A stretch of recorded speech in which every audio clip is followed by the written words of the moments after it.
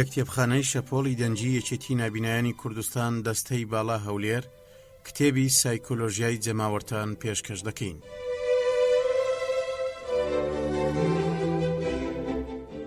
نووسینی گۆستاف لۆبۆن، وەرگێڕانی ئارام جەمال، نەخشەسازی و بەرگ فەهمی جەلال، سەرپەرشتیار عوسمان حەسەن شاکر، چاپی دووەم ساڵی 2006 سلێمانی، تیراژ 2000 دانە لە بڵاوکراوەکانی مەکتەبی بیر و هوشیاری یەکێتی نیشتیمانی کوردستان.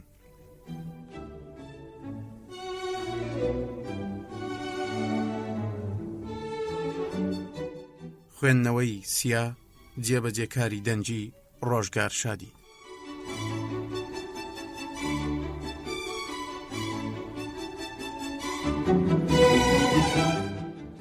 پێشەکی چاپی دووەم. چاپکردنەوەی کتێبی سایکۆلۆژیای جەماوەر بۆ جاری دووەم جێگای دڵخۆشیە لەوەی کە ڕۆشنبیری کوردی دەیەوێت لە ساتە وەختێکدا بژی کە گۆڕان لە دید و وێنایدا هەبێ و بە شێوەیەکی شاقوڵیانە بڕوانێتە ئەو دیاردانەی کە ئەم کەلتورە مێژووی خۆی داوەتێ و لە پاڵیشیدا دەستبەرداری ئەو وێنە ئایدۆلۆژی و ڕەمزیانە ببێ کە ڕەگ و ڕیشەیان لە ناو خەیاڵدانی سەردەمێکی تر و هەڵ و مەرجێکی تردایە و شەرعیەتی ئەکادیمی و معریفی و سەردەمیانەی خۆیان لە دەستداوە. گۆستاف لۆبۆنیش لەم کتێبەدا پێمان دەڵێ کە گۆڕانی ڕاستەقینە لەسەر ئەرزی واقع سەرەتا لەو درزەوە دەست پێ دەکات کە لە وێنای تاکەکاندا بەرامبەر ژینگەی سیاسی و کۆمەڵایەتی و کەلتوریان ڕوودەدا. لەبەرەوە هەر گۆڕانێکی تری دوور لەمە تەنها توێژاڵی سەرەوەی شتەکان دەگۆڕێ و ڕۆناچێتە خوار و ناتوانێ مانا و ناوەڕۆکێکی تازە بداتە چەمک و ڕوانین و جیهانبینیەکان. بۆیە دەتوانین بڵین کە لۆبۆن لە پشت لێکدانەوەکانی بۆ جەماوەر دەیەوێ ئەوەشمان پێ بڵێ کە گۆڕانە گەورە و مێژویەکان لەو ساتانەدا ڕوونادەن کە جەماوەر وەک کۆیەک دەڕژێنە سەر شەقام و شوێنە گشتیەکان و دنیا دێننە خوارەوە. بەڵکو دەبێت پێشتر ئەو گۆڕانانە لە دید و ڕوانینی تاکەکاندا ڕوویاندا بێ و ساتی بە جەماواری بوونەوەی گۆڕانەکە پاش ئەو گۆڕانە دێ کە لەسەر ئاستی تاکەکان ڕوویانداوە. واتە ئاڵوگۆڕەکان ڕووی دەرەوەی ئەو خەون و پرۆژانن کە پێشتر لە هزر و عەقڵی مرۆڤە بکەرەکاندا ڕسکاون و دەیانەوێت لە کردەیەکی بە کۆمەڵدا گوزارش لە خۆیان بکەن. ئەوەی لەم کتێبەدا خۆی بە نادیاری هێشتۆتەوە ئەوەیە کە ئەو سایکۆلۆژیایی لە پشت مانا و ڕاوەکانی لۆبۆنەوەیە ترسێکی گەورەیەتی لە هاتنە سەر شانۆی جەماوەر بۆ نێو مێژووی هاوچەرخی مرۆڤایەتی. لۆبۆن ڕقی لە جەماوەر نییە، بەڵکو لێی دەترسێ. ترسەکەشی لەوەوە سەرچاوی گرتووە کە جەماوەر ئەو بۆتەیەیە کە تێیدا تاکەکان لە تاکێتی دەخات و لە کائینێکی عەقڵانی و هۆشمەندەوە دەیان کاتە بوونەوەرێکی ناعەقڵانی و خەولێخراو. بەو دەلیلەی کە هەموو کردەکانی لە ساتەوەختی تێکەڵبوونی بە جەماوەر لەلایەن نەست و نائاگاییەوە ڕچێف دەکرێن و هەرگیز وەک ئەو تاکە نامێنێتەوە کە خۆی بەتەنیایە. مشت و ڕائەقلیەکانی جەماوەر بە بەردەوامی لە ئاستێکی نزمدایە. لێرەوە بەوە دەگەین کە ڕەهەندێکی تاکگەرایی لە پشت کۆی لۆژیک و وێنەی گشتی ئەم کتێبەوە ئامادەجی هەیە و توێژینەوەی لۆبۆن بۆ جەماوەر وەک هەڵگری سایکۆلۆژیایەکی تایبەت لەو داکۆچیە سەختەوە هاتووە کە ئەو لە تاچی دەکات و وەک کائینێکی عەقڵانی و بە ئاگا و خاوەن ئیرادە. بەڵام جەماوەر دێت و دەبێتە ئەو گۆڕستانەی کە هەموو خەسڵەت و تایبەتمەندیەکان لە تاک دەسێنێتەوە و هەموو خەسڵەتەکانی مرۆڤی سەرەتایی پێدەبەخشێ.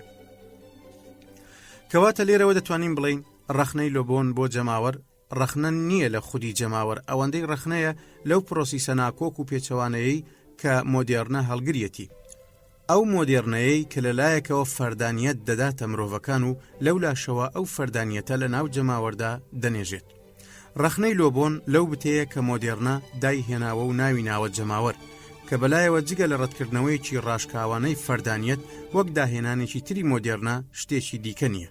چونکە لۆبۆن پێی وایە کە جەماوەر ئەو حاڵەتە ماتەریی و سایکۆلۆژیەیە کە پاشەکشە بە داهێنانی تاکبوون دەکا و مرۆڤ لەسەر ئاستی تاک وێنە ناکە، بەڵکو دەیخزێنێتە نێویەکە دەستە جەمعیەکانی وەک حیزب و گروپەکانەوە و لەو نێوەشدا مرۆڤێک دروست دەبێت کە هەڵگری پرۆژە و دنیابینی فەردیانەی خۆی نییە و خۆی وەک تاک دەکاتە دەرەوەی ئامانج و ستراتیژی پرۆژەکانی خۆی.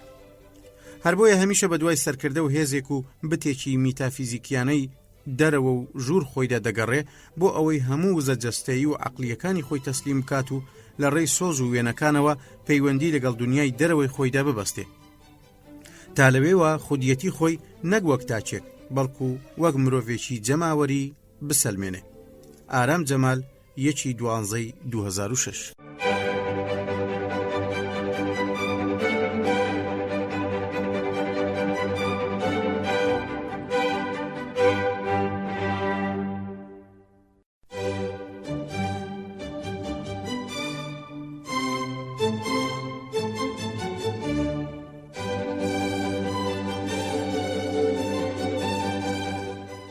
پێشەکی چاپی یەکەم.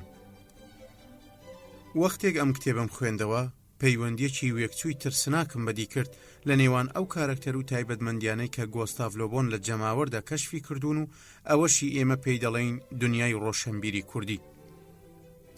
ڕۆشنبیری ئێمە نەک هەر دیاردەی جەماوەری نەپشکنیوە، بەڵکو بۆ خۆی هەڵگری زۆربەی ئەو توخمانەشە کە جەماوەر هەڵگریانە. بە ئاستێک مرۆڤ دەتوانێت لە زۆر ڕووەوە بەو ڕۆشنبیریە بڵێ ڕۆشنبیری جەماوەری یان ڕۆشنبیری جۆشدان. واتە ئەو ڕۆشنبیرەی وەک جەماوەر بە شێوەیەکی زۆر سۆزمەندانە و عاتفیانە پەیوەندی لەگەڵ دەوروبەریدا دەبەستێ و ناتوانێت بە شێوەیەکی عەقلانیانە و لەسەر بنەمای مشتومڕی عەقلانی مامەڵە لەگەڵ دیاردەکانی نێومێژوودا بکە.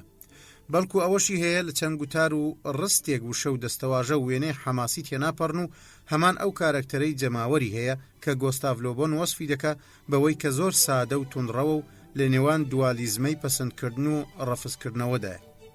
بۆیە هەموو ئەو ڕاوبۆچوون و بیر و باوڕانەشی جۆشی دەدەن یان ئەوە تا هەمویان پێکەوە پەسەند دەکا و بە چەند ڕاستیشی ڕەهایان دەزانێ یان ئەوە تا چەند هەڵەیەکی ڕەها و مطلقن و ڕەتیان دەکاتەوە. لەمەشەوە بەوە دەگا کە هاوسۆزبوونی لەگەڵ شتێکدا یەکسەر دەگۆڕێ بۆ پەرستن، وەک چۆن سڵەمینەوەشی دەگۆڕێ بۆ ڕقوچینە. بۆیە پێم وایە ڕۆشنبیری کوردی زۆر پێویستی بەم جۆرە توێژینەوە جددیانە هەیە، هەر هیچ نا لەبەر ئەوەی ناسینەکەی بۆ دیاردەیەکی حاشا هەڵنەگری وەک جەماوەر و سایکۆلۆژیاکەی دوورکەوێتەوە لەو ناسینەی کە ئایدۆلۆژیا شۆڕژجێڕەباوەکانی دنیای ئێمە وێنایان کردووە و کۆی تەمەنی جەماوەریان یەکسان کردووە بە کۆی تەمەنی ڕاستی و حەقیقەتەکان و هیچ کاتێکیان لە ژیانی ئەم کائینەدا تۆمار نەکردووە کە بنیادنەر و بەدیهێنەری خەون و ئاواتەکان نەبێ. لە کاتێکدا لۆبۆن پێی وایە کە ئەم ئایدۆلۆژیایانە بە هەموو شێوەیەک خۆیان دوور خستوتەوە لە ڕووە وێرانکاریەکانی جەماوەر کە تێیدا هێزی خۆی تەنها بۆ تێکدان و ڕووخاندن بەکاردەهێنێ و تەنها و تەنهاش لە ڕێگای وێنەکانەوە بیر دەکاتەوە و هیچ کات بیر و باوەڕە سیاسی و ئاسمانی و کۆمەڵایەتێکن لە لای ئەو جێگیر نابن تاکو بەرجی ئاینی نەپۆشن کە ئەمەش لە هەموو جۆرە گفتوگۆ و بگرە و بەردەیەک دووریان دەخاتەوە. شتێکی تر لەوانەیە ئەم کتێبە باسی لێوە کردووە و لە دنیای سیاسی ئێمەدا قورساییەکی زۆری هەیە کەسایەتی سەرکردەیە کە جەمسەرێکی تەواوکەری هاوکێشەی جەماوەرە و لۆبۆن زۆر بایەخی بەو تایبەتمەندیانە داوە کە دەبێت لە کەسایەتی بزوێنەری جەماوەردا هەبن تا ئەو ڕادەیەی پەیوەندی نێوان سەرکردە و تاچی نێو جەماوەر یەکسان دەکات بەو پەیوەندیەی لە نێوان کەسی خەولێخەر و کەسی خەولێخراوی موگناتیسیدا هەیە. هەروە شتێکی تر کە لۆبۆن زۆر پێی لەسەردا دەگرێ ئەوەیە کە باری سایکۆلۆژیای ئەو کەسانەی لە ناو جەماوەردان لە بنەڕەتەوە جیاوازە لەو سایکۆلۆژیایی تاکە کەسەکان بە تاکوتەنیایی هەیەە، چونکە ئەو پێی وایە وەختێک تاک لە ناو جەماوەردایە تەنها سۆزمەندیە ناهۆشمەندەکانی دەور و کاریگەریان هەیە نەک زیرەکی تاکە کەسیانەی کەسەکە لە دەرەوەی جەماوەردە. ئەم کتێبە باز لە زۆر دیاردە و تایبەتمەندی تر دەکا کە بە شێوەیەکی ڕاستەوخۆ و ناڕاستەوخۆ پەیوەندیان بە ڕۆڵ و سایکۆلۆژیا و پێکهاتەی جەماوەرەوە هەیە.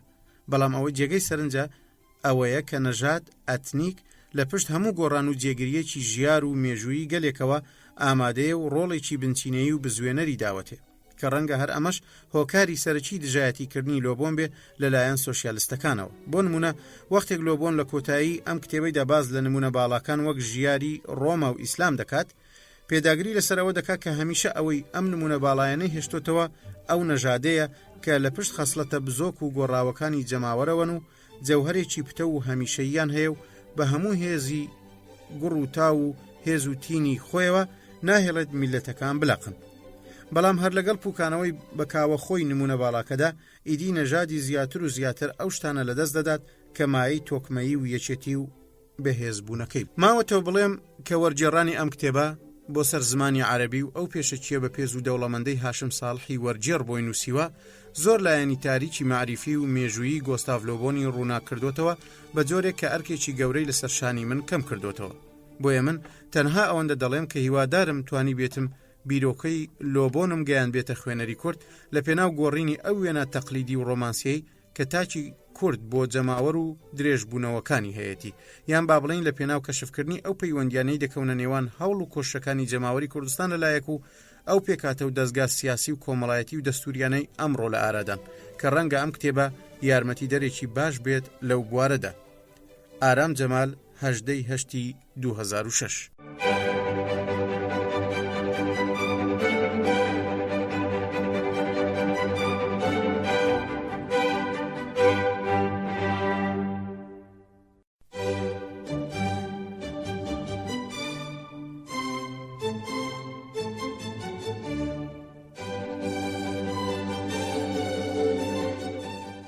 پێشەچێک لەبارەی دەروونزانی کۆمەڵایەتی و فکری گۆستاڤلۆ بۆنەوە بە پێنووسی هاشم ساڵح. وەک ئاشکرایە دەروونزانی علمە نەفس بایەخ بە توێژینەوەی سایکۆلۆژیای تاک و کێشەکانی دەدا، بە تایبەتیش بە قۆناغی منداڵیەتی و هەرزەکاریەکەی. لە کاتێکدا زانستی دەروونشیکاری التەحلیل النەفسی کە فرۆید دامەزرێنەریەتی باز لە تاوتوێکردنی خودیەتی تاک دەکا، نەک کۆمەڵ، ئەویش لە پێناو دەستنیشانکردن و خستنە سەر ئەو گرێ دەرونیانەی کە ڕەنگە تاک هەر لە قۆناغی یەکەمی منداڵیەتیەوە پێیانەوە گیرۆ دەبێت.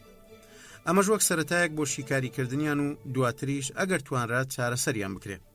کەس لە ئێمە نییە نەزانێ کە زاراوەکانی دەروونزانی و دەروونشیکاری چەندێک ئالۆز و گران و چەند قوتابخانە و تەوژم و لقی زۆریان لێبۆتەوە. بەڵام لەو نێوەدا زانستێکی تر هاتوۆتە ناوەوە، هاتووە خودی زاراوەکانی دەروونزانی بە شێوازێکی دیکە بەکارهێناوە، کە ئەویش زانستی دەروونزانی کۆمەڵایەتیە، علم النەفس الاجتماعی. ئەگەرچی ئەم زانستە لە لای ئێمە زۆر ناسراو نییە، بەڵام لەگەڵ ئەوەشدا بۆتە ئەندامێکی ناو خێزانی زانستە مرۆڤایەتیە سەرەکیەکانی وەک کۆمەڵناسی و دەروونزانی، زانستی ئەنسرۆپۆلۆژیا واتە مرۆڤناسی، زانستی ئیتنۆلۆژیا واتە نەژادناسی و گەلانناسی و زمانناسی، زانستی ئابووری سیاسی و زانستی مێژوو تا دوایی. دەروونزانی کۆمەڵایەتی لە ویلایەتە یەکگرتووەکانی ئەمریکادا زۆر برەویساندووە، بە تایبەتیش لە دوای دووەم جەنگی جیهانیەوە. نکۆڵی لەوە ناکرێت کە دامەزرێنەرانی یەکەم ئەم زانستە فەڕەنسین، بە تایبەتیش گۆستاڤلۆ بوون، بەڵام دواتر ئەمان پشتگوێیان خستووە و ئەسپی لێکۆڵینەوەی خۆیان لەو بوارەدا تاو نەداوە و ئەمەش وای کردووە زۆر دواب بکەون. ئامانجی دەروونزانی کۆمەڵایەتی توێژینەوەی لەبارەی کێشە و ململانەی نێوان تاک و کۆمەلگا وەک یەکەمین قۆناغ، واتە تاکە کەس تاک و چ ڕادەیەک لە ڕووی کۆمەڵایەتیەوە گونجاوە یاخود نەگونجا و شازە لەگەڵ هێڵی کۆمەلگەدا. بەڵام دواتر زانست تەنها بە لێکۆڵینەوەی تاکەکانەوە ناوەستێ و دەچێت لە هەڵسوکەوت و ڕەفتاری گروهەکانی کۆمەلگەش دەکۆڵێتەوە. وەختێکیش دەڵێن گروهەکان، مەبەستمان لە هەرێک لە توێژە کۆمەڵایەتیەکان، چینەکان، کەمایەتیەکان یان گروپە ئاینیەکان و تا دوایی. سروشتی پەیوەندی نێوان هەردوو زانستەکە خۆی لە تەواوکاریدا دەبینێتەوە، نەک هاودژی، چونکە دەروونزانی کۆمەڵایەتی یان دەروونزانی گروهەکان دوو زانستی تەواوکەرن بۆ دەروونزانی تاکە کەسی. زۆر زەحمەتە ئەگەر نەڵێن مەحاڵیشە بتوانین ڕەفتاری تاکە کەس لە ژینگە کۆمەڵایەتی ڕۆشنبیریەکەی دەوروبەریدا ببڕین. هەروە مەسەلەکە ئەنجامێکی ورنادا بەدەستەوە ئەگەر بین تاک لە خواست و نیازە تایبەتی و سۆزداریە خودیەکانی بێبەش بکەین. هەردوو لایەنەکەش لەباری تێکەڵکێشبوون و کارلێکردن یان پێکدادان و دوورکەوتنەوەدان.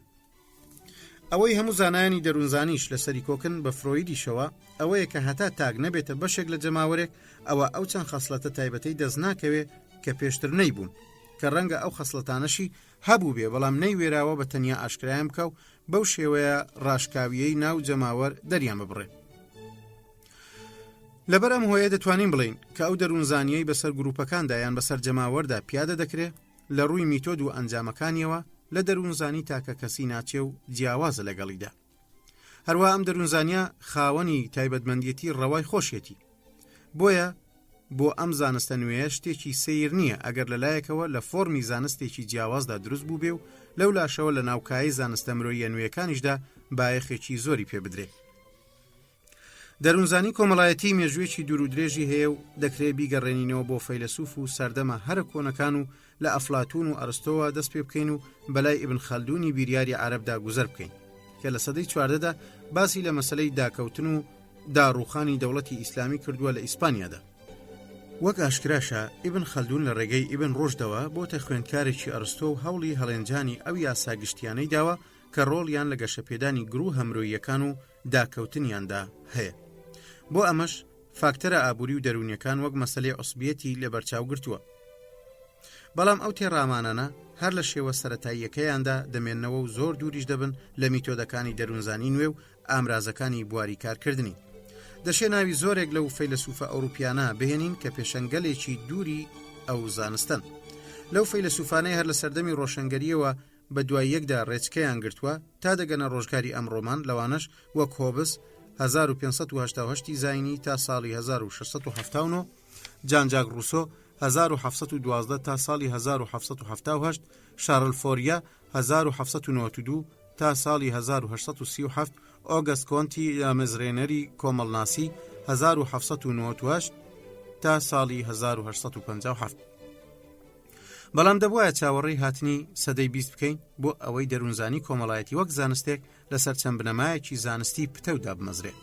هەروە پێویستمان بەوەشە کە جیاوازیەکی کەمیش لە نێوان دەروونزانی کۆمەڵایەتی علم النەفس الاجتماعی و دەروونزانی دەستە جەمعی علم النەفس الجەماعیدا بخەینە ڕوو. لە کاتێکدا دەتوانین زانستی دومیان واتە دەروونزانی دەستە جەمعی بە لقێک لە لقەکانی زانستی یەکەم دەروونزانی کۆمەڵایەتی دابنین، چونکە دەروونزانی کۆمەڵایەتی هەروەک پێشتریش باسمان کرد لە پەیوەندی نێوان تاک و کۆمەلگە دەکۆڵێتەوە و دواتر باز لە پرۆسەکانی تێکەڵکێشکردنی مرۆڤ لەگەڵ کۆمەلگادا دەکات، یاخود باز لە چۆنیەتی گۆڕینی مرۆڤ دەکات بۆ بوونەوەرێکی کۆمەڵایەتی. ئەم زانستە لە تاک دەکۆڵێتەوە وەک ئەوەی مرۆڤێکە لە ژێر کاریگەری تاکەکانی تر و سەرلەبەری کۆمەلگەدایە. هەرا تاوتوێی هەموو ئەو گرفتانەش دەکات کە پەیوەندیان بە پەروەردەکردن و ڕۆشنبیرکردن و ژینگەی کۆمەڵایەتی ڕۆشنبیری و مەشق و ڕاهێنانی کۆمەڵایەتی و کاریگەری ئەم ڕاهێنانەوە هەیە لەسەر ڕووبەری سۆزداری و ڕەفتاری تاکە کەس. لەم ڕووبەرەدا ئەو کێشانە دەدۆزینەوە کە پەیوەندیان بە گەڵاڵەبوونی کەسایەتی تاکەوە هەیە لە ڕووی کۆمەڵایەتی و ڕۆشنبیریەوە، لەگەڵ ڕستێک لەو چەمکانەی لە خۆیان دەگرێت، وەک چەمکی ڕۆڵبینینی تاک و پێگەکەی و پێوەرە سروشتی و شازەکانی ڕەفتار، هەروەها پەیوەندی کەسەکان بە یەکترەوە لەگەڵ هەموو پرۆسەکانی کارلێکردن و بەردەوام بوون. لەو ئامرازانەی دەروونزانی کۆمەڵایەتی بەکاریان دێنێ بریتین لە هەرسەنگاندنە تایبەتەکانی زانستی پێوەرە دەرونیەکان، بۆ نمونە توێژینەوە لەبارەی ئاستی زیرەکی، ڕاپرسی، چاوپێکەوتنەکان، پشکنینە مەیدانیەکان و ئەزمونە تاقیگەییەکان. دەوروبەری ساڵی 1940 سێ تەوژمی سەرەکی لەگەڵ دەروونزانی کۆمەڵایەتیدا لە ناکۆچیدا بوون. ئەوانیش تەوژمی ڕەفتارگەرایی یان ئەزمونگەراییە لە ڕووی میتۆدەوە، تەوژمی دەروونشیکاری یان کلینیکی یان پزیشکی، تەوژمی کەلتورگەرایی پشتبەستوو بە زانستی نەژادناسی ئیتنۆلۆژیا. لەو کاتەوە تا ئەمڕۆ توێژینەوە مەیدانی و تاقیگەییەکان لە بواری زانستی دەروونزانی کۆمەڵایەتیدا زۆر بوون و بایەخێکی زۆریان لە ڕووی تێوری و پراکتیکی و لە جیهانی ئەنگلۆ ساکسۆنیدا پەیدا کردووە. فەڕەنسا بەم دواییانە هەوڵیدا پێڕابگات و هەستی بەوە کرد ڕەوشەکەی لە دەست دەرچووە. ئەویش بەهۆی چەند لێکۆڵینەوەیکی سەرکەوتووە کە بە درێژایی 20 ساڵی ڕابردوو لە چەند ناوەندێکی لێکۆڵینەوەدا نووسرا. بەگشتی هەموو بایەخەکان بەسەر ئەم دوو تەوەرەدا دابەشکران. یەکەم، کۆمەڵێک لێکۆڵینەوە سەبارەت بە مەسەلەی دروستبوونی کەسایەتی و تێکەڵکێشکردنی بە ناوەندی کۆمەڵایەتی هەموو دەستکەوتەکانی زانستی نەژادناسی و دەروونشیکاری و تیورەکانی مەشق و ڕاهێنان بەکارهێنران. ئەم قوتابخانەیە تا ڕادەیەکی زۆر میرارگیری مارگرێت میت کچە ئەنترۆپۆلۆژیستی ئەمریکیە. دووەم، کۆمەڵێک لێکۆڵینەوە سەبارەت بە ناکۆچی و جیاوازیەکانی نێوان گەلان و نەژادە جیاوازەکان، لەوانەش لێکۆڵینەوەکانی ئۆتۆ کلینبێرگە کە تایبەتن بە توێژینەوەی چینە کۆمەڵایەتیەکان و توێژە ئەتنیکی و نەتەوەییەکان. ئەم توێژینەوانە لە ویلایەتە یەکگرتووەکانەوە دەستیان پێکرد و ئێستا لە فەڕەنسا لە ژێرچەتری قوتابخانەی پراکتیکی بۆ خوێندنی باڵا بەردەوامیان هەیە. ئۆتۆ کلینبێرگ ئەو گەنجەیە کە پێشەچی بۆ ئەم کتێبەی سایکۆلۆژیای جەماوەرنووسیوە و ئێمەش لێرەدا وەرمانجێڕاوە. بەڵام زانستی دەروونزانی دەستە جەمعیان بە کۆمەڵ دوالقە لە لقەکانی دەروونزانی کۆمەڵایەتی، زۆر جاریش وەک دوابەشەکانی دەخوێنرێ، وەک ئەوەی شتێکی فرامۆشکرا و لاوەچی بێ. بەڵام وا دەردەکەوێت فرامۆشکردنی ئەم زانستە ترسناکە بۆ ئەم سەردەمەمان شتێکی ئاسان نەبێت، چونکە هەموو شتێک لە ڕێگەی بڕ و چەندایەتی و ژمارەوەیە، ئابووری، پروپاگەندە و ڕاگەیاندن، ئایدۆلۆژیای سیاسی حیزبی، سەندیکایی یان ئاینی، پاشان ئەو پشێوی و تێکچوونە کۆمەڵایەتیانە جەماوەر ئەنجامی دەدات، پشێوی و تێکچوونە کرێکاری یان خوێندکاریەکان و شۆڕشەکان و تا دوایی.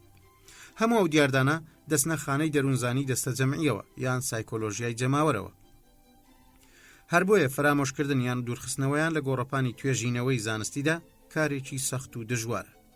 ئەمەش بۆیە دەڵێن لەبەر ئەوەی دەروونزانی دەستە جەمعی لە ڕووی زەمانەوە لە دەروونزانی کۆمەڵایەتی کۆنترە، چونکە ئەمەی دواییان بەر لەوەی بە شێوە زانستیەکەی لەسەر دەستی گۆستاڤ لۆ بۆن گەڵاڵە بێ لە سەدەی 19هەمدا و لەلایەن چەند لێکۆڵێریارێکی ئیتاڵیەوە دروست بوو. جگە لەمە دەروونزانی دەستە جەمعی یان جەماوەری لە پێشی هەموو ئەوانەوە بوو کە بایەخیان بە مەسەلەیەکی گرنگدا، ئەویش هێزی ڕاکێشانی ئەفسوناویە کە هەندێک لە سەرکردەکان یان دیکتاتۆرەکانی دژ بە جەماوەر و گەلان پیادەی دەکەن. هەروە دەروونزانی دەستە جەمعی سوودمان پێدەگەێنێ و مێشکمان دەکاتەوە کاتێک ڕێگوڕیشەکانی ڕەفتارە کوێرەکانمان بۆ لێک دەداتەوە، ئەو هۆکارانەمان بۆ دەخاتە ڕوو کە پاڵمان پێوە دەنێن بۆ چوونە نێو ڕێزی جەماوەرێک کە تێیدا زۆرترین حەماسەتمان بۆ ڕابەر و سەرکردەیەکەیە و بەهۆش خۆمان نایینەوە تاکو لە غەیب و بەڕاز نەبینەوە. ڕەنگە ئەمە وای لێمان کردبێ زیاتر لە پاڵکەوتنمان بە ئاگابین لە بەردەم ڕابەرێکی نوێدا کە ڕەنگە دەربکەوێت.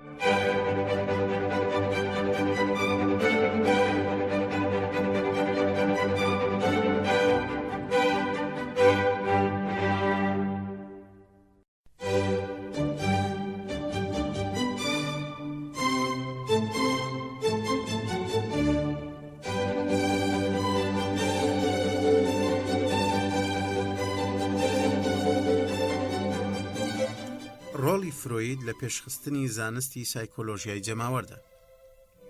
بەر لەوەی باز لە ڕۆڵی گۆستاڤ لۆ بۆم بکەین لەو بوارەدا، بڕگەیەکی کورت تەرخان دەکەین بۆ ئەو ڕۆڵەی سیگمۆند فرۆید دامەزرێنەری دەروونشیکاری جێڕاویەتی.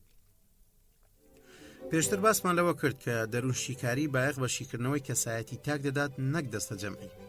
حاڵەتێکی سیر نییە گەرە و کتێبانەی فرۆید بۆ توێژینەوەی دەروونزانی دەستە جەمعی تەرخانی کردبن لە کۆتایی ژیانی دەبوو. هەر بۆیە قوتابیەکانی ئەمەیان بە نازانستی لە قەڵەمدا و خستیانە خانەی ئەوەی کە لە ژێر کاریگەری پیری و نەخۆشیدایە. لە ڕاستیدا قوتابیەکانی فرۆید بێزار دەبوون لەوەی کە دەروونشیکاری لە دەرەوەی کەسایەتی تاکەکەسەوە بایەخ بە شتێکی تر بدە. هەر ئەمەشە هۆکاری فەرامۆشکردنیان بۆ دواکارەکانی فرۆید یان چاوپۆشینیان لێی، وەک ئەوەی تەنگاویان بکە و لە شکۆی کارەکانی یەکەمی بهێنێتە خوار و زیانی پێبگەێنێ، چونکە ئەوان تەنها کارەکانی یەکەمیان بەکاری زانستی و جددی دەزانی.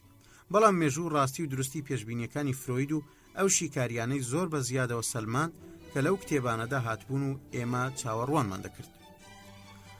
فرۆیدێک کە یەکەم جەنجی جیهانی و هەڵکشانی ئاستی شاڵاوەکانی دژ بە سامیەتی لە ئەوروپای ڕۆژئاوادا بە چاوی خۆی دیبێ و ڕووداوەکانی دواتر ناچاریان کردبێ بەرەو ئینگلتەرا کۆچ بکە، چی دینەی دەتوانی خۆی لە هەندێک پرسیاری تایبەت بە دیاردەی جەماوەر بدزێتەوە و نەزانێ کە چۆنچۆنی دەبزوێت و دەوروژێنرێ و بەهۆیەوە دەتوانرێت ڕۆڵێکی گەورە لە ناو ڕەوتی مێژوودا بجێڕێ.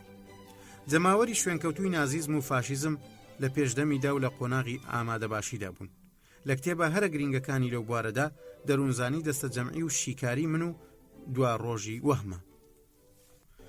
لەم دوو کتێبەدا فرۆید ڕۆلێک چووەکانی نێوان هەندێک سروتی ڕێوڕسم ئامێز و کار و کردەی شپرزە دەردەخا و ئاستی ئەو گرنگی و قەبەیە ڕوون دەکاتەوە کە وەهمە سیحراویەکانی فکر یان باوڕە نائەقڵانیەکان بە خۆیانی دەدەن. بەڵام دوو کتێبەکەی دیکەیان کە دواتر دەرچوون بەردەوام بوونێک بوون بەوانەی پێشتر و درێژکردنەوەیەکیش بوون بۆ شیکردنەوەی ڕابردوو تاکو دامزراوە کۆمەڵایەتی و سیاسیەکانیش بگرێتەوە کە ئەوانیش ناساغی شارستانیەت و موسا و ئاینی یەکتاپەرستی بوون. ئەوەی ڕاستی بێ دەروونزانی کۆمەڵایەتی لای فرۆید تەنها گواستنەوەی زاراوەکانی دەروونشیکاری و پراکتیزەکردنیەتی بەسەر ئەو زانستەدا بە هەندێک دەستکاریەوە تا بگونجێ لەگەڵ گرۆ و جەماوەردا. فرۆید دوای دەبینێ کە جەوهەری گرفتەکە لەسەر هەردوو ئاستەکە لە ناوەخنەکانیاندایە، ئاستی تاک و ئاستی گرۆ. کاتێک دەگوترێ لە ناوەخندایە ئەوە دیارە مەبەستی لە نەستە، بەڵام فرۆید لەگەڵ بیرۆکەی ئەو نەستە دەستە جەمعیەدا نییە کە هەریەک لە یۆنگ و گۆستاڤ لۆ بۆم بەکاری دێنن. چونکە فرۆید تەنها ئەو دەروونشیکاریە بە زانستی دەزانێ کە خۆی دامەزرێنەرێتی، نەک ئەوەی کە یۆنگ دایمەزراندووە. هاوکات هەمان ئەو چەمک و میکانیزمانەی لە نەستی تاکدا دۆزی بوونیەوە جارێکی تر بەسەر نەستی دەستە جەمعیدا پیادەی دەکاتەوە.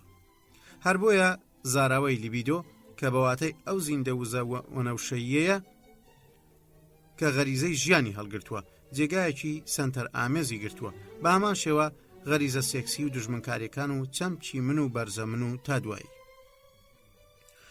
ڕۆبێر ماندرۆ وەک یەکێک لە پێشەنگەکانی دەروونزانی مێژووی یان مێژووی عەقلانیەت لە فەڕەنسادا پێی وایە فرۆید ویستوێتی ئەو میتۆدە کەشفکە کە توانای ئەوەی دەداتێ ئەو مەودایە نەهێڵێ کە دەروونزانی تاک لە دەروونزانی دەستە جەمعی جیا دەکاتەوە. بەڵام هەندێک لە شوێنکەوتوانی فرۆید کە لەژێر کاریگەری ئەودا پەیدا بوون هەوڵیاندا بە گوێرەی حەز و ئارەزوی خۆیان جەماوەر و گەلان لێک بدەنەوە. لێکدانەوەکەش لە ڕێگەی زێدەڕۆییکردنەوە بێت لە بەکارهێنانی زاراوەکانی بە ژەهراویکردندا، ژاراویکردنی کەسەکان لە ڕێگای پڕوپاگەندەکانەوە، یاریکردن بە خەڵک و ئامرازەکانی پڕوپاگەندەکردن. ماندرۆ وای بە باش دەزانی خۆمان لەو خاڵە بە دوور بگرین و ئەمەش ئەو بەڵگەنەویستەمان وەبیر دێنێتەوە کە پێی وایە سایکۆلۆژیای توێژێک لە باری دەستە جەمعیدا بریتی نییە لە کۆی سایکۆلۆژیای تاکەکانی. بە هەمان شێوە گروپیش بەرەنجامی کۆی تاکەکانی نییە. ئەمەش لەو بۆچوونەی لۆبۆن دەچێت کە لەبارەی جیاوازی تاچی دابڕاوەیە لە جەماوەر کە پێی وایە دەبێت تاک بچێتە ڕێژی جەماوەرەوە تاکو بگۆڕێت و بتوێتەوە. ناکرێت میتۆدەکانی دەروونشیکاری کە تایبەتن بە تاکە کەس بەسەر گرۆهەکانیشدا پراکتیزە بکرێن مەگەر لە سنوورێکی تەسک و لە دوای هەموارکردنێکی زۆر بێ. بەڵام وەک دەزانرێ ڕای گشتی بەربڵاو ئەو شتانە لە شێوازی داوەری پێشوەختدا پیادە دەکات.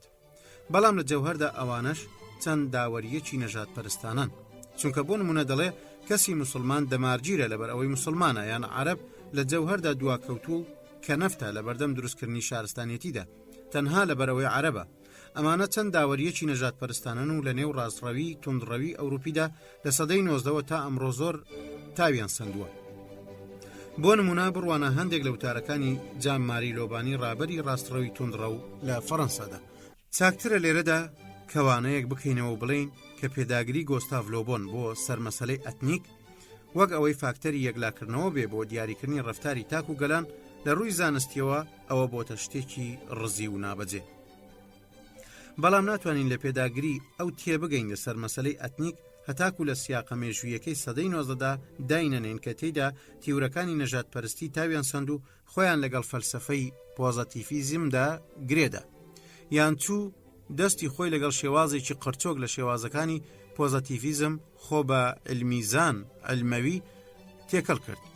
تەنانەت فرۆید خۆشی گیرۆدەی ئەم دەردەبوو لەبەر ئەوەی لەو سەر و بەندەدا ئەوانە ئایدۆلۆژیای زاڵی ئەو سەردەمە بوون. بۆ نمونە دەنووسێ هەموو تاکێک سەر بە ڕۆحێکی دەستە جەمعیە، ڕۆحی نەژادەکەی، ڕۆحی چینەکەی، ڕۆحی تایفەکەی.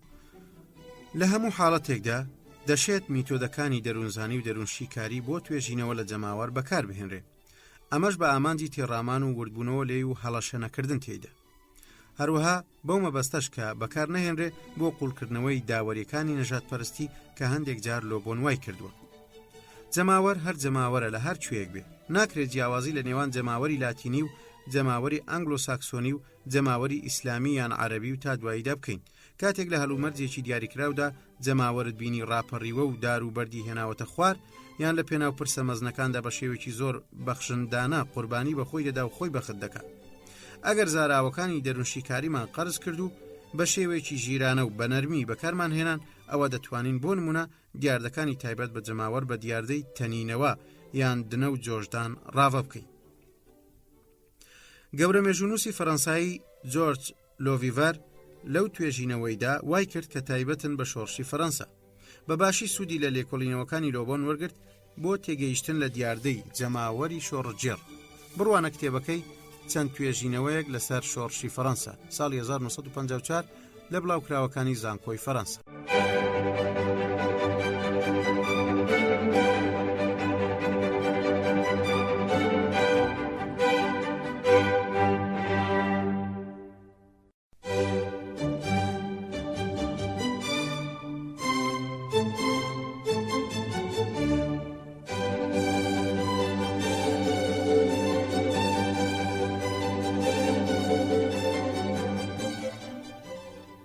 زانستی جەماوەر لە نێوان ئایدۆلۆژیا ئاینی و ئایدۆلۆژیا سیاسیەکاندا. لە ڕابردوودا ئاین یان با بڵین ئایدۆلۆژیای ئاینی جەماوەری جۆش دەدا بۆ ئەوەی بیخاتە ڕێزی بزوتنەوە گەورەکانەوە وەک جەنگەکانی خاچپەرستان یان وەک پروپاگەندەکەی عەباسیەکان کە دەوڵەتی ئەمەوی هەڵگەڕاندەوە. دوای ئەوەی ئەوروپا لە سەردەمە نوێکاندا بە ئەڵمانی بوو، لەوێوە ئایدۆلۆژیا سیاسیەکان جێگای ئایدۆلۆژیا ئاینیەکانیان گرتەوە و ئەوان ئەو ئەرکەیان ئەنجامدا. چیدی ئەو پارتە سیاسیەکان و سندیکاکانی کرێکاران بوون جەماوەریان ئاراسە دەکرد و ویان لێ دەکردن بڕژێنە سەر شەقام. لە بری جەنگە ئاینیەکانی نێوان پرۆتستانت و کاسۆلیک لە ڕابردوودا جەنگە ئەلمانیەکانی نێوان پارتە سۆسیالیستی و پارتە لیبرالیەکان جێگایان گرتەوە. لەم بارەیەوە بە ئەدیلمانی لێکۆڵەر دەڵێ سیاست جێگەی ئاینی گرتەوە، بەڵام هەمان کارکتەرە دەرونیەکانی لێوەرگرت. بەواتایەکی تر سیاست بووە ئاینێکی بە ئەلمانی کراو. هەروەک چۆن مرۆڤیش لە ئایندا بووە کۆیلەی دەستی وێنە تایبەتیەکانی خۆی. بەڵام لە چەند ساڵی ڕابردوودا جەماوەرێکی جۆشدراوی زۆرمان لە وڵاتانی غەیرە ئەوروپی و نائەلمانی دابینی بەهۆی ئاینەوە یان با بڵێن بەهۆی ئایدۆلۆژیە ئاینیەکانەوە جۆشدرابوون. هەتا ئەو دەمەش زانستی جەماوەر بەگشتی تەنها بایەخی بە بزوتنەوە کۆمەڵایەتیەکان دەدا وەک جێرە شێوێنی و یاخیبوونەکان، هەڵچوونی جەماوەری، مانگرتنەکان و ڕێخستنەکانی سەندیکا و کرێکاران لە پاڵ بایەخدانی بە جەنگەکانی خاچپەرستان کە لە ڕابردوودا ڕوویاندا بوو. بەڵام لە سەردەمی ئێستاماندا بە تایبەتیش لە 20 ساڵی ڕابردوویدا بایەخ بە دیاردەیەکی نوێ دەدەن، ئەویش جەماوەری سیاسی لە قاڵب دراوە لەژێر کاریگەری بەرهەمەکانی گۆستاڤ لۆبۆن و فرۆید و تا ڕادەیەک چەند لێکۆڵەرێکی نوێ دەرکەوتن و بایەخیان بەو دیاردەیەدا. لەوانەش وەک جۆن بۆردیاری گەورە کۆمەڵناسی فەڕەنسی و کتێبەکەی لەژێر سایەی زۆرینە بێدەنگەکاندا فیضل ئەغلەبیات الصامیتە، پۆل ئەدیلمانی ناوبرا و کتێبەکەی مرۆڤی جەماوەر ئینسانت جەماهیر، پاشان سێرچ مۆسکۆڤیچی کتێبەکەی سەردەمی جەماوەر عەسرت جەماهیر. هەموو ئەو لێکۆڵەرەوانە هەرێکە و بە شێوازی تایبەتی خۆی یەک پرسیار دەخەنە ڕوو کە پەیوەنددارە بەو دیاردەنوێی پێی دەگوترێت جەماوەر. دواتر پرسیار دەکەن لەوەی کە چۆن جەماوەر بەو هێزەوە سەرکەوتە سەرشانۆی مێژووی هاوچەرخ. هەروە ئەو سەرکردانەی بزوێنەری جەماوەر بوون لە چەشنی هێتلەر، مۆسۆلۆنی، ماوچیتۆنگ و غاندی بوونە جێگەی پرسیار بەبێ ڕەچاوکردنی بەهای حکومڕانێتی پۆزەتیفەکەی شایستە بە گاندی کە لەوانی تری جیا دەکاتەوە، بە جۆرێک کە گاندی لە تای تەرازووی هاودژیدا لەگەڵ هێتلەردا، بەڵام مەسەلەکە لێرەدا تەنها پەیوەندی بە توانای جۆشدان و قەبارەی ئەو جۆشدانەوە هەیە. ئەو پرسیارەی جەماوەرناسی یان دەروونزانی کۆمەڵاتی دەیخاتە ڕوو ئەوەیە کە ئەو سەرکردانە چۆن توانیان ئەم جەماوەرە زۆرە بەو قەبارەیەوە جۆش بدەن.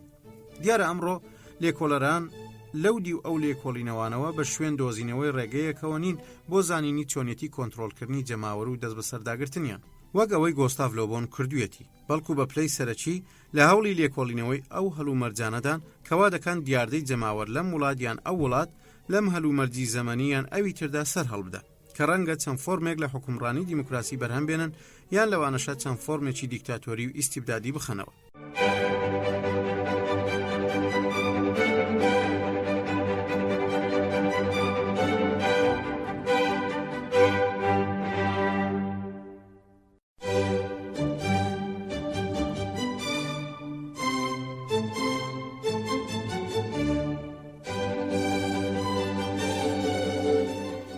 گۆستاڤ لۆبۆن چێ؟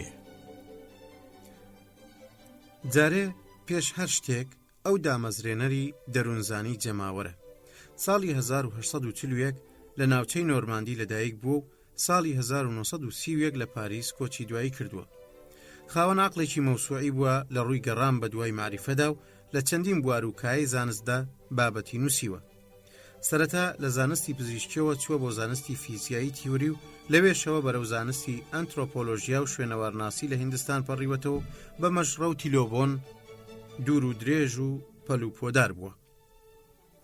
دوجار لە بواری دەروونزانی یان با بڵێن دەروونزانی کۆمەڵایەتیدا گیرساوەتەوە و هەرچی لە هەکبەکەیدا بووە هەڵی ڕشتووە و ناو و ناوبانگێکی گەورەی دەرکردووە. چاکترە لێرەدا ناوی هەندێک لەو کتێبانەی باس بکەین کە لە کاتی خۆیدا دەنجیان داوەتەوە بۆ ئەوەی شتێک لەبارەی بیرفراوانی و دەوڵەمەندی خەم و بایەخەکانیەوە دەربخەین. یەکەم، شارستانیەتی عەرەب، حەضارەت العەرەب، ساڵی 1884. خۆشبەختانە کۆمپانیای نیشتیمانی بۆ چاپکردن و دابەشکردن لە جەزائیر ساڵی 1969 سەر لە نوێ ئەم کتێبەی چاپ کردووە، واتە نزیکەی 100 ساڵ دوای دەرچوونی کە 494 لاپەڕەیە. دووەم، شارستانیەتەکانی هیندستان، حەضارات الهند، ساڵی 1887. سێم، شارستانیەتە بەراییەکان، الحەضارات الأولى، 1889. چوارم، یاسا دەرونیەکانی گەشەکردنی گەلان، القوانین النفسیە لتطور الشعوب، 1894. پێنجەم سایکۆلۆژیای جەماوەر سایکۆلۆژیە جەماهیر 1895. ئەمە ئەوەیانە کە ئێمە وەری دەجێڕینە سەر زمانی عەرەبی.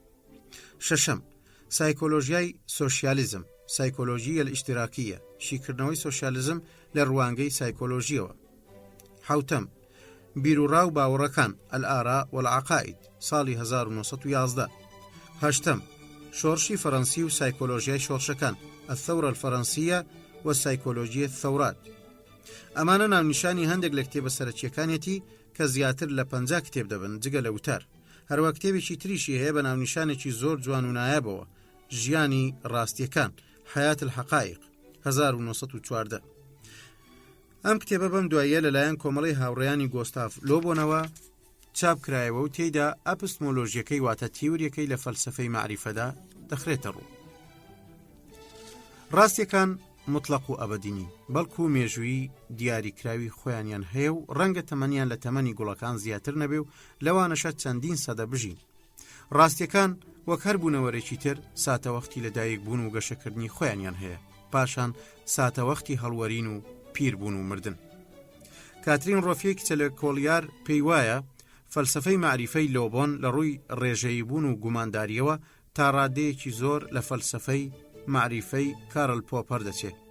پۆپەر گەورەترین زانای ئەپستمۆلۆژیای ئەم سەردەمەمانە. زۆربەی پسپۆڕان پێیان لەوە ناوە کە کتێبی سایکۆلۆژیای جەماوەر بێ چەند و چۆن لە کتێبە هەرە بەناوبانگەکانێتی. ئەم کتێبە پێگەیەکی بەرز و بڵندی لە جیهانی فکر و معریفەدا بەخشیە لۆبۆن. تاکە کتێبیەتی کە زانکۆ خستوویەتە پرۆگرامی خوێندنی خۆیەوە و وەک سەرچاوەیەک بەکاری هێناوە. لە کاتێکدا خاوەنەکەی بە درێژایی هەموو ژیانی لەگەڵ هەوڵی زۆریشدا وەک مامۆستایەک پەسەند نەکرا.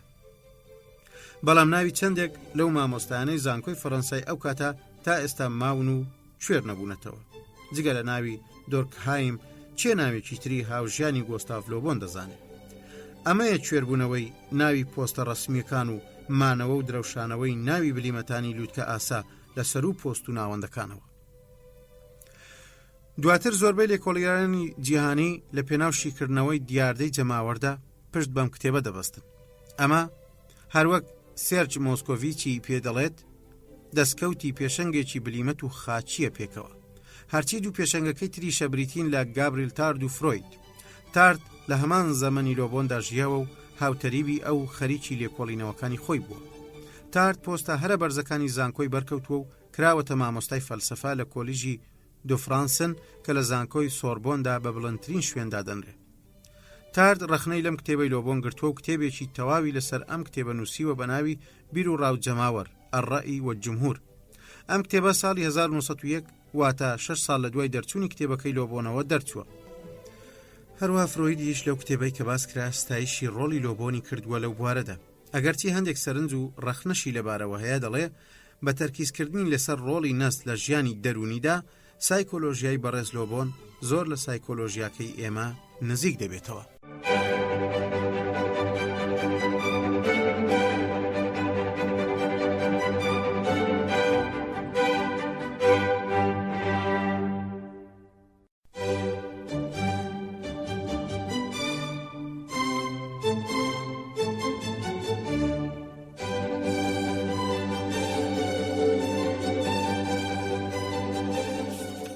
سیاقی مێژوویی و ئەو ژینگەیەی کتێبەکەی تێدا نووسراوە.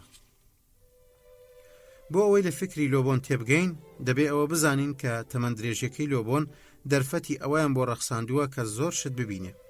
لەوانەش سەرکەوتنی زانست لە کۆتاییەکانی سەدەی 19 و قەیرانەکانی سیستەمگەری دیموکراسی پەرلەمانی و سەرهەڵدان و هەڵکشانی ئەستێرەی سۆشیالیزم و دواتر دەرکەوتنی ئەو هێزە جەماوەریانەی لەگەڵ سۆسیالیزمدا هاتن و جێگەی دڵە ڕاوچەی ئەو بوون. تاو جێگەی پەیوەندی بە سیاقی مێژووی سیاسیشەوە هەیە پێویستە ئەوەمان لەلا ڕوون بێ کە فەڕەنسا لە جەنگی دژ بە ئەڵمانیای ساڵی 1870 شکستی خواردو ئەمە ژوای کرد لە بارێکی یاخیبوونی جەماوەریدا بژی کە خۆی لە کۆمۆنەی پاریسدا بەرجەستە کرد. بۆ ڕوبەڕووبوونەوەی هەموو ئەمانە لۆژی گوای دەخواست کە دەبێ حکوومەتێکی بەهێز هەبێ تا بتوانێت ڕەوشەکە ڕابگرێ و شکۆ و سەروەری بگەڕێنێتەوە. بەڵام ئەوەی هەبوو نابوتی حکوومەتەکان و دابەشبوونی پارتە سیاسیەکان بوو لەگەڵ یەکتردا بە جۆرێک کە نەتوانن بەرەنگاری یاخیبووان ببنەوە. دەوڵەتی فەڕەنسی هەستی بە دوو جۆر مەترسی دەکرد. یەکەمیان دەرەچی کە ئەڵمانیا بوو، دومیشیان ناوەچی کە شۆڕشی فەڕەنسی بوو. ئەو شۆڕشەی کە زیاتر لە سەدەیەک بوو نەدەزانرا کۆتاییەکەی چۆن دەکەوێتەوە و بەچی تەواو دەبێت. تارمایی ئەم شۆڕشە باڵی بەسەر سایکۆلۆژیای فەرمانڕەواکاندا کێشا بوو. یەکێک لە گەورە مێژوونووسانی شۆڕشی فەڕەنسی فرانسوا فۆریا دەڵێ مێژووی سەدەی 19 بەگشتی مێژووی ململانەی نێوان شۆڕش و دژە شۆڕشە. ئەمەش بە چەندین بازنەدا تێپەڕیوە، وەک 1815 1830 1848 1851 1870 وە کۆمەنەی پاریس و تا دوایی. بۆ ئەم مەبەستە هێندە بەسە تین ئۆرینان یاخود تەنانەت ڕۆمانەکانی ئێمێل زۆلا بخوێنینەوە. هەرچەند ئەمانە لە ڕووی تێڕوانینی محافیزکارانە و پێشکەوتن خوازیەوە جیاوازیان لەگەڵ یەکتردا هەیە، تاوەکو بە وردی لە بوونی ئەو ترسە تێبگەین کە فەرمانڕەوایان لە چینە شعبیەکان هەیان بووە. لە پێناو بەرەنگاربوونەی ئەو مەترسیەدا پێویست بوو لە سەربیریاران ڕووداوەکان لێک بدەنەوە و شرۆڤەیان بکەن. ئەمەش وەک دۆزینەوەی کلیلێکە بۆ کردنەوەی هەموو دەرگاکانی سەردەمی نوێ و هەڵهێنانی مەتەڵەکە.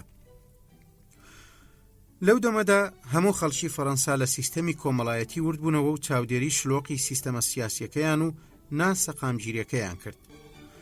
هەوڵی دژە شۆڕش و جێڕانەوەی تەخت و تاراجی ڕژێمی کۆن بە ڕژێمی پاشایەتی و کڵێسا و قەشەکانیەوە ئاکامێکی حەسپێکراو نەبوو.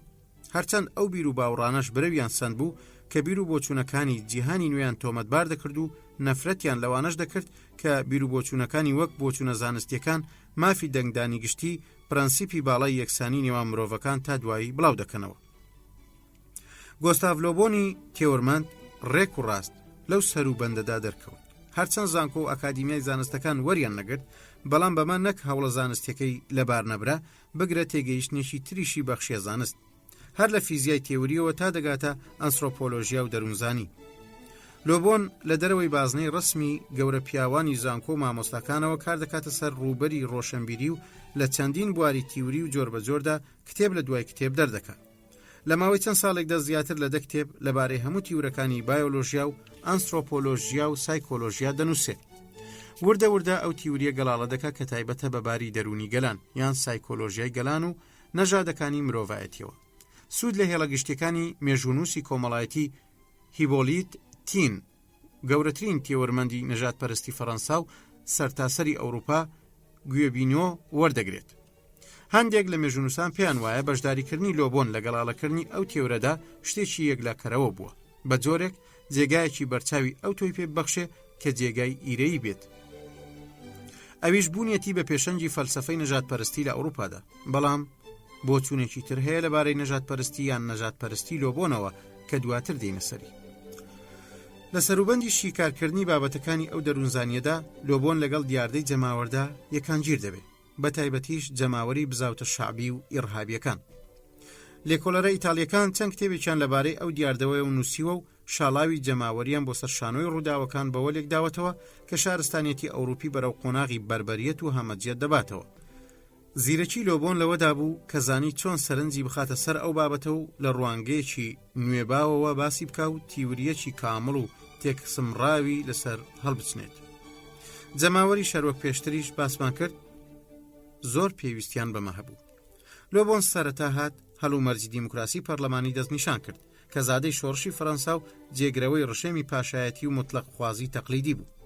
ئەو نەهات بڵێت چارەسەری لە گەڕانەوەدایە بۆ ڕابردوو، وەک هەندێک لەوانەی شیوەنیان بۆ گەڕانەوە بەرەو دواوە دەکرد یان بێت بڵێت سۆشیالزم ڕێگاچارەیە، بەڵکو چارەسەری بەلای ئەوەوە لەوەدا بوو چاکسازی لە سیستەمی پەرلەمانیدا بکرێ بە جۆرێک کە بگونجێ لەگەڵ هەڵومەرجە نوێکاندا.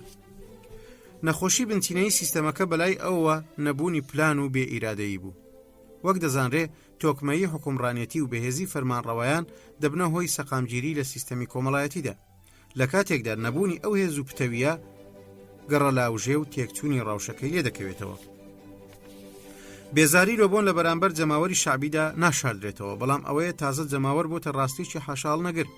هەر بۆیە ئەویش وەک هەر زانایەکی پۆزەتیڤیست ناتوانێت بێز لەو ڕووداوە مەتاریانە نەکاتەوە کە هەن، بەڵکو دەبێت لێکۆڵینەوەیان لەبارە بکات و تێیان بگا و لە بەرچاویان بگرێ.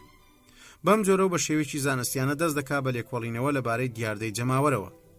ئەو میتۆدە شیکاری و دەستنیشانکردنەکەی لە مێژووناسی ئابووری ناسیدا نادۆزێتەوە، بەڵکو تەنها لە دەروونزانیدا دەستی دەکەوێت.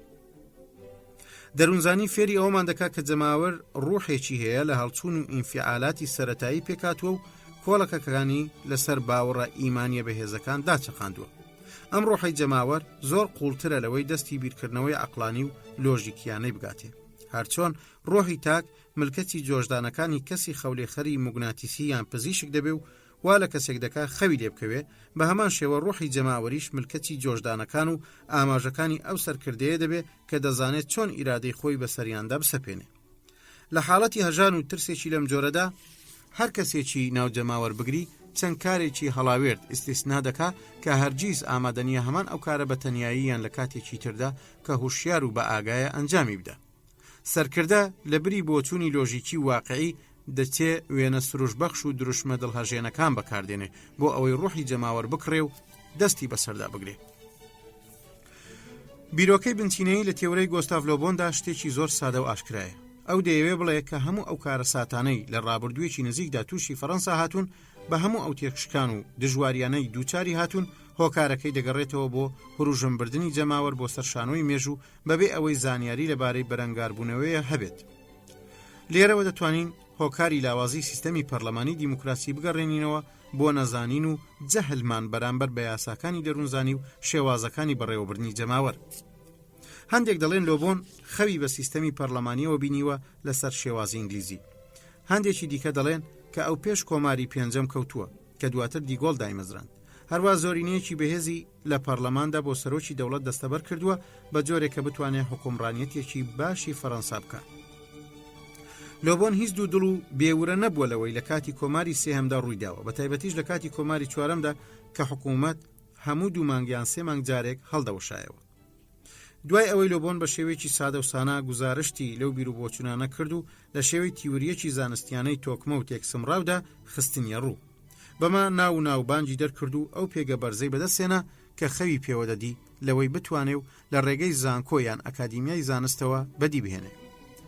سێرچ مۆسکۆڤیچی کە ئەمڕۆ بە یەکێک لە گەورە زانایانی دەروونزانی کۆمەڵایەتی دەناسرێ لە فەڕەنسا لەم بارەیەوە دەڵێ. لۆبۆن لە ماوەیەکی کورتخایاندا بووە مامۆسای فکری سەرتاپای قۆناغێک بەگشتی. هەتا مرد بە درێژایی تەمەنە زۆرەکەی پارێزگاری لەو شوێنە کرد.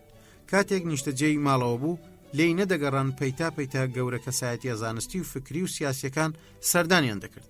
وەک زانای ماتماتیک هێنری بۆنکاریە و سەرۆکی ئەمریکا تیۆدۆر ڕۆزڤێلت. بۆ پەڕی جدیەتەوە ئامۆژگاریەکانی ئەویان لە بواری سیاست و کۆمەڵگەدا لێوەردەگرت. تیورەکەی لۆبۆن لە 20ەکانی سەدەی 20دا زۆر دەنجیدایەوە و گەیشتە لووتکە. لەو کاتەدا زانستی نوێ زانستی سایکۆلۆژیای جەماوەر بەتین و تاوێکی زۆرەوە نخبەی دیموکراسی خوازی بەلای خۆیدا چێژ دەکرد لەبەر ئەوەی ئەو سیستەمەی چەمک یان ئەو زانستیەتیەی تێیدا دەبینیەوە کە جەختیان بۆ دەکات لەسەر ترسی قوڵیان لە جەماوەر. بەڵام هاوکات کۆمەڵێک ڕێساشیان دەخاتە بەردەم کە یارمەتی دەرن بۆ کۆنتڕۆلکردنی تونند و تیژی جەماوەر و دەستگرتن بەسەریدا. پاش کەمێکی تر دەڵێ هەمووان کۆکن لەسەرەوەی کە کتێبی سایکۆلۆژیای جەماوەر و سەرلەبەری بەرهەمەکانی گۆستاڤ لۆبۆن سەرکەوتنێکی بێوێنەیە لە کتێبخانەکاندا بەدەستهێناوە بە جۆرێک یەکێکە لە سەرکەوتنە زانستیە هەرە گەورەکان بۆ هەموو سەردەمەکان. ئەم کتێبە ئەو مانیڤێستەیە کە بەردی بناغی ئەو زانستەی دانا کە ئەمڕۆ پێی دەگوترێت دەروونزانی کۆمەڵایەتی یان دەروونزانی گروپی. تەنانەت دامەزرێنەرانی ناوداری قوتابخانەی فرانکفۆرتیش وێڕای پێشکەوتن خوازیشیان خۆیان لە ناوهێنانی لۆبۆن لا نەداوە، بەڵکو ستایشی خۆی و کارەکانیان کردووە سەرباری ڕاستڕەوی و نەژادپەرستیەکەی. وێڕای ئەوەی ئەوان بیر و بۆچوونی پێشکەوتن خوازانەی دژ بە فاشیەت و نازیەتیان هەبووە، ئۆدۆرنۆ هۆرکهایمەر دەڵێ دوای ئەزمونکردنی چەندەی ڕابردوو واتە دووەم جەنگی جیهانی و قەتڵ و عامەکانی پێویستە دان بەوەدا بنین کە تێزەکانی گۆستاڤ لۆبۆن تا ئاستێکی سەرسوڕهێنەر هاتنەدی لانی کەم بە شێوەیەکی ڕواڵەتی تەنانەت لە چوارچێوەی ئەو ژیوارە تەکنۆلۆژیا مۆدێرنەی پێشبینی ئەوەمان لێ دەکرد جەماوەرێکی بیر و مێشک کراوەی تێدا ببینین. ئاشکرا شاوشتەی فەیلسوفانی قوتابخانەی فرانکفۆرتی ڕاستلەکان ئەوە بوو چۆن جەماوەر لە دەوڵەتانی ئەوروپای زۆر شارستانی و پەرەسەندوودا لە ژێرناوی فاشیەت و نازیەتدا وروژە واتە ئەڵمانیا. پرسیاری بنچینەییان ئەوە بوو بۆچی سەردەمی ڕۆشنگەری نەیتوانی ڕێگە لەمە بگرێ، واتە چۆن بەربەریەت توانی تەنانەت لە دوای ڕۆشنگەری و مۆدێرنە و سەرکەوتنی زانست و تەکنۆلۆژیاوە سەر لە نوێ سەر دەرکاتەوە. سۆسیۆلۆژیای ئەڵمانی باەخی بە کتێبەکەی لۆبۆندا و بە نمونە پێشەنگێکی دانا هەتا هاتنی هتلەر بۆ سەردەسەڵات و تیارکردنی جەماوەر بە شێوەیەک کە پێشتر لە مێژووی مرۆڤایەتیدا لە وێنەی نەبووە. زۆربەی تێزەکانی لۆبۆن جەختیان لەسەر ئەو لایەنە کردوتەوە. بیر و بۆچوونەکانی لۆبۆن زۆر برەویان سند و تەنانەت چوونە نێوناخی خەڵکە ڕەشۆکەکە و لە ناو کەلتوری گشتیدا بەڕادەیەک توایەوە کرا بگاتە ئەوەی بگوترێ کە یەکێک لە تەوژمەکانی ئەم سەدەیە لەژێر کاریگەری زانستی زیندەوەرزانی و داروینی و ئیستاتیکای ڤاگنەر و نەژادپەرستی گۆبینۆ و دەروونزانی لۆبۆن و نەعلەتەکانی بۆدلێر و پێشبینیە ڕەشەکانی نیچە و دیستۆڤسکیدا پاشان لە کۆتاییدا بە فەلسەفەی برگسۆن و زانستی دەروونشیکاری فرۆیددایە. سیر نییەم حاڵەتەوە بکە لۆبۆن لە خۆیدا ماکیاڤیلێکی نوێ بدۆزێتەوە، بەڵام ماکیاڤیلی سەردەمی نوێیە، سەردەمی جەماوەر، ئەو خوازیاری نۆژەنکردنەوەی بیری سیاسیە کە وەچەی گەورەتری پێشخۆی دایمەزراندووە. لۆبۆن لە کتێبی دەروونزانی سیاسیدا دەڵێ ماوەیەکی درێژە کار بە زۆربەی ئەو ڕێساوی یاسایانە ناکرێ کە تایبەتن بە حکومڕانیکردنی مرۆڤ و سەرکردایەتی کردنیانەوە و لەلایەن ماکیاڤیلیەوە نووسراون. وێڕای تێپەڕبوونی 4 سەدە بەسەر ئەو مرۆڤ هەمەزنەدا کەچی هێشتا هیچ کەسێک هەوڵی ئەوەی نەداوە ئەو کارە تەواو بکات. ئەمەیە ئەو پەیامەی کە لۆبۆن باوەڕی پێیەتی. باشترین کارێکیش بۆی کردبێت نووسینی کتێبە بەناوبانگەکەیەتی کە لە ناو جەماوەردا وەک ئاگر لە پوش بەربێ بڵاو بۆ. هەروەها نوسخەشی نارد بۆ دەوڵەتمەدارانی دەوڵەتان و سەرکردەی پارتە سیاسیەکان و فەرمانڕەوایانی سەردەمەنوێکان وەک ئەوەی بۆ فێرخوازە ڕاستە و خۆکانی خۆی بینێرێت.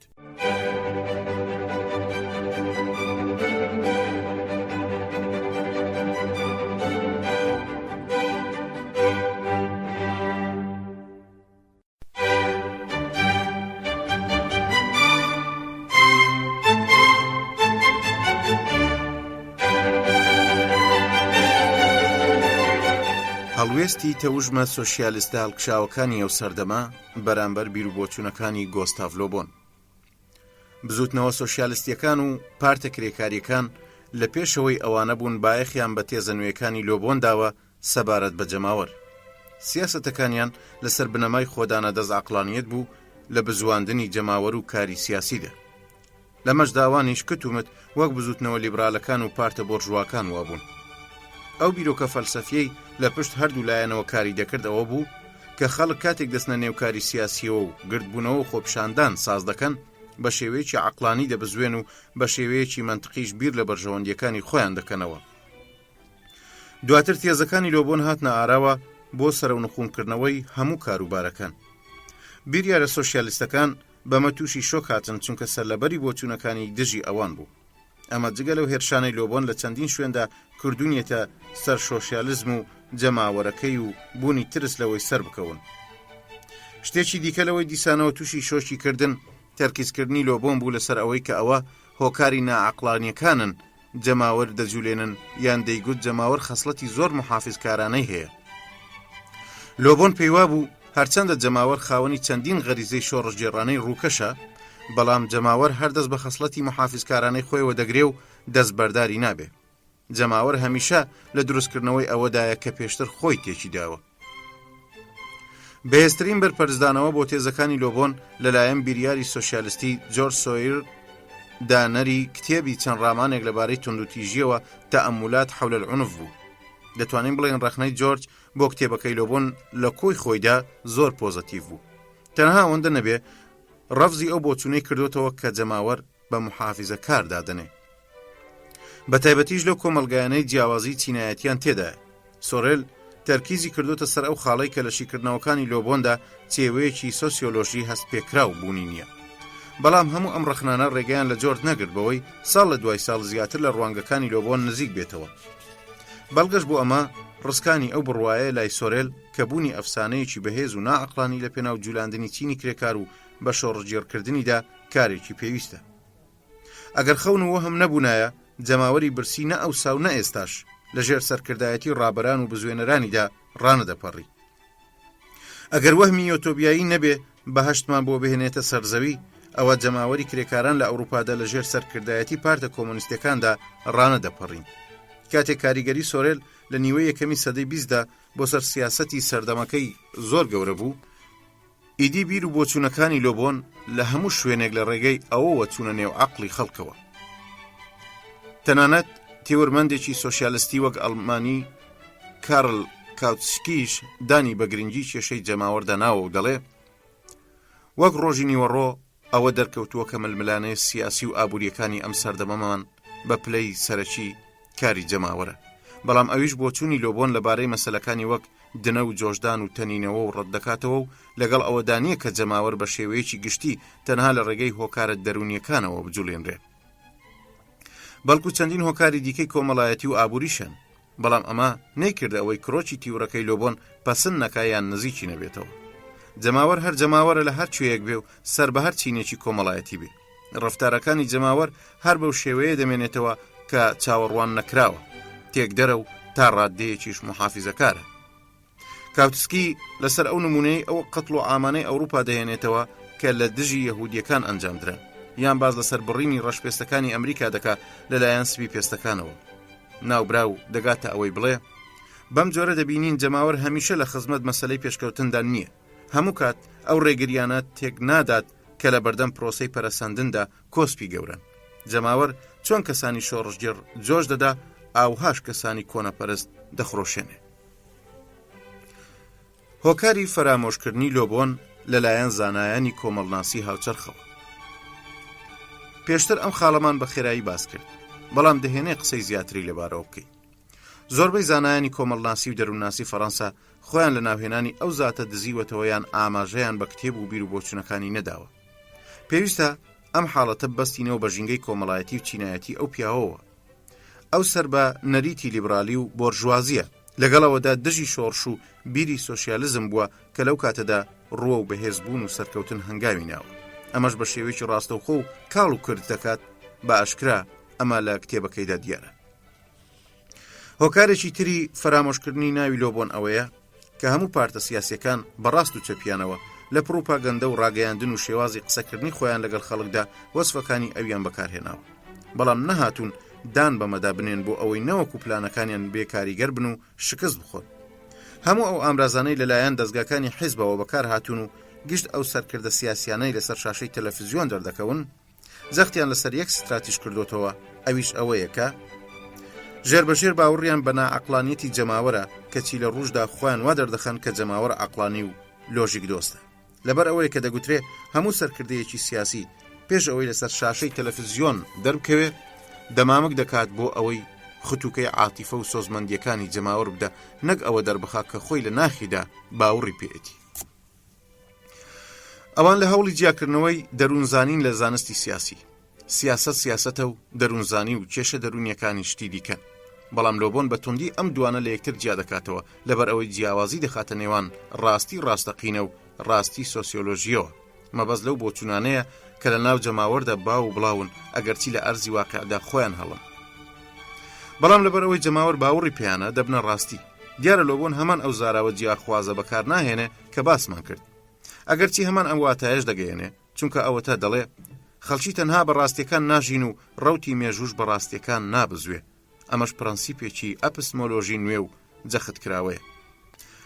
شۆمپیتەری گەورە زانای ئابووریناسی ئەڵمانی لەو بارەیەوە دەڵێ گرنگی و بایەخی نائەقڵانیت لە سیاسەتدا و تەرکیزکردنە سەری هەمیشە بۆ گۆستاڤ لۆبۆن دەگەڕێتەوە. ئەو دامەزرێنەری دەروونزانی جەماوەرە، یان هەر هیچ نەبێ تێوەرمەندی یەکەمیەتی.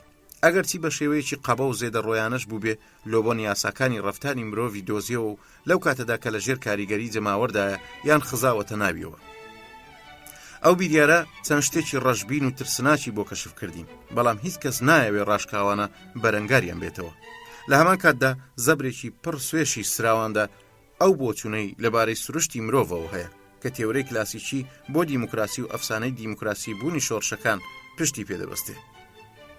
هۆکارێکی دیکەش لەوانەی وای کردووە لۆبۆن لەلایەن کەلەپوری زانکۆی فەڕەنسی هاوچەرخەوە پشتگوێ بخرێ و بێزار بن لێی پەسەندکردنی بۆچوون و شیکردنەوەکانیەتی لەلایەن بزوتنەوەی فاشیزم لە ئەوروپادا کە ڕەنگە ئەمە هۆکاری هەرە گرنگیان بێ.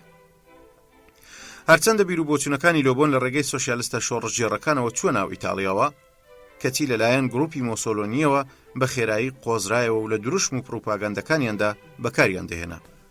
هەروەها بزوتنەوەی نازیزمیش بە هەمان شێوە ئەو بۆچوونانەی خستە خزمەت خۆیەوە. هەندێک لە لێکۆڵەران وا دەبینن کە کاریگەری کتێبی لۆبۆن بۆ سەر کتێبەکەی هێتلەر تێکۆشانە مواتە کیفاحی زۆر لەوە ئاشکراترا ئاماژەی پێ بدەین. ئەگەر چی بیر و بۆچوونەکانی لۆبۆن لە هەموو وڵاتەکانی دیکەدا بە مەبەستی کۆنتڕۆڵکردنی جەماوەر و دەسەڵاتگرتنە دەست بەکارهێنراوە، بەڵام تەنها ڕژێمی نازیزم لە ئەڵمانیا و فاشیزم لە ئیتالیادا بەڕوونی پێیان لەوە ناوە و نەیان شاردۆتەوە. ئەمەش لۆبۆنی زۆر ناشرین و قڕێش کردووە و تەنانە زیانی بە کەسایەتیەکەشی گەیاندووە. ئەگەر پرسیاریشیان لێ بکەی کە بۆچی لۆبۆنتان فرامۆش کردووە لە وڵاومدا، پێت دەڵێن لەبەر ئەوەی فاشیە. خۆگەر ویسمان هەمان حکم بدەین بەسەر بیریارانی دیکەدا، ئەوە ماکس ڤێبەر و فرۆیدیش دەگرێتەوە، چونکە ئەمانیش بیر و بۆچوونی وەک ئەویان هەیە. کەچی کەس سەرکۆنەی ئەوانی نەکردووە بەوەی کە فاشین. بەدبەختی لۆبۆن لەوەدایە کە هێتلەر و مۆسۆلینی دوو خوێنەری بوون. ئەمە ژوای کرد تاوانبارکردنی خاوەنی کتێبی سایکۆلۆژیای جەماوەر سووک و ئاسانتر بێ. لە کاتێکدا تەنها ئەگەر لە ڕێگەی نووسینەکانیەوە بمان ناسیبایە، ئەو سیستەمی دیموکراسی بە هەموو خەوش و کەم و کوڕیەکانیەوە پێ باشترە لە سیستەمی دیکتاتۆری بە هەموو هێز و توانایەوە. لۆبۆن ئیدانەی هەموو جۆرەکانی دیکتاتۆری دەکا بەوەشەوە کە کردویانە ماڵ بەسەریەوە، واتە فاشیزم. ئەمەژەوە دەگەیەنێ کە ئەوان تۆمەتێکیان خستە پاڵی شایستە بەو نییە، کەچی لەگەڵەوەشدا تۆمەتەکە دەنجی دایەوە و بڵاو بووە. چونکە هەروەک لۆبۆن خۆشی دەیگو پروپاگەندە لە ڕاستی بەهێزترە. دەکرێت بە واتایەک لە واتایەکان بگوترێ لۆبۆن بووە قوربانی ئەو ڕاستیانەی خۆی کەشفی کردن. لەو میانەدا سێرجی مۆسکۆڤیچی دان بۆ دادنێ کەوە نەیدەوێرە ئەحتیبار بۆ کۆستاف لۆبۆن بگەڕێنێتەوە ئەگەر گەورە بیریارانی پێش خۆی ئەمەیان نەکردە. ئەو دادوەریە پێشوەختانەیەی پێوەی لکابوو لە پاڵ ئەو بەدگومانیانەی چواردەوری ئەویان تەنی بووە، هێز و جەبەروتە لە فەڕەنسادا بە جۆرێک بەرپەرچی هەر لێکۆڵەرێک دەداتەوە، تەنها هەر ئەوەندەی باسی بکەن تەنانەت ناوی بهێنن. مۆسکۆڤیچی دەڵێ بیریارانی بەناوبانجی ئەڵمانی لەوانەش وەک برۆخ و شۆمپیتەر و ئەدۆرنۆ پێش من احترافیان پێکرد. ئەوەش لە پێناو تێگەیشتن لە دیاردەی تۆتالیتاریزم و فاشیزم و دژایەتیکردنی. تەنانەت مەسەلەکە لای ئەدۆرنۆ گەیشتە ڕادەی ئەوەی ئیدانەی ئەو بۆچوونە بکە کە پێی وایە پەیوەندیکی هەمەچیانە و هەمەلایەنانە هەیە لە نێوان کتێبی سایکۆلۆژیای جەماوەر و فاشیزمدا، و ئەدۆرنۆ ئەمەی بە بیانوویەکی زۆر ئاساندانە.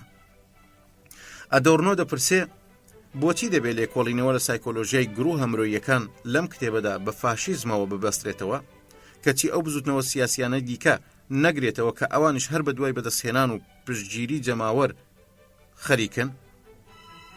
نەفرۆید و نەگۆستاڤ لۆبۆن هیچیان ئەم جۆرە جیاکاریەیان دانەناوە، چونکە هەردووچیان باسییان لە جەماوەر کردووە وەک جەماوەر، بەبێ ئەوەی جیاکاری بکەن لە نێوان جەماوەر و جەماوەردا بەپێی ئامانجە سیاسیەکانی ئەو گروپانەی ئەو بۆچوونانە پێک دەهێنن. نەژاد پەرستی و چەمچی نەژاد واتە نەژادی مێژووی.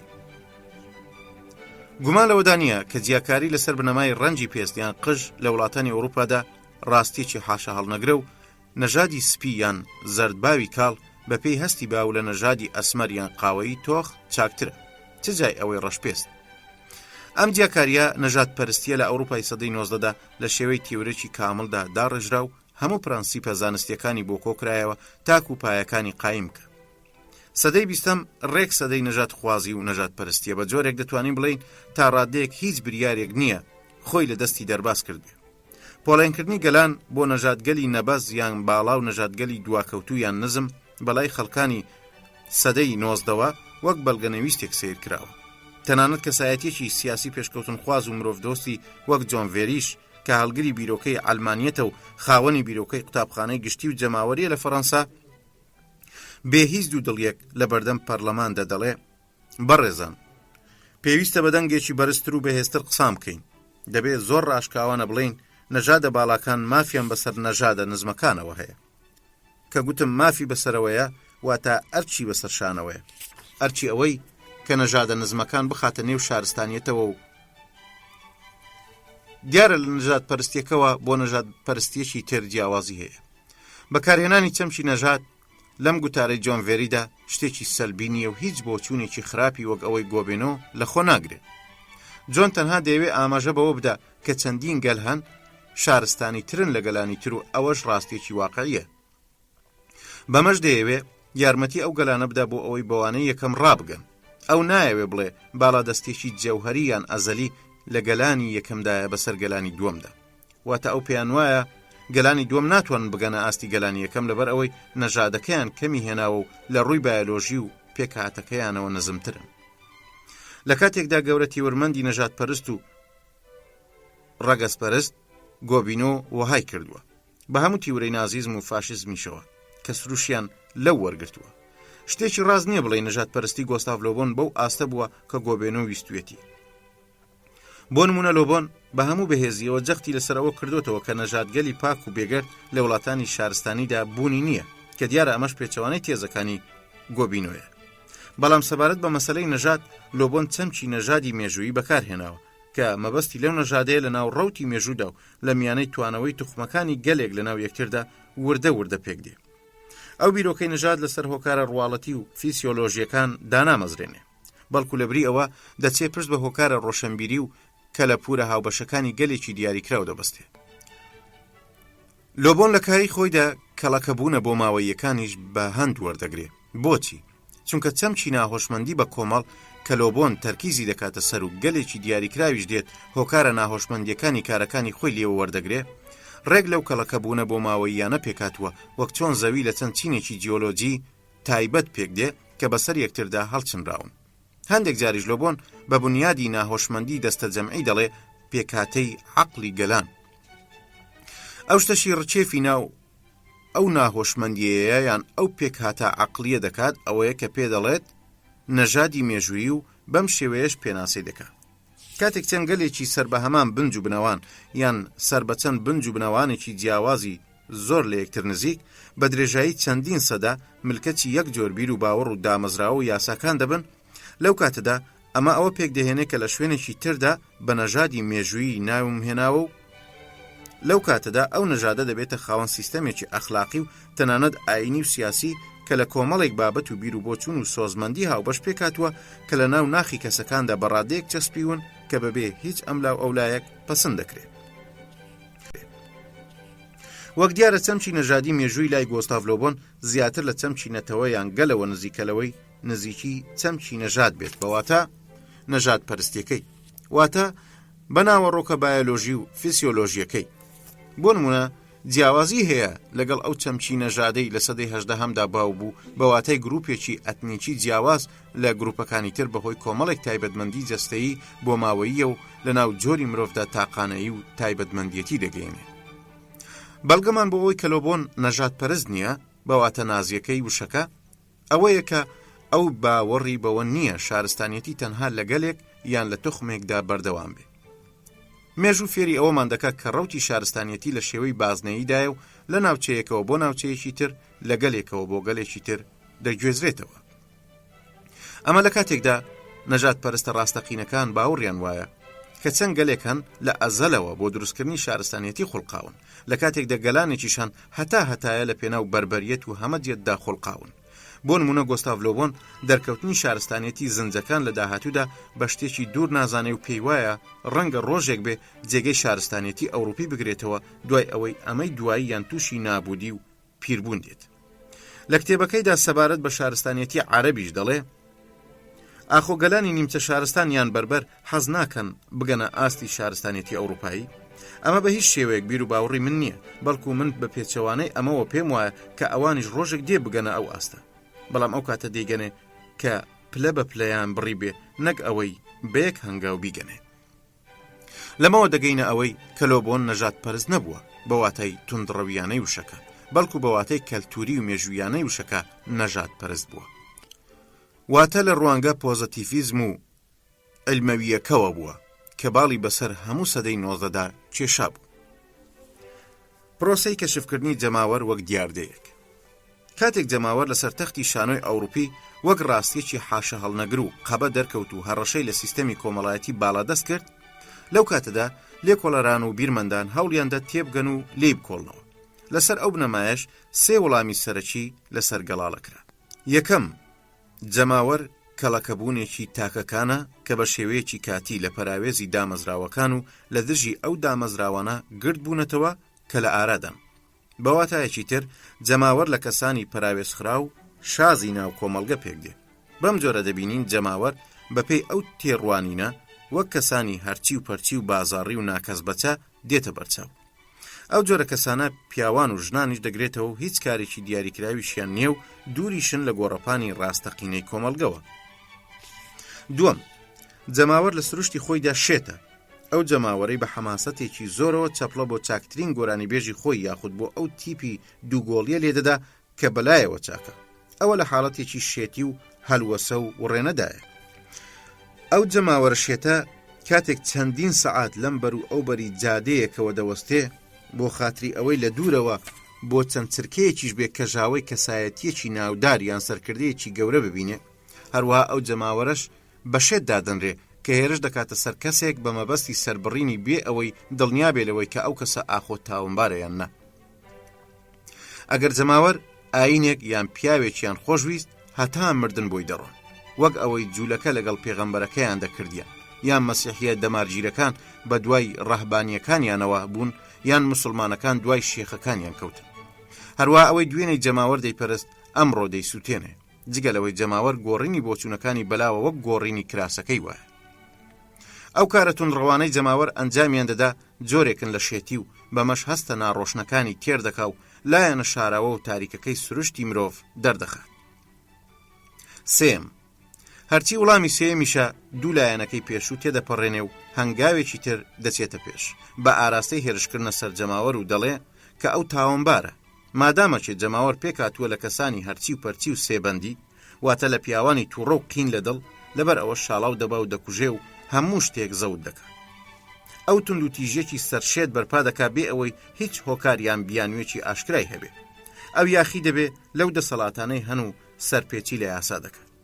لە کۆتایی سەدەی 19دا ژمارەی جەماوەر لە ئەوروپادا زیادی کرد و هەڵس و کەوتە کتوپڕەکانیان دەسەڵاتی ترساند.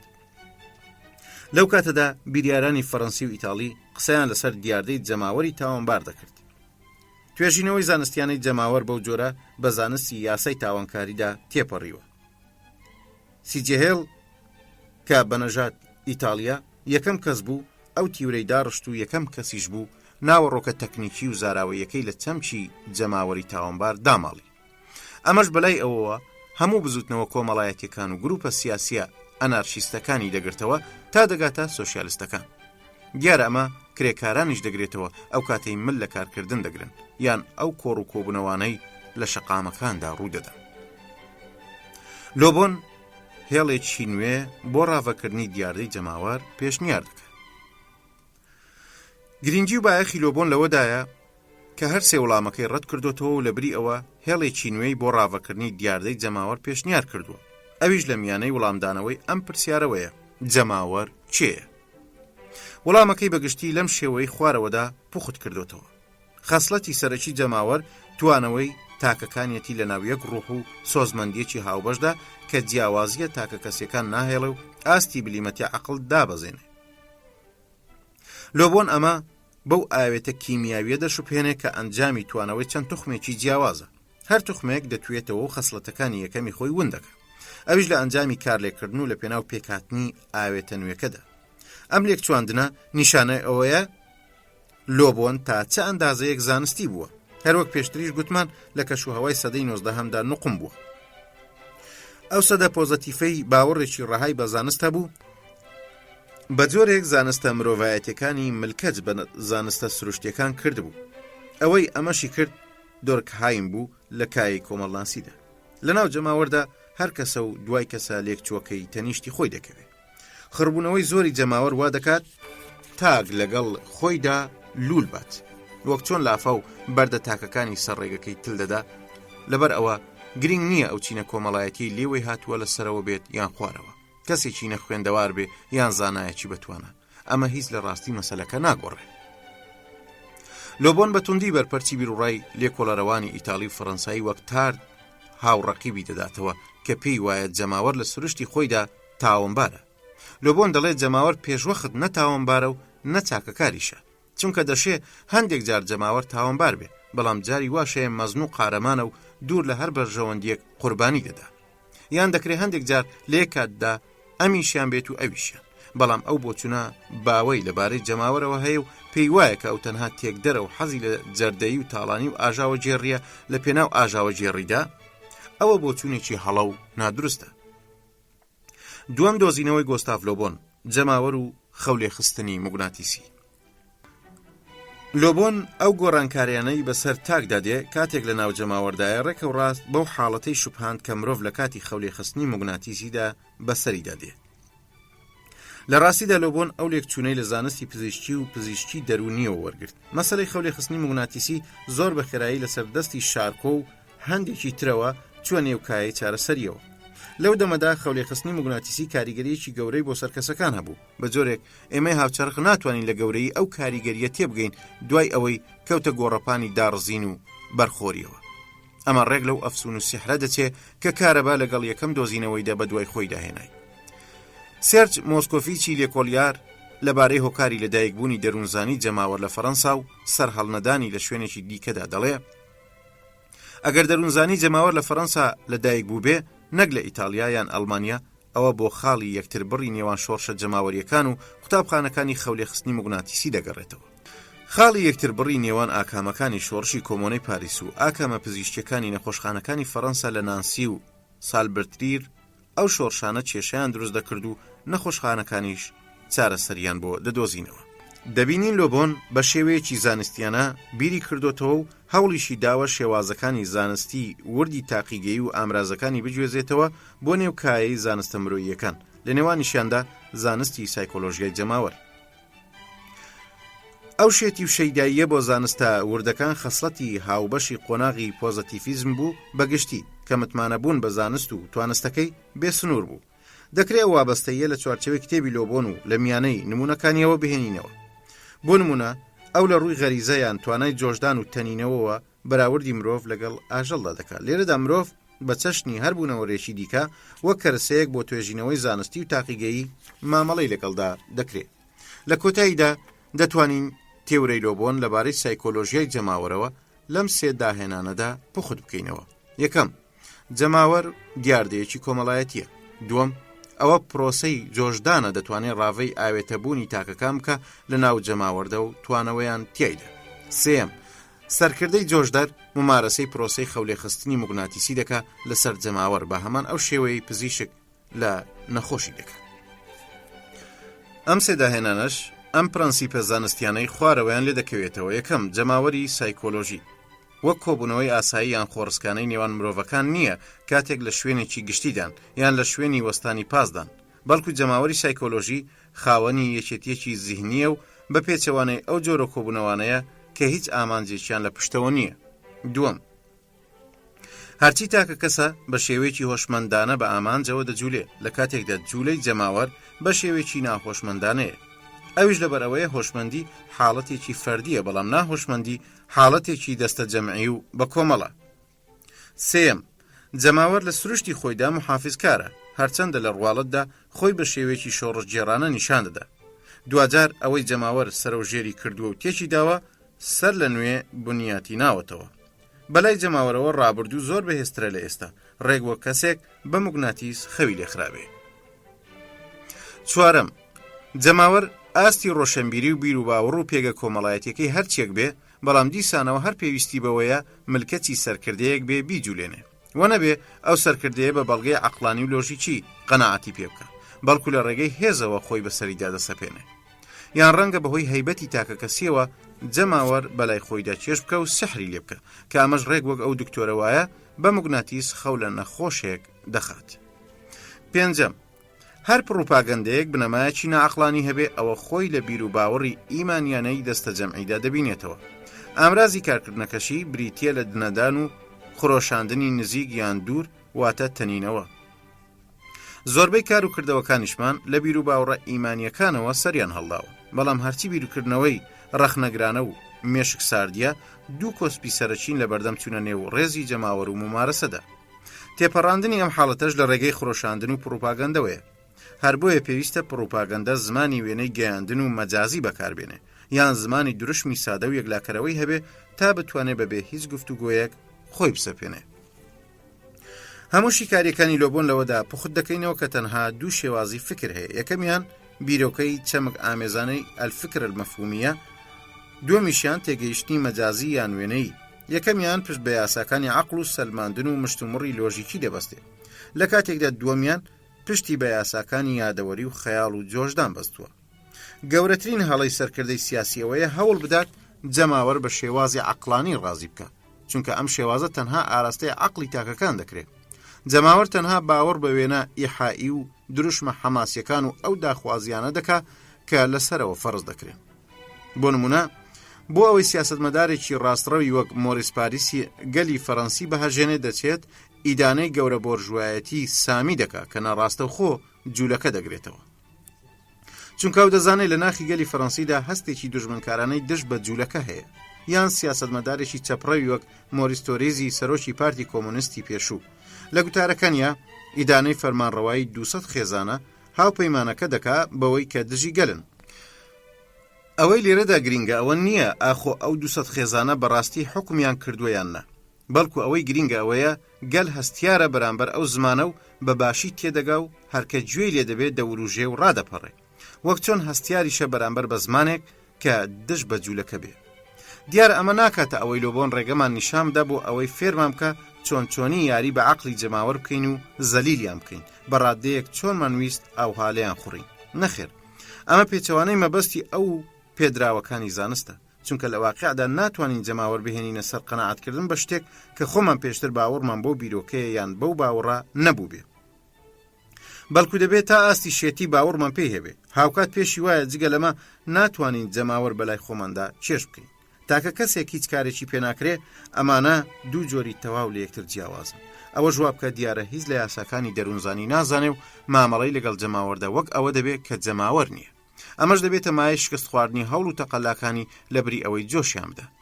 ئەم یاسایانەی دەروونزانی لە لای گۆستاڤ لۆبۆن هەمان حتمێتی یاساکانی زانستی ئابووری و فیزیاییان هەیە. ئەگەر ئەم یاسایانەمان ئەزبەر کرد، ئەو کات دەزانین چۆن جەماوەر بەڕێوەبەرین و کۆنتڕۆلی خەیاڵی بکەین. لۆبۆن وای دەبینێت کە گەورە پیاوانی مێژوو کاریگەریان لەسەر ئەو خەیاڵی جەماوەر هەیە و لە ڕێگەی ئەو کاریگەریەشەوە ئاینە مەزنەکانی وڵاتەکان و تقوسە جۆرا و جۆرەکان وەک کردە مێژوویە مەزنەکانی وەک مەسیحیەت و بۆدیزم و ئیسلام و بزوتنەوەی ریفۆرمی ئاینی لۆسەر و دواتری شۆڕشی فەڕەنسا بەدی هاتن.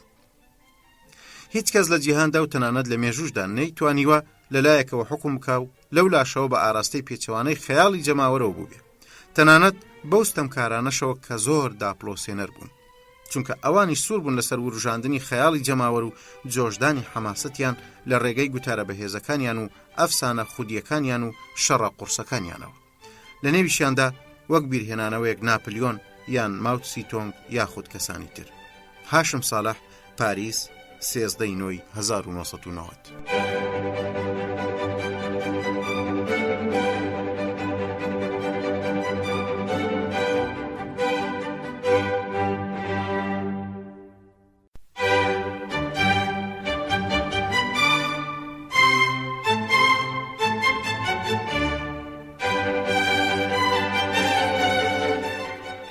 پەیڤێک پێنووسی ئۆتۆ کێلیبێرگ. بۆچی کتێبی سایکۆلۆژیای جەماوەر یان زانستی سایکۆلۆژیای جەماوەر جارێکی دیکە چاپ دەکرێتەوە؟ ئایا ئەو بۆچوونە تا چەند ڕاستە کە پێی وایە بۆچوونەکانی گۆستاڤ لۆبۆن هەڵوەشاونەتەوە و ئەو دەروونزانیەشی ئەو هەڵگری بووە لەسەر ڕەوتی سۆفیگەری ئەتنیکی و نەژاد پەرستی دامەزراوە؟ ئەو ئەنجامانەشی پێیان گەیشتووە لە ژێر ئەحکامی پێشوەختدا بوون؟ ئاخۆ سەرنج و شیکاریەکانی لۆبۆن قەتیسکراوی نێوان چەند شتێکی گچکەی بەدەگمەن و بیر و بۆچوونە تاکە کەسیەکانی خۆیدا نییە؟ ئایا پێویستە ئەم کتێبە لەلایەن نەوەیەکی نوێ لە تۆژەری کۆمەڵایەتی یان سۆشیال سایکۆلۆژیەوە بخوێنرێتەوە؟ ئەوانەی سوور دەبن لەسەر بابەتی بوون و نزیک خستنەوەی زانستیانە بۆ تێگەیشتن لە ڕەفتاری گروهەکان و شێوازی هەڵسوکەوتی جەماوەر؟ گومان لەوەدانیە کە چەندین ڕەخنا ئاراستەی ئەم کتێبە گچکەیە کراوە.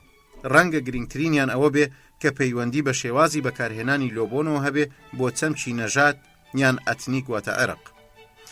ئەمە ئەو چەمکەیە کە چەندین جار لۆبۆن بەکاری هێناوە بۆ ڕاوەکردنی ئەو هۆکارەی وا لە جەماوەرە جیاوازەکان دەکات ڕەفتاری هەمە جۆریان هەبێ. بۆ نمونە ئەو قسە لەسەر کۆگای نەگۆڕ و هەژموندارانەی ئەتنیک دەکا بەو سیفەتەی کە لە ئەجێندای بایەخدانی توێژەردا پلەی یەکەمی بدرێتێ. لۆبۆن پێی وایە کە ڕوحی ئەتنیک جا هەر ئەتنیکێکی مرۆڤ بێ بە تەواوەتی باڵ بەسەر ڕوحی جەماوەردا دەچێشێ. هەروە بە بەردەوامی بۆ چەمشی ئەتنیکی بنچینەیی دەگەڕێتەوە. ئەو دان بە ڕۆڵی ناهۆشمەندیانەدا دەنێ لە یەکلاکردنەوەی ڕەفتاری جەماوەردا، بەڵام ئەوەشی بیر ناچێ کە بیبەستێتەوە بە بنیادی عەقلی ئەتنیک نماوە.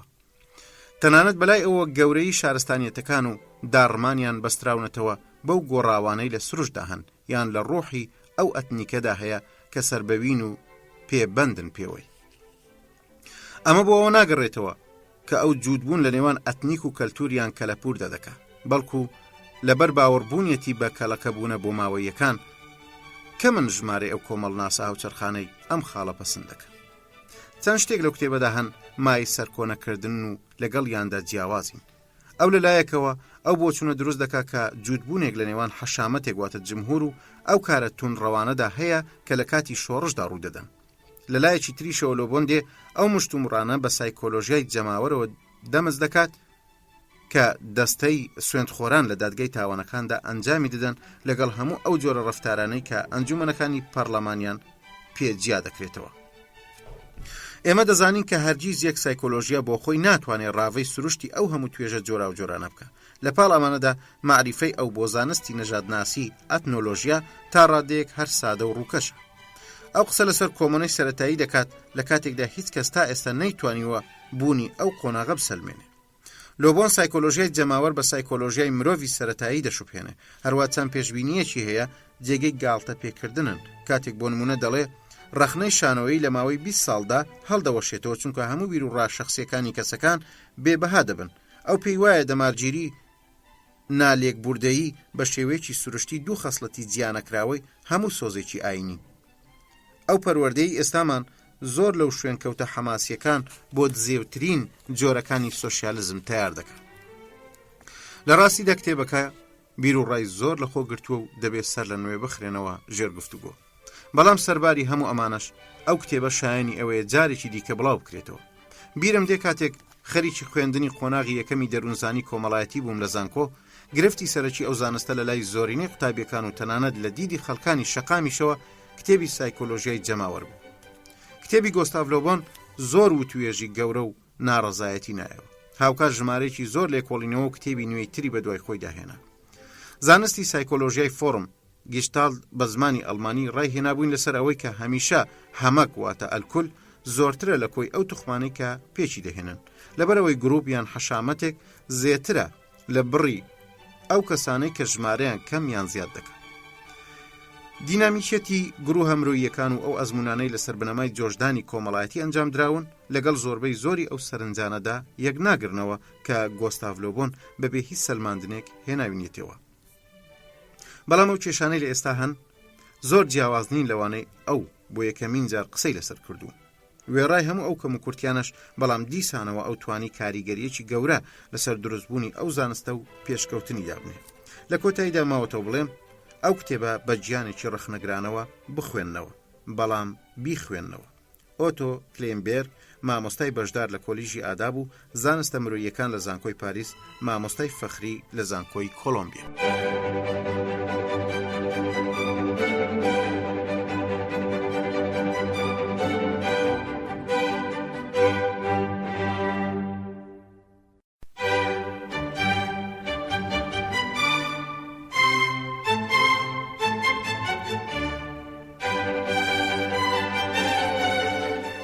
پێشکەشە بە تیۆفێل ڕیبۆ بەڕێوەبەری گۆڤاری فەلسەفی مامۆستای دەروونزانی لە کۆلیژی دۆ فرانس، ئەندامی پەیمانگەی فەڕەنسا. سڵاوێکی شۆڕژگێڕانە. سەرەتایەک کۆی ئەو تایبەتمەندیە هاوبەشانەی کە لەلایەن هەرێک لە ژینگەی دەوروبەر و بۆ ماوەوە بەسەر هەموو تاکەکانی گەلێکدا دەسەپێن ڕۆحی ئەو گەلە پێک دەهێنن. بەو پێی کە ئەو تایبەتمەندیانە خاوەنی بنج و بنەوانێکن کە بۆ باو با پیران دەگەڕێتەوە، لەبەر ئەوە زۆر جێگیر و نەگۆڕن. بەڵام کاتێک بە شێوەیەکی کاتی حەشاماتێکی زۆر لە ژێر کاریگەری چەند فاکتەرێکدا خڕدەبنەوە بە سیرکردنێکی خێرا، ئەوەمان بۆ دەردەکەوێت کە ئەو حەشامەتە لە پاڵ تایبەتمەندیە کۆنە بۆ ماوەیەکاندا ڕستێک تایبەتمەندی نوێشی دێتە سەر کە هەندێک جار زۆر لە تایبەتمەندیەکانی ئەو نەژادە جیاوازترن کە بۆی دەگەڕێنەوە. حەشامەتبوونەکەیان ڕۆحێکی بە کۆمەڵی گەورە و گران دەخڵقێنێ، بەڵام بە شێوەیەکی کاتی. هەمیشە جەماوەر لە مێژوودا ڕۆڵی گەورەی جێڕاوە، بەڵام هەرگیز ئەو ڕۆڵەی بە هەمان ئەو قەبارەیە نەجێڕاوە کە ئەمڕۆ دەیجێڕێت. کارە ناهۆشمەندیەکانی جەماوەر دوای ئەوەی جێگەی چالاکی هۆشیارانەی تاکەکان دەگرێتەوە، یەکێکە لە تایبەتمەندیەکانی سەردەمی ئێستامان.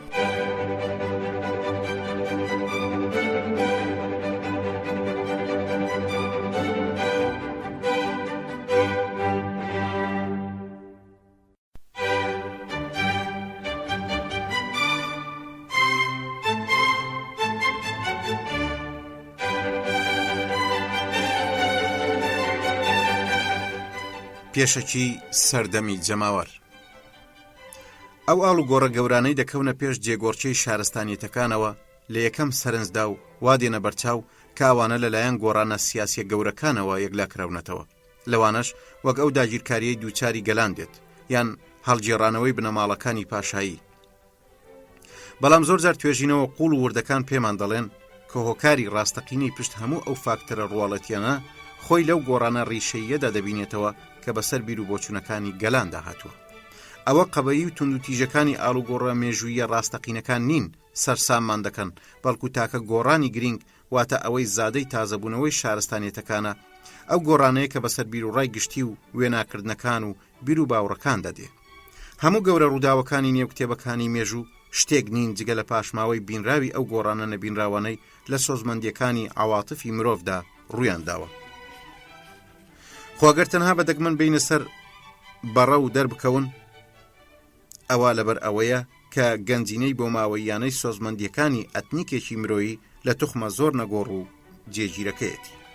سەردەمی ئێستا یەکێکە لەو ساتەوەختە تەنگەژەیانەی کە تێیدا فکری مرۆڤایەتی لە قۆناغی ئاڵ و گۆڕ و گۆڕاندایە. ئەوەی بناغەیەکی ڕیشەی بۆ ئەو ئاڵگۆڕە پێک دێنێ دوو هۆکاری سەرچین. ئەوانیش بریتین لە یەکەم تێکدانی ئەو بیر و باوەڕە ئاینی و سیاسی و کۆمەڵایەتیانەی هەموو توخمە پێکهێنەرەکانی شارستانیمانی لێوەرگیراوە. دووەمیشیان بریتیە لە خوڵقاندنی هەموو ئەو مەرجانەی بەلای بوون ئەلوجود و فکرەوە تەواو نوێن. ئەوانش زادەی دۆزینەوە نوێکانی زانستەکان و پیشەسازین. وێڕای ئەوەی بیر و بۆچوونەکانی ڕابردوو شلۆق بوون کەتی هێشتا هەر بە جەور و کاریگەرن، یاخود بەو پێی ئەو بیر و بۆچوونە نوێیانەی بانگەشەی جێگرتنەوەیان دەکەن هێشتا لە قۆناغی پێکاتندن. لەبەر ئەوە سەردەمی نوێ لە قۆناغێکی گواستنەوە و پاشاگەردانیدایە. یان بەو پێی کە قۆناغێکی لەو جۆرە هەردەبێ پەشۆکا و فەوزابێ، لەبەر ئەوە پێشبینیکردنیش بەو شتێک کە لە ئایندەدا لەدایک دەبێ لەم ڕۆدا شتێکی ئاسان نابێ. پرسیارەکەش ئەوەیە ئەو کۆمەڵگەیانەی بە دوای ئێمەدا دێن هەڵسان و ڕابوونیان لەسەر چ بیر و بۆچوونێک دەبێ. ئێمە هەتا ئێستاش ئەمە نازانین، بەڵام لە ئێستاوە دەتوانین پێشبینی بکەین بەوەی کە هێزێکی نوێ لەدایک دەبێ پێویستە حیساب بۆ بنیاد و ڕێخستنەکەی بکرێت کە دوا سەروەریە لە سەردەمی نوێدا دەربکەوێ. ئەویش هێزی جەماوەر و زەبر و زەنگەکەیەتی. لەسەر پاشماوەی ئەو بیر و بۆچوونانەی پێشتر پێیان وابوو ڕاستن و ئەمڕۆ مردوون، لەسەر دار و پەردووی ئەو دەسەڵاتانەی شۆڕشەکان ڕایماڵین. ئەو هێزە نوێ دەبینین کە تەنها خۆی ڕاپەڕیوە و خۆی چەسپاندووە، وا دەردەکەوێ ئەو هێزە بەم زوانە هەموو ئەوەکانی تر قوت بدە. لە کاتێکدا بیر و باوڕەکانی کۆنمان وەختە هەڵبوەرن و بابیان بە، لە کاتێکدا کۆڵەکە کۆنەکانی کۆمەلگاکان یەک بە دوای یەکدا دەکەون کەچی تێکۆشانی جەماوەر تاکە هێزێکە کە هیچ شتێک ناتوانێت لە ناوی بەرێ. جەماوەر ئەو هێزە تاک و تەرایەیە کە تا دێ شکۆ و کاریگەریەکەی زیاد دەکات. ئەو سەردەمەی لە ئێستاماندا پێی دەنێینە ناوی سەردەمی جەماوەرە. بۆ سەدەیەک دەچێت ئەو فاکتەرە سەرچیانەی ڕووداوەکانیان دەبزوان سیاسەتی تەقلیدیانەی دەوڵەتان و پێشبڕچەی نێوان فەرمانڕەوەکان بوو.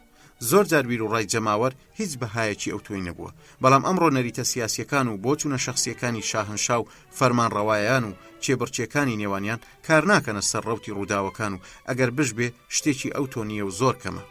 دەنگی جەماوەر لە سەروترە و دەنگێکی زۆرینەیە و هەر دەنجی ئەویشە کە هەڵسوکەوتی پاشاکان دیاری دەکات. چیدی لەمە دووە چارە نووسینەتەوەکان لەناو ئەنجومەنەکانی فەرمانڕەوایاندا یەکلا ناکرێتەوە، بەڵکو یەکلاکردنەوەیان لەناو ڕۆحی جەماوەردایە. بەشداریکردنی چینە شعبی و گەلێریەکان بۆ ناوژیانی سیاسی و لەوێشەوە گۆڕانیان بە شێوەیەکی هێواش و لەسەرخۆ بۆ چەند چینێکی سەرکردە یەکێکە لە خەسڵەتە هەرە دیارەکانی ئەم سەردەمەمان کە سەردەمی گۆڕانە. ئەم ڕووداوە نوێیە لە واقعدا لە ژێر کاریگەری مافی دەنگدانی گشتیدا ڕووی نەدا کە بۆ ماوەیەکی زۆر بە نابوودی مایەوە و لە سەرەتادا بۆچوونێکی زۆر ئاسانی لەخۆگرتووە. دواتر دیمان کە لە دایکبوونی هێزی جەماوەر پێش هەر شت لە ڕێگەی بڵاوبوونەوەی ئەو بیر و بۆچوونانەوەیە کە ماوەیەکی ویستۆتاک و لە ناو کەسەکاندا ڕوێنراون. پاشان لە ڕێگەی کۆکردنەوەی پلە بە پلەی کەسەکان لە میانەی پەیوەندی و کۆمەڵەکانەوە ئەوە گردبوونەوەکە دروست بووە و بووە مای بەرزەسەکردنی چەند چەمچێک کە تا ئەو دەمەش هەر بە تیوری مابوونەوە. ئەو گردبوونەوەیە زەمینەی گەڵاڵەبوونی ئەو بیر و بۆچوونانەی بۆ جەماوەر ڕەخساند کە ئەگەر زۆر دادپەروەرانەش نەبووبن خۆلانی کەم زۆر هۆشیاری کردووە بەرامبەر بە بەرژەوەندیەکانی خۆی و هێزەکەی کە هەیەی. جەماوەر دەستیدایە پێکێنانی ئەو سەندیکایانەی کە هەموو دەسەڵاتەکان لە بەردەمیدا دەنوشتانەوە و خۆیان دەخستە بەردەمی. هەروە جەماوەر بازاڕەکانی بۆرسەی کارکردنی پێکێنا کە وێڕای باڵادەستی یاسا ئابوووریەکان هەوڵی کۆنتڕۆلکردنی هەلومەرجی کارکردن و کرێیان موچەی داوە. یاخود نوێنەرانی خۆی ناردۆتە نێو ئەو ئەنجومەنانەی حکوومەتەوە کە بڕیاردەرن. ئەو نوێنەرانە داشۆراو بوون لە گیانی دەستپێشخەری و هیچ سربەخۆیەکی شخصیان نەبووە و زۆربەی جاریش ئەوانە قسەکەر بوون بە ناوی ئەو لیژنانەی کە هەڵی بژارد بوون. ئەگەر ئەمڕۆ سەرنج بدەین دەبینین داخوازیەکانی جەماوەر زۆر ئاشکراتر بوون و حەز بە ژێرە و ژوورکردن و هەڵگێڕانەوەی کۆمەڵگەی ئێستا دەکەن بە ئامانجی ئەوەی بگەڕێتەوە بۆ قۆناغی کۆمۆنی سەرەتایی کە دۆخی سروشتیانەی هەموو گروپەکانی پێش بەرە بەیانی شارستانیەتی بووە. داخوازیەکان لەم شتانەدا خۆیان بینیوەتەوە: دیاریکردنی ساعاتەکانی کارکردن، خۆماڵیکردنی کانەکانی خەڵوز و هێڵەکانی شەمەندەفەر و کارگەکان و زەویزار، پاشان دابەشکردنی کاڵا و خزمەتگوزاریەکان بە شێوەیەکی یەکسان، هەروە پاکتاوکردنی چینە باڵاکان لە پێناو بەرژەوەندی چینە گەلێریەکاندا. جەماوەر زۆر حەزی لە تێڕامان و بیرکردنەوە نییە و ئامادەییشی تێدا نییە مشت و مڕی عەقلی بکە، کەچی زۆر حەزی لەوەیە بخزێتە ناو ممارەسە و کارکردنەوە. ئەو ڕێخستنەشی ئەمڕۆ هەیەی وای لێ دەکا خاوەن هێزێکی زۆر گەورە بێ. ئەو بیر و باوڕە نوێیانەشی ئەمڕۆ بە بەرچاومانەوە لە دایک دەبن بەم زوانە هەمان هێز و تینی بیر و باوڕە کۆنەکانیان دەبێت. مەبەست لەو هێزەستەمکارە خۆسەپێنەرەیە کە هیچ جۆرە گفتوگۆ و ناڕەزایەتیەک قبوڵ ناکە. بارودۆخەکە بەرەو ئەوە دەچێت کە مافە خوداییەکانی جەماوەر جێگەی یاسە خوداییەکانی پاشاکان بگرنەوە.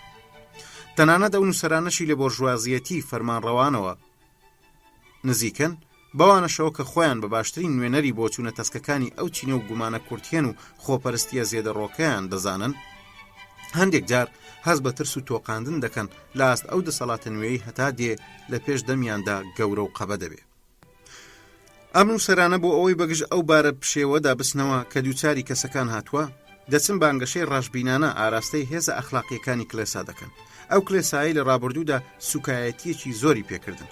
ئەوە بوو کلێساکان باسییان لە ئیفلاسی زانست دەکرد و ڕێنماییەکانی وەحی و حەقیقەتەکانی بۆ باز دەکردی. بەڵام ئەوانەی تازە بە تازە ئیماندار بوون ئەوەیان بیر دەچێت کە ئەگەر بەم دواییانەش خوا بایەخی پێدابن ئەوە هەمویان هەمان کاریگەریان لەسەر نابێ، بەڵکو تەنها بۆ ئەوانە دەبێت کە بۆ ئەو دنیا دەژین. جەماوەر لەم ڕۆدا خوایەکیان ناوێت کە تا دوێنێ خاوەنەکانی پێشووی نکۆڵیان لێکرد بێ و تێکیان شکاند بێت، چونکە هەرگیز ڕووبارەکان بەرەو سەرچاوەکانیان ناگەڕێنەوە. پاشان زانستیش هەرگیز ئیفلاسی نەکردووە و بەرپرسیش نییە نە لەو فەوزایی ئێستا دووچاری کەسەکان هاتووە، نە لەو هێزە نوێیەشی لە ناو خودی ئەو فەوزایەدا نشونما دەکا و گەورە دەبێت. ئەوەندەی هەیە زانست بەڵێنی دۆزینەوەی ڕاستیەکانی پێداوین، یان لانی کەم بەڵێنی ناسینی ئەو پەیوەندیانەی پێداوین کە لە ژێر ڕچێفی توانە عەقلیەکانماندان، بەڵام هەرگیز بەڵێنی ئەوەی پێنەداوین بێت و ئاشتی و بەختەوەریمان بۆ دەستەبەر بکە. ئەو هەرگیز نایە بەلای هەست و سۆزەکانماندا و گوێ لە خۆزگە و حەسرەتەکانیشمان ناگرێ. تازە هیچ شتێکیش نییە بتوانێت جارێکی تر ئەو وەهمانە بگەڕێنێتەوە کە زانست لە ناوی بردون و فڕی داونەتەوە دەرەوە. لە لای گەلانی جۆرا و جۆر چەند خەسڵەتێکی گەردوونی هەن نیشانان بۆ ئەوەی کە هێزی جەماوەر بە خێرایی گەشە دەکات. جا ئەم گەشەیە چەندێک شتی باشیان خراپی بۆ هەڵگرت بێتین، بەڵام لە هەموو حاڵەتێکدا ئێمە هەر ناچارین دیار دەکە بخەینە ڕوو لەگەڵیدا ڕووبەڕوو ببینەوە. جنێ و تۆمەتەکان هیچ ئاکامێکیان نابێت. لەوەش دەچێ هاتنی سەردەمی جەماوەر دوا قۆناغی شارستانیەتی ڕۆژئاوا بێ یان ئەوەتە گەڕانەوەیەک بێ بۆ پاشاگەردانی و بێسەروبەریەکانی پێش دروستبوونی کۆمەڵگە نوێیەکان. بەڵام ئەی چۆن دەتوانین ڕێگە لە هاتنی ئەو سەردەمە بگرین؟ ڕوخانی شارستانیەتە دێرینەکان هەتا ساتی دارمینیان جەماوەر ڕۆڵی گەورەی تێدا گێڕاوە. مێژوش ئەوەمان فێر دەکا کە وەختێک جڵەو لە دەست ئەو هێزە ئەخلاقیانە دەردەچێت کە پەیکەری کۆمەلگا پێک دێنن، ئیدی دارزانی کۆتایی لەسەر دەستی ئەو زۆرینە ناخۆشیار و شەڕانگێزە ڕوودەدا کە حەقی خۆیەتی پێی بگوترێ بربەریەکان. هەتا ئێستاش شارستانیەتەکان لەسەر دەستی ئەرستۆکراسیەکی ڕۆشنبیری کەمینە دامەزراوە و ئاراستە کراوە، نەک لەسەر دەستی جەماوەر. جەماوەر هێزی خۆی تەنها بۆ تێکدان و ڕوخاندن بەکاردێنێ. هەروەها هەژمونی جەماوەر هەمیشە قۆناغێک دەبێت لە قۆناغەکانی پاشاگەردانی. شارستانیەتی جا هەر شارستانیەتێک بێ پێویستی بە چەند ڕێسایەکی جێگیر و سیستەمێکی دیاریکرا و گوزەرکردنە لە قۆناغی سروشتەوە بەرەو قۆناغی عەقڵ. سەرپەرشتیکردنی داهاتوو پێویستی بە ئاستێکی بەرزی ڕۆشنبیری هەیە، بەڵام هەموو ئەم هۆکارانە لە لای جەماوەرێک نین کە بەڕەلا کرابێ. جەماوەر تەنها بەهۆی هێزی تێکدان و خاپوورکردنیەوە کاری خۆی دەکا و لەو میکرۆبانەی دەچێت کە ڕۆڵیان هەیە لە داڕزاندنی جەستە لاوازەکان یان لە تەرمەکاندا. کاتێک بناماکانی شارستانیەتی کرمۆڵ دەبن، جەماوەر دێ لە ناوی دەبن. لە خودی ئەو ساتەشدا ڕۆڵی جەماوەر دەردەکەوێت. لەو کاتەدا جەماوەر لە ڕووی زۆربوونەوە دەبێتە هێزێکی کوێر و ئەمەش تاکە فەلسەفەی مێژووە. ئایا ئەمە تووشی شارستانیەتی ئێمەش دێ؟ ئێمە ئەنجامەکە هەتا ئێستاش نازانین، بەڵام لێی دەترسین. کەواتە با خۆمان بدەینە دەست حکمی جەماوەر و تەسلیمی بین، چونکە دەستە نەزانەکان هەموو ئەو بربەستانەیان شکان کە لە توانایاندا هەبوو ئەو دەستانە لە سنووری خۆیاندا ڕابگرێ.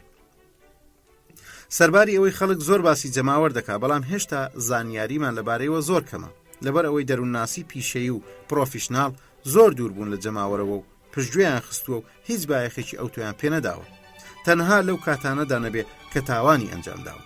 بێگومان جەماوەر هەیە تاوانبارە، بەڵام جەماوەریش هەیە چاکەکار و پاڵەوانە. ئەمە جگەلەوەی چەندین جۆر جەماوەری تریشن. تواناکانی جەماوەر تەنها حاڵەتێکی تایبەتن بەباری سایکۆلۆژی و دەرونی خۆیەوە و ناتوانین تەنها لە ڕێگەی تاوانەکانی ئەو بیناسین، مەگەر ئەوەی بمانەوێ کەسەکە لە میانەی خەوشەکانی ئەو بناسین.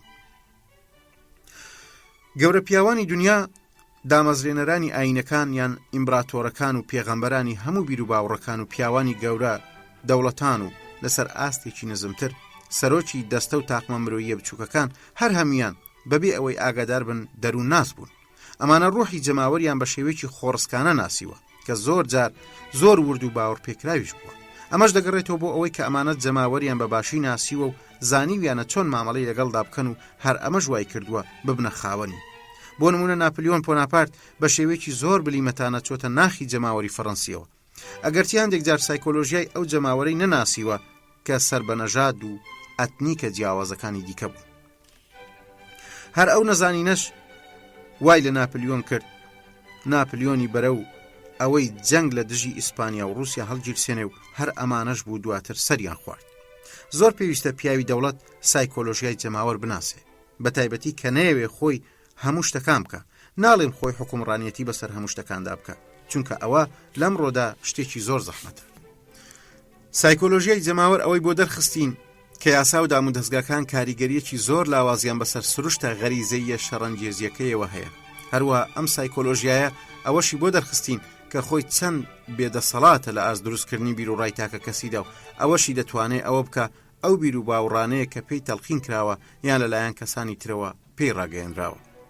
هەرگیز ڕێسا داتاشراوەکانی دادپەروەریەکی تیوری پەتی ناتوانێت جەماوەر بجوولێنێ و ئاراستەیان بکە، بەڵکو ئەوەی دەتوانێت ڕەنگە تەنها ئەو وێنانە بن کە لە ڕۆحیدا دروستیان دەکات. با نمونەیەک لەسەر ئەمە بهێنینەوە. ئەگەر یەکێک لە یاسادانارەکان ویستی باجێکی تازە بەسەر جەماوەردا بسەپێنێ، ئایا پێویست دەکە ئەو باجە دابنێ کە لە ڕووی تیوریەوە دادپەروەرانەیە؟ بە دڵنیاییەوە دەڵێم نەخێر، چونکە ڕەنگە زۆر جار باجێکی زۆر زاڵمانە بەلای جەماوەرەوە باشتر بێ ئەگەر باجەکە زۆر دیار نەبێ و لە ڕواڵەتیشدا قورسایی زۆر نەبێ. هەر لەبەر ئەوەشە هەمیشە باجی ناڕاستەوخۆ جێگای ڕەزامەندی جەماوەرە، تەنانەت ئەگەر زۆریش بێ، چونکە ئەم جۆرە باجە ڕۆژانەیە بە بڕی زۆر کەم بە سەرکەرستەکانی بەرخۆریدا دابەش دەبێ بە جۆرێک کە دوجار واناکە میزاجی جەماوەر تێک بچێ و بیترسێنێ. بەڵام ئەگەر هاتین ئەمەمان گۆڕی بۆ بازێکی ڕاستەوانە بە پێی موچە یان کەرسەکانی تر و هاوکات داواشمان لە جەماوەر کرد کە هەمووی بەسەر یەکەوە بدا، ئەمە چەندی ناڕەزایەتی سەرشێتانەی لێ دەکەوێتەوە، تەنانەت ئەگەر ئەو باجە دا ئەوەندەش لە باجە ناڕاستە و خۆکە کەمتر بێ. لەبری ئەو چەند قڕۆشە نەبینراوەی هەموو ڕۆژێک دەدرێ بڕێکی تۆزێک زۆرتر لەمە، بەڵام ئەوەیە بەسەر یەکەوەیە جێگەی دەگرێتەوە بەمەش دەنجی ناڕەزایەتی بەرز دەبێتەوە. ئەم باجە تەنها ئەو کاتە دەسەنرێ کە تۆ زۆر بگیرێ. دۆزینەوەی ئەم فێڵە ئابوووریە پێویستی بە بڕێک زیرەکی و تێگەیشتنە کە جەماوەر ناتوانێت تێی بگات. ئەم نمونەیە عەقڵیەتی جەماوەرمان بەڕوونی بۆ دەردەخە. ئەمە لە شارەزاییەکی دەروونناسی وەک ناپلیۆن شاراوە نەبوو. بەڵام ئەو یاسادانەرانەی ڕۆحی جەماوەر ناناسن ناتوانن لەم عەقڵیەتە تێبگەن، یان با بڵێن هێشتا ئەزموون تەواو فێری ئەوەی نەکردوون کە هەرگیز هەڵسو کەوتی مرۆڤەکان لە پرەنسیپە تیوریەکانی عەقڵی پەتیەوە نییە. چەندین ئەزموونی تر هەن دەکرێت بەسەر سایکۆلۆژیەتی جەماوەردە پراکتیزەیان بکەین. زانینی ئەو سایکۆلۆژیەتە تیشکێکی زۆر دەخاتە سەر زۆرێک لەو دیاردە مێژووی و ئابووریانەی کە ناتوانین بەبێ ئەو سایکۆلۆژیەتە لێیان تێبگەین. کەواتە سایکۆلۆژیای جەماوەر شایستە بەوەیە توێژینەوەی لەبارەوە بکرێت، تەنانەت ئەگەر تەنها بۆ مەسەلەیەکی فزولی ڕوتیش بێ، چونکە شتێکی زۆر بە تام و چێژە بین ئەو پاڵنەرانە شی بکەینەوە کە مرۆڤەکان دەبزوێنن بەرەو ئەوەی بستنە نێو ڕێزی جەماوەرەوە و کاری بەکردەوە ئەنجام بدەن، چێژەکەی ئەوەندەی شیکردنەوەی کانزایەک یان ڕۆچێکە. لێکۆڵینەوەکان لەبارەی ڕۆحی جەماوەرەوە لە داڕشتەیەکی کورت تێناپەڕێ، یان تەنها پوختکردنەوەیەکە بۆ توێژینەوەکانمان. نابێ خوێنەر لە هەندێک بیر و ڕاو بۆچوونی گێنەر بەولاوە داواشتی زیاتری لێ بکە. ئەوە کاری توێژەری ترە بێن و هێڵەکە تۆختر بکەنەوە. ئەوەی ئەمڕۆ ئێمە پێی هەڵدەستین تەنها وێنەکردنیەتی لەسەر زەمینەیە کە تا ئێستا بەو ڕاددەیە نەناسراوە.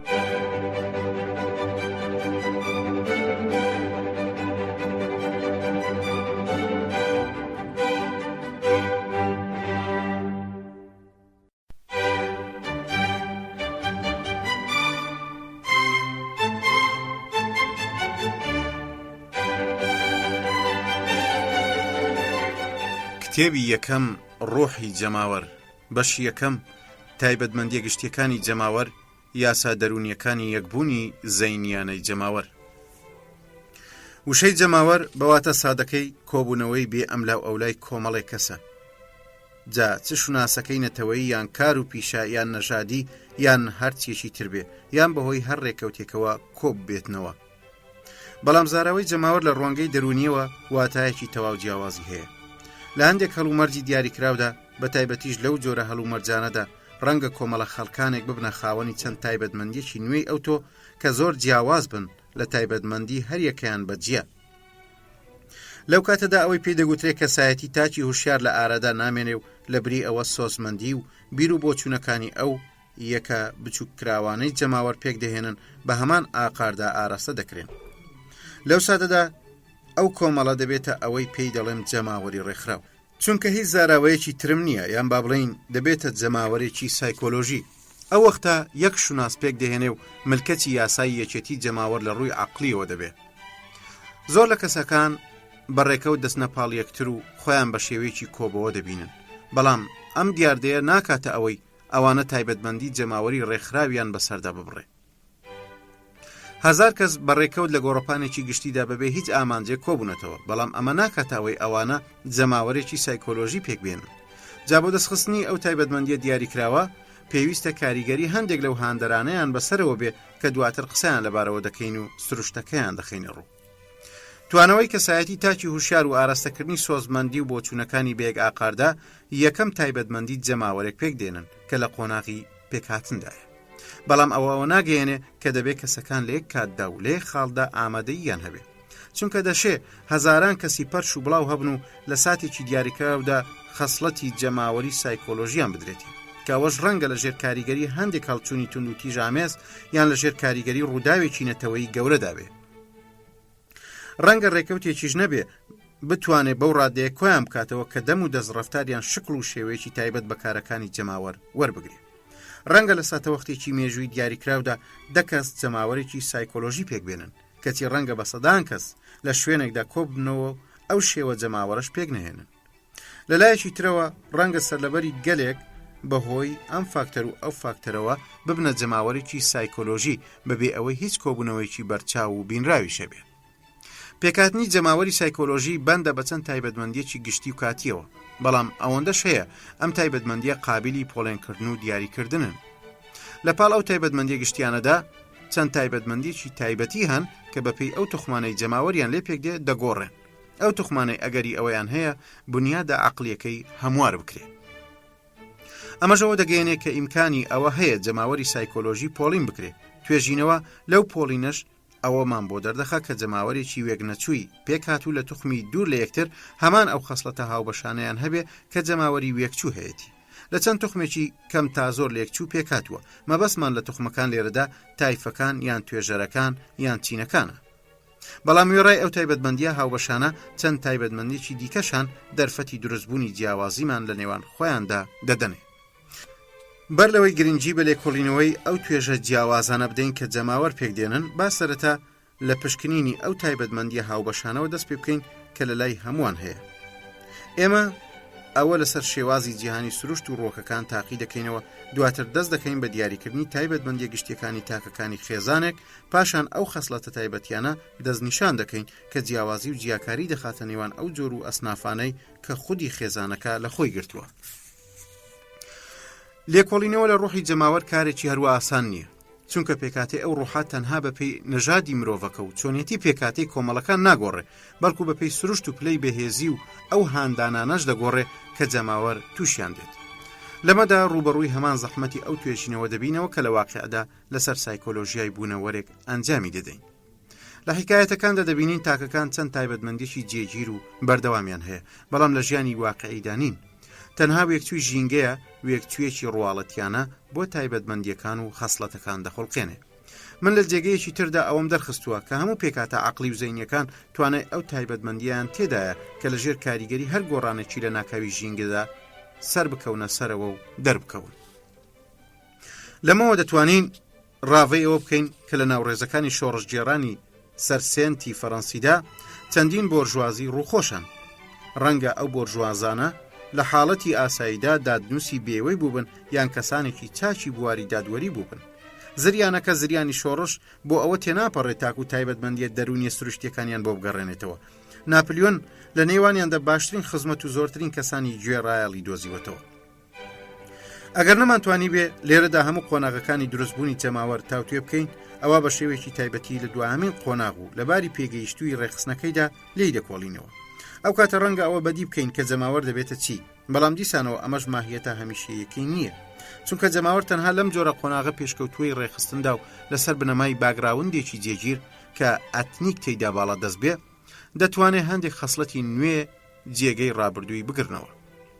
بەمە شارتی سۆزمەندی گروهەکە و بیر و بۆچوونەکانیەتی بێگ ئاراستەدا دەبرێت. ئەو دەمە ئەو شتە دەردەکەوێت کە پێشتر پێمان دەگووی یاسای دەرونی بۆ یەکبوونی زەینیانەی جەماوەر. زۆرێک لە تایبەتمەندیە دەرونیەکانی جەماوەر لە لای هەندێک لە کەسە تاک و تەنها و گۆشە گیرەکانیشان، بەڵام چەند تایبەتمەندیی تر هەن تەنها لای گروهەکان و کۆمەڵەکان، ئەوانەی کە کۆمەڵ بوون هەن. هەوڵ دەدەین لەو تایبەتمەندیە تایبەتیانە بکۆڵینەوە بۆ ئەوەی ڕادەی گرنگیەکەی بزانی. ئەو دیاردەی زیاتر لەباری دەرونی جەماوەردا بەدی دەکرێت سەرساممان دەکات. ئەمەی خوارەوەیە. جۆری ئەو کەسە تاکانەی جەماوەر پێک دێنن شێوازی ژیانیان هەر چۆنە بێ لە ڕووی ئەوەی وێکچوو بنیان جیاواز یاخود حەزیان لە چیە و میزاج و ئاستی زیرەکیان چەندێکە، تەنها بوونیان بە جەماوەر جۆرێک لە گیانی دەستە جەمعیان پێدەبەخشێ. ئەو گیانە شویان لێ دەکا بە شێوەیەکی زۆر جیاواز هەست بە شتەکان بکەن و بیر بکەنەوە و بجوولێنەوە، کە ئەمەشیان هەرگیز وەک ئەو کاتیان نییە کە هەریەکەیان بە تەنیا هەرخۆی بێت. هەندێک بیر و بۆچوونی سۆزمەندی هەن دەرناکەون و نابنەکردە تەنها لە لای ئەوانە نەبێ کە لە ناو جەماوەردان. جەماوەری سایکۆلۆژی بریتیە لە بوونەوەرێکی کاتی کە پێکاتووە لە چەند کەسێکی پەرت و بڵاو، بەڵام لە ساتێک لە ساتەکاندا ڕیزەکانیان یەخستووە. ئەوانە ڕێکە و ڕاست لە خانەکانی ئەو جەستە زیندووە دەچن کە لە ڕێگەی کۆبوونەوەی یەکبوونیانەوە ئەو بوونەوەرە نوێیە دروست دەکەن کە هەڵگری چەند خاسیەتێکی تەواو جیاوازە لەوەی هەر خانەیەک پێشتر هەیە بووە. بە پێچەوانەی بۆچوونە باوەکەوە پێمان سەیرە فەیلسوفێکی خاوەن سەنگ و درەوشاوی وەک هێربەرت سپێنسەر پێی وابێ ئەگەر ئەو گردبوونەوەی جەماوەر پێچی دەهێنێ هیچ بەرەنجام و تێکڕاییەکی نەژادەکانی تێدا نییە، بەڵکو ئەوەی هەیە تەنیا ئاوێتەبوون و خوڵقاندنی خاسیەتەکانە. ئەمەش لەو شتە دەچێت کە لە بواری کیمیادا هەیە. هەندێک توخمی بەکارهاتووی ئاوێتەکە بۆ نمونە وەک ترش و ڕێساکان لەگەڵ یەکتردا کارلێک دەکەن لە پێناو پێکهێنانی مادەیەکی نوێدا کە هەڵگری چەند خەسڵەتێکی جیاوازترە لەوەی کە هەر یەک لەو توخمانە پێش کارلێکەکە هەیان بووە. هەر بۆیە زۆر بە ئاسانی ئەومان بۆ دەردەکەوێت کە تاکێکی تێکەڵبوو بە جەماوەر چەند جیاوازە لە تاچێک کە تەنیا هەرخۆی بێ، بەڵام ئەوەی ئاسان نییە دۆزینەوەی هۆکارەکانی ئەو جۆرە جیاوازیەیە. جا بۆ ئەوەی بتوانین بیاندۆزینەوە دەبێ ئەو سەرنجەوە بیربێنینەوە کە تایبەتە بە زانستی دەروونزانی نوێن. دیاردە ناهۆشمەندەکان تەنها لە ژیانی ئەندامی و فیسیۆلۆژیدا ڕۆڵێکی سەرەکی ناگێڕن، بەڵکو ئەو ڕۆڵەیان لە شێوازی ئیشپێکردنی مێشک یان میکانیزمی عەقلیشدا هەیە. ژیانە هۆشمەندیەکەی گیانی مرۆڤ بە بەراورد لەگەڵ ژیانە ناهۆشمەندیەکەی تەنها بەشێکی کەم پێک دەهێنێ. شیکارمەندێک چەند زانابێ و چاودێرێک چەند زیرەک و زرنگ بێ، بەڵام دیسانەوە هەر ئەوەندەی لە توانادایە کە چەند پاڵنەرێکی ناهۆشمەندانەی کەم کەشف بکە کە دەیانجوولێنێ. کار و کردەوە هۆشمەندەکان لە جەوهرێکی ناهۆشمەند کەوتونەتەوە کە ئەویش بە شێوەیەکی تایبەتی زادەی کاریگەریە بۆ ماوەیەکانە. ئەو جەوهرەیە کە گیانی ئەتنیکێکی مرۆیی پێکدێنێ، چونکە لە پشت هۆکارە دیارەکانی کار و کردەوەکانمانەوە چەند هۆکارێکی شاراوەی نادیار لەلایەن ئێمەوە کاری خۆیان دەکەن. زۆربەی کارە ڕۆژانەیەکانمان پاڵنەرە شاراوەکانیان لە پشتەوەیە، بەڵام لە ژێر دەستماندانین و دەردەچن. تاکەکانی سەر بە ئەتنیکێکی دیاریکراو لە یەک دەچن، بە تایبەتیش بەهۆی ئەو توخمە ناهۆشمەندانەی کە ڕۆحی ئەو ئەتنیکە پێک دەهێنن. ئەوەی مایەی جیاوازی نێوان ئەوانە لەو توخمە هۆشمەندانەوەیە کە زادەی پەروەردە و دواتریش بە شێوەیەکی تایبەتتر زادەی بۆ ماوەیەکی هەڵاوێردە. ئەو مرۆڤانەی لە ڕووی زیرەکیەوە زۆر لە یەکتری جیاوازن، بەڵام هەندێک جار غەریزەکانی هەڵچوون و سۆزمەندیان لێک دەچێت. ئەو پیاوانەشی زۆر مەزن و ناودارن، مەگەر چۆنها باری سۆزمەندیان لە کەسانی ئاسایی تێبەر بکە و زیاتر بێ. لە ئاین و سیاست و ئەخلاق و باری سۆزمەندی و بغز و هەروەها زۆر شتی دیکەشدا هەروایە. بۆ نمونە ئەگەر لەسەر ئاستی فکری جیاوازیەکی گەورە لە نێوانیان یان لە نێوان زانایەکی بیرکاری بەناوبانگ و پێڵاو درویەکدا هەبێ، بەڵام ڕێدەکەوێت زۆرجار لە ڕووی میزاج و باوەڕی ئیمانداریەوە هیچ جیاوازیەکیان لە نێواندا نەبێ، یان با بڵین جیاوازیەکە ئەگەر هەش بێ زۆر لاوازە. ئەو سیفاتە گشتیانە لەلایەن ناهۆشمەندیەوە ئاراستە دەکرێ و بە هەمان زۆربەی کەسانی ئاسایی سەر بە نەژادێکی دیاریکراویش هەڵگری ئەو سیفەتانە. ئەمەش ڕێک ئەو سیفەتانەیە کە جەماوەر لێی دەسڵەمێتەوە. توانستە عەقڵیەکانی مرۆڤ و تاکێتیەکانی خۆت لە ڕوحی دەستە جەمعیدا لە ناو دەستن و دەتوێنەوە. بەم شێوەیە جیاوازیەکان لە ناو کۆکبووندا دەتوێنەوە و لەو نێوەشدا خاسیەتە ناهۆشمەندەکان زاڵ دەبن. ئەوە سڵەمینەوەی هاوبەشی خاسیەتە ئاساییەکانەوە دەکات جەماوەر نەتوانێت ئەو کارانە بەدی بێنێ کە پێویستیان بە زیرەکێکی زۆرە. ئەو بڕیارانەی بەرژەوەندی گشتیان تێدایە و لەلایەن کۆمەڵەیەکی تایبەتی مرۆڤەکانەوە دەردەچن کە چەند پسپۆڕیەکی جۆرا و جۆریان تێدایە زۆر سەرکەوتوترنین لەو بڕیارانەی کۆمەڵی کەسی جێژ و وێژ دەری دەکەن. ڕەنگە ئەو سیفەتە نزمانە کۆیان بکاتەوە کە هەمویان هەیەە، چونکە دوجار ئەوەی جەماوەر کۆ دەکاتەوە زیرەکی نییە، ئەوەندەی پرۆپوچیە. وەک زۆر جار دەگوترێ خۆ کۆمەلگا لە ڤۆڵتێر زیرەکتر نییە، بەڵکو ڤۆڵتێر لە گشت زیرەکترە ئەگەر گشت بە واتای جەماوەر بێ. بەڵام ئەگەر ئەوانەی دەستنە ڕێزی جەماوەرەوە ڕازی بوون بە توانەوەی تایبەتمەندیەکان و خەسڵەتە ئاساییەکانی خۆیان، ئەو کاتە ئەوەی پێی دەگەن تێکڕاییەکی نێوەندە، نەک ئەوەی دروستبوونی چەند خاسیەتێکی نوێ بێت. وەک پێشتریش باسمان کرد، ئەو سیفەتانە بە چ شێوازێک پێک دێن بە جارێک بۆی بگەڕێن.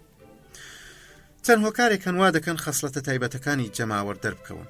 یەکەمیان ئەوەیە تاشی ناو جەماوەر تەنها بەهۆی ئەو ژمارەی کۆبۆتەوە هەست بە هێزێکی گەورە دەکات. ئەمەش زەمینەی بۆ خۆش دەکات بەوەی ملکەتی هەندێک لە غەریزەکانی بێ. خۆگەر ئەم هەستەی لەلا دروست نەبێ ئەوە ملکەز نابێ.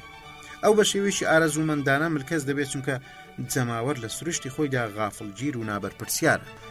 دیارە ئەوەی تاکەکان ڕادەسڵەچێنێ هەستکردنە بە لێپرسراویەتی. جا لە حاڵەتێکی بەم جۆرەشدا ئەو هەستە بە تەواوی دیار نامێنێ و ڕەش ڕادێت. هۆکاری دووەمیش بریتیە لە پەتای تەنینەوەی عەقڵی یان زەینی. ئەویش دێتە ناوەوە بۆ ئەوەی دەرکەوتەی خاسیەتە تایبەتەکانی جەماوەر چاودێری بکە، پاشان دواتر بۆ ئەوەی هاوکات ئاراستەشیان بکە. پەتای تەنینەوە دیاردەیە کە بە ئاسانی دەبینرێت، بەڵام هەتا ئێستا بەبێ ڕاوەکردن ماوەتەوە. دەبێ ئەم تەنینەوەیە بەو دیاردانەوە بەسرێتەوە کە خەولێ خستنی موگناتیسیان هەیە و پاشکەمێکی تر باسی لێوە دەکەین. ئەوەی لە لای جەماوەر هەیە ئەوەیە کە هەموو سۆزمەندیەک و هەموو کار و کردەوەیەک ئامادەکراون تا ئەو ڕادەی تاک بە ئاسانی دەستبەرداری بەرژەوەندی تاکە کەسی خۆی دەبێت لە پێناو بەرژەوەندی گشتیدا. ئەمەش توانایەکە بە پێچەوانەی سروشتی خۆیەوەیەتی و تەنها ئەو کاتەش ڕوودەدا کە مرۆڤ ببێتە بەشێک لە جەماوەر. هۆکاری سێمی شتێکی زۆر پڕبایەخ و گرینگە، چونکە ئەو کاتانەی تاکەکان تێکەڵ بە جەماوەر دەبن هەندێک خاسیەتی وایان بۆ دروست دەبێت کە هەندێک جار پێچەوانەی خاسیەتەکانی خودی تاک دەوەستنەوە کاتێکە بەتەنیا بێ. لێرەدا مەبەستم لەو سیفەتە هاندەر و جۆشدەرەیە کە پەتای ناوبراو تەنها شوێنەوارێک لە شوێنەوارەکانی پێک دەهێنێ. بۆ ئەوەی لەو دیاردەیە تێبگەین پێویستە هەندێک زانیاریمان لەبارەی دواداهێنانە نوێیەکانی زانستی فیسیۆلۆژیاوە هەبێ. ئێمە ئەمڕۆ ئەوە دەزانین کە ڕەنگە ئەو جۆشدانە کەسەکە بخاتە حاڵەتێکی واوە کە کەسایەتی هۆشمەندانەی خۆی ون بکە. ئەمە جگەلەوەی ملکەتی هەموو پێشنیارەکانی ئەو نەشتەرگەرەش دەبێ کە وای لێکرد ون بێت. ئەو کاتەش گەورەترین کارێک کە دەیکا پێچەوانەی سروشت و هەڵسو کەوتی خۆیەتی. بە هەمان پێودانگ دەبینین چاودێریکردنێکی بە ئاگای چاوکراوە ئەوەی سەلماندووە کە ئەو تاکەی ماوەیە کە چۆتە ناو ڕێزی جەماوەرێکی سەرشێتەوە دەم و دەستکەوتوتەوە حاڵەتێکی تایبەتەوە کە زۆر لە حاڵەتی ئەو ڕاکێشانە بەهێزە دەچێت کە کەسی خەولێ کەوتوو بە موگناتیس بەرامبەر ئەو کەسە هەستی پێدەکا کە خەولێ خەریەتی. وەک ئاشکرایە مێشک و دەماغ لە لای مرۆڤێک کە بە موگناتیس خەولێ خراپێ شتێکی ئیفلیجە و ئەمەش وای لێ دەکات بێتە کۆیلەی هەموو چالاکیە ناهۆشمەندەکانی خۆی. لە کاتێکدا ئەو کەسەشی خەوی لێ دەخا چۆنی بوێ دەتوانێت وای لێ بکات. بەم جۆرە کەسایەتی هۆشمەندەکە دەبورێتەوە و ئەوەی پێی دەگوترێ ئیرادەی خۆجیاکردنەوە و تێگەیشتن نامێنێت. لەو کاتەدا هەموو سۆزمەندی بۆ چوونەکانی کەسی خەولێ خراو بەو ئاقارەدا دەبرێت کە کەسی خەولێ خەر دەیەوێت. ئەمەیە حاڵی کەسێکی تێکەڵ بوو بە جەماوەر کە پێی وایە تا ڕادەیەک توانیومانە وەسفێکی تەواوی بکەین.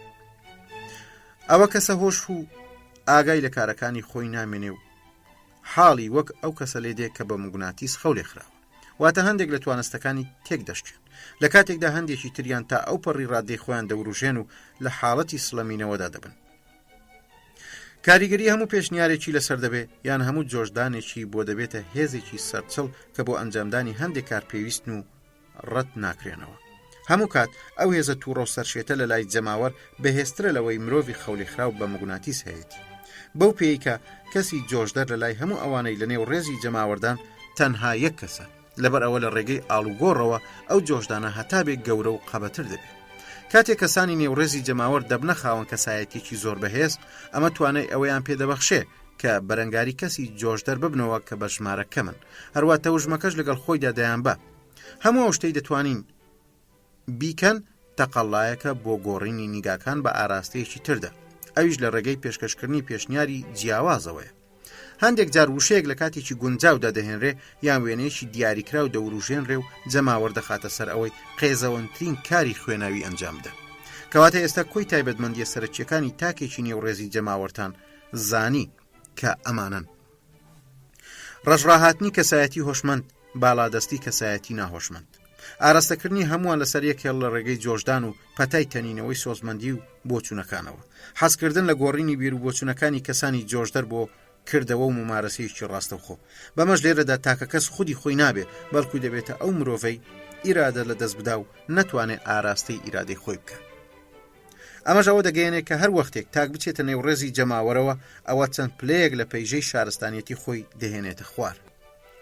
ڕەنگە ئەو تاکە وەختێک بە تەنیا بیگری مرۆڤێکی ڕۆشنبیر و ژیر بێ، بەڵام هەرکە تێکەڵ بە جەماوەر بوو بە غەریزە دەگۆڕێ بۆ کەسێکی کۆنتڕۆلکرا و دڕندە.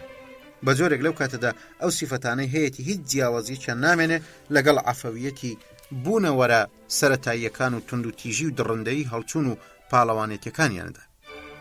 تەنانەت بە شێوەیەکی زۆر زیاتر لێیان نزیک دەبێتەوە تاوەکو بتوانێت بە شێوەیەکی ئاسانتر بکەوێتە ژێر کاریگەری ئەو وشە وێنانەی دەیبەن بەرەو ئەنجامدانی ئەو کار و کردەوانەی لەگەڵ بەرژەوەندی شەخسی خۆیدا نین و پێچەوانن.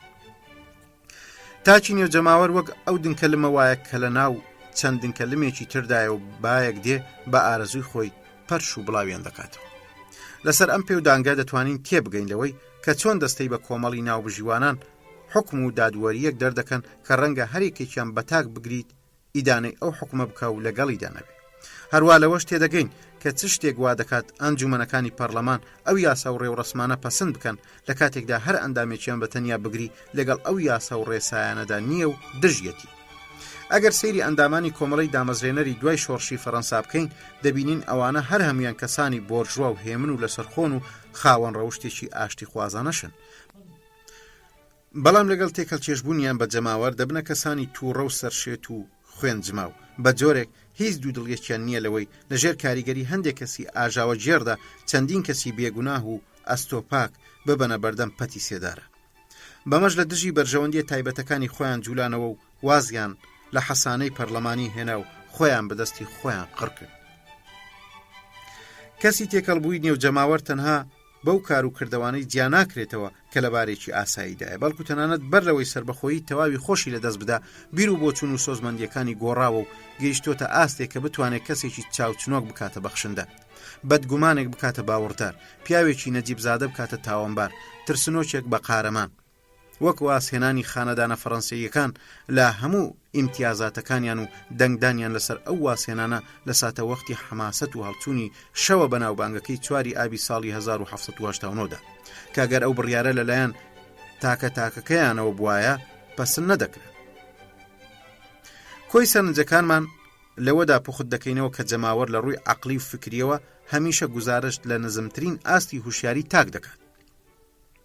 بەڵام لە ڕوانگەی سۆزمەندی و ئەو کارانەی کە ئەو سۆزمەندیانە دەیان وروشێنن ڕەنگە ئەو جەماوەرە بەرەو بارێکی چاکتریان خراپتر بڕوە. هەموو شتێکیش وەستاوەتە سەر ئەو شێوازەی کە پێیان دەدرێ یان پێی دەجوولێنرێت.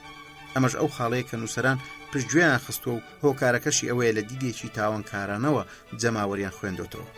ڕاستە زۆر جار ڕێ دەکەوێت جەماوەر تاوانبار بێ، بەڵام زۆر جاریش ڕێکەوتووە قارەمان بێ. بردنی جەماوەر بەرەو قەتڵ و عام و کوشت و کوشتار کارێکی ئاسانە، بە تایبەتی بە ناوی تێکۆشان لە پێناو سەرکەوتنی عەقیدەیەکی ئیمانی یان پەیامێکدا. هەروە بزاوتن و بزواندن و گەرمکردنیان لە پێناو داکۆچیکردن لە شکۆیی و شەرەفیش کارێکی گران نییە و ئاسانە. دەکرێت جەماوەر تا ڕادەیەک بەبێ نان و چەک جۆش بدرێ و کۆنتڕۆل بکرێت، وەک ئەوەی لە کاتی جەنگەکانی خاچپەرستاندا ڕوویدا لە پێناو ڕزگارکردنی گۆڕی مەسیح لە چنجی کافرەکان، یان لە پێناو بەرگریکردن لە خاچی نیشتیمان وەک ئەوەی بە 4 ساڵ دوای شۆڕشی فەڕەنسا لە ساڵی 1793 ڕوویدا. ڕاستە ئەوە پاڵەوانیەتێکی تا ڕادەیەک ناخۆشمەندانەیە، بەڵام مێژوش بەو جۆرە قارەمانیەتانەت دروست دەکرێت. ئەگەر ئێمە لە کارە چاکەکانی گەلاندا تەنها باسی ئەو کارانەمان کرد کە بەو پەڕی مێشکساردی و عەقڵیانەی لەسەرخۆ بەدەساتون، ئەو کاتە تەنها ژمارەیەکی کەممان لەو هۆکارانە بەدەستەوە دەبێت بۆ تۆمارکردن.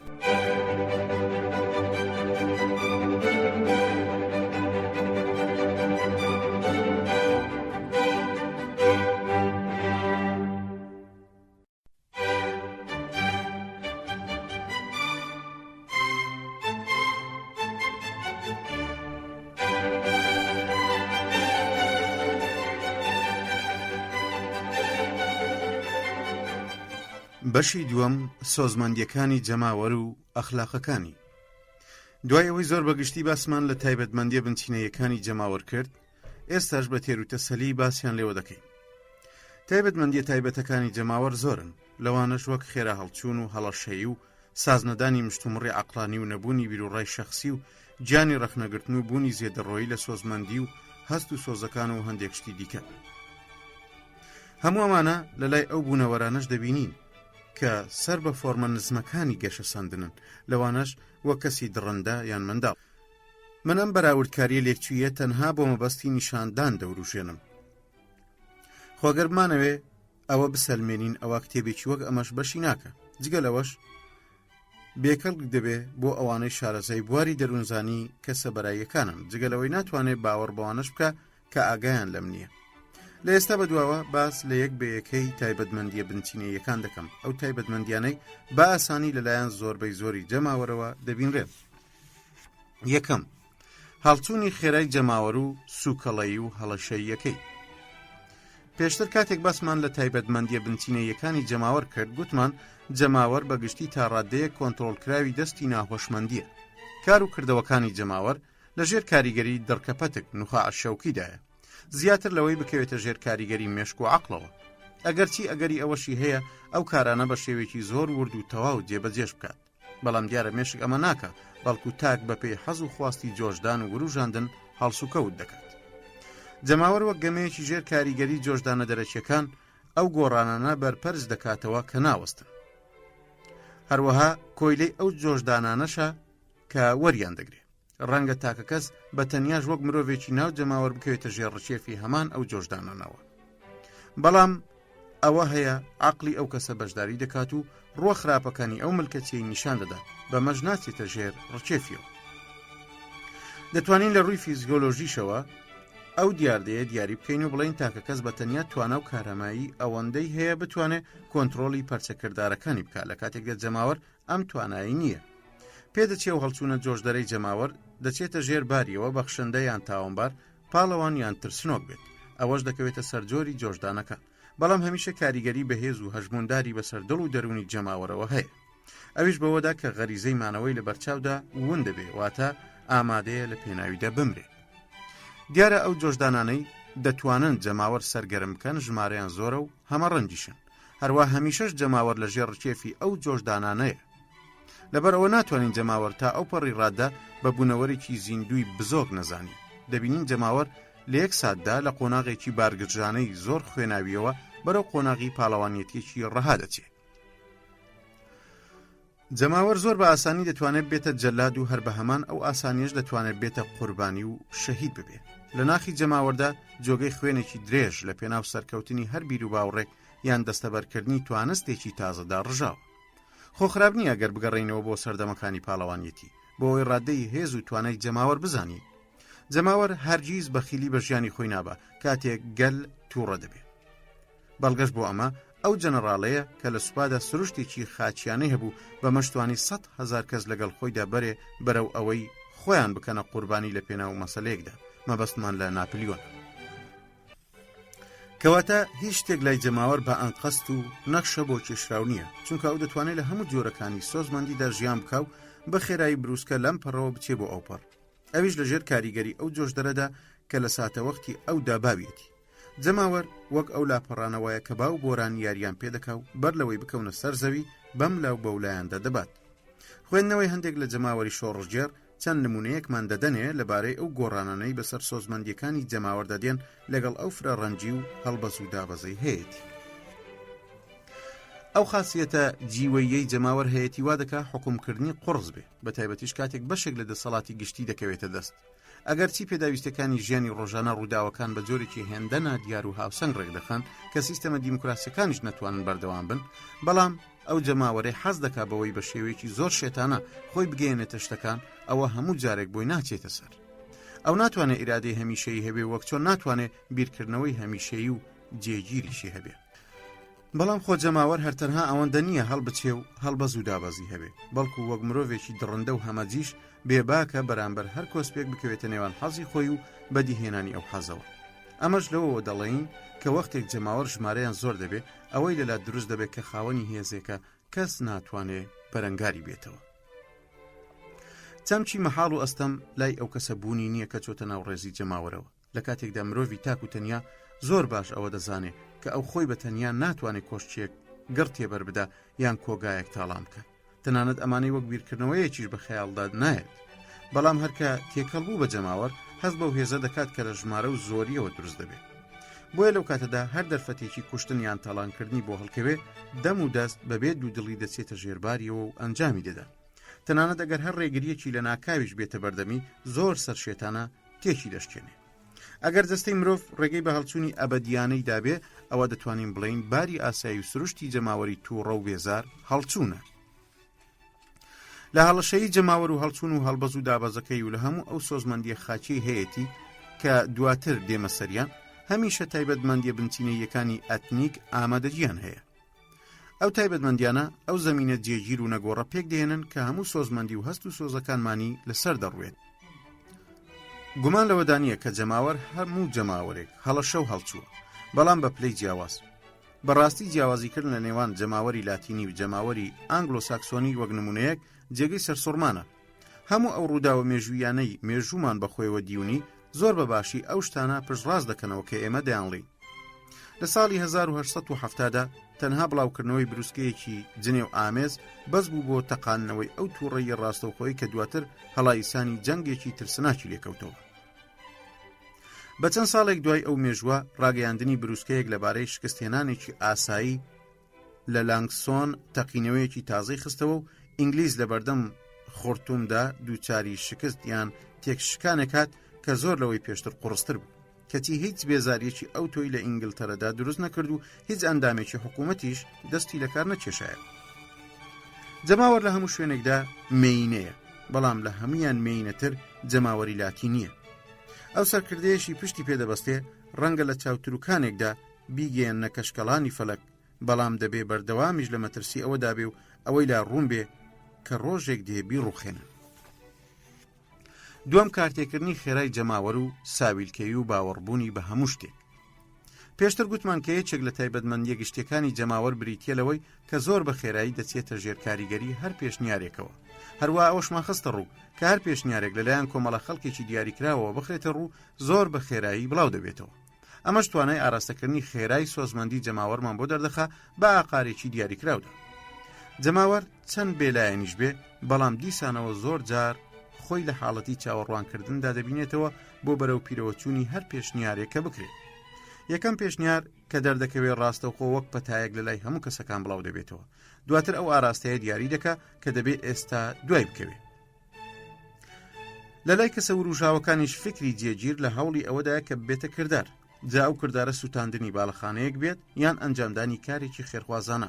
جەماوەر ڕاستەوخۆ دەچێتە ژێرباریان و هەردوو کیشیانی بەلاوە ئاسانە و هەست بە هەمان ئاسانی دەکات. هەموو شتێکیش پشت بە سروشتی جۆش دەردەبەستێ. نەک ئەو پەیوەندیانەی لە نێوان کارە جۆشدراوەکە و قەبارەی ئەو هۆکارەدا هەیە کە ڕەنگە بەدیهێنانەکەی تیابەدی بکرێت کە لە لای تاکە کەس ئەم شتە بەم جۆرەیە. جەماوەر بە بەردەوامی لەسەر سنووری نەست دەربەدەر دەبێ و بەو پەڕی سنگفراوانیەوە هەموو پێشنیار و داخوازیەکانی ژوەردەگرێت. هەروەها نەستی سیخناخە بە سۆز و بە سۆزمەندی تایبەت بەو بوونەوەرانەی کە ناتوانن هاوسەنجی عەقڵ ڕابگرن لە هەموو گیانێکی ڕخنەگرانەش بێبەشن. بۆیە دوجار سۆزمەندی هەر بەتەنها ئەوەی لەباردایە کە بە خێرایی و ساویلکانە باوەڕ بکە. بەلای نستەوە شتێک نییە پێی بگوترێ مەحاڵ. بیرخستنەوەی ئەمەش پێویستە بۆ تێگەیشتن لەوەی کە چۆن ئەفسانە و حیکایەتە سەیر و سەمەرەکان خوڵقاون و چۆنیش بە ئاسانی بڵاوبوونەتەوە.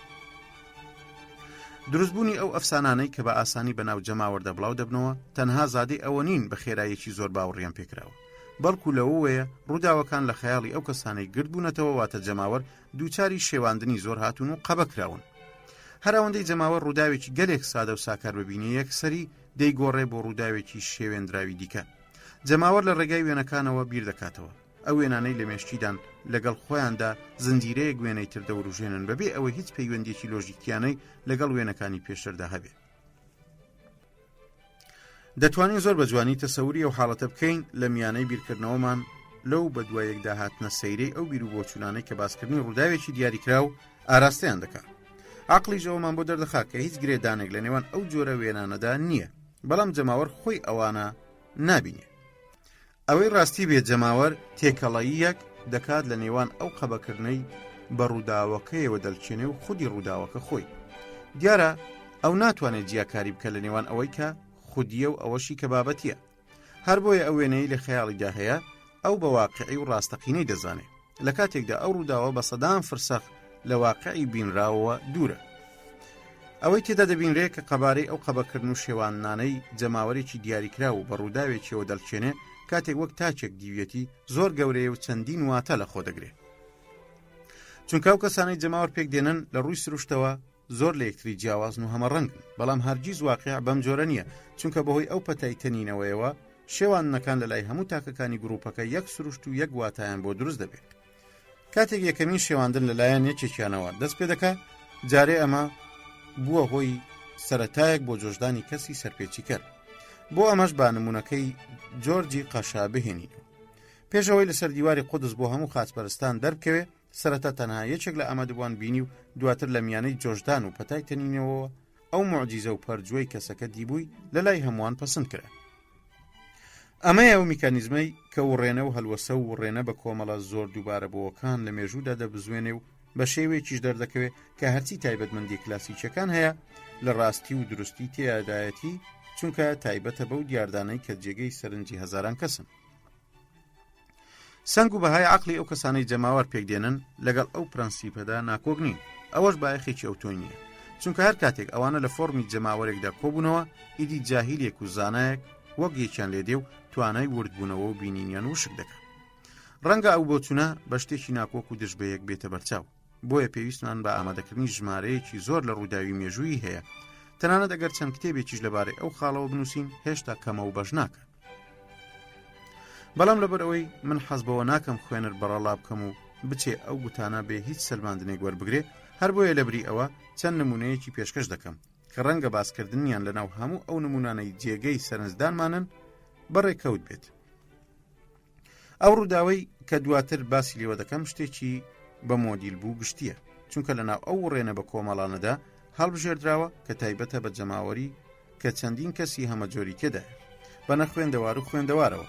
لەلایەن جۆلیان فێلێکسی ئەفسەری دەریاوانیەوە باس کراوە لەو کتێبەیدا کە لەبارەی تەوژمە دەریاییەکانی ئاوەیە. بەهۆی هەلکردنی زریارنێکی زۆر توندەوە لەوان جیابۆتەوە، ئەماش لە قرچەی نیوەڕۆ لەژێر ئاسمانێکی ساماڵدا ڕوویداوە.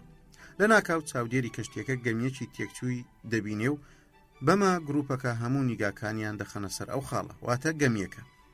هەموو ئەفسەر و دەریاوانەکان غەواسەیەک دەبینن پڕیەتی لە پیا و لەلایەن چەند گەمیەکەوە ڕادەکیشتێ کە نیشانەکانی فریاکەوتنیان پێوە دیارە. ئەمیراڵ دیسفۆس بەلەمێکی پڕ لە چەک ئامادە دەکا و ڕەوانەی دەکا بە مەبەستی ڕزگارکردنی ئەو کەسانەی کە وەختە بخنجێ. کاتێک ئەفسەر و دەریاوانەکان لەیان نزیک دەبنەوە وایان بە خەیاڵدا دێ کە ئێستا کۆمەڵێک پیاو ببینن کەوتونەتە ناو ئاوە و دەستی فریاکەوتنیان درێژ کردووە. چەندین دەنجیشیان بەگوێدا دێ کە هاوار دەکەن و داوای یارمەتی دەکەن. بەڵام وەختێک دەیانگەنێ و بە حیساب غەواسەکە دەبینن تەنها چەند گورزە لە قەدارێکی بەگەڵا داپۆشراوە و لە ڕۆخی دەریاکەی تەنیشتیانەوە لێکراونەتەوە. لەبەردەم ئەو ڕاستی ڕوون و ئاشکرایی کە وەک ڕۆژی نیوەڕۆ دیار بوو، هەموو هەلوەسە و ڕێنەکان بوونە هەڵم و کۆتاییان پێهات. ئەم نمونەیە زۆر بە جوانی میکانیزمی هەلوەسە و ڕێنەی بە کۆمەڵمان نیشان دەدا کە پێشتر باسمان کرد. لەلایەکەوە دەبینین جەماوەر لەبارەی چاوەڕوانی چاودێری کردندایە و لەلایەکی تریشەوە ئەو پێشنیارە جۆش ئامێزە دەبینین کە چاودێری کەشتێکە و ڕژاندنی بەوەش هەلوەسە و ڕێنەیەکی نایەوە لەبارەی گەمیە تێکچوە برزربووەکەی ناو دەریاکەوە. ئەو پێشنیارە جۆش ئامێزەش لە ڕێگای پەتای تەنینەوە بەناو ئەوانی کردە بڵاو بۆ و هەرێک لە ئەفسەران و دەریاوانە ئاساییەکان هەمیان قبوڵیان کرد. جەماوەر پێویستی بە ژمارە زۆری نییە بۆ ئەوەی توانای بینینی خۆی بە شێوێکی ڕاست خاپور بکە، یان بۆ ئەوەی هەلوەسە و ڕێنەکان جێگەی ئەو ڕووداوە ڕاستەقینانە بگرنەوە کە هیچ پەیوەندیان پێوەی نییە. هەرەوەندە بەسا هەندێک کەس کۆ ببنەوە و جەماوەرێک پێکبێنن، تەنانەت خوای دەکرد چەندین زانای دەرکەوتوش دەبوون. ئەو کاتە هەموو سیفەتەکانی جەماوەر هەڵدەگرن کە لە دەرەوەی بازنەی کاری پسپۆڕی خۆیانەوە، چونکە دەبێ هەرچی سەرنجدان و گیانی ڕەخنەگرانیان هەیە ئەو ڕێبازانەی دافی دایهێناون گەلێک ئاسانن، بەڕادەیەک تووشی سەرسامی بووین کاتێک بەکاری هێنان. بەڵام ئەوە بوو دەسەڵاتێکی گەورەی بەسەر جەماوەردا هەبوو، بەڕادەیەک توانی قەنەعات بە جەماوەر بکە بە بینینی شتێک کە نەیدیوە. کەسی خەولێخەر بە موگناتیس هەمیشە ئەم دەسەڵاتی بەسەر خەولێخەردا هەیە، بەڵام کاتێک ئەو دەسەڵاتە بەسەر کەسانی گەورەدا پیادە دەکرێت کە خەڵەتاندنیان گرانە، ئەومان لە دروست دەبێت کە چەند بە ئاسانی دەتوانرێت جەماوەری ئاسایی بخرێتە ناو داوی وەهمەکانەوە. نمونەی وەک ئەمە گەلێک زۆرن. پێش چەند ساڵێک ڕۆژنامەکان باسییان لە خنکانی دوو منداڵ دەکرد لە ڕووباری سیندا کە دواتر دەرهێنراونەتەوە. دەرزەنێک شایەت هەبوو کە بێگومان بوون لەوەی کە دەیان ناسن. لەبەردەم ئەم هەموو جەختکردنەوە یەقینیانەدا هیچ گومانێک لە بەردەم داوەری لێکۆڵینەوەدا نەمایەوە و بڕوانامەی مردنەکەیان بۆ نووسرا. بەڵام لەو کاتێ ئامادەیان دەکردن بۆ ناشتن بەڕێکەوت دەرکەوت کە ئەو دوو قوربانیە لە ژیان داماون و تەنها کەمێک لە دووکچە خنکاوەکە دەچن.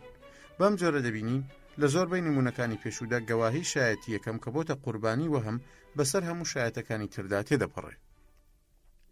لەم حاڵەتە لێکچوانەدا دەبینین خاڵی دەستپێکردنی پێشنیاری جۆشدار هەمیشە لەو وەهمەوەیە کە لەلایەن کەسێکەوە و لە ڕێگەی باسکردنێکی ناڕۆشن و لێڵەوەیە، جا زۆر بێت یان کەم.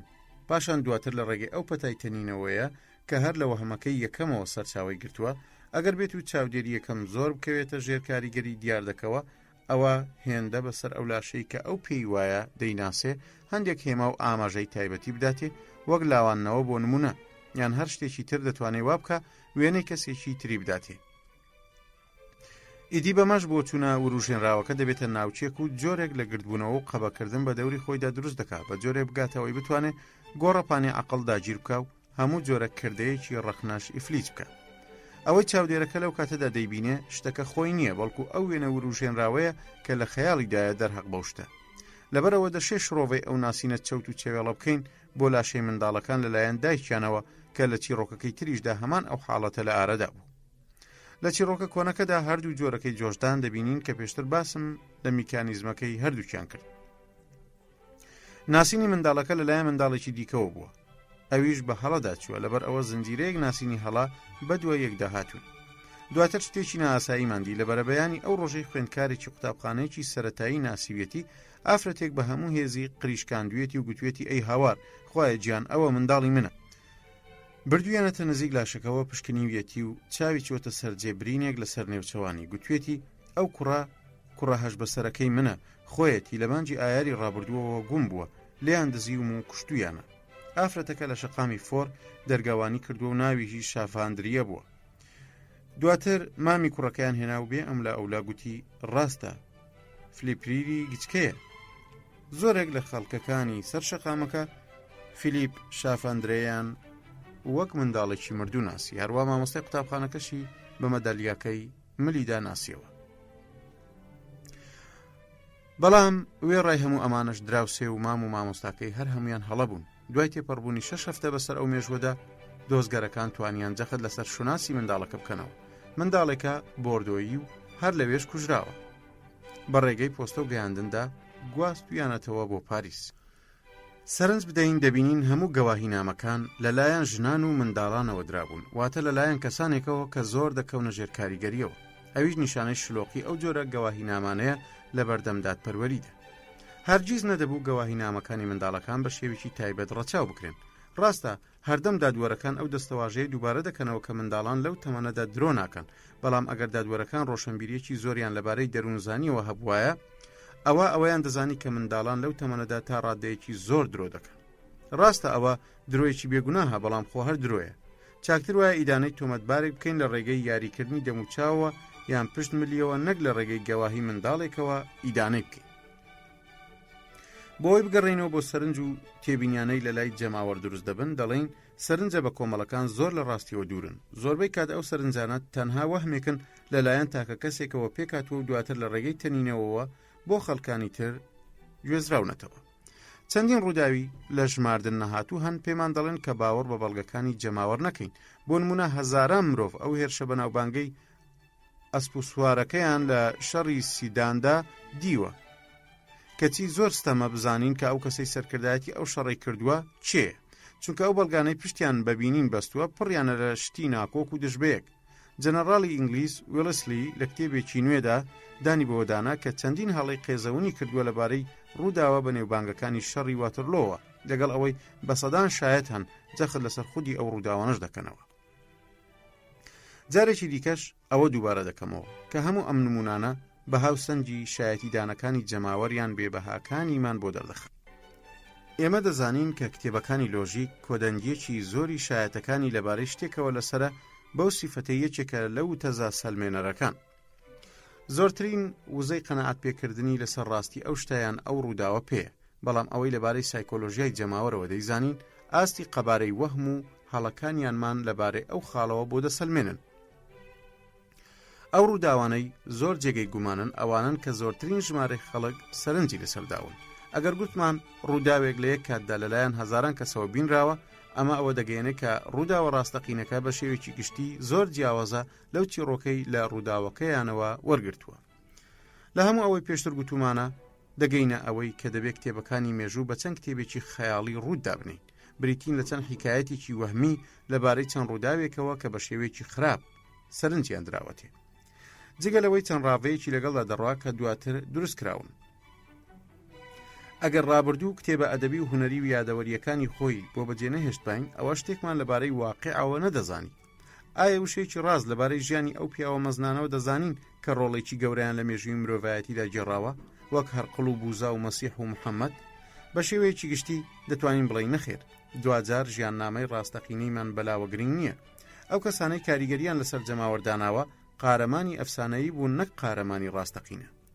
بەڵام بەداخەوە ئەفسانە هیچ تۆکمەیەکی خودیانەی نییە، بۆیە خەیاڵی جەماوەر بە شێوەیەکی بەردەوام و بەپێی کات و زەمان دەیگۆڕێ و چەکۆشکاری تێدا دەکات، بە تایبەتی بەپێی ئەتنیک و نەژادەکان. خواوەندی ترسێنەر و خوێن ڕێژی تەورات یاهوا زۆر جیاوازە لەو خوا خۆشەویستەی تێرێزای قەشە باوڕی پێبوو، یان بوزای پەرستراو لە چین هیچ پەیوەندێکی بە بوزای پەرستراوی هیندستانەوە نییە. هیچ پێویست بەوە ناکات چەندین سەدە بەسەر قارەمانانی مێژوو دەتێپەڕێ بۆ خاتری ئەوەی ئەفسانەکەیان پێک بێ و بەهۆی خەیاڵی جەماوەرەوە گۆڕانی بەسەردا بێ، چونکە دەشێ ئەو گۆڕانە لە ماوەی چەند ساڵێکدا ڕووبدا. بە چاوی خۆمان دیمان چۆن ئەفسانەی یەکێک لە پاڵەوانانی مێژوو لە ماوەی 50 ساڵی ڕابردوویان کەمتردا گۆڕانی بەسەرداهات. مەبەستم لە ناپلیۆن بۆناپارتە. ئەوە بوو لەژێر سایە حکومڕانیەتی سولالەی بۆربۆندا بووە، جۆرێک لە کەسایەتیە ئایدیالیە خۆشەویستەکانی مرۆڤایەتی و لیبرالیزم. بووە هاوڕێی بێدەرەتانان و هەژاران، ئەوانەی بەپێی گوتەکانی شاعیران بۆ ماوەیەکی درێژ لەژێر کوخەکانیانەوە یادیان دەکردەوە. کەچی بە 3 ساڵ دوای ئەو مێژووە وێنەی ئەو پاڵەوانە دڵباش و بەڕەحمە گۆڕا بۆ کەسێکی داپلۆسێنەری خوێن ڕێژی دەسەڵاتخواز و زەوتکەری ئازادی کە قوربانی بە 3 ملیۆن پیاودا لە پێناو ئاواتەکانی لە دەسەڵات و شکۆداریدا. دەبینین ئێستا ئەفسانەکەی سەر لە نوێ لە گۆڕاندایە.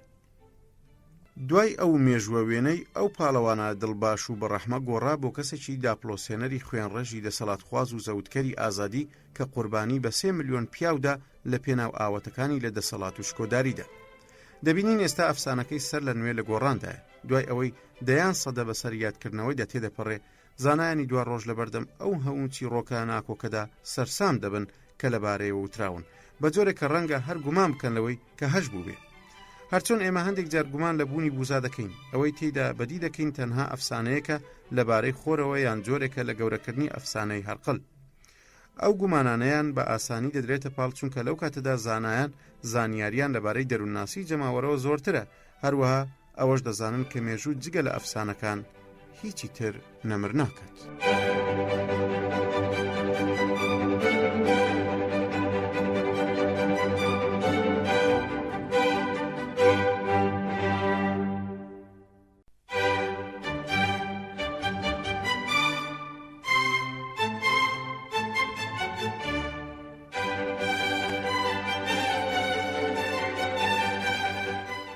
سێەم سۆزمەندیەکانی جەماوەر قەبەکردن و ئاسانکردنیان. ئەو سۆزمەندیانەی جەماوەر گزارشتیان لێ دەکا بە باش و خراپیانەوە مۆرکێکی دوانەیان هەیە، واتە زۆر قەبە و ئاسانکراون. ئەوەندەی پەیوەندی بەم خاڵە و چەند خاڵێکی ترەوە هەیە دەبینین ئەو تاکە کەسەی تێکەڵی جەماوەر بووە زۆر لە بوونەوەرە سەرەتاییەکان دەچێت. ناتوانێت جیاوازیە وردەکانی نێوان شتەکان ببینی، هەروها وەک یەک قەبارە سەیری شتەکان دەکا و گواستنەوەی پلەبەندی نازانێت. زێدەڕۆی جەماوەر لە سۆزمەندیدا بەم ڕاستی خوارەوە پشتگیری لێ دەکرێت. لەبەر ئەوەی ئەو سۆزمەندیە بە شێوەیەکی زۆر خێرا و لە ڕێگای دنەدان و تەنینەوەوە بڵاو دەبێتەوە، بۆیە پێشوازیکردن و پەسەندکردنی تا ڕادەیەکی زۆر بەهێزی دەکات. سادە و سانایی سۆزمەندیەکانی جەماوەر و قەبەکردنیان وا دەکەن لە دەست ئازاری گومان و نایەقینی بیپارێزن، چونکە جەماوەریش وەک ئافرەتە و ڕاستەوخۆ بەرەو توندڕەوی دەچێت. هەرەوەندەی شتێکی بە خەیاڵدا بێ لە لای دەبێتە بەڵگەنەویشتێک کە گومان هەڵناگرێت. کەسی ئاسایی سڵەمینەوەیەک یان پەسەندکردنێکی کەمی هەیە بەرامبەر بە شتێک و لە قەبارەی سروشتی خۆیدا دەمێنێتەوە. بەڵام ئەو سلەمینەوەیە لە لای کەسێکی تێکەڵبوو بە جەماوەر ڕاستەوخۆ دەگۆڕێ بۆ ڕقێکی شێتگیرانە. ئەو توندوتیژیەی سۆزمەندیەکانی جەماوەر هەیەتی لە لای جەماوەری ناجۆر زیاد لە پێویست زێدەڕۆیی تێدایە و قەبە دەکرێ و هۆکارەکەشی بۆ نەبوونی بەرپرسیارەتی دەگەڕێتەوە. هەتاکو ژمارەی جەماوەر زۆرتر بێ، متمانەکردن بەخۆ دڵنیابوون لەوەی کە هیچ سزایەک لە ئارادا نیە بەهێزتر دەبێت، چونکە ئەم ژمارە زۆریە وای لێ دەکات هەست بە زیادبوونی دەسەڵاتەکەی بکات. ئەمەشە وا لە جەماوەری کۆبووە دەکات کە بتوانێت چەند کارێ بکە کە تاکە کەس پێی ناکرێت. لەناو جەماوەردا کەسە جێژ و نەزان و بەخیلەکان هەستی خۆبەکەم زانین و بێتوانایی و بێدەسەڵاتیان لە کۆڵ دەبێتەوە و لەبری ئەوە تیار دەبن بە هێزێکی تند و تیژ ئامێز و کاتی، بەڵام ئەو هێزە زۆر گەورەیە. بەداخەوە زۆربەی جار هەستی زێدەڕۆی و قەبەکردن لە لای جەماوەر ڕوو دەکاتە ئەو سۆزمەندیە شەڕانگێزیانەی کە لە پاشماوە بۆ ماوەیەکانی مرۆڤی سەرەتایین. ئاشکرایە کە ترس لە سزادان مرۆڤی تاکە کەس و بەرپرس ناچار دەکا ئەو سۆزمەندیانە لە ناوبەرێ. بەمەش دەتوانین ڕاوەی ئەو هۆکارە بکەین کە جەماوەر دەخاتە ژێرباری ئەوەی دڕندانەترین کار و توندڕەوترین کردەوە ئەنجام بدە. ئەگەر جەماوەر بە شێوەیەکی زیرەکانە دنە بدرێ، ئەو کاتە دەتوانێت پاڵەوانیەتی و قوربانی بدا لە پێناو مەسەلەیەکی بەرزدا کە لە مەشدا زۆر لە مرۆڤی تاک و تەنها بەتواناترە. بەم نزیکانە بوارمان بۆ دەڕەخسێت تاکو و قسە لەبارەی ئەو خاڵەوە بکەین، ئەویش کاتێک قسە دێتە سەر ئاکار و ئەخلاقی جەماوەر. مادامەشێت جەماوەر تەنها لە ڕێگەی سۆزمەندیە توندوتیژەکانەوە دەبزوێنرێ و کاری تێدەکرێت، کەواتە ئەو وتاربێژەی بیەوێت جەماوەر بەلای خۆیدا چێژ بکە، دەبێت دروشمە توندوتیژ ئامێزەکان بەکاربێنێت. پێویستە زێدەڕۆیی لە قسەکانیدا هەبێ و بە شێوەیەکی پڕاوپڕ دووپات و دووبارەیان بکاتەوە، بەبێ ئەوەی هەوڵی ئەوە بدا هیچ شتێک لە ڕێگەی مشتومڕی عەقڵانیەوە بسەلمێنێ. ئەمەیە ئەو شێوازەی کە وتاربێژەکان لە کۆبوونەوە جەماوەریەکاندا بەکاری دەهێنن. هەروە جەماوەریش خوازیاری ئەوەیە هەمان زێدەڕۆی و قەبەکردن لە سۆزمەندیەکانیان لە هەست و سۆزی پاڵەوانەکانیدا ئامادەجی هەبێ. ئەو خەسڵەت و چاکەکاریانەی بەڕووەوەن پێویستە هەمیشە لە گەورەکردن و قەبەکردنی زیاتردا بن. بۆ نمونە لە شانۆدا جەماوەر داوای چاکەکاری و جوامێری و ڕەوشتی زیاتر و زیاتر لە پاڵەوانی شانۆگەریەکە دەکات کە لە ژیاندا ئەم شتانە نین. ڕوانگەی تایبەت ئامێزی شانۆ بە حەق کاری تێکردین. بێگومان ڕوانگەیەکی هەیە، بەڵام ڕێسەکانی زۆربەی جار پێچەوانەی هەستی ڕاست و دروست و لۆژیکین و هیچ پەیوەندیەکی پێیانەوە نییە. هونەر و لێهاتووی قسەکردن بۆ جەماوەر بۆ ئاستێکی نزم دەگەڕێتەوە، بەڵام پێویستی بە لێهاتووی زۆر تایبەت هەیە.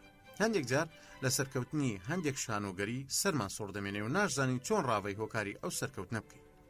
بەڕێوەبەرانی شانۆگەریەکان خۆشیان بەگشتی باوەڕیان بە سەرکەوتنەکانیان نییە، لەبەرەوە پێویستە لە سەریان ببنە جەماوەر بۆ ئەوەی بتوانن حکمی بەسەردا بدەن. ئەگەر کاتی تەواومان بۆ چوونە نێووردەکاریەکانەوە هەبوایە، ئەو کات ئاسان دەبوو کاریگەری باڵادەستی ئەتنیکمان نیشاندابایە، چونکە ئەو شانۆگەریەی جەماوەری وڵاتێک زۆر بەپەرۆشم بۆی مەرز نییە لە وڵاتێکی دیکەدا هەمان ئەو سەرکەوتنە بەدەست بێنێ، یان ئەوەتە تەنها ڕێزێکی دیاریکراوی لێ دەگیرێ لەبەر ئەوەی ناتوانێت کار لەسەر ئەو هاندانانە بکە کە دەبنە مای وروژاندنی جۆش و خۆشی جەماوەرە نوێیەکە. شتێکی ئاشکرایە مبالەغە و پەیوەنانی جەماوەر بۆ سۆزمەندیەکان دەگەڕێتەوە، نەک ئەوەی شێوەیەک بێ لە شێوەکانی عەقڵ. لەگەڵ تێکەڵاوبوونی تاک بە جەماوەرەوە ئاستە فکریەکەی بەڕادەیەکی بەرچاو دێتە خوار. ئەمام پێشتریش سەلماند، هەروە تاردیش گەیشتە هەمان ئەم بۆچوونە. ئەویش کاتێک کە لە لێکۆڵینەوەکانی قورسایی خۆیان خستە سەر توێژینەوەی تواناکانی جەماوەر. کەواتە جەماوەر تەنها لەسەر ئاستی سۆزمەندی دەتوانێت زۆر بەرز بێتەوە یان ڕۆچێتە خوار بۆ ئاستێکی زۆر نزم. چوارەم دەمارگیری جەماوەر و داپلۆسینەکەی و محافیزکاریەکەی. ئەو سۆزمەندیی جەماوەر هەیەتی سادە و توندڕەوە، هەر بۆیە سەرلەبەری ئەو ڕاوبۆچوون و بیر و باوەڕانەی جۆشی دەدەن بە یەک جاریان ئەوەتە هەمووی پێکەوە پەسەند دەکرێن یان ڕەت دەکرێنەوە. ئیدی یان ئەوەتە جەماوەر بە چەند ڕاستیەکی ڕەهایان دەزانێ، یان ئەوەتە چەند هەڵەیەکی ڕەها و مطلقن. ئەمەش هەمیشە حاڵی ئەو بیر و باوەڕانەیە کە لە ڕێگای جۆشدانەوە پێکاتون، نەک لە ڕێگای عەقڵ و مشتومڕی عەقڵانیەوە. هەمومان ئاستی دەمارگیری باوەڕە ئاینیەکان و ڕادەی ئەو هەژمونە ئیستیبدادیە دەزانین کە لەسەر خودەکان دایدەنێ. جەماوەر بۆ ساتێکیش گومانی نیە لەوەی کە بڕوای پێیەتی، جا ڕاست بێیان هەڵا. هەروە تەواو هوشیاریشە لە بەرامبەر قەبارەی هێزەکەی، لەبەر ئەوە داپلۆسینەکەی بە قەبارەی دەمارگیریەکەی دەردەکەوێت. ئەگەر تاکە کەس ناڕەزایەتی و گفتوگۆکردن پەسند بکە، ئەوە هەرگیز جەماوەر تەحەمولی ناکە و بەرگەی ناگرێت. هەرەوەندەی لە کۆبوونەوە گشتیەکاندا کەمتری ناڕەزایەتی لە دژی وتارخوێنەکە دەربچێ، دوای ئەوە دەم و دەست هات و هاوار و تووڕەیی و جنێوی توندی ڕوبەڕوو دەکرێتەوە. دواتریش ئەگەر وتاربێژەکە هەر سوور بوو لەسەر هەڵوێستی خۆی، ئەوە شێوازی لێدان و دەرکردنی توش دەبێت. خۆ ئەگەر زۆر جار هێزەکانی ئاسایش نەبن، ئەوە وتارخوێنەکە سەردەبڕن.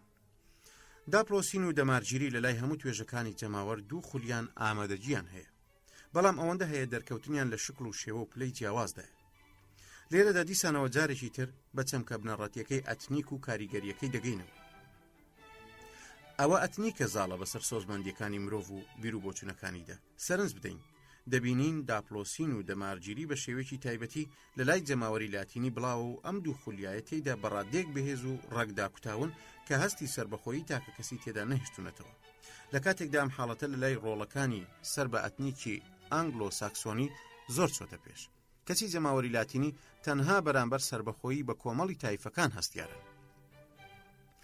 خەسڵەتی ئەو سەربەخۆییە بریتیە لە پەنابردنە بەر ملکەچیکردنی ئەوانەی لە بیر و باوەڕیان جیابوونەتەوە و ئەمەش لە ڕێگەی زۆرداری و توندوتیژیەوە ئەنجام دەدەن. لە لای گەلانی لاتینی دەبینین یاعقوبیەکان لە هیچ سەردەمێکدا و هەر لە سەروبەندی دادگاکانی پشکنینەوە بیگرە نەیانتوانیوە خۆیان بگەێنە ئاستی چەمکێکی تر بۆ ئازادی.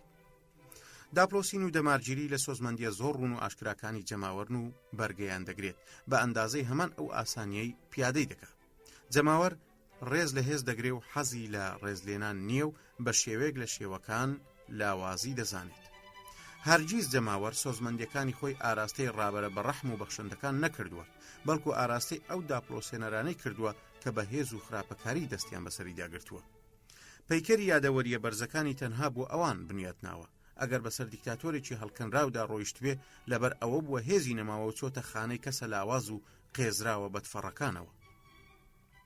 جۆری ئەو پاڵەوانەی لەسەر دڵی جەماوەر ئازیز و خۆشەویستن لە جۆری قەیسەرە، لە خۆبایی بوونەکانی سەرنجی ڕادەکێشێ، شان و شکۆکەی خۆی بەسەریدا دەسەپێنێ، شمشێرەکەی دەیتۆقێنێ. مادامەکێ هەمیشە جەماوەر ئامادەیە لە دژی دەسەڵاتی لاواز یاخی بێ، لەبەر ئەوە تەنها سەری خۆی بۆ دەسەڵاتێکی بەهێز نەوی دەکات. ئەگەر شکۆی دەسەڵات جارجارەوە بە شێوەیەکی پچڕ بێ، ئەو کاتە جەماوەر دەگەڕێتەوە سەر سروشتە تونڕەوەکەی و لە پاشاگەردانیەوە بەرەو کۆیلایەتی و لە کۆیلایەتیشەوە بەرەو پاشاگەردانی دەچێت. باوەڕبوون بۆ بۆچوونەی کە پێی وایە غەریزە شۆڕجێڕیەکان زاڵن بەسەر جەماوەردا، ئەوە تێگەیشتنە لە سروشتی جەماوەر. ئەوەشی تووشی ئەم وەهمەماندەکە تەنها توندوتیژەکەیەتی. ئەو ڕاپەڕین و وێرانکاریەی جارناجار ڕوودەدەن تەنها چەند دیاردەیەکی تێپەڕووکاتین. جەماوەر لەژێر کاریگەریی زۆری نەزدایە و زیاد لە پێویست ملکەتی هۆکارە بۆ ماوەی یەکۆنەکانە. ئەمە ژوای لێ دەکا زۆر محافیز دەربکەوێت. ئەگەر لی گەڕێ بۆ خۆی، ئەوە لە فەوزای خۆی وەڕز دەبێ و بە غەریزەی خۆی ڕوو دەکاتە کۆیلایەتی. تێگەیشتن لە مێژووی شۆڕشە ملیەکان کارێکی زەحمەتە ئەگەر گوێ بە غەریزە زۆر محافیز کارەکانمان نەدەین. ڕاستە جەماوەر دەخوازێ ناوی دامەزراوەکانی بگۆڕێ و هەندێک جاریش لە پێناو بەدیهێنانی ئەو گۆڕاوانەدا چەند شۆڕشێکی خوێناوی ئەنجام دەدا. بەڵام ناوەخنی ئەو دامەزراوانە و ناوەڕۆکەکەیان خۆی لە گوزارشتکردنی پێداویستیە بۆ ماوەیەکانی ئەتنیکدا دەبینێتەوە. لە دو ئاکامیشدا ئەو دامەزراوانە بە بەردەوامی بۆی دەگەڕێنەوە. جوڵەکردنی بەردەوامی جەماوەر تەنها شتە ڕووکەشەکان دەگرێتەوە. دینامیکیەتە بەردەوامەکەی تەنها چەند شتێکی ڕووکەشانەیە و هیچی تر. لە ڕاستیدا جەماوەر خاوەنی چەند غەریزەیەکی محافیزکارانەی ئەبەدیە و هەروە خەڵکانی بەرایی ڕێزێکی بتپەرستانەی هەیە بۆ نەریت. هەروە جەماوەر هەست بە شپرزەیەکی ناهۆشمەندانە دەکا لە ئاست ئەو داهێنانە نوێیانەی دەتوانن هەلومەرجە ڕاستەقینەکەی ژیانی ئەو بگۆڕن. ئەو هێزەی ئێستا سیستەمە دیموکراسیەکان هەیەە لەو ماوەیەدا بوو کە پیشەگەلی میکانیکی و هەڵم و هێڵی ئاسنینی تێدا داهێنرا. ئەجینا بەدیهێنانی ئەم جۆرە داهێنانە کارێکی ئەستەم و مەحاڵ بوو، یاخود تەنها دوای ئەوەی لە شێوەی شۆڕشایەک بە دوای یەککاندا قوربانیدا. بەختەکەی پێشکەوتنی شارستانی وای هێنا باڵادەستی جەماوەر بۆ سەر ژیانی گشتی دوای بەدیهاتن و دۆزینەوە مەزنەکانی زانست و پیشەسازی بوون و گەیشتنە ئاکام. پێنجەم، ئەخلاقیەتی جەماوەر. ئەگەر هاتین وشەی ئەخلاقیەتمان بەستەوە بە ڕێزگرتنی ڕاستەقینەی هەندێک لە دابوونەریتگەلی کۆمەڵایەتی و پاشان بین بە بەردەوامی حەز و خولیا خودیەکان بچەپێنین، ئەوە ئاشکرایە کە جەماوەر خاوەنی چەندین حەز و غەریزەی هەڵچووە و ئامادەش نییە بۆ ئەوەی ڕێز لە خولیا ئەخلاقیەکان بگرێ. بەڵام ئەگەر ئەخلاقیەت هەندێک خەسڵەتی وەک قوربانیدان و دڵسۆزی و دەستپاچی و بێگەردی و خۆفیداکردن و دادپەروەری بگەیەنێ، ئەوە دەتوانین بڵین بە پێچەوانەوە جەماوەر خاوەنی بەرزترین جۆری ئەخلاقیەتە. دەرووناسە دانسقەکان تەنها لە ڕوانگەی کارە تاوانکاریەکانیەوە لە جەماوەریان کۆڵیوەتەوە، بۆیە کاتێکیش بینیویانە کە ئەم جۆرە کارە تاوانکاریانەی زۆرە و دووبارە دەبنەوە، ئیدی گەیشتون بۆ ئەنجامەوەی کە جەماوەر خاوەن ئەخلاقێکی زۆر نزم و کەوتووە. گومان لەوەدانیە کە جەماوەر زۆربەی کات بەدەستی خۆی کەوتووی ئەخلاقیەتی خۆی دەسەلمێنێ. بەڵام بۆچی؟ لەبەر هۆیەکی ئاسان، ئەویش ئەوەیە کە غەریزە دڕندە تێکدەرەکان لە پاشماوەکانی چاخە سەرەتاییەکان و لە ناخی هەر یەکێک لە ئێمەدا نووسون و ڕازیکردن و تێرکردنیان بەلای تاکە کەسەوە شتێکی مەترسیدارە. بەڵام کاتێک ئەو تاکە کەسە دەچێتە ناو جەماوەرێکی دیاریکراوی نابەرپرسەوە، لەوێدا دەتوانێت بە دوای تێرکردنی ئەو غەریزانەدا بچێت، چونکە دەزانێت کە دووچاری سزادان نایە. کاتێک نەمانتوانی ممارەسەی ئەو غەریزە تێکدەرانە بکەین و لەسەر هاوشێوەکانمان تاقییان بکەینەوە، ئەو کاتە هەوڵ دەدەین لەسەر ئاژەڵەکان ئەم کارە بکەین. حەزکردن بەڕاو وەک شێلگیری جەماوەر وایە و هەردووچیان لە یەک سەرچاوە داتاشراون. ئەو خەڵکەی لەسەر خۆ قوربانیەکی بێدەسەڵات دەهێنێ و کوتکوتی دەکا، ئەوە نیشانەی دڵڕەقیەکی زۆر ترسنۆکانەیە. بەڵام ئەمە بەلای فەیلسوفەوە تەواو لەو کۆمەڵە ڕاوچێ دەچێت کە کۆبوونەتەوە بۆ ئەوەی چێژ لە بینینی سەگەکانیان وەربگرن کاتێک ئاسکێکی کەساس و کڵۆڵ پارچە پارچە دەکەن کە ڕاویان کردووە. ئەگەر جەماوەر توانی کوشتن و گڕتێبەردان و چەندین جۆر تاوانی تر ئەنجام بدە، ئەوە دەتوانێت بە شێوەیەکی باشتر لە تاکە کەسێکیش کاری خۆبەختکردن و دەستپاشی ئەنجامدا، چونکە کاریگەریەکە بە شێوەیەکی تایبەتی لەسەر کەسەکەی نێوڕێزی جەماوەرە، ئەویش لە ڕێگەی تەرکیزکردنە سەر سۆزمەندیەکانی وەک سەربەرزی و شەرەف و ئاین و نیشتیمانەوە. مێژوو پڕیەتی لە نمونەی وەک جەنگەکانی خاچپەرستان یان سەربازە خۆبەخشەکانی ساڵی 1793 بۆ بەرگریکردن لە شۆڕشی فەڕەنسی. تەنها جەماوەری بە کۆمەڵ دەتوانێت کاری گەورە و خۆبەختکردنی مەزن و دەستپاچی و بێگەردی لە پێناو پرسە گەورەکاندا ئەنجامدا. کەمنین ژمارە ئەو جەماوەری بە شێوەیەکی زۆر پاڵەوانانە خۆیان بەخت کرد لە پێناو ئەو بیر و باوەڕ و بۆچوونانەی ڕەنگە هەر تۆسقاڵێکیش تێیگەیشت بن. ئەو جەماوەری ناچێتە سەرکار و مان دەگرێت بۆ خاتری گوێڕایەڵیەتی بۆ فەرمانەکان زیاتر لەوەی لە پێناو بەرزکردنەوەی ئاستی موچەکەی دابێ زۆر بە دەگمەن ڕێکەوتووە بەرژەوەندی شخصی لە لای جەماوەر بوو بێتە پاڵنەرێکی بەهێز. لە کاتێکدا ئەم بەرژەوەندیە لای تاکە کەس کۆی پاڵنەرەکانیەتی. دیارە ئەوە بەرژەوەندی تاکە کەس نییە جۆشی جەماوەر بدە بۆ بەشداریکردن لە چەندین جەنگدا کە تێگەیشتنی بۆیان نییە، کەچی خۆشی دەکاتە داشی دامەی قەتڵ و عامە ئاسانەکان و دەکەوێتە ناو داوەوە. هەروە ئەو کڵاوکوڕا خەڵەتاوانەی دەکەونە نێو داوی ئاوێنەی ڕاوچیەکانەوە. دەشێ خوێڕیترین کەس تەنها بەچوونە نێو ڕێزێکی جەماوەر ببێتە هەڵگری چەندین پرەنسیپی ئەخلاقی. کۆمەڵناسی فەڕەنسی تین پێی وایە ئەوانەی قەتڵ و عامەکانی سێپتێمبەریان ئەنجامدا چەندین جانتای پارە و خشل و ئاڵتونیان لە گیرفانی قوربانیەکان دەستکەوت و تەسلیم بە لیژنەی شۆڕجێڕەکانیان کرد. لە کاتێکدا دەیانتوانی زۆر بە ئاسانی ئەو شتانە بدزن و کەسیش پێیان نەزانێ. هەما حاڵات بەسەر ئەو جەماوەرە داما و بێزار و سەرماڵ تیاچوەش داهات کە لە کاتی شۆڕشی 1848دا هێرشی کردە سەر کۆشتی تۆیلەر بێ ئەوەی هیچ تحفەیەکی گرانبەها بدزێ، لە کاتێکدا هەرتاکە تحفەیەکی بەشی ژەمە خواردنی چەندین ڕۆژی لێکرد. ڕاستە بە ئەخلاقبوونی تاکە کەس لە میانەی جەماوەرەوە ڕێسایەکی گشتی و هەمیشەیی نییە، بەڵام لەگەڵ ئەوەشدا دەبینین زۆربەی جار ئەم حاڵەتە دووبارە دەبێتەوە، تەنانەت لەبار و زروفێکی ئاساییتر لەوەی منیش باسم کرد. وەک پێشتریش گوتم لە شانۆدا جەماوەر داوای چاکەکاری زێدەڕۆیانە لە پاڵەوانی شانۆگەریەکە دەکات، تەنانەت ئەو بینەرانەشی کە لە کەسانی چەورە پێکاتون لە هەندێک کاتدا زۆر ئاغڕ و بە ئەدەب دەردەکەون. زۆر جار ئەوانەی نقمبووی خۆشی و ڕابواردنن لەگەڵ گەواد و لووس و کۆستە قەشمەرچیەکاندا لە بەردەم دیمەنێکی ترسناکدا بە چرپەوە یان بە دەنگێکی نزم کە بە هیچ شێوەیە کەس بێزار ناکە ورتەور دەکەن، کە ئەمە هەر بەراورد ناکرێت لەگەڵ ڕەفتاری ئاسایی ڕۆژانەیاندا لە کاتی قسەکردن و مشتومڕیاندا هەمووی هات و هاوار و تند و تیژیە. کەواتە ئەو جەماوەرەی زۆر جار تەسلیم بە غەریزە نزم و کەوتوەکانی دەبێ، هەر ئەو جەماوەرەیە لە هەندێک کاتی دیکەدا چەندین کاری بەڕەوشت پێشکەش دەکات. ئەگەر بەهاکانی دەستپاچی و خۆبەختکردنی ڕەها لە پێناو ئایدیالێکی بەرزی وەهمی یان واقعیدا چەند ئاکارێکی چاک و باش بن، ئەوە دەتوانین بڵین جەماوەر هەندێک جار لە ئاستێکی بەرزدا خاوەنی ئەو کارە چاکەیە کە گەورە فەیلسوفان و حەکیمەکان زۆر بە دەگمەن پێی گەیشتن، کە بێگومان ممارەسەکردنی ئەمە لەلایەن جەماوەرەوە بە شێوەیەکی ناهۆشمەندانەیە، بەڵام ئەمە گرنگ نییە، چونکە ئەگەر بەهاتایە زۆربەی جارەکان جەماوەر عەقلی حوکمی کردایە، گوێی بۆ بەرژەوەندیە هەنووکەیەکانی خۆی شل کردایە، ئەوە ڕەنگە هیچ شارستانیەتێک نە لەسەر گۆی زەوی بمایە و نە پێشکەوتنیشی بەخۆیە ببینایە و ئەو کاتە مرۆڤایەتیش هیچ مێژوویەکی نەدەبێت.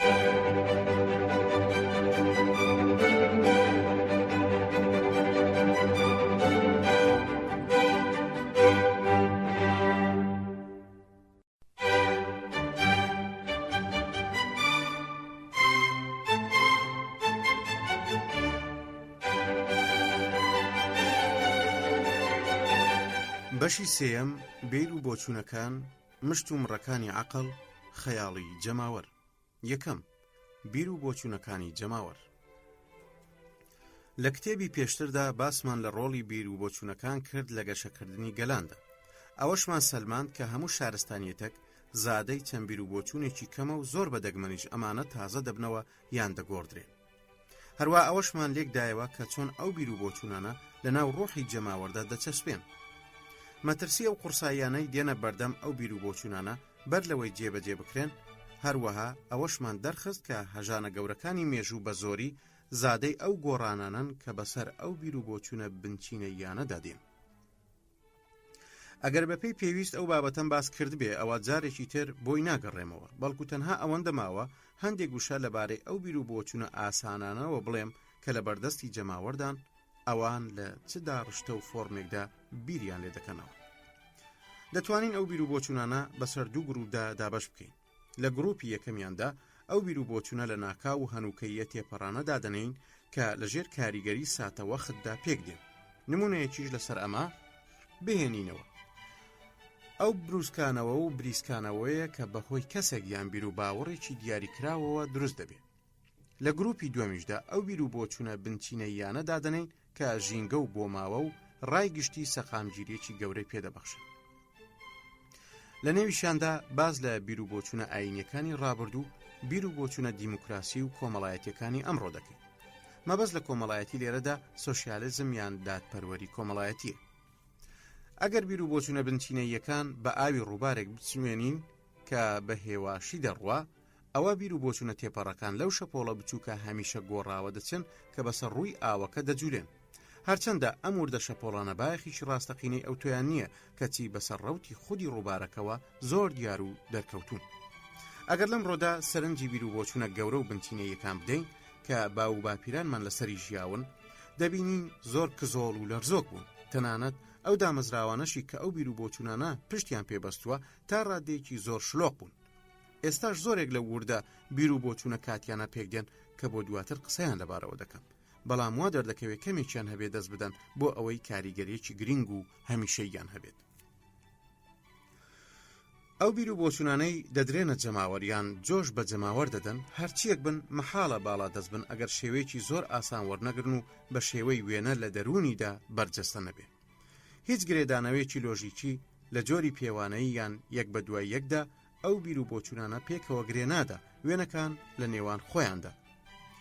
زۆر بە ئاسانی دەشەیەکێکیان جێگەی ئەویتریان بگرێتەوە وەک شوشەی چرا سیحریەکان کە بە شێوەیەکی میکانیکی لە قوتووەکەدا ڕای دەکێشێ بە جۆرێک بەسەر یەکتردا قەت دەبن. ئەو بیر و بۆچوونانەشی زۆر بە یەکتر ناکۆکن لە لای جەماوەر ڕێزبەند کراون.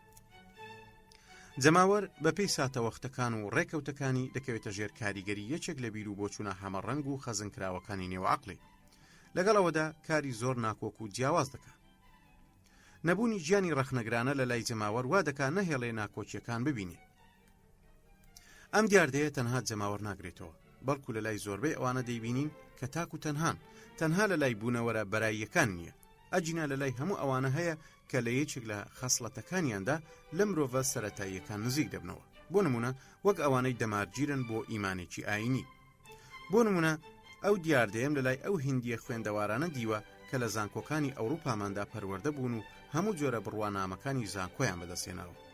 ئەو بیر و بۆچوونە ئاینیە کۆمەڵایەتیە بۆ ماوەیەی لەلا هەڵگیراوە و جێگیرە کەڵەکە بووە بێ ئەوەی چینێک لە بیر و بۆچوونەکانی ڕۆژئاوایی توانی بێتی شتێکی لێ بگۆڕێت کە پەیوەندی بە بیر و بۆچوونی یەکەمیەوە نەبێت. بەپێی ساتەوەختەکە و ڕێکەوتەکانی ئەوە چینی یەکەمە دەردەکەوێ یان دووەم، هەر یەکێکیان کە ژاوەیەک لە گوتارە تایبەتمەندیە ناسراوەکانی لەگەڵدایە. بەم جۆرە دەبینین هەمان ئەو کەسانە بە ناکۆچیە زۆر ڕوون و ئاشکراکانیانەوە دەردەکەون. ئەو ناکۆچیانە ڕواڵەتین زیاتر لەوەی ڕاستەقینە بن، چونکە ئەوەی لە لای تاکە کەسێک بەهێز و باڵادەستە تەنها بیر و بۆچوونە بۆ ماوەیەکانە. تەنها هەر ئەو بیر و بۆچوونانەش دەتوانن ببنە هاندەری کاریگەر لەسەر ڕەفتاری بزوێنەری بن. تەنها لە یەک حاڵەتدا مرۆڤ لە ڕێگای چەند دووڕیانێکەوە خۆی دەبینێتەوە، ئەویش بەوەی بەسەر پاڵنەرە بۆ ماوەیە جۆرا و جۆرەکاندا دابەش بووە کە ڕەنگە کار و کردەوەکانی لە نێوان ساتێک و ساتێکی دیکەدا تەواو بە یەکتر ناکۆک بن. هیچ پێویست بەوە ناکە لێرەدا زۆر پێداگری لەسەر ئەو دیاردانە بکەین، هەرچەندە بایەخە دەرونیەکانی زۆر یەکلاکەرەوە و بنەڕەتیشن. من وای دەبینم کە پێویستمان بەوە بێ لانی کەم 10 ساڵ خەریکی گەشتکردن بین بۆ وڵاتانی جیاجیا و تێبینی کۆبکەینەوە بۆ ئەوەی بتوانین تێی بگەین. ئەگەر بیر و بۆچوونەکان لەلایەن جەماوەرەوە بە شێوێکی زۆر ئاسان وەرنەگیرا و خۆی نەدا بەدەستەوە، ئەوە دەبێت سەر لەبەری بگۆڕێ، تاک و خاچی دەبێتەوە. ئەگەر مەسەلەکە تا ڕادەیەک پەیوەندی بە چەند بیر و بۆچوونێکی فەلسەفی یان زانستی باڵاوە هەبوو، ئەوە دەبێت گۆڕانێکی قوڵ و ڕیشەیی تێدا بکرێت بۆ ئەوەی لە ئاستێکەوە بهێنرێتە ئاستێکی خواردتر تاکو جەماوەر تێی بگات. ئەو گۆڕانانەش بە شێوەیەکی سەرەکی و بە تایبەتیش پشت بە ئەتنیکی جەماوەرەکە دەبەستێت، بەڵام دەبێت هەمیشە ئەو گۆڕانانە بە ئامانجی خاچیکردن و ئاسانکردنی بیر و بۆچوونەکان بن. نابێت لە واقعدا و لە ڕوانگەی کۆمەڵایەتیەوە هیچ پلەبەندیەک لە بیر و بۆچوونەکاندا هەبێت. مەبەستم لەو بیر و بۆچوونە بەرزانەیە کە کەمێک یان زۆر قورسن. هەر ئەوەندەی بیرۆکەیەک توانی خۆی بگەێنێتە جەماوەر و بزواندی، ئیدی لە هەر شتێک ئاوڕوود دەبێت کە بەرزی کردوتەوە و مەزنی داوەتێ. بەهای پلەبەندی هەڕەمیانەی بیر و بۆچوونێکی دیاریکرا و هیچ بایەخێکی ئەوتۆی نییە، بەڵکو ئەوەی جێگەی بایەخە تەنها ئەو شوێنەوارانەیە کە دوای خۆی بەجیان دێڵێ. گومان لەوەدا نییە کە بیر و بۆچوونەکانی ئاینی مەسیحی لە سەدەکانی ناوەڕاستدا و بیر و بۆچوونە دیموکراسیەکان لە سەدەی ڕابردوودا و ئەو بیر و بۆچوونە کۆمەڵایەتیانەی لەم ڕۆدا باو و بڵاون زۆر بەرز و باڵانین. دەکرێت لە ڕووی فەلسەفیەوە ئەو بیر و بۆچوونانە بە چەند هەڵەیەکی هەژار و داماو بزانین، بەڵام ڕۆڵ و کاریگەریەکی گەورەیان هەبوو و دەبێت. بۆ ماوەیەکی درێژیش کاریگەریان لەسەر ڕژێم و دەوڵەتەکان دەبێت لەبەر ئەوەی ئەمانە یەکێکن لە هۆکارە بنەڕەتیەکان. تەنانەت دوای ئەوەی بیر و بۆچوونەکە چەند گۆڕانێکیشی بەسەردا دێ و وای لێ دێ بۆ جەماوەر دەست بدە، بەڵام لەگەڵ ئەوەشدا هەر ناتوانێت کاریگەری خۆی دابنێ تاکو نەچێتە نێو نەستەوە و لە لای چەند ڕەوتێکی جیاواز نەبێتە سۆزمەندیەکی تۆکمە و پتەوی گەڵاڵە بوو کە ئەمە لە جێگەیەکی تردا لی دەکۆڵینەوە. دەبێ ئەو گۆڕانەش زۆر درێژخایەن بێ. بە هەر حاڵ نابێ پێمان وابێ هەر بۆچوونێک دەرکەوت ڕاستە، ئیتر ئەوە کاریگەری خۆی تەنانەت لە لای کەسانی ڕۆشنبیریشدا دەڵێ. دەتوانین لێکۆڵینەوە لەمەدا بکەین کاتێک دەبینین بۆچوون هەبووە ڕاستێتی خۆی سەلماندووە بەبێ ئەوەی هیچ کاریگەریکی ئەوتۆی لەسەر زۆرینەی مرۆڤایەتی دانابێت. دەشێ حەقیقەتی ڕوون و ئاشکرا گوێگری ڕۆشنبیری هەبێت، بەڵام ئەمیش دەمودەست لە ڕێگەی نستیەوە حەقیقەتەکە بۆ خەیاڵە سەرەتاییەکانی دەباتەوە. هەوڵ بدەن دوای چەند ڕۆژێک ئەو ڕۆشنبیرە ببینن کە چۆن سەر لە نوێ مشت و مڕەکۆنەکانی بە هەمان لەفزەوە بەکاردێنێ. هۆکاری ئەمەش ئاسانە، ئەویش ئەوەیە کەوتۆتە ژێر کاریگەری بیر و بۆچوونەکانی پێشووتری کە لە لای بوونەتە چەند سۆزمەندیەک و چەسپاون. تەنها ئەو بیر و بۆچوونانە کارمان تێدەکەن و پاڵنەرە قوڵەکانمان دەبزوێنن کە لە پشت کار و کردەوە و قسەکانمانەوە خۆیان ناوەتەوە. کاتێک بیر و بۆچوونێکی دیاریکرا و لە میانەی چەند ڕەوتێکەوە دەگاتە ڕۆحی جەماوەر، بەمە هێزێکی لە بنەهاتووی دەست دەکەوێت و زنجیرەیەک ڕنگدانەوە و ئەنجامی لێبەرهەمدێ. ئەو بۆچوونە فەلسەفیانەی شۆڕشی فەڕەنسیان خستەوە، کاتێکی زۆریان خایەن تاکو لە ڕۆحی جەماوەری ملیدا چەسپان. ئێمە دەزانین بووە خاوەنی هێزێکی چەند گەورە لە دوای ئەوەی لە ناخی جەماوەردا سەقام گیر بوو، بوونە مایەی ڕاپەڕین و هەڵسانی سەر لەبەری گەلێک لە پێناو گەیشتن بە دادپەروەری کۆمەڵایەتی، لە پێناو بەدیهێنانی مافە ئەبستراکتەکان و ئازادیە ئایدیالیەکان تا دەگاتە لەرزاندنی هەموو تەخت و تاراجەکان و هەڵگەڕاندنەوەی قوڵی جیهانی ڕۆژئاوە. لە ماوەی 20 ساڵدا گەلەکان دەستیان کرد بە هێرکردنە سەر یەکتر و لەو ماوەیەدا ئەوروپا چەندین قەتڵ و عامی بەخۆوەدی کە لەوانە دەچوون لەسەر دەستی جەنگیزخان و تەیمور لەنگ ڕوویاندا. بەم جۆرە لە ناو ڕۆژەکاندا هیچ ڕۆژێک نەبوو بیر و بۆچوونەکان تێیدا ئەو ڕۆڵ و بایەخەیان هەبوو بێ و توانی بێتیان ڕووی سۆزمەندیەکان بگۆڕن ئەگەر جۆشیش درابن و تیار کرابن. ئەگەر چەسپاندنی بیری بۆچوونەکان لە ناخی جەماوەردا کاتێکی زۆری بوێ، ئەوە دەستبەرداربوونیشی کاتێکی کەمتر لەوەی ناوێ. بەم جۆرە ئەگەر لە ڕوانگەیەکی فکریەوە سیر بکەین دەبینین جەماوەر بە چەندینەوە لە دوای زانایان و فەیلسوفانەوەیە. هەموو سیاسەتمەدارانی دەوڵەت ئەمڕۆ ئەوە دەزانن کە ئەو بیر و بۆچوونە بنەڕەتیانەی پێشتر باسکران چەند هەڵەیان تێدایە، بەڵام لەبەر ئەوەی هێشتا کاریگەریەکانی بۆ سەر ناخی جەماوەر بەهێزە، لەبەر ئەوە ناچارن بەپێی ئەو بیر و بۆچوونانە حکومڕانیتی بەڕێوەبەرن ئەگەرچی باوەڕیشیان پێیان نەماوە. دووەم مشتومڕە عەقلیەکانی جەماوەر. ناتوانین بە شێوەیەکی ڕەها و مطلق بڵێین کە مشتومڕە عەقلیەکان کار ناکەنە سەر جەماوەر، بەڵام ئەو بەڵگانەی جەماوەر دەیانهێننەوە و کاریگەری لەسەر دادەنێن لە ڕوانگەی لۆژیکیەوە لە ئاستێکی زۆر نزمدایە بەڕادێک کە ناتوانین بە عەقلانی وەسفی بکەین، تەنها لە ڕێگەی بەراوردکردن و لێکچوونەوە نەبێ.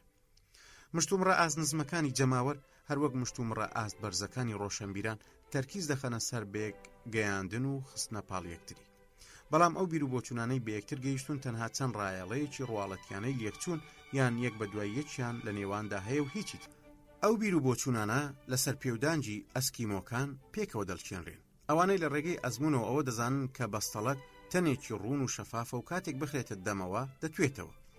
بەهۆی ئەوەی شوشەش تەنێکی ڕوون و شەفافە لەبەر ئەوە ئەوان پێیان وایە کە ئەویش لە ناودەمدا دەتوێتەوە یاخود لە لۆژیکی ئەو مرۆڤە دڕندەیە دەچێت کە پێی وایە ئەگەر دڵی دوژمنێکی ئازادی خوارد ئەوە ئازاییەکەی بۆ ئەو دەچێت یان لۆژیکی ئەو کرێکارەی لە لای خاوەنکارێکی دیاریکراوە دەچەوسێتەوە و لەمەوە بەو ئەنجامە دەگا کە هەموو خاوەنکارەکان چەوسێنرن. ئەمانە چەند بێگەیاندنێکی نێوانشتە جیاوازەکانن کە چەند پەیوەندێکی ڕووکەشی ڕواڵەتیانەیان لە نێواندا هەیە. ئەوان چەند حاڵەتێکی تاکە کەسی و تایبەتمەندانە دەهێن و بە شێوەیەکی ڕاستەوخۆ دەیانگشتێنن. ئەمانەش دوو خەسڵەتی بنەڕەتیانەی لۆژیکی بە کۆمەڵن.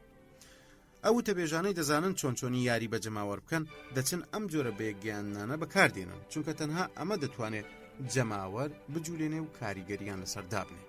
بەڵام هەرگیز جەماوەر لە مشتومڕی عەقلانیانەی تیژبڕ تێناگە. لەبەرەوە دەتوانین بڵێن کە جەماوەر بیر ناکاتەوە یان بە شێوەیەکی هەڵە بیر دەکاتەوە بۆیە ناکرێت لە میانەی بیرکردنەوەی عەقلانیەوە کار بکرێتە سەری. لاوازی هەندێک گوتار کە کاریگەریەکی زۆری بۆ سەر گوێگرەکانی هەبووە کاتێک بە خوێندنەوە دەیان خوێنینەوە سەرساممان دەکات. بەڵام ئەوەمان بیر دەچێتەوە کە ئەو گوتارانە بۆ جۆشدانی جەماوەر نووسراون نەک بۆ ئەوەی لەلایەن فەیلسوفانەوە بخوێنرێنەوە. ئەو گوتاربێژەی پەیوەندی گەرم و گوڕ و بەردەوامی لەگەڵ جەماوەردا هەیە ئەو دەزانێ چۆن ئەو وێنانە بوروژێنێ کە جەماوەر چێژ دەکەن و دەیان بزوێنێ. ئەگەر لەمەدا سەرکەوتنی بەدەستهێنا ئەوە ئامانجەکەی بەدی هێناوە. ژمارەیەکی زۆر لە گوتارەکان نەیانتوانیوە هێندەی چەند ڕستەیەک سەرکەوتوو بن لە چێشکردنی ئەو کەسانەی دەبوایە ڕازی بکرێن. بیر نەکردنەوەی جەماوەر بە شێوەیەکی عەقلانیانە بێبەشی دەکات لە هەموو جۆرە گیانێکی ڕەخنەگرانە واتە لەوەی نەتوانێت جیاوازی لە نێوان ڕاست و هەڵەدا بکە. ئەمەش وا دەکات نەتوانێت حکمێکی ورد و دروست بەسەر شتەکاندا بدا چونکە ئەو دادوەری و ئەحکامانەی جێگەی ڕەزامەندی جەماوەرن ئەوانن لە سەرەوە هاتوونەتە خوار و سەپێنراون واتە گفتوگۆ و قسە هەڵناگرن.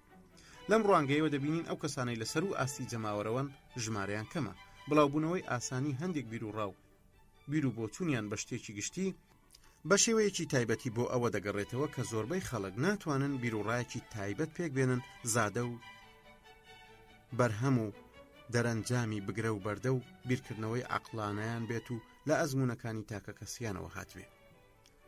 سێم خەیاڵی جەماوەر یان خەیاڵدانی جەماوەر.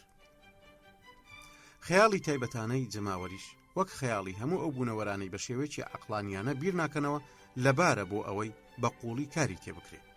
ئەو وێنانەی کەسێک یان ڕووداوێک دەیخاتەوە و کار لە ناخی جەماوەر دەکات هەمان زیندیەتی و هێز و تینی خودیشتە واقعیەکان خۆیانی هەیە. جەماوەر تا ڕادەیەک لەو کەسە نووسووە دەچێت کە بە شێوەیەکی کاتی عەقڵی ڕادەوەستێنێ و خۆی دەداتە دەست دەرکەوتنی وێنەیەکی زۆر بەهێز و خەست و خۆڵ. بەڵام هەر ئەوەندەی سەنجی مەحەکی بیرکردنەوە هاتە ئاراوە دەم و دەست وێنەکە دەبێتە هەڵم و دیار نامێنێت. کە جەماوەر نەتوانێت بیر بکاتەوە و بگرە و بەردەی عەقلانیانە ئەنجام بدا کەواتە شتێک نییە بەلایەوە پێی بگوترێ ئەستەم و مەحاڵ و یان دوورە ڕوو بدات. ئێمە دەزانین ئەو شتانێک کە زۆر مەحاڵ و ئەستەمن ئەوانن کە زۆر سەرسوڕهێن و کاریگەرن. لەبەرەوە ئەوە لایەنە ئەفسوناوی و ئەفسانەیەکانی ڕووداوەکانە هەمیشە جەماوەر سەرسام دەکەن و کاری تێدەکەن. ئەوەی ڕاستی بێ ڕووە سەرسوڕهێنەکانی کەسی جادوکەر و ئەفسانەگەر دوو کۆڵەکەی ڕاستەقینەی شارستانی. لە واقعدا ڕواڵەت هەمیشە ڕۆڵێکی گەلێک پڕبایەخی لە مێژوودا گێڕاوە. لە مێژوودا ئەوەی ناواقعیە بەسەر ئەوەدا زاڵ دەبێت کە واقعیە. ئەگەر بیرکردنەوەی جەماوەر تەنها لە ڕێگەی وێنەکانەوە بێ کەواتە ناتوانرێت جەماوەر لە دەرەوەی وێنەکانەوە چێش بکرێ و کاری تێبکرێ. تەنها وێنەکان دەیترسێنن یان چێشی دەکەن و دەبنە پاڵنەرێک بۆ کارکردن و پیادەکاری. کەواتە ئەو شانۆگەریانەی وێنەکانی بە شێوەیەکی زۆر ئاشکرا پێشکەش دەکات کاریگەریەکی زۆری بۆ سەر جەماوەر دەبێت. لە سەردەمی کۆندا نان و نمایشی شانۆگەری دوو نمونە بوون بۆ بەختەوەری خەڵکانی ڕۆمای کۆن. لەگەڵ تێپەڕبوونی سەردەمە یەک بە دوای یەکەکاندا ئەو نمونەیە گۆڕانێکی زۆر کەمی بەخۆوەدی. هیچ شتێک ئەوەندەی دیمەنی شانۆیە کار ناکاتە سەر خەیاڵی جەماوەر. هەمان هەست و سۆزی هەیە بۆ هەموو ئەو هۆڵانەی دەیانبینێ. خۆگەر ئەو هەست و سۆزە ڕاستە خۆ نەگۆڕێ بۆ سەر کار و کردەوە لەبەر ئەوەیە بینەری زۆر ناهۆشمەندیش ناتوانێت ئەوە فەرامۆش بکە کە ئەو قوربانی دەستی وەهمەکانیەتی و لە مغامراتە خەیاڵیەکاندا پێکەنیوە یانگریا. بەڵام هەندێک جار ئەو سۆزمەندیانەی لە ڕێگەی وێنەکانەوە پێی گەیشتووە ئەوەندە بەهێزن جەماوەر حەز دەکات بەوەی وەک هەر پێشنیارێکی ئاسایی دیکە بگۆڕێن بۆ پراکتیک و کردەوە. زۆر جار چیرۆکی ئەو شانۆگەریە میلیەت تراژیدیانەیان گێڕاوەتەوە کە ئەکتەرەکە ناچار بووە لە دوای تەواوبوونی شانۆگەریەکە دەرهێنەرەکە لە ترسی هێرشی بینەران بپارێزێت. ئەویش بەهۆی تاوانە خەیاڵیەکانیەوە. بە بڕوای من لێرەدا یەکێک لە نیشانە هەرە گرنگەکانی عەقڵی جەماوەر وەک حاڵەتێک ئامادەجی هەیە، بە تایبەتی ئەو ئاسانیەی کە گروپی شانۆگەریەکە دەتوانن لێیەوە کار لە جەماوەر بکەن و جۆشی بدەن. شتە ناواقعیەکان بەلای ئەوانەوە تا ڕادەیەک هەمان بایەخی شتە واقعیەکانی هەیە و جەماوەر بە ئاشکرا حەز دەکا بەوەی بە یەک چاوەوە سەیری هەردووچیان بکا و جیاوازیان لە نێواندا نەکات. توانای داگیرکەران و هێزی دەوڵەتان لەسەر ڕێسای خەیاڵی میلی دامەزراوە لە میانەی کارکردنە سەر جەماوەر و جۆشدان و جوڵاندنیانەوە. هەموو ڕووداوە مێژوویە گەورەکانی وەک دەرکەوتنی بوزیەت و مەسیحیەت و ئیسلام و ڕیفۆرمی لۆسەری و شۆڕشی فەڕەنسی و دواتریش لە ڕۆژی ئەمڕۆماندا هێرشی هەڕەشە ئامێز بۆ سەر سۆشیالیزم، هەموو ئەمانە چەند ئەنجامێکی ڕاستەوخۆ یان دوورخایەنی چەند ئینتیباعێکی بەهێزن کە کاریان کردوتە سەر خەیاڵی جەماوەر. لەبەر ئەم هۆکارەیەکە پیاوانی دەوڵەت لە هەموو سەردەم وڵاتێکدا بەوانەشەوە کە زۆر داپلۆسێنەرن خەیاڵی ملیان بە گەورەترین پشتگیر زانیوە بۆ دەسەڵاتەکانیان. بۆیە هەرگیز ئەمانە هەوڵی ئەویان نەداوە لە دژی ئەو خەیاڵە بوەستنەوە. ناپلیۆن لەم بارەیەوە ئەم گوتە پڕواتایی لە ئەنجومەنی دەوڵەتی فەڕەنسیدا گوت: نەمتوانی کۆتایی بە جەنگی ڤاندی بێنم، تەنها دوای ئەوە نەبێت کە دەرکەوت من بە حەق کاسۆلیکم.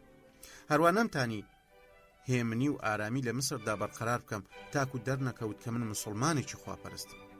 کاتێکیش دەرکەوت کە من پاپایەکی تونڕەوم توانی متمانەی قەشەکان لە ئیتاڵیادا بەدەست بێنم.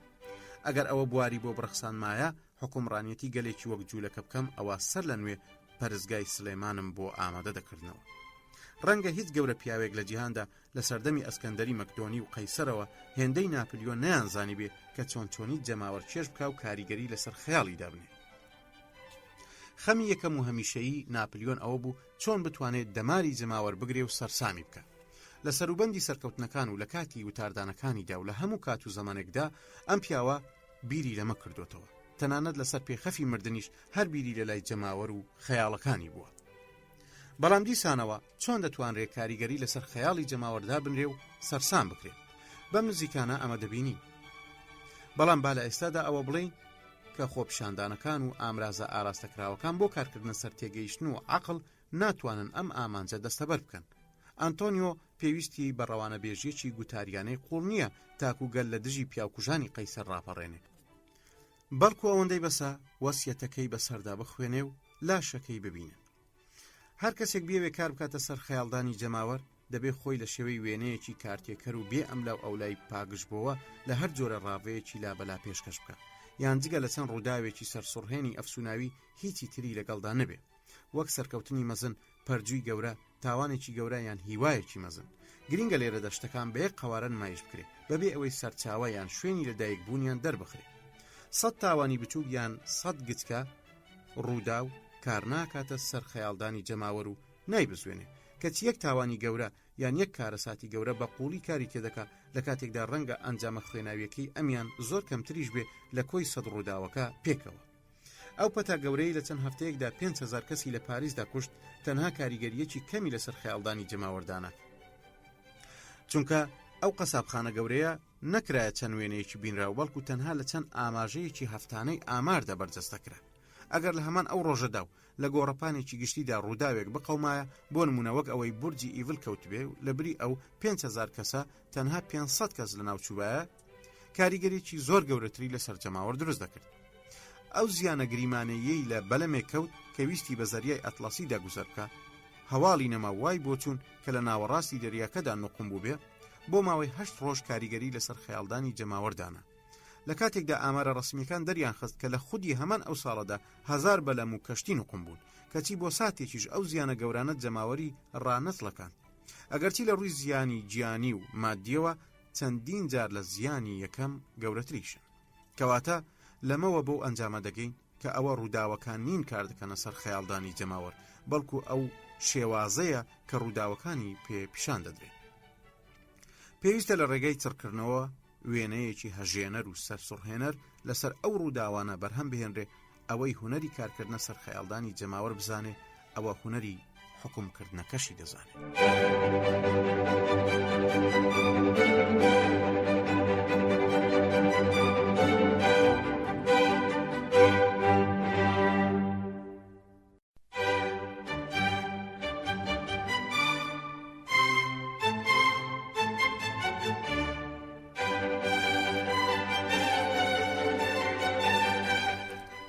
بەشی چوارەم قەناعەتەکانی جەماوەر چەندین شێوە و فۆرمی ئاینی وەردەگرن. بینیمان کە جەماوەر بە شێوەیەکی عەقلانیانە بیر ناکاتەوە، پەسەندکردن و ڕەفزکردنەوەی بیر و بۆچوونەکانیشی بە یەک جارە، نەبەرگەی گفتوگۆیەک دەگرێ و نەڕەخ نەگرتنێکیش. ئەو جۆشدانانەی کاری تێدەکەن هەموو ڕووبەری تێگەیشتنی داگیر دەکەن و حەز دەکا بەوەی دەم و دەست بیان کاتە کردەوە و پیادەیان بکە. هەروەها ئەوەشمان نیشاندا کە ئەو جەماوەرەی دەزانن بە باشی جۆشی بدەن ئامادەیە خۆی بەخت بکا لە پێناو ئەو نمونە باڵایی هانیان داوە لەسەری. دوجار ئەوەشمان دەرخست کە جەماوەر تەنها سۆزمەندیە تونند و تیژ و تونڕەوەکان دەزانێ، هاوسۆزبوونی لەگەڵ شتێکدا یەکسەر دەگۆڕێ بۆ پەرستن، سڵەمینەوەش ڕاستەوخۆ دەگۆڕێ بۆ ڕق و چینە. ئەم ئاماژە گشتیانە بوارمان بۆ دەرەخسێنن تا لە سروشتی قەناعەتەکانی تێبگەین. ئەگەر بە وردی قەناعەتەکانی جەماوەرمان لە قۆناغەکانی ئیمانداری و ئەو ڕاپەڕینە سیاسیە گەورانەدا پشکنی کە لە هەردوو سەدەی ڕابردوودا ڕوویاندا، دەبینین هەمیشە شێوەیەکی تایبەت دەنوێنن کە جگە لە ناوی سۆزمەندی ئاینی ناتوانم هیچ وەسفێکی تریان بدەمێ. ئەو سۆزمەندی ئاینیەش چەند خاسیەتێکی زۆر سادەی هەیە. یەکەم، پەرستنی مرۆڤێک کە بەنا ئاسایی دابنێت، ترسان لەو هێزەی بۆ ئەو کەسە دەگەڕێتەوە، ملکەتێکی کوێرانە بۆ فەرمانەکانی، قسەکردن لەسەر باوڕەکانی کارێکی مەحاڵە. حەز بە بڵاوکردنەوەی ئەو باوڕانە دەکا، حەز دەکا بەوەی هەموو ئەوانە بە دوژمن دابنێ کە تەبەناکانی ئەو ڕەت دەکەنەوە.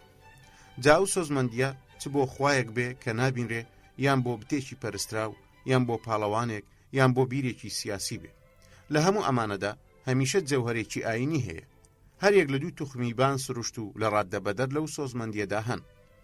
جەماوەر هەمان ئەو هێزە شاراوە پڕ لە نهێنیە دەبەخشێتە قەوارەیەکی سیاسی یان ئەو ڕابەرەی بە شێوەیەکی کاتی گەڕ لە حەماسەتەکەی بەردەدا. مرۆڤ تەنها لە ڕێگەی پەرستنی خوایەکی دیاریکراوەوە ئیماندار نییە، بەڵکو بەوەش ئیماندارە کاتێک هەرچی وزەی ڕۆحی و ملکەتکردنی ئیرادە و تووڕەیی دەمارگیریەتی هەمووی بخاتە خزمەت پرسێک یان کەسێکی دیاریکراوەوە کە بۆتە ئامانجی هەموو سۆزمەندی و بیر و بۆچوونەکان و سەرکردەکەی. نالێبوردەیی و دەمارگیری دوو هاوڵی سروشتیانەی سۆزمەندی ئاینی. بێگومان ئەم دوو خاسیەتە لەلای ئەوانە هەن کە باوەڕیان وایە نهێنی بەختەوەربوونی سەرزەوی یان ئەبەدی لەلای ئەوانە. هەروەها ئەم دوو خەسڵەتە لەلای هەموو ئەم مرۆڤانەش هەن کە دەستنە ڕێزی کۆمەڵێکی دیاریکراوەوە، ئەویش کاتێک یەقینێک یان باوەڕێکی دیاریکراو دەیان بزوێنێ.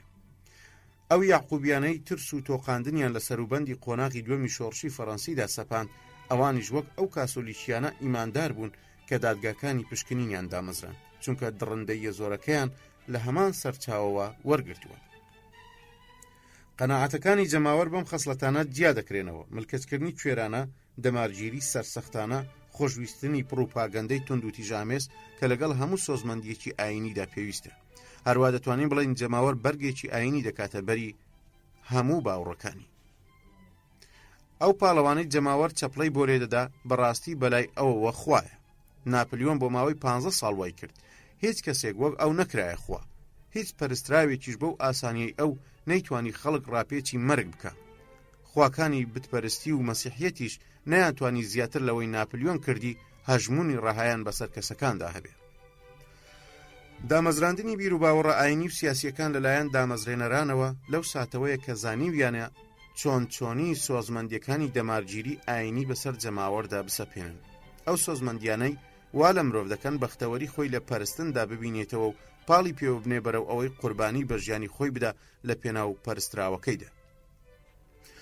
ئەمە لە هەموو سەردەمەکاندا هەبووە و ڕوویداوە.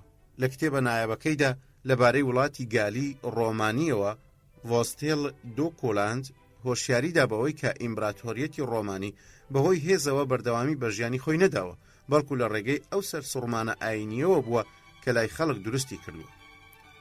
ڕازگۆیانە دەڵێ شتێکی نابەجێ دەبێت سیستەمێکی سیاسی بۆ ماوەی 5 سەدە بەردەوام بێ و لەو لاشەوە لە لای میلەت قێزەون بێ. ئەمە شتێکە لە مێژووی جیهاندا وێنەی نییە. ناتوانین لەوە بگەین کە چۆن 30 فەوجی سەربازی لەو ئیمبراتۆریەتەدا دەتوانێت دەست بگرێ بەسەر 100 ملیۆندا و ناچاریان بکا بەوەی گوێڕایەڵ بن. ئەگەر ملکەت و گوێڕایەڵ بوو بن، ئەوە لەبەر ئەوەی ئیمبراتۆر کە بەرجەستەکەری مەزنیەتی ڕۆمانە لەلایەن گەلەوە وەک خوایەک پەرستراوە. لە بچووکترین لادێدا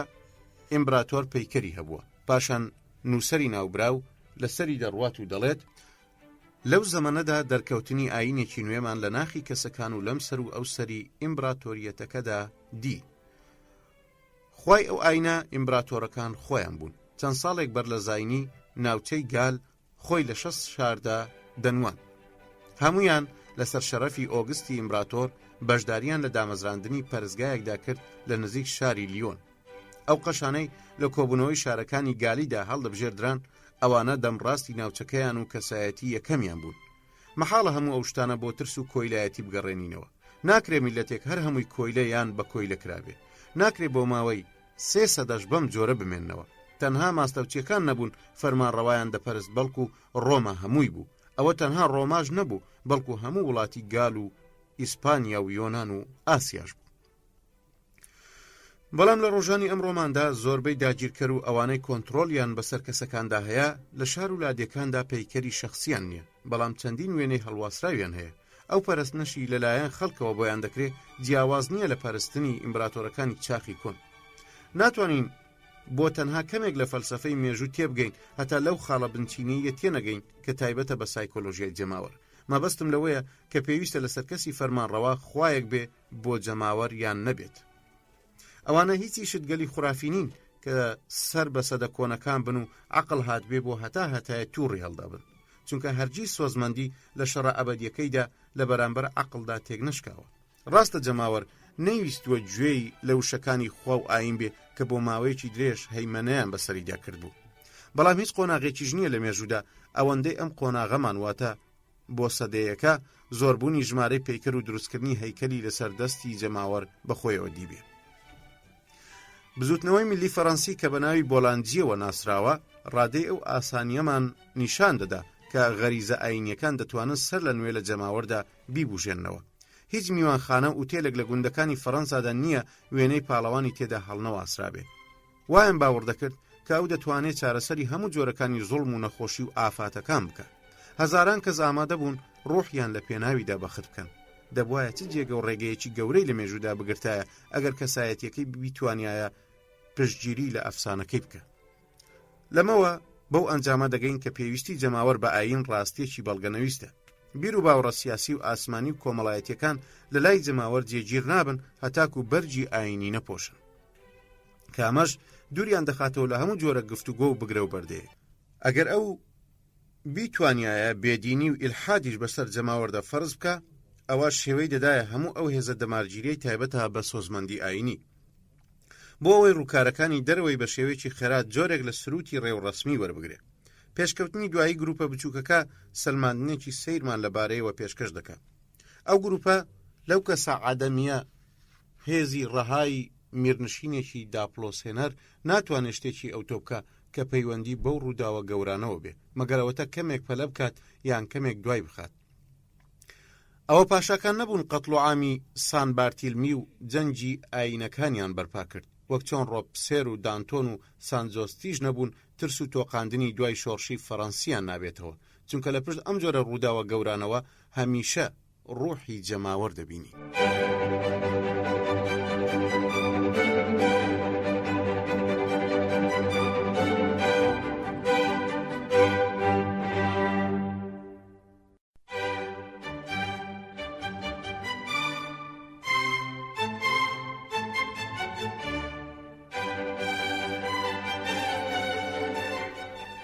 کتێبی دووەم بیرروڕاکانی جەماوەر و بیر و باوڕەکانی بەشی یەکەم.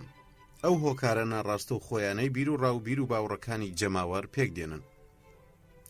لەوە بووینەوە توێژینەوە لەبارەی پێکاتەی زیهنیانەی جەماوەرەوە بکەین.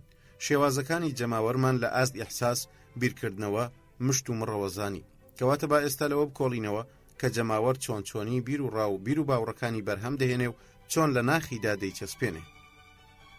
ئەو هۆکارانەی بیرروڕاکانی جەماوەر و باوڕەکانی دیاری دەکەن دوو جۆرن. هۆکارە دوورەکان وا لە جەماوەر دەکەن لەلایەکەوە هەندێک قەناعەتی لەلا دروست بێ و لەلایەکی دیکەشەوە نەچێتە ژێرباری هەندێکی دیکەیانەوە. ئەم هۆکارە دوورانە زەمینە سازن بۆ چەکەرەکردن و دەرکەوتنی ئەو بیر و بۆچوونە نوێیانەی بە گوڕ و تین و ئەنجامەکانیان سەرساممان دەکەن. بەڵام ئەوەندەش هەیە عەفەویەتی دەرکەوتنیان تەنها شتێکی ڕووکەش و ڕواڵەتیانەیە. تەقینەوەی هەندێک بیر و بۆچوون و گەڵاڵەبوونیان لە لای جەماوەر هەندێک جار زۆر کتوپڕ و بروسکە ئاسایە. لە کاتێکدا ئەمە تەنها نیشانەیەکی ڕووکەشێتی، ئەجینا لە پشتەوە کار و فرمانێکی دوور و درێژ و لەسەر خۆی پێشوەخت ئامادەجی هەیە. بەڵام هۆکارە ڕاستەوخۆکان لەوانن کە ئەگەر کار و فرمانێکی سەرەتایی دوور و درێژیان بۆ بکرێ کە ناتوانن بەبێ ئەمە هیچ شتێک بکەن، ئەوە قەناعەتێکی باش لە لای جەماوەر دروست دەکەن. لەمەدا مەبەستمان لەوەیە کە ئەمیان واتە هۆکارە ڕاستەوخۆکان بیرۆکەکە گەڵاڵە دەکەن و فۆرمەکەی پێدەبەخشن، پاشان جۆش و خڕۆشی دەدەن بە هەموو ئەنجام و ڕنگدانەوەکانیەوە. لەژێر فشاری ئەو هۆکارە ڕاستەوخۆیانەدا ئەو بڕیارانە سەر دەردەکەن کە لە پڕێکدا کۆمەڵە مرۆییەکان دەبزوێنن. ئەمەیە دەبێتە هۆی تەقینەوەی یاخیبوونێکی ملیانەی دیاریکراو یان هەڵایسانی مانگرتنێکی دیاریکراو. ئەمەیە کە پاڵ بە زۆربەی زۆری گەلەوە دەنێ بۆ گەیاندنی کەسێک بە کورسی دەسەڵات یان بۆ ڕووخاندنی حکوومەتێکی دیاریکراو. لە هەموو ڕووداوە مێژوویە گەورەکاندا ئەم دوو جۆرەی هۆکار کاریگەریان هەیە. ئەگەر شۆڕشی فەڕەنسی بە نمونە بهێنینەوە کە یەکێکە لە نمونە هەرە گرنگ و وروژێنەرەکان، لەناو هۆکارە دوورەکانیدا ڕەخنەکردنی نووسەر و بیریارانی سیستەمی کۆن و پاشان دەست درێژیەکانی دەبینی. بەم جۆرە ڕۆحی جەماوەر ئامادەکرا بۆ شۆڕش و دواتر توانیان جۆشی بدەن بەهۆی هۆکارە ڕاستەوخۆکانی وەک گوتارەکانی گوتاربێژانەوە و بەرەنگاربوونەوەی کۆشتی پاشایەتی بە مەبەستی ئەنجامدانی چەند ڕیفۆرمێکی کەمی ئەوتۆ کە مانایەکی نەبێ. لەناو هۆکارە دوورەکاندا چەند هۆکارێکی گشتی لە ناو کڕۆک و ناخی هەموو بیر و ڕاو بیر و باوڕێکی جەماوەردا دەبینین. وەک نەژاد، دابوو نەریتە بۆ ماوەیەکان، کات، دامەزراوەکان، پەروەردە و فێرکاری هەوڵ دەدەین لە خوارەوە بە دوای یەکدا باز لە ڕۆڵی هەریەکەیان بکەین. یەکەم، نەژاد ئەتنیک. پێویستە فاکتەری نەژاد بخرێتە پلەی یەکەمەوە، لەبەر ئەوەی ئەو بە تەنها هەرخۆی لە هەموو فاکتەرەکانی تر پێکەوە گرنگترە. لە کتێبی پێشوودا بە پێی پێویست لێکۆڵینەوان لەبارەیەوە کرد، هەر بۆیە پێویست ناکە لێرەدا بە دوور و درێژی بگەڕێینەوە سەری. ئەومان نیشاندا کە نەژادی مێژووی چ مانایەک دەگەێنێ و چۆن ئەم نەژادە خەسڵەت و بیر و باوەڕ و دامەزراوە و هونەرەکانی بە کورتی هەموو توخمەکانی شارستانیەتەکەی پێک دەهێنێت. بۆ ئەوەی گزارش لە ڕووکاری دەرەچیانەی ڕوحەکەی بکە، هێزی نەژاد ئەوەندە گەورەیە کە ناتوانرێ هیچ توخمێکی لەگەلێکەوە بگوێزرێتەوە بۆ یەکێکی تر ئەگەر دووچاری گۆڕانکاری زۆر قوڵ نێت. ژینگە و بارودۆخ و ڕووداوەکان لەو پێشنیارە کۆمەڵایەتیانن کە تایبەتن بە ساتەوەختەوە. ئەمانە کاری گرنگیشیان لە دەست دێ، بەڵام ئەوەیە هەمیشە شتێکی کاتی دەبن ئەگەر دژ بە پێشنیارەکانی نەژاد بوون، واتە ئەگەر لەگەڵ هەموو درەختی ڕەچەڵک و با و باپیراندا ناکۆک وەستان. لە چەندین بەشی ئەم کتێبەدا دەرفەتی ئەومان بۆ دەڕەخسێ بگەڕێینەوە بۆ گرنگی و بایەخی نەژاد و ڕاددەی کاریگەریەکەی، بۆ ئەوەی نیشانی بدەین کە ئەو کاریگەریە هێز و بایەخێکی وای هەیە بتوانێت کۆنتڕۆلی ئەو تایبەتمەندیانە بکە کە پەیوەندیان بە ڕوحی جەماوەرەوە هەیە. لەبەر ئەم هۆیەش کە زۆرێک وڵاتی جۆرا و جۆر هەن چەند جیاوازیەکی وێگنەچووی زۆر بەهێزیان لە بیر و باوەڕ و هەڵس و کەوتەکانیاندا بەرجەستە کردووە کە ناتوانرێ بە هەمان ڕێگا و شێواز کار لە هەمویان بکرێت. دووەم، نەریتە بۆ ماوەیەکان. نەریتەکان خۆیان لە بیر و بۆچوونەکان و پێداویستیەکان و ئەو سۆزمەندیانەدا دەبینەوە کە تایبەتن بە ڕابردووەوە. ئەمانە پوختە و کاکڵی نەژاد پێکدێنن و بە هەموو قورسایی خۆیانەوە گوشار دەخەنە سەرمان. زانستی زیندەوەرناسی گۆڕان و ئاڵوگۆڕی بەسەرهات، بە تایبەتی کاتێک کە زانستی جینەکان ئەو کاریگەریە گەورەی ڕابردووی لە سەرگەشەکردنی بوونەوەرەکان نیشاندا. وەختێکیش ئەو چەمکە زۆر بڵاو دەبێتەوە، زانستەکانی مێژوش هەمان حاڵەت بە خۆیانەوە دەبینن. هەتا ئێستاش ئەو زانستانە بەپێی پێویست بڵاو نەبوونەتەوە. زۆرێکیش لە سیاسەتمەداران هێشتا کاوێژ لە سەربیر و بۆچوونەکانی تێورمەندانی سەدەی ڕابردوو دەکەن. بیرکردنەوەی ئەمانە وایە کە دەتوانرێت کۆمەڵگەیەک لە ڕابردووی خۆی دا ببڕدرێ سەر لە نوێ خۆی دروست بکاتەوە، ئەویش لە ڕێگەی ئەوەوە کە ڕووناچیەکانی عەقڵ بکاتە پێشەنگ و ڕێبەرێک بۆ خۆی. بەڵام دەبینین گەل بوونەوەرێکی ئۆرگانیە و خوڵقێنراوی دەستی ڕابردووە، ئەویش وەک هەموو بوونەوەرە ئۆرگانیەکانی دیکە تەنها لە ڕێگەی کەڵەکەبوونی بە کاوەخۆی بۆ ماوەیەوە دەگۆڕدرێ. سەرکردە ڕاستەقینەکانی گەلان نەریتە بۆ ماوەیەکانیەتی، وەک چەندین جاریش دووبارەم کردوتەوە و گوتومە کە ئەو نەریتانە بە ئاسانی گۆڕانیان تێدا ناکرێ و ئەگەر بشکرێ تەنها لە ڕووکاری دەرەوەیاندا دەبێ. هیچ شارستانیەتێک ناتوانێت بەبێ نەریت هەبێ، واتە بەبێ گیانێکی نەتەوەیی. ئەوەی ڕاستی بێ گەورەترین خەمی مرۆڤ لەوەتەی لەسەر گۆی زەویە خۆی لە دووشت دابینیوەتەوە. یەکەمیان پێکهێنانی تۆڕێکە لە نەریتەکان و دواتری شتێک و پێکدانی تۆڕەکەیە کاتێک هیچ کەڵکو و سوودێکی نامێنێ. بەبێ بوونی چەند نەریتێکی چەسپا و نەگۆڕ هیچ شارستانیەتیەک بوونی نییە. بەبێ لابردنێکی لەسەرخۆ و پلە بە پلەی ئەو نەریتانەش هیچ پێشکەوتنێک ڕوونادا. زەحمەتێکە لەوەدایە بتوانرێ هاوسەنگێکی دادپەروەرانە لە نێوان جێگیری و گۆڕاندا بکرێت. ئەم زەحمەتیەش زۆری دەوێت، چونکە کاتێک گەلێک ڕێگە دەدا بەوەی عورف و نەریتەکانی بەهێزێکی زیاترەوە بۆ چەندینەوە بە چەسپاوی و جێگیری بمێنێتەوە، چیری ناتوانێت گەشە بکا و لەمەدا وەک وڵاتی چینی بەسەردێ کە ناتوانێت گەشە بکا و چاکسازی ئەنجامدا. تەنانەت شۆڕشە خوێناویەکانیش خۆیان ناتوانن ئەو گۆڕانە ئەنجام بدەن، چونکە لەو کاتەدا ڕوودەدا کە یان ئەوەتە هەموو لە قەشکاوەکانی درەختەکە بەیەکەوە دەلچێنێتەوە و بەمەش ڕابردوو هەیمەنەی خۆی بەبێ هیچ گۆڕانێک دەگەڕێنێتەوە، یان ئەوەتە لە قەجۆرا و جۆرەکان لە سەرەتادا جۆرێک لە فەوزا و پاشاگەردانی و دواتریش داکەوتن و ڕووخان بەرهەمدێنن. پاشان ئەو ئەرکە سەرەکیەی کە کەوتۆتە سەرشانی گەلێکی دیاریکراو پێویستە لە پاراستنی دامەزراوەکانی ڕابردووی دابێ، ئەویش لە ڕێگەی هەموارکردنی کەمەکەمەیانەوە.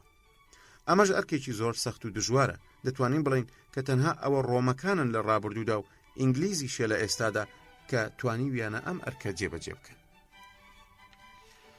ئەو محافیزکارانەی زۆر کە لە ڕقن لەسەر هێشتنەوەی بیر و بۆچوونە تەقلیدیەکان و بەبەردەوامیش دژایەتی هەر هەوڵ و تەقەلایەک دەکەن کە بیانەوێ گۆڕانیان بەسەردا بێنن، ئەوانە خودی جەماوەرن، بە تایبەتیش ئەو توێژانەی کەچینە داخراوەکان پێک دێنن و خاوەنی ئیمتیازاتن. من سەرنجمدا بووە ئەو ڕوحە محافیزکارە و ئەوم دەرخست کە زۆرێک لە ڕاپەڕینەکان تەنها گۆڕانکاری لە وشەکاندا دەکەن. ئەم نمونەیە لەسەر ئەمە دەهێنمەوە. خەڵک لە کۆتایی سەدەی ڕابردوودا لە بەردەم کڵێسا ڕووخاوەکان و قەشە دەرکراوەکاندا یان ئەوانەی لە ڕێگەی قەنارە و چەوسانەوەی گەردونیانەی ڕێوڕسم و سروتە کاسۆلیچیەکانەوە لە سێدارە درابوون، پێیان وابوو کە بیر و بۆچوونە ئاینیە دێرینەکان کۆتاییان پێهات و هەموو دەسەڵاتێکیان لەدەستچوو. کەچی بە چەند ساڵێک دوای ئەو مێژووە پاڕانەوە و داخوازیە گەردونیە گشتیەکان بوونە مای گەڕانەوەی ڕێوڕسمە هەڵوەشاوەکان. هیچ نمونەیەکی تری لەمە باشترمان لەلا نییە کە ڕادەی کاریگەری نەریتە بۆ ماوەکانمان بۆ سەر ڕۆحی جەماوەر نیشامدا.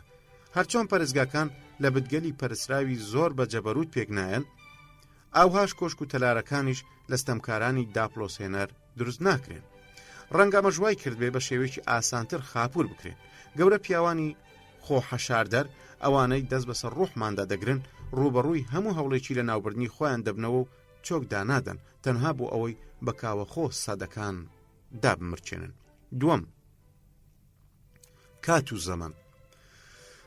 کات لە ناو کێشە کۆمەڵایەتیەکان و تەنانەت لە ناو کێشە بایۆلۆژیەکانیشدا یەکێکە لەو هۆکارە چاڵاکانەی کە زۆرترین کاریگەری هەیە. کات خوڵقێنەری ڕاستەقینە و گەورە و تێکدەریشە. ئەوە کاتە شاخەکانی لە دنکەلمەکان دروست کرد. خانەیەکی زیندوی بچووکی لە ڕێگەی زەمانەکانی جیۆلۆجیەوە گەیاندا ئاستی کەرامەتی مرۆیی. بۆ ئەوەی ئاڵگۆڕ لە دیاردەیەکی دیاریکراودا بکەین یان گۆڕانی بەسەردابێنین، ئەوەندە بەسە فاکتەری زەمن و سەدەکان بهێنینە ناوەوە. لە خۆوە نەیان گوتووە کاگەر مێرو لە کاتی تەواوی بەدەستەوە بێ دەتوانێت شاخی سپی لە بین بەرێ. ئەو کەسەی لە کۆنتڕۆڵکردنی کاتدا خاوەنی هێزی ئەفسوناوی بێ و بتوانێت یاری پێ بکە، ئەوە ئەو هێز و جەبەروتەشی دەبێ کە باوەڕداران دەیدەنە پاڵخواکانیان. بەڵام کاری ئێمە لێرەدا لەوە نییە باز لە کاریگەری زەمان بکەین بۆ سەرچاوجی بیر و باوڕەکانی جەماوەر. کاریگەریەکەی لەم ڕوانگەیەوە مەزن و گەورەیە. کات دەتوانێت تەحەکوم بە هێزە گەورە کاریگەرەکانی وەک نەژادەوە بکە. ئەو هێزانە ناتوانن هەبن و پێک بێن ئەگەر زەمان بوونی نەبێ. ئەوە کاتەوە لە هەموو بیر و باوڕەکان دەکات گەورە ببن و لە هەمان کاتیش بمرن. بیر و باوڕەکان بەهۆی کاتەوە دەبنە خاوەنی هێز و جەبەروت و هەر بەهۆی ئەویشەوە لاواز و بێهێز دەبن. ئەوە کات و زەمانە بیر و ڕاو باوڕەکانی جەماوەر لەسەر ئاگرەکەی خۆی بە هێواشی لێدەنێ، بەو مانایی کەوە ڕەخسێنەری ئەو زەمینەی لەسەری دەڕوێت و چرۆ دەردەکە. لەمەوە بەو دەرەنجامە دەگەین کە ئەو بیر و بۆچوونانەی ڕەنگە لە قۆناغێکی دیاریکراودا بەدی بێن، بەڵام لە قۆناغێکی تردا وەک مەحاڵ دەربکەون. کات پاشماوە پڕ لە جیاوازەکانی باوەڕ و بیر و بۆچوونەکان هەڵدەچنێ و لەسەر بناغەیان بیر و بۆچوونەکانی سەردەمێکی دیاریکراو لەدایک دەبێت. ڕواندنی ئەو بیر و بۆچوونانە کارێکی بەڕێکەوت نییە و لە ڕێگەی کاری سەرچڵیشەوە ڕوونادا، بەڵکو دەبینین ڕەگ و ڕیشەکانی بە قوڵی شۆڕ بوونەتەوە نێو ڕابردوویەکی دوور و درێژ. کاتێکیش گوڵدەگرێ ئەوە زەمانە دەرفەتیکردنەوەی بۆ ڕەخساندووە. ئەگەر ویسمان لە چاوگەکەی تێبگەین ئەوە دەبێ هەمیشە لە زەماندا بگەڕێینەوە بۆ دواوە. ئەوانە دەستەکچی ڕابردوون و دایکی داهاتوون و کۆیلەی هەمیشەی زەمنن، واتە وابەستەی ئەون. کەواتە ئەمە بەو مانایەدێک کە زەمن سەرگەورەی ڕاستەقینەمانە. هێندەی بەسە لێی گەڕین باکاری خۆی بکە بۆ ئەوەی هەموو شتەکان ببینین دەگۆڕێن و ئاڵ و گۆڕیان بەسەردادێ. هیوا و ئاوەتەمە ترسیدارەکان و ئەو وێرانەی و هەڵگەڕانەوانەی لەم ڕۆدا جەماوەر هەڕەشەیان پێدەکا، ئێمە دووچاری دڵڕاوچەیەکی زۆر دەکەن. تەنها زەمن دەتوانێت هاوسەنجی بگەڕێنێتەوە. بەڕێز لافیس زۆر لەسەر حەقە کە دەڵێ هیچ سیستەمێکی سیاسی نییە لە ڕۆژێکدا بڕوخێ. ڕێخستنە سیاسی و کۆمەڵایەتیەکان پێویستیان بە چەندین سەدە لە کارکردن هەیە بۆ ئەوەی بەدی بهێنرێت. پێشەوەی سیستەمی دەرەبەگایەتی جێگیر بێ و ڕێسا و بنەماکانی گەڵاڵە بکە، بە درێژایی چەندین سەدە بە شێوەیەکی هۆلامی و پاشاگەردانیانە بوونی هەبوو. ڕژێمی پاشایەتی ڕەها و مطلقیش چەندین سەدا بەر لە بوونی هۆکارەکانی سەقامگیری و ڕێخستنی حکومڕانیەتی ژیە.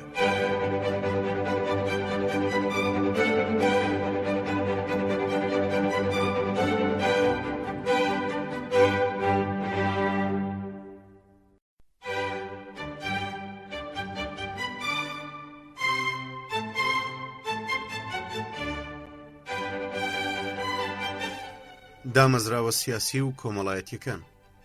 ئەو بۆچوونەی کە پێی وایە پێکهێنانی دامەزراوەکان چارەسەریەکن بۆ کەموکوڕیەکانی کۆمەلگا و پێشکەوتنی گەلانیش زادەی تەواوبوونی دەستورەکان و فۆرمەکانی حکوومەتە، یان ڕەنگە تەنها دەرکردنی یاساکان بەس بن بۆ ئاڵ و گۆڕە کۆمەڵایەتیەکان، وە گوتم لەو بۆچوونەوەیە کە تا ئێستاش برەوی زۆری هەیە و بڵاوە. شۆڕشی فەڕەنسی لەمەوە سەری هەڵدا، تەنانەت تێورە کۆمەڵایەتیەکانی ئێستاش پشتی پێدەبەستن. تەنانەت ئەو ئەزمونانەشی خاوەنی بەردەوامی و یەکبینیەشن نەیانتوانیوە ئەو وەهمە گەورەیە بلەقێنن. فەیلسوفان و مێژونووسان هەوڵیاندا ئەوە بسەلمێنن کە ئەم بۆچوونە شتێکی بێهودەیە، بەڵام بێسوود بوو. لە کاتێکدا بۆیان گران نەبوو ئەوە دەربخەن کە ئەوە دامەزراوەکانن بیر و بۆچوونەکان و سۆزمەندیەکان و ئەخلاق و خوڕەوشتەکانیان خوڵقاندووە و ناتوانین ئەو شتانە لە ڕێگەی گەڕانەوەی یاساکانەوە دووبارە بکەینەوە، چونکە گەل هەر گەلێک بێ بۆ خۆی دامەزراوەکانی اختیار ناکاو، وەک چۆن ڕەنجی چاوەکانی یان قژیشی خۆی هەڵی نابژێرێ. دامەزراوە حکوومەتەکان لە بەروبوومی نەژاد و ئەتنیکن. لەبری ئەوەشی خوڵقێنەری سەردەم بن، خوڵقێنراوی دەستی سەردەمن. گەلان مەحکومی خواستەکانی ساتەوەختێک نین، بەڵکو بەو پێەیە کە خوڕەوشت و تایبەتمەندیەکانی دەیخوازن. هەندێک جار بۆ پێکهێنانی سیستەمێکی سیاسی دیاریکراو چەند سەدەیەک پێویستە، چەند سەدەیەکی تریش لە پێناو گۆڕانیدا. دامەزراوەکان هیچ خەسڵەتێکی ئەبەدی هەتاییان نییە. ئەوەش نین باش بنیان خراپ، چونکە پێدەچێت لە ساتێک لە ساتەکانی گەلێکدا باش بن، بەڵام بەلای گەلێکی ترەوە جێگەی بێزاری بن. کەواتە هەرگیز گەل ناتوانێت توانایەکی ڕاستەقینەی هەبێ لە گۆڕینی دامەزراوەکانیدا. بێگومان ئەو دەتوانێت لە ڕێگەی هەڵایسانی شۆڕشە خوێناویەکانیەوە ناوەکانی هەموار بکە، بەڵام ناوەڕۆکەکە ناگۆڕدرێت. بەو پێی ناوەکان بریتین لە هێماگەلێک کە بایەخێکی ئەو تۆیان نییە. لەبەر ئەوە مێژونووسی سەرقاڵ بە بەها ڕاستەقینەکانی شتەکانەوە هیچ سەرنجێکی ناداتێ. لەبەر ئەوە بۆ نمونە وڵاتێکی زۆر دیموکراسی وەک ئینگلتەرا دەبینین ملکەتی ڕژێمێکی پاشایەتیە. ئەمە لە کاتێکدا کۆمارگەلی ئیسپانی ئەمریکی کە لەلایەن دەستوری کۆماریەوە دەبرێن بەڕێوە دووچاری درەندەترین جۆرەکانی داپلۆسینگێن. ئەوە خوڕەوشتی گەلەکانە چارەنووسی دامەزراوەکان دیاری دەکا، نەک حکوومەتەکان. هەوڵمدا لە کتێبی پێشومدا لە ڕێگای پەنابردنە بەر چەند نمونەیەکی یەکلاکەرەوەەوە ئەو ڕاستیە بسەلمێنم. کەواتە ئەرکێکی پرۆپوچ و مەشقێکی بەلاغیانە و بێسوودە کاتی خۆمان بە بەرهەمهێنانی دەستورەکان و داڕشتنیانەوە بە فیڕۆ بدەین. زەرورەت و زەمان هەردووچیان گەڵاڵەکردنی دامەزراوەکانیان لە ئەستۆدایە، کاتێک جڵەویان بۆ شل دەکەین کاری خۆیان بکەن. مێژونووسی گەورە ماکۆڵای لە بڕگەیەکدا ئەوەمان پێ دەڵێ کە پێویستە سیاسیەکان لەسەر دڵیان هەڵی بکەن و بزانن کە بەریتانیەکان لە هەموو وڵاتانی لاتینیدا بەو شێوەیە هەڵسوکەوتیان کردووە. دوای ئەوە باسی لە سوود و کەڵکەکانی ئەو یاسایانە کردووە کە لە ڕوانگەی عەقڵەوە فەوزایەکی سیخ ناخن بە بێهودەیی و ناکۆچی. ناوبراو بەراوردیەکی لە نێوان ئەوە 12 دەستورەدا کردووە کە لە سەروبەندی ڕاپەڕینەکانی گەلانی لاتیندا لە ئەوروپا و ئەمریکا لەگەڵ دەستوری ئینگلتەرەدا هەڵوەرین و مردن. هەروە ئەوەشمان نیشان دەدا کە دەستوری ئینگلیزی بە شێوەیەکی زۆر هێواش و تۆزە هەموار دەکرێت و گۆڕانی بەسەردادێ. ئەوەش لە ژێر کاریگەری پێداویستیە ڕاستەوخۆکاندایە، نەک ئەوەی هەرگیز بە پێی بگرە و بەردەی تیۆریا عەقلیەکان بێ. بەیەک وشە دەڵێت پێویستە لە کاتی داڕشتنی دەستورەکاندا هەرگیز بایەخ بە لێکچووی و هەماهەنگی نەدرێ، بەڵکو تەنها بایەخ بە سوود و چێژ بدرێ. هیچ شتێکی شاز لامەبن تەنها لەبەر ئەوەی شازە، هەرگیز هەوڵی ئەوەش مەدەن تازە ببنەوە یان داهێنان بکەن، ئەوە جیایە هەستان بەلادان و بێزاری کرد. ئەو کاتەش داهێنانەکانتان تەنها ئەوەندە بێت کە پێویستە بۆ نەهێشتنی ئەو لادانە بێزارە، هەروەها هەوڵیش مەدەن هیچ کاتێک یاسایەک یان پێشنیارێکی گەورەتر لەو حاڵەتە تایبەتە پێشکەش بکەن کە بۆ چارەسەرکردنی ئەو داهێنراوە. ئەمانە ئەو ڕێسایانن کە گفتوگۆکانی 250 پەرلەمانتارەکەمانی ئاراستە کرد، هەر لە سەردەمی یۆحەناوە تا دەگا بە سەردەمی ڤیکتۆریا. پێویستە یاسە و دامەزراوەکانی یەک بە یەکەی گەلان تاوتوێ بکەین بۆ ئەوی بزانین تا چ ڕادەیە گوزارش لە پێداویستیەکانی نەژادەکانیان دەکەن. لە کاتێکدا ئەمانە بە توندوتیژی ناگۆڕدرێن. بۆ نمونە دەتوانین وتوێژەکەمان بەو شێوەی خۆمان حەزی پێدەکەین دڵمان دەیخوازێ بە شێوەیەکی فەلسەفیانە بێ لەبارەی سوود و کەڵکەکانی مەرکەزیەت و لایەنە خراپەکانیەوە. بەڵام کاتێک گەل و میلەتێک دەبینین لە چەند نەژادێکی جیاواز پێکاتوە، ئەوە دەبێت 1000 ساڵ کارکردنی بۆ تەرخان بکرێ تاکو بتوانێت وردە بگاتە ئەو مەرکەزیەتە. دەبینین شۆڕشێکی گەورە هەوڵی داوە بۆ ئەوەی هەموو دامەزراوەکانی ڕابردوو تێک بشکێنێ، کەچی لەو لاوە ناچار بووە نەک ڕێزی ئەو مەرکەزیەتە بگرێ، بەڵکو هەوڵی زیادکردنیشی داوە. لەمەوە بەوە دەگەین کە مەرکەزیەت زادەی زەرورەتێکی زاڵ و چارە هەڵنەگرە و بگرە تەنانەت مەرجێکی شەبۆبوون. هەر بۆیە بەداخ دەبین بۆ کاڵفامی و کەمعەقلی ئەو سیاسەتمەدارانەی قسە لەبارەی تێک و پێکدانی مەرکەزیەت دەکەن کە دیارە مەبەست لە یەکێتی مەرکەزیانەی فەڕەنسایە پاشان شۆڕشی فەڕەنسی. خۆگەر ڕێکە و دوای کرد بۆ چوونەکەشیان ڕاست دەربچێ، ئەوە ئەو سەرکەوتنە هێمایەک دەبێت بۆ پاشەگەردانی و فەوزایەکی قوڵ کە لە دواعاکامدا مەرکەزیەتێکی نوێی زۆر پتەوتر لەوەی پێشووتری لێ دەکەوێتەوە. هەموو ئەمانەی پێشوو ئەومان پێ دەڵێن کە نابێت دامەزراوەکان بەو ئامرازە بزانین کە لە ڕێیەوە کار بکەینە سەر ڕۆحی جەماوەر. هەندێک لە وڵاتان بۆ نمونە وەک ویلایەتە یەکگرتووەکان لە ڕێگەی دامەزراوە دیموکراسیەکانەوە گەشەیەکی زۆر باشیان کردووە، بەڵام هەندێکی تر هەن وەک کۆمارە ئیسپانیا ئەمریکیەکان ئەگەرچی خاوەنی هەمان ئەو دامەزراوانەشن کەچی سست و خاون.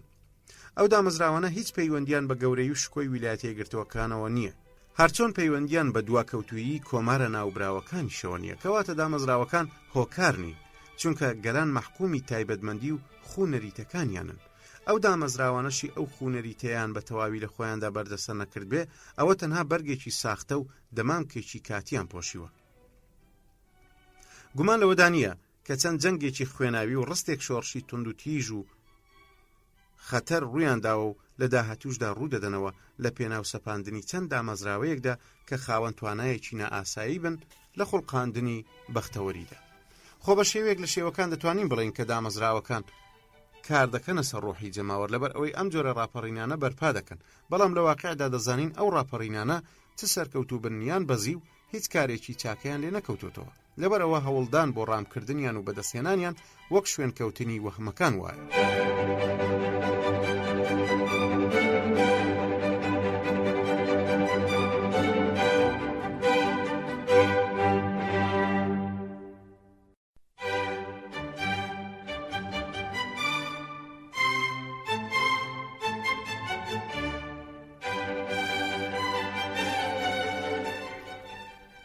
پەروەردە و فێرکاری یەکێک لەو بیرروبۆچوونە سەرەکیانەی لەم سەردەمەماندا باڵادەستن ئەو بیرۆکەیەیە کە ئەنجامی بێ ئەم لە ئەولای فێرکردن خۆی لە باشکردنی ڕەوشی مرۆڤ و چاککردنیدا دەبینێتەوە، تەنانەت وایان لێ دەکا یەکسانیش بن. دووبارەکردنەوەی بێخەمی ئەم بیرۆکەیە کردیە یەکێک لە عەقیدە زۆر بنجداکوتاوەکانی دیموکراسی بە جۆرێک کە زۆر زەحمەت بێ لە ئێستادا بتوانرێت دەستی بۆ ببرێ یان دژایەتی بکرێ، وەک چۆن پێشتر زەحمەت بوو مرۆڤ بتوانێت دەست بۆ بیر و باوڕەکانی کلێسا بەرێ. بەڵام دەبینین بیر و بۆچوونە دیموکراسیەکان لەم خاڵە و لە چەندین خاڵی دیکەدا دەکەونە ناکۆکیێکی قوڵەوە لەگەڵ دراوەکانی دەروونزانی و ئەزموونەوە. زۆرێک لە فەیلسوفان بە تایبەتیش هێربەرت سپێنسەر دەیانتوانی بە ئاسانی بیسەلمێنن کە پرۆسەی فێرکردن مرۆڤ دەکاتە خاوەن ڕەوشت و بەختەوەریەکی زۆر، هەروەها غەریزە و حەزە بۆ ماوەیەکانی ناگۆڕێ، بەڵام ئەگەر بە شێوەیەکی خراپ بەکارهێنرا ئەوە زیانێکی زۆری دەبێت نەکسوود. زانایانی ئاماریش جەختیان لەسەر ئەو بیرروڕایانە کردەوە کاتێک پێیان گوتین کە تاوان لەگەڵ گشتاندنی دیاردەی فێرکردندا یان لانی کەم لەگەڵ گشتاندنی جۆرێکی دیاریکراو لە جۆرەکانی فێرکردندا ئەویش زیاد دەبێت، یان ئەوەیان بۆ سەلماندین کە گەورەترین دوژمنانی کۆمەلگا واتە ئاژاوە جێڕان لەوانن کە لە قوتابخانەدا بە یەکەم دەرچوون. یەکێک لە دادوەرە دیارەکانی وەک ئەدۆڵف گیلۆ گوتی لە ئێستادا 3000 تاوانباری خوێندەوارمان هەیە لە بەرامبەر 1000 نەخوێندەواردا. هەروە گوتیشی کە لە ماوەی 50 ساڵدا ئەم ژمارەیە لە 227ەوە بەرامبەر هەر 100,000 کەسێک بەرز بۆتەوە بۆ 552 کەس بەرامبەر هەمان ژمارەواتە زیادکردنەکە بە ڕێژەی 133. هەروەها گیلۆ لەگەڵ هاوڕێکانیدا ئەوەیان دۆزیەوە کە بەرزبوونەوەی تاوان بە شێوێکی سەرەکی لەسەردەستی ئەو لاوانە ڕوودەدا کە قوتابخانە خۆڕایی جێگەی دەسەڵاتی خاوەنکاری بۆ گرتوونەتەوە. دیارە کەس پەیوانییە کە فێرکردنی باش چەند ئەنجامێکی زۆر بە کەلکی لێ نەکەوێتەوە. خۆگەر ئاستی ڕەوشی کەسەکانیش بەرز نەکاتەوە ئەوە لانی کەم دەرفەتی ئەویان بۆ دەڕەخسێنێ پەرە بەتوانستە پیشەییەکانیان بدەن. بەڵام بەداخەوە گەلانی لاتینی بە تایبەتی ماوەی 30 ساڵە سیستەمی فێرکردنیان لەسەر چەند بنەمایەکی زۆر ناتەواو دامەزراندووە. سەرباری ئەو سەرنجە ڕەخنەگرانانەی گەورە بیریاران ئاراستەیان کردووە، بەڵام ئەوان لەسەر هەڵەی گەورەی خۆیان هەر سوورن. من وەک خۆم لە چەندین کتێبدا ئاماژەم بەوەدا کە ئەو فێرکردنەی ئێستامان ژمارەیەکی زۆر لە خوێندکارەکانی دەکاتە دوژمنی کۆمەلگا. هەروە ژمارەیەکی زۆر لە سەرباز و لایەنگر پێشکەش بە ڕێزەکانی درڕندەترین جۆرەکانی سۆشیالیزم دەکات. مەترسی یەکەمی ئەو پەروەردەیە پێداگریەتی لەسەر هەڵەیەکی دەرونی بنچینەیی کە پێی وایە لەبەرکردنی کتێبەکانی قوتابخانە زیرەکی خوێندکار زۆرتر دەکایان مێشتی دەکاتەوە. لەسەر ئەو بنەمایە قوتابیان هەوڵ دەدەن زۆرترین بڕی کەرەسە و زانیاری فێر بن و لەبەریان بکەن. لەبەرەوە دەبینین خوێندکاری لاو هەر لە قۆناغی سەرەتاییەوە تا دەگاتە دکتۆرە یان بڕوانامەی تەبرێز ناوەڕۆکی کتێبەکانی هەڵدەلووشێ بەبێ ئەوەی عەقلی یان بیر و ڕای خۆی بخاتە گەڕ. فێرکردن بەلای ئەوەوە بریتیا لە لەبەرکردن و گوێڕایەڵی. جۆل سیمۆنی وەزیری پێشووی فێرکردن لەو بارەیەوە دەڵێ فێربوونی وانەکان و لەبەرکردنی ڕێساکان یان پێناسەکان و دواتریش وتنەوەیان و لاساییکردنەوەیان بەباشی ڕۆشنبیریەکی خەمڕەوێن پێک دێنێ. تێیدا هەموو هەوڵ و کۆشتێک بریتی دەبێت لە ئیمان و باوەڕبوون بە مەحسوومیەت و هەڵەنەکردنی مامۆستا. لە کۆتاییدا ئەمانە دەبنەمایی دابەزینی ئاسمان و کەنەفتکردنمان. ئەگەر ئەو فێرکردنە تەنها بێسوود بواە بەوەندەوە دەوەستاینەوە کە خەمبار بین و شیوەم بکەین بەسەر ئەو منداڵانەی لە بری فێربوونی بابەتگەلێکی پێویست درەختی وەچەی ڕۆڵەکانی کلۆتیر و زۆرانبازیەکانی نۆستری و ئۆستراسی یان پۆلینەکانی ئاژەڵیان فێر دەکەن. بەڵام ئەمە مەترسیەکی زۆر گەورەتری هەیە، چونکە ئەو منداڵەی فێری کردووە وای لێ دەکا قێزی بێتەوە لەو ژینگەی تێیدا لەدایک بۆ حەزی ئەوەی لا دروست دەکا لێی هەڵبێ. کرێکار حەزی نەماوە بەوەی وەک کرێکار بمێنێتەوە، جوتیاریش پێی خۆش نییە جوتیار بێ و بۆرژوازیەکانیش پیشەیەک بۆ ڕۆڵەکانیان نابینەوە جگە لەوەی ببنە کارمەندی موچەخۆری دەوڵەت. قوتابخانە لەبری ئەوەی پیاوانی دوا ڕۆژ ئامادە بکە بۆ بەرەنگاربوونەوەی ژیان تەنها تەیاریان دەکا بۆ وەزیفەی گشتی کە سەرکەوتن تێیدا پێویستی بە هیچ کۆشتێکی تاکە کەسی یان دەستپێشخەری خودیانەی خوێندکار نییە. پرۆسەی فێرکردن لە خوارەوەی پەیژەی کۆمەڵایەتیدا سوپایەک لە پرۆلیتاریای کڵۆڵ و داما و دەخڵقێنێ کە هەمیشە ئامادەن بۆ یاخی بوون. لەسەرەوەی پەیژەی کۆمەڵایەتیش بۆرژوازیەتی سەرچڵ و گومانکار ساویلکەمان بۆ دەخڵقێنێ. ئەو بۆرژوازیەتەی متمانەیەکی خورافیانەی بە دەوڵەت هەیە بە جۆرێک وەک ئەوەی بتوانێت موعجیزە و پەرجوەکان بخڵقێنێ.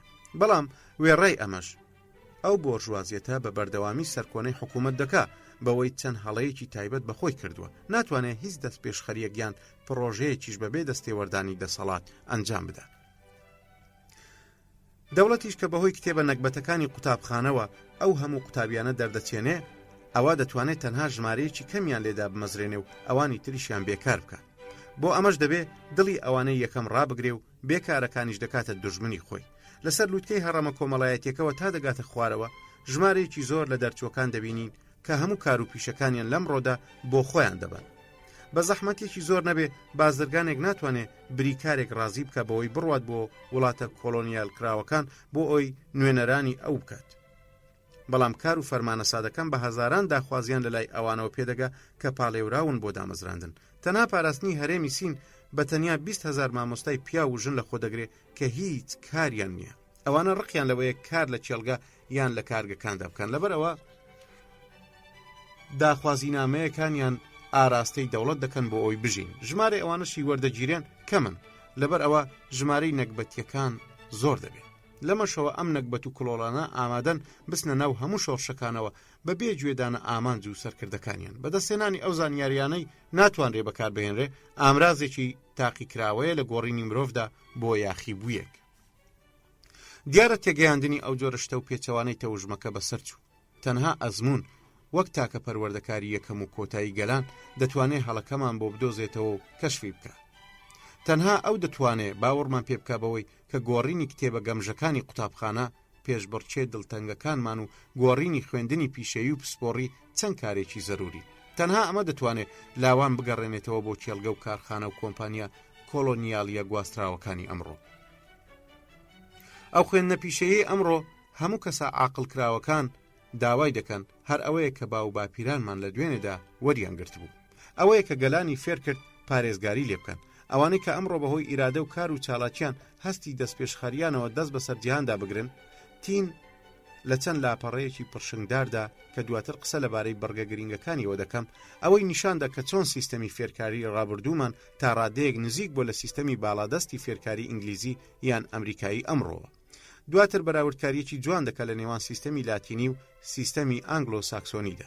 ئەنجامەکان و ڕنگدانەوەکانیش بۆ سەر هەریەکەیان واتە بۆ سەر میتۆدەکانیان دەردەخات. ڕەنگە بتوانین هەموو زیانەکانی سیستەمی فێرکاری کلاسیکیمان قبول بکەین، هەرچەندە ئەویش لە کەسانی کەوتوو کەسا زیاتر بەرهەم ناهێنێ ئەگەر بێت و هەرێک لە بەدەستێنانی ڕووکەشیانەی هەموو زانیاریەکان و وتنەوەی تووتی ئاسایانەی هەموو کتێبەکانی قوتابخانە ئاستی زیرەکی و تێگەیشتنیش بەرز بکەنەوە. بەڵام ئایا بەڕاستی بەو ئەنجامە دەگات؟ نەخێر، بەداخێکی زۆرەوە. بڕیاری ڕاست و ئەزمون و هەستی دەستپێشخەری و کەسی بەهێز چەند مەرجێکی سەرکەوتنن لە ژیاندا کامانە لە کتێبدا نابینین، چونکە کتێبەکان بریتینە چەند فەرهەنگێکی بەکەڵک بۆ ڕاوێژ پێکردن، بەڵام هەرگیز پێویست ناکە بەوەی بچین چەند بڕگەیەکی دوور و درێژ لە سەرماندا هەڵبگرین. چۆن خوێندنی پیشەیی دەتوانێت زیرەکی بە ڕادەیەک پێش بخات کە فێرکردنی کلاسیکی بە هیچ شێوەیەک پێی نەکرێت. بلیمەتێکی وەکتین دێت ئەمەمان لەم چەندی ڕێی خوارەوەدا بۆ ڕوون بکاتەوە. بیر و بۆچوونەکان تەنها لە ناوەندی سروشتی و ئاساییاندا دروست دەبن. ئەو شتەشی چرۆکانی دەردەهێنێ بریتین لە ئینتیباعاتی هەستی هەمەجۆر کە منداڵێک ڕۆژانە لە کارگا یان لە کانە خەڵوز یان لە دادگا یان لە قوتابخانە یان لە وەرشە یان لە خەستەخانە یان لە کۆمەڵێک ئامێرەوە وەریان دەگرێت. با بڵین دەستگاکان و پرۆسەکان لە ژێر دەسەڵاتی کڕیارەکان، کرێکاران، کارکردن، کاڵای باش و خراپ، گرانبەهایان قازانج هێندایە. ئەمانە ئەو شتە هەستیانن کە چاو و گوێ و دەستەکان و تەنانەت هەستی بۆنکردن دەیانبینن.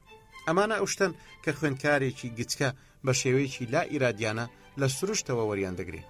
دوای ئەوەی بەبێ دەنجی پێدەگەن پاشان ڕێک دەخرێن بۆ ئەوەی زوو بێت یان درەنگ بەرەو ئەو پێکاتە نوێیە یان شتگەلی تر، بەرەو ئەو ئاسانکردنە یان ئەو ئابووریە یان ئەو کامەڵبوون و داهێنانە ئاراستە بکرێت. منداڵی فەڕەنسی لە هەموو ئەو پەیوەندی و گەیاندنە بە نرخانە بێبەشە، لە هەموو ئەو توخمە پێویست و شیاوی توانەوە و هەرسکردنانە بێبەشە، بە شێوەیەکی تایبەتی لە ناسکترین قۆناغی ژیانیدا ئەو لێیان بێبەشە.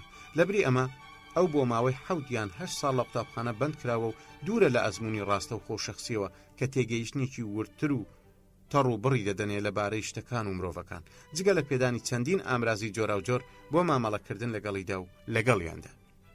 بەلای کەمەوە نۆ لە سەردەی ئەو خوێندکارانەی کات و هیلاکی خۆیان چەندین ساڵی ژیانیان بە فیڕۆداوە، چەندین ساڵی کارا و گرنگ تەنانەت یەکلاکەرەوەش بەم جۆرە بوو. یەکەم نیوەی ئەوانە یان سێیەکی حساب بکەن کە دەچن بەرەو تاقیکردنەوە، ئەوانە لە کەوتوەکانن. لە دوای ئەوە لە نێو دەرچوەکاندا ئەوانە دەبینین کە پلەیان هێناوە و خاوەنی بڕوانامان، واتە هەموو ئەوانە هیلاکن. ئەو داخوازی مامۆستاکانیان لێیان دەکات لەبارەی وەڵامدانەوەی زانستەکانەوە شتێکە لە سەروی وزەیانەوە.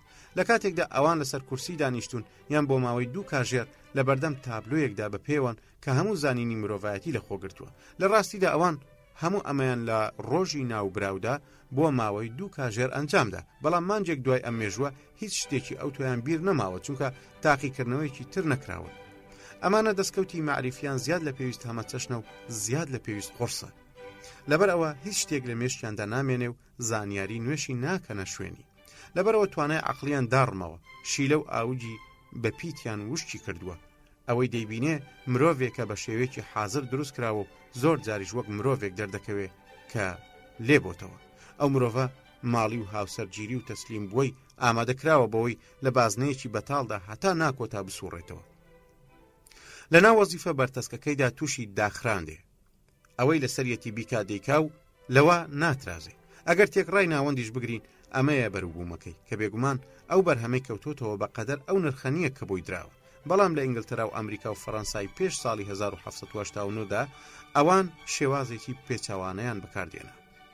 بۆیە ئەو بەروبوومەی بەرهەمهات یەکسان بوو بەو هەوڵەی خراپوەگەڕ ئەگەر زیاتریش نەبوو بێ. دواتر مێژوونووسی بەناوبانگ جیاوازی نێوان سیستەمی فێرکاری ئێمە و سیستەمی ئەنگلۆ ساکسۆنیمان بۆ ڕوون دەکاتەوە. فێرکردن لای ئەوان لە کتێبەوە نایە بەڵکو لە خودی شتەکانەوەی. بۆ نمونە ئەندازیارێک لە کارخانەیەکدا مەشق دەکات کەچی زۆر بەدەگمەن لە قوتابخانەدا ئەمە بکە. هەموو قوتابیەکیش ڕێک دەگاتە ئەو ئاستی کە لە توانای عەقلیدایە. ئەو دەگاتە ئاستی کرێکاریان سەرۆکی کرێکاران ئەگەر زیرەکیەکەی ڕێگەی پێنەدارەوە زیاتر بڕوە. ئەو دەگاتە پلەی ئەندازیارێک ئەگەر بێت و توانە عەقلیەکانی ڕێگە بەمە بدەن. ئەمەشە ڕێگەی دیموکراسی و بەسوود بۆ کۆمەڵگە. ئەمە زۆر باشترە لەوەی هەموو دوا ڕۆژی تاک و پیشەکەی تەنها بوەستێتە سەر پێشبڕچەیەکی چەند سەعاتی و ئەمەش لە تەمەنی 18 یان 20 ساڵیدا بکرێت. پاشان تین درێژەی دەداتێ و دەڵێ ئەو خوێندکارەی زۆر بە منداڵی لە خەستەخانە یان لە کانە خەڵوز یان لە کارگەیەک یاخود لە لای ئەندازیارێکی تەلارسازی مەشق دەکا و ڕاهێنانی یەکەم و خولی فێربوونەکەی بە تەواوی وەردەگرێ ڕێک وەک ئەو پیاوە ئاینیەیە وایە کە خۆی بۆ توێژینەوە تەرخان دەکا یان خوێندکارێکی وێنەچێش لە پیشەکەیدا. بەوە پێشوەخت دواتە پێش ئەوەی داخڵ ببێ هەندێک وانەی گشتی و کورتکراوی وەرگرت لە پێناو ئەوەی چێوەیەکی ئامادەکراوی هەبێ بۆ دانانی ئەو تێبینیانەی کە دواتر تۆماریان دەکات. بەڵام زۆر جار هەندێک وانەی تەکنیکی لەبەردەستدایە دەشێ لە کاتەکانی بۆشاییدا ئامادەیان بێ. ئەمەش لە پێناو ڕێخستنی ئەو ئەزمونە ڕۆژانەیانەی کەم کەم ئەنجامیان دەدا. لەژێر سایه سیستەمێکی لەو جۆرەدا توانستی پراکتیکیانەی خوێندکار بەهێز دەبێ و بە شێوەیەکی خۆ بەخۆیانە زیاد دەبێت. ئەویش بەپێی پلەی زیرەکی و بەهرەکانیەتی هەروە بەپێی ئەو ئاراستەیە کە ئەرچی داهاتووی دەیخوازێ لە ڕێگەی ئەو تایبەتمەندیەی لەو ساتە وەختەوە چۆتە ناویەوە و ویستوێتی خۆی لەگەڵیدا بگونجێنێ. بەم شێوەیە خوێندکار لە ئینگلترا و ویلایەتە یەکگرتووەکان دەگاتە ئەوەی بتوانێت باشترین شت لەوەی بەهرەکانی دەیبەخشێ یان دەتوانێت بیبەخشێ پێشکەش بکە. ئەگەر توانە عەقلیەکانی تەواو بوون ئەوە هەر لە تەمەنی 25 ساڵیەوە زۆر پێش ئەمەش دەتوانێت نەک تەنها ئەنجامدەرێکی بەسوود بێ بۆ پیشەیەکی دیاریکراو بەڵکو بەڵێندەرێکی ڕاستەقینەش بێت نەک تەنها بە پێچکە و ڕەوڕەوە بەڵکو مەچینەشی بخاتە سەر. بەڵام لە فەڕەنسادا شێوە خوێندنی پێچەوانە زاڵ بوو بە جۆرێک هەموونەوەکانی زۆر لە جێلیدا لە کاتێکدا زۆربەی هێزە لە دەستچوەکان قەبە دەردەکەوتن. دواتر فەیلسوفی گەورە بۆ ئەنجامەی خوارەوە دەگا کە تایبەتە بە جیاوازی زۆری نێوان فێرکردنی لاتینیمان و ژیانی پراکتیکی و دەڵێ سێ ئاستی فێرکردن هەیە. ئەوانیش قۆناغی منداڵیەتی و هەرزەکاری و گەنجەتین، ئامادەکاری تیوری و خوێندنگەیی لەسەر کورسیەکانی پۆل لە ڕێگەی کتێبەکانەوە بە نمرە و بڕوانامە و مۆڵەتەکان بارکراون و درێژ کراونەتەوە. ئەویش تەنها لە بەرخاتری تاقیکردنەوە. بۆ ئەمەش لە ڕێگەی پیادەکردنی سیستەمی دش بە سروشت و دش بە کۆمەڵگەوە خراپترین ئامرازیان بەکارهێنا. لەبەر ئەوەی ئەو سیستەمە بە بەردەوامی قۆناغی ڕاهێنانی پراکتیکی دوادەخە، ئەویش لە میانەی سیستەمی فێرکردنی ناوخۆ ڕاهێنانی دەستکرد و ئامادەباشیانەی میکانیکیەوە.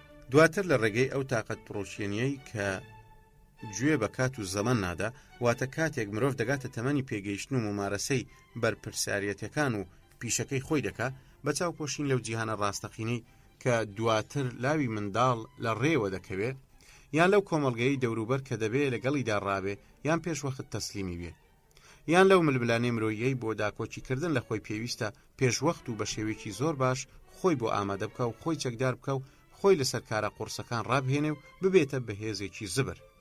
ئەو خۆ ئامادەکردنە پێویست و ئەو بەدەستهێنانەی بایەخی لە هەموو ئەوانی تر زیاترە ئەو خۆگریەی هەستێکی دروست و ئیرادەیەک و هێزی دەمارەکان هەیەی قوتابخانەکەمان هیچ لەمانە بۆ خوێندکار فراهەم ناکەن.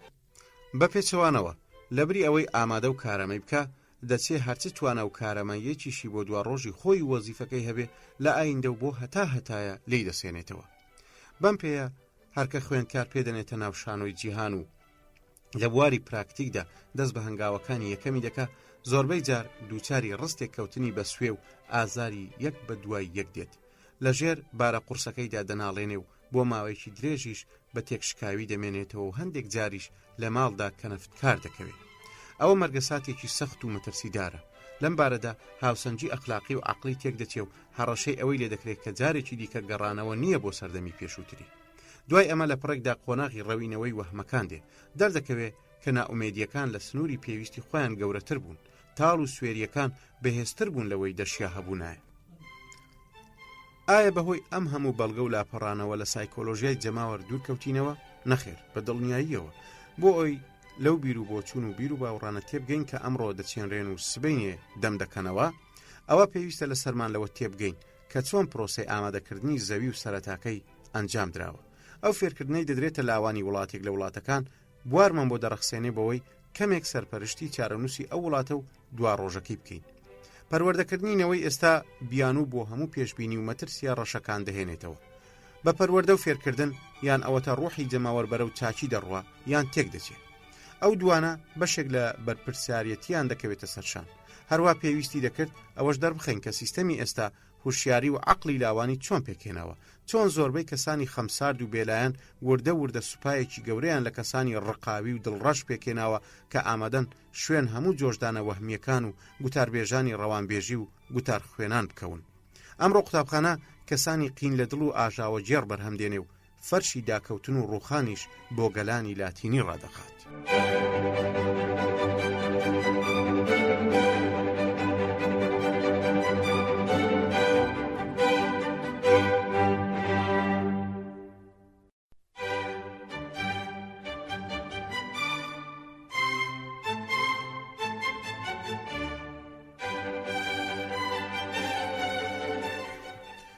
بەشی دووەم ئەو هۆکارە ڕاستە و خۆیانەی بەشداری لە پێکهێنانی بیر و ڕاوی جەماوەر دەکەن. باسمان لەو هۆکارە دوور و زەمین خۆشکەرانە کرد کە گوڕ و تین دەدەنە ڕۆحی جەماوەر بۆ وەرگرتنی شێوە تایبەتمەندیەک. هەروە ئەو هۆکارانە ئەوە لە لای جەماوەر دروست دەکەن کە دەشێ هەندێک لە سۆزمەندیەکانی بکاتەوە و گەشە بە هەندێک لە بیر و بۆچوونەکانیشی بدە. ئێستا ئەومان لەسەر ماوە ئەو هۆکارانە بپشکنین کە دەشێن بۆ پراکتیزەکردنی کارێکی خێرا و ڕاستەخۆ. لە بەشی داهاتوودا ئەوە دەبینین کە بەڕێوەبردنی ئەو هۆکارانە دەبێت چۆن بن تاکو هەموو شوێنەوار و ئەنجامە خواستراوەکان بەدی بێن. بەشی یەکەمی ئەم کتێبەمان چارەسەری بۆ سۆزمەندی و بیر و بۆچوون و مشت و مڕیان بەڵگەکانی گروپە مرۆییەکان دۆزیەوە. دیارە ئەو معریفەیە بە شێوەیەکی گشتی دەتوانێت ئەو ئەمرازانە پێشکەش بکە کە ئەرچی کارتێکردنە سەر ڕۆحی جەماوەر و چێشکردنیانی پێسپێردراوە.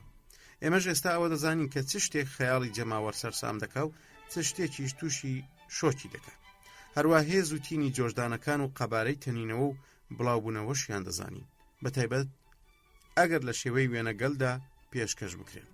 بەڵام بەو پێی کە جۆشدانەکان لە چەند سەرچاوەیەکی جیاوازەوە هاتوون لەبەرەوە هۆکارەکانیش بە پێی ئەو جیاجیاییە توانای کارکردنە سەر ڕۆحی جەماوەریان هەیە. هەروە پێویستیشە لێکۆڵینەوەکان بە شێوەی جیاجیا بێ. جەماوەر تا ڕادەیەک لە باڵندەی باڵداری ناو خوراافە کۆنەکان دەچێت. ئەمەش ئەوە دەگەیەنێ کە پێویستە بزانین چۆن چارەسەری ئەو کێشانە بکەین کە سایکۆلۆژیەتی جەماوەر دەیخاتە بەردەممان یان ئەوەتە خۆمانی تەسلیم بکەین و ئەویش قوتمان بدە. یەکەم، وێنەکان، وشەکان، دەستەواژەکان یان دروشمەکان. کاتێک لە خەیاڵی جەماوەرمان کۆڵیەوە بینیمان بە شێوەیەکی زۆر تایبەت دەکەوێتە ژێر کاریگەری وێنەکانەوە. وێنەکان بەکردەوە سەرسام و واقب و ڕماوی دەکەن. ئەگەر وێنەمان لە دەستدا نەبوو ئەوە دەکرێت لە ڕێگەی بەکارهێنانێکی ژیرانە و دروستانەی وشەگەل و دەستەواژە گونجاوەکانەوە بێت. ئەگەر توانیمان ئەمانە بە شێوەیەکی هونەریانە و لێهاتوانە بەکاربێنین ئەوە دەتوانین هەڵگری ئەو هێزە ئەفسوناویە بین کە سحربازان لە ڕابردوودا هەیان بووە. ئەم کەرسانە دەتوانن بەهێزترین جۆری زریان لە ڕۆحی جەماوەرێکی زۆردا بوروژێنن لە کاتێکدا دەزانن چۆن خامۆش و هێوریشی بکەنەوە. دەتوانین هەڕەمەکی بەرزتر لەوەی کیۆپسی کۆن بینا بکەین، ئەویش تەنها لە ڕێگەی مەزنیەتی خۆبەختکردوانەوە. مەبەستم لە خۆبەختکردنی ئەو جەماوەرەیە کە وشە و دەستەواژەکان هەژاندنی. هێزی وشەکان لەو وێنانەدایە کە دەیان وروژێنێ. وشەکان هیچ پەیوەندیان بە واتە ڕاستەقینەکانیانەوە نییە. هەندێک وشە هەن ڕەنگە بە زەحمەت بتوانین واتایەکی ورد و تەواویان بۆ بدۆزینەوە کەچی هەندێک جار گەورەترین توانای کارتێکردن لە خۆیان دەکۆ دەکەنەوە. بۆ نمونە با ئەم وشانەی خوارەوە بهێنینەوە: دیموکراسی، سۆشیالیزم، یەکسانی، ئازادی و تا دوایی. واتای ئەمانە ئەوەندە ناڕۆشنن کە ئێمە بۆ لێکدانەوەیان پێویستمان بە چەند بەرگێکی گەورە لە کتێب هەیە. لەگەڵ ئەوەشدا پیتەکانیان خاوەن هێزێکی ئەفسوناوین وەک بڵێ ئەمانە چارەسەرکردنی هەموو کێشە و گرفتەکانیان لە خۆیاندا هەڵگرتووە. ئەمانە ئاوات و ئومێدی ناهۆشمەندانەی هەمەڕەنگ کۆ دەکەنەوە و لێکی دەدەن و هیوا بە بەدی هاتنیان دەبەخشن. عقل و مشتومڕی عقلانی ناتوان خۆیان لە بەردەم هەندێک وشە و دەستەواژەدا بگرن. ئەو ڕستانە لە بەردەم جەماوەردا بە جۆرە کڕنۆژبردنێکی وهاوە دەگوترێن کە دەستی ڕێز و حورمەت لە سەردەم و چاوەکان بەرز بکەنەوە و تەوێڵ و ناوچەوانەکان بۆیان بنوشتێنەوە. زۆر کەس ئەمە بە هێزێک لە هێزەکانی سروشت یان بە هێزێکی بان سروشت دەزانن. ئەوانە چەند وێنەیەکی نەمر و ناڕۆشن لە ناخی کەسەکاندا دەوروژێنن، بەڵام ئەو ناڕۆشنیەی دای دەپۆشێ لە هێزە نهێنیەکەی زیاترە. دەتوانین ئەو وشانە بەو خواوەندە تۆقێنەرە شاراوانەی پشت خێوەتێکەوە بەراورد بکەین کە وەختێک پیاوێکی تۆبەکار لێی نزیک دەبێتەوە هەموو گیانی دەلەرزێ. ئەو وێنانەی بەهۆی وشەکانە وروژێنراون سربەخۆن لە واتەکانیاندا، لەبەر ئەوە لە سەردەمێکەوە بۆ سەردەمێکی دیکە و لە گەلێکەوە بۆ گەلێکی دیکە جیاوازن. ئەگەرچی خودی داڕشتەی دەربڕینەکانیش لە یەکتر بچن، هەندێک لە وشەکان بە شێوەیەکی کاتی بە هەندێک لە وێنەکانەوە دەبەسترێنەوە. وشە شتێک نییە جگە لەو دوگمەیەی کەپسی دەکەین بۆ ئەوەی دەم و دەست وێنەکان دەربچن. هەموو وشە و دەستەواژەیەک توانای گەیاندنی وێنەکان و وروژاندنیانی نییە. ئەو وشانەشی پاش وروژاندنی وێنەکان شڕ و بێپێز دەبن، هیچ شتێک لە ڕۆحدا بە ئاگا ناهێنن. ئەو کاتە دەبنە چەند دەنگێکی بەتاڵ و ئامانجەکەشیان ئەوەیە هەر کەسێک بەکاریان بێنێ پێویستی بە بیرکردنەوە نابێت. لە پاڵ هەبوونی ئەو گەنجینە بچووکەی لە شێوەکانی دەربڕین و شتە بە پێزەکانی لە منداڵیدا فێرکراوین، ئێمە هەرچیمان پێویست بێ دەمان بێ لە پێناو تێپەڕاندنی ژیان بەبێ بوونی پێویستیەک بۆ ئەوەی بیر بکەینەوە. ئەگەر زمانێکی دیاریکراومان بۆ توێژینەوە هەبێ، دەبینین ئەو وشانەی لێپێک دێن زۆر بە هێواشی و لەگەڵ تێپەڕبوونی سەدە و سەردەمەکاندا دەگۆڕێن. بەڵام ئەو وێنانەی دەیان وروژێنێت یان دەیانگەێنێت بەبێ وەستان دەگۆڕێن. بەو مانایەش کە ئێمە دەیدەینێ لەبەر ئەو هۆیە لە کتێبێکی تردا بە ئەنجام گەلێک گەیشتم کە پێی وایە وەرجێڕانێکی وردی زمانێک لە زمانەکان، بە تایبەتی ئەگەر مەسەلەکە پەیوەندی بە گەلە مردووەکانەوە هەبێ، شتێکی تەواو مەحاڵە. ئەی ئێمە لە ڕاستیدا چی دەکەین کاتێک وشەیەکی فەڕەنسی دەخینە جێگەی وشەیەکی لاتینی یان گریکی یان سانسکرێتی یان تەنانەت کاتێک بە دوای تێگەیشتنی کتێبێکدا دەگەڕین کە بۆ چەند سەدەیەکە لە زمانی تایبەتماندا نووسراوە؟ زۆر بە ئاسانی دەچین هەرچی ئەو چەمک و وێنە و بیر و بۆچوونانەی کە ژیانی نوێ لە عەقڵماندا وروژاندوونی ڕێکدایان خەینە جێگەی چەمک و وێنە جیاوازەکانەوە. ئەوانەی کە ژیانی کۆن وای لێکردوون لە ڕوحی ئەو نەژادانەدا لەدایک بن کە ملکەتی هەلومەرجی بوونێکن، هیچ پەیوەندی بە هەلومەرجی بوونی ئێمەوە نییە. خەڵکانی نێوشۆڕش ئەوانەی تووشی ئەو وەهمە ببوون کە لاسایی گریک و ڕۆمان دەکەنەوە شتێکیان نەکرد جگە لەوەی واتایەکیاندایە وشە کۆنەکان کە خۆیان هەرگیز نەیان دەناسی. ئەو خاڵە لێکچوانە کامانن کە لە نێوان دامەزراوەکانی گریک و ئەو دامەزراوانەدا هەن کە ئێستا دەیان ناسین و هەمان ناویان هەڵگرتووە. ئەو دەمەوشەی کۆماری چی دەگەیاند مەگەر هەر ئەوەیە دامەزراوەیەکی ئەرستۆکراسی بوو بێ کە لە یەکێتیەکی داپلۆسێنەران پێکات بێ و زاڵ بوو بن بەسەر جەماوەرێکی کۆیلەی ملکەتی ژێرباری چەوسانەوەیەکی مطلقدا. ئەو ئەرستۆکراسیەتە گوندیە کە لەسەر سیستەمی کۆیلایەتی بەندە بۆ تەنها ساتێکیش بێ ئەمانەی دەتوانی بوونی هەبێ، کەواتە پەیوەندی نێوان کۆمارەکەیان و کۆمارەکەمان چییە؟ بابین وشەی ئازادی وەربگرین. دەبێ ئەو کاتە چواتایەکی وای هەبوو بێ لەو شتە بچێت کە ئەمڕۆ تێی دەگەین. واتای چی دەگەیاند؟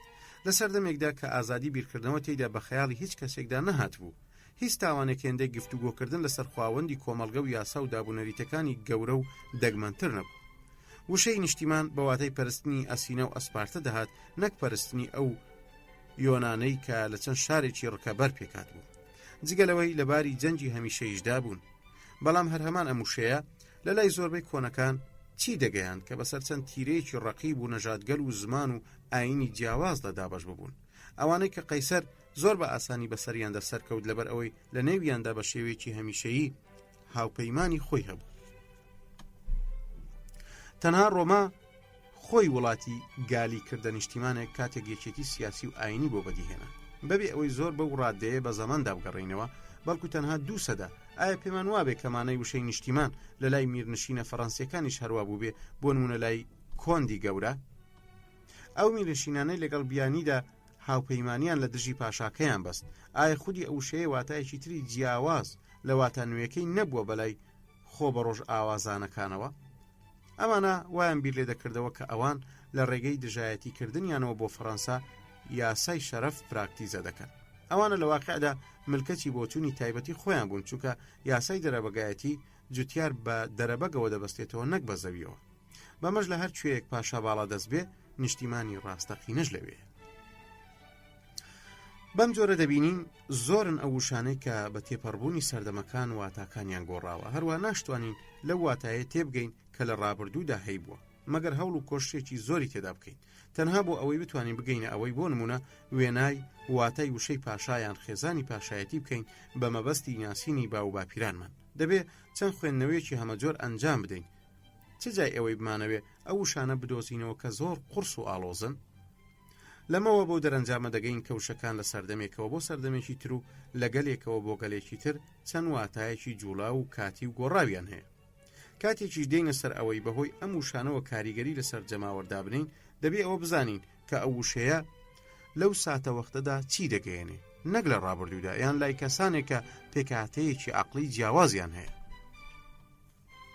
کاتێک جەماوەر لە ئاکامی شۆڕشە سیاسیەکان و ئەو گۆڕانانەی بەسەر بیر و باوڕەکانیان داهاتووە هەست بە سڵەمینەوەیەکی قوڵ دەکات لە وێرانەی کە هەندێک لە وشەکان دەیوروژێنن، لەو کاتەدا ئەرچی یەکەمی پیاوی دڵسۆزی دەوڵەت ئەوەیە بچێ هەموو ئەو وشانە بگۆڕێ بەبێ ئەوەی دەست بۆ خودی شتەکان ببە، چونکە ئەو شتانە زۆر گرێدراون بە پێکهاتەی بۆ ماوەییەوە بە جۆرێک کە ناکرێ گۆڕانیان بەسەردا بهێنرێ یان ئاڵوگۆڕیان تێدا بکرێ.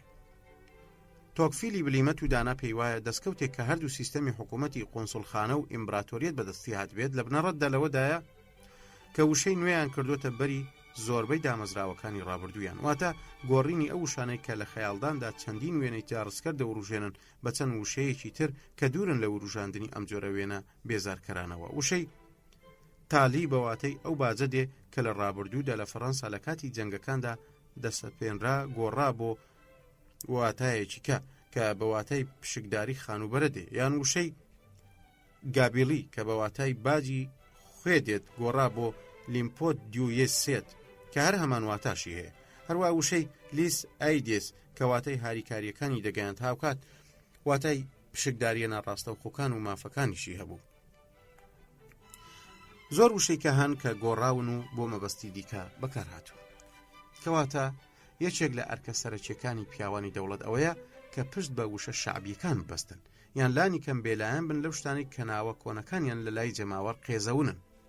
هێز و گوڕی وشەکان و کاریگەریان ئەوەندە گەورەیە سەرۆکەکان هەر ئەوەندەیان بەسە بزانن وشەکان هەڵبژێرن بۆ ئەوەی وا لە جەماوەر بکەن خراپترین شت قبول بکەن.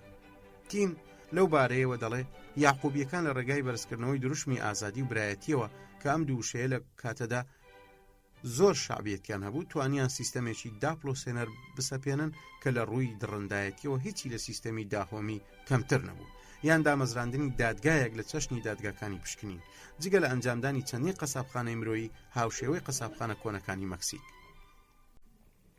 سەلیقە وەستایی فەرمانڕەواکان وەک سەلیقەی پارێزەرەکان لەوەدایە بزانن چۆن یاری بە وشەکان دەکەن. ئەوەش بۆ خۆی هونەرێکی گرانە، چونکە هەمان ئەو وشانە لە هەمان کۆمەڵگەدا واتای جیاوازی لە لای چینە کۆمەڵایەتیە جیاوازەکان هەیە. ئەو چینانە بەڕواڵەت هەمان ئەو وشانە بەکاردێنن بەڵام بە هەمان زمان قسە ناکەن. لە هەموو نمونونەکانی پێشودا فاکتەری کات و زەمانمان وەک هۆکارێکی بنەڕەتی هێناوەتە ناوەوە کە دەبێتە مای گۆڕینی واتەکانی وشەکان. خۆگەر فاکتەری نەژادیشمان هێنایە ناوەوە ئەوە لە هەمان ماوە و لە لای گەلانی خاوەن شارستانیەتی بەڵام لە چەند نەژادێکی جیاواز دەبینین وشە لێکچووەکان زۆر جار گزارشتن لە چەند بیر و بۆچوونێکی تەواو جیاواز.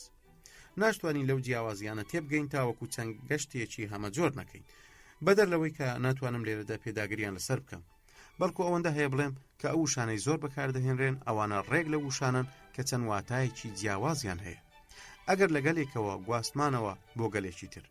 نمونەیەک لەسەر هەردوو وشەی دیموکراسی و سۆشیالیزم دەهێنینەوە کە ئێستا بەکارهێنانیان زۆر بڵاوە.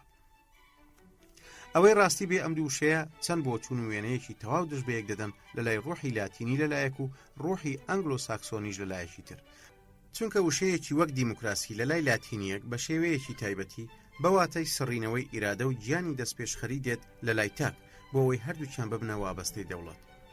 دیموکراسی دەبێتە بەرپرسی زیاتر و زیاتری سەرکردایەتی و پیادەکردنی مەرکەزیەت و قۆڕخکردنی بەڕێوەبردنی کاروبارەکان و پیشەسازی. لەم سەر بۆ ئەوسەری پارتەکان بە ڕادیکال و سۆشیالیزم و پاشایەتیانەوە بە بەردەوامی هانای بۆ دەوان کەچی لە لای ئانگلۆ ساکسۆن و بە تایبەتیش لە ئەمریکادا وشەی دیموکراسی بە پێچەوانە بەواتەی پەرەپێدانێکی چڕی ئیرادەی تاک دێت. هەروەها بەواتای نەهێشتنی دەوڵەت و لاوازکردنی ڕۆڵ و کاریگەریەکەی دێ لە بەڕێوەبردنی کاروبارەکان. لە کاتێکدا دەوڵەت جگە لە کەرتەکانی پۆلیس و سوپا و پەیوەندە دیبلۆماسیەکان هیچ شتێکی تر بەڕێوە نابا بە کەرتی فێرکردنیشەوە، کەواتە هەمان وشە لە لای ئەو دووگەلە دوو واتای تەواو جیاوازیان هەیە. دووەم وەهمەکان. گەلان هەر لە بەرەبەیانی مرۆڤایەتیەوە و بەبەردەوامی کەوتونەتە ژێر کاریگەری وەهمەکانەوە. ئەم گەلانە زۆرترین پەرزگا و وێنە و پەیکەریان بۆ خۆڵقێنەران و داهێنەرانی وەهمەکان دروست کردووە. لە ڕابردوودا وەهمەکان ئاینی بوون، دواتر لە کاتی ئێستاماندا بوونە فەلسەفی و کۆمەڵایەتی. ئێمە پاشاکان وەهمەکان دەبینین کە لە سەرتەختی هەموو ئەو شارستانیەتیانەدا دانیشتون کە لەسەر گۆی ئەم ئەستێرەیەمان گەشەیان کردووە. بە ناوی ئەو وەهمانەوە پەرزگاکانی کلدانیەکان و پەرزگاکانی میسر و شوێنی هەموو یادەوەری ئاینی دامەزران. بە ناوی ئەوەوە سەرلەبەری ئەوروپا بەر لە سەدەیەک مەبەست لە وەهمەکانی شۆڕشی فەڕەنسایە ژێرە و ژوور کرا و هەڵگەڕایەوە. هیچ وێنایەکی هونەری یان سیاسیان کۆمەڵایەتیمان لەلانیە مۆرچی هێزی وەرنەگرت بێ. ڕاستە ڕەنگە مرۆڤ هەندێک جار ئەو وەهمانە هەڵگێڕێتەوە، بە تایبەتی دوای ئەوەی لە شێوەی چەند هەڵەشەیی و بارگرژێکی تۆقێنەردا باجیان دەدا، بەڵام وا دیارە ناچار بێ هەمیشە سەر لە نوێ بیناشیان بکاتەوە. ئەجینا ئەگەر وانە بواە نەیدەتوانی ڕزگاری بێ لە دەست خەسڵەتی درڕندەی سەرەتایی یان دووبارە دەکەوتەوە ناو ئەو درڕندایەتیەوە. خۆ گومان لەوەدانیە کە ئەو وەهمانە تاریکیەکی بێهودەن، بەڵام خۆ هەر ئەو خەونانەشمان کە میلەتانی هانداوە ئەو شتانە بخۆڵخێنن کە هونەرە نایەبەکان و شارستانی تێمەزنەکان دروست دەکەن. یەکێک لە نووسەرەکان پوختەی بیر و باوەڕمانی لەو بارەیەوە نووسیوە و دەڵێ ئەگەر ئێمە هەموو کارە هونەریەکان و ئەو شوێن و جێگایانەی یادەوەری خۆمان خاپور کرد کە سروشیان لە ئاین و مۆزەخانە و کتێبخانەکانەوە وەرگرتووە و فڕێمان دانە سەر شۆستەکان، ئەو کاتە چ شتێک لە خەونە مەزنەکانی مرۆڤایەتی دەمێنێتەوە. ئەو هۆکارەی وای کردو خوا و قارەمان و شاعیرەکان هەبن یان پاساوی ئەم هەبوو نەبن، ئەو چەند هیوا وەهمەیە کە کراوەتە بەرژیانی مرۆڤ و ناتوانن دەستبەرداری بن. ماوەیەک وا دیار بوو کە زانست بەو ئەرکە هەڵدەستێ، بەڵام ئەوەی دیدی ئایدیالی بەرزی زانستی لە ناو دڵە برسیەکاندا هێنایە خوارەوە ئەوە بوو کە نەیوێرە لێرە و لەوێ گفت و بەڵێن دابەش بکات، جگە لەوەی کە نازانێ بە پێی پێویست درۆ و دەلەسەش بکات.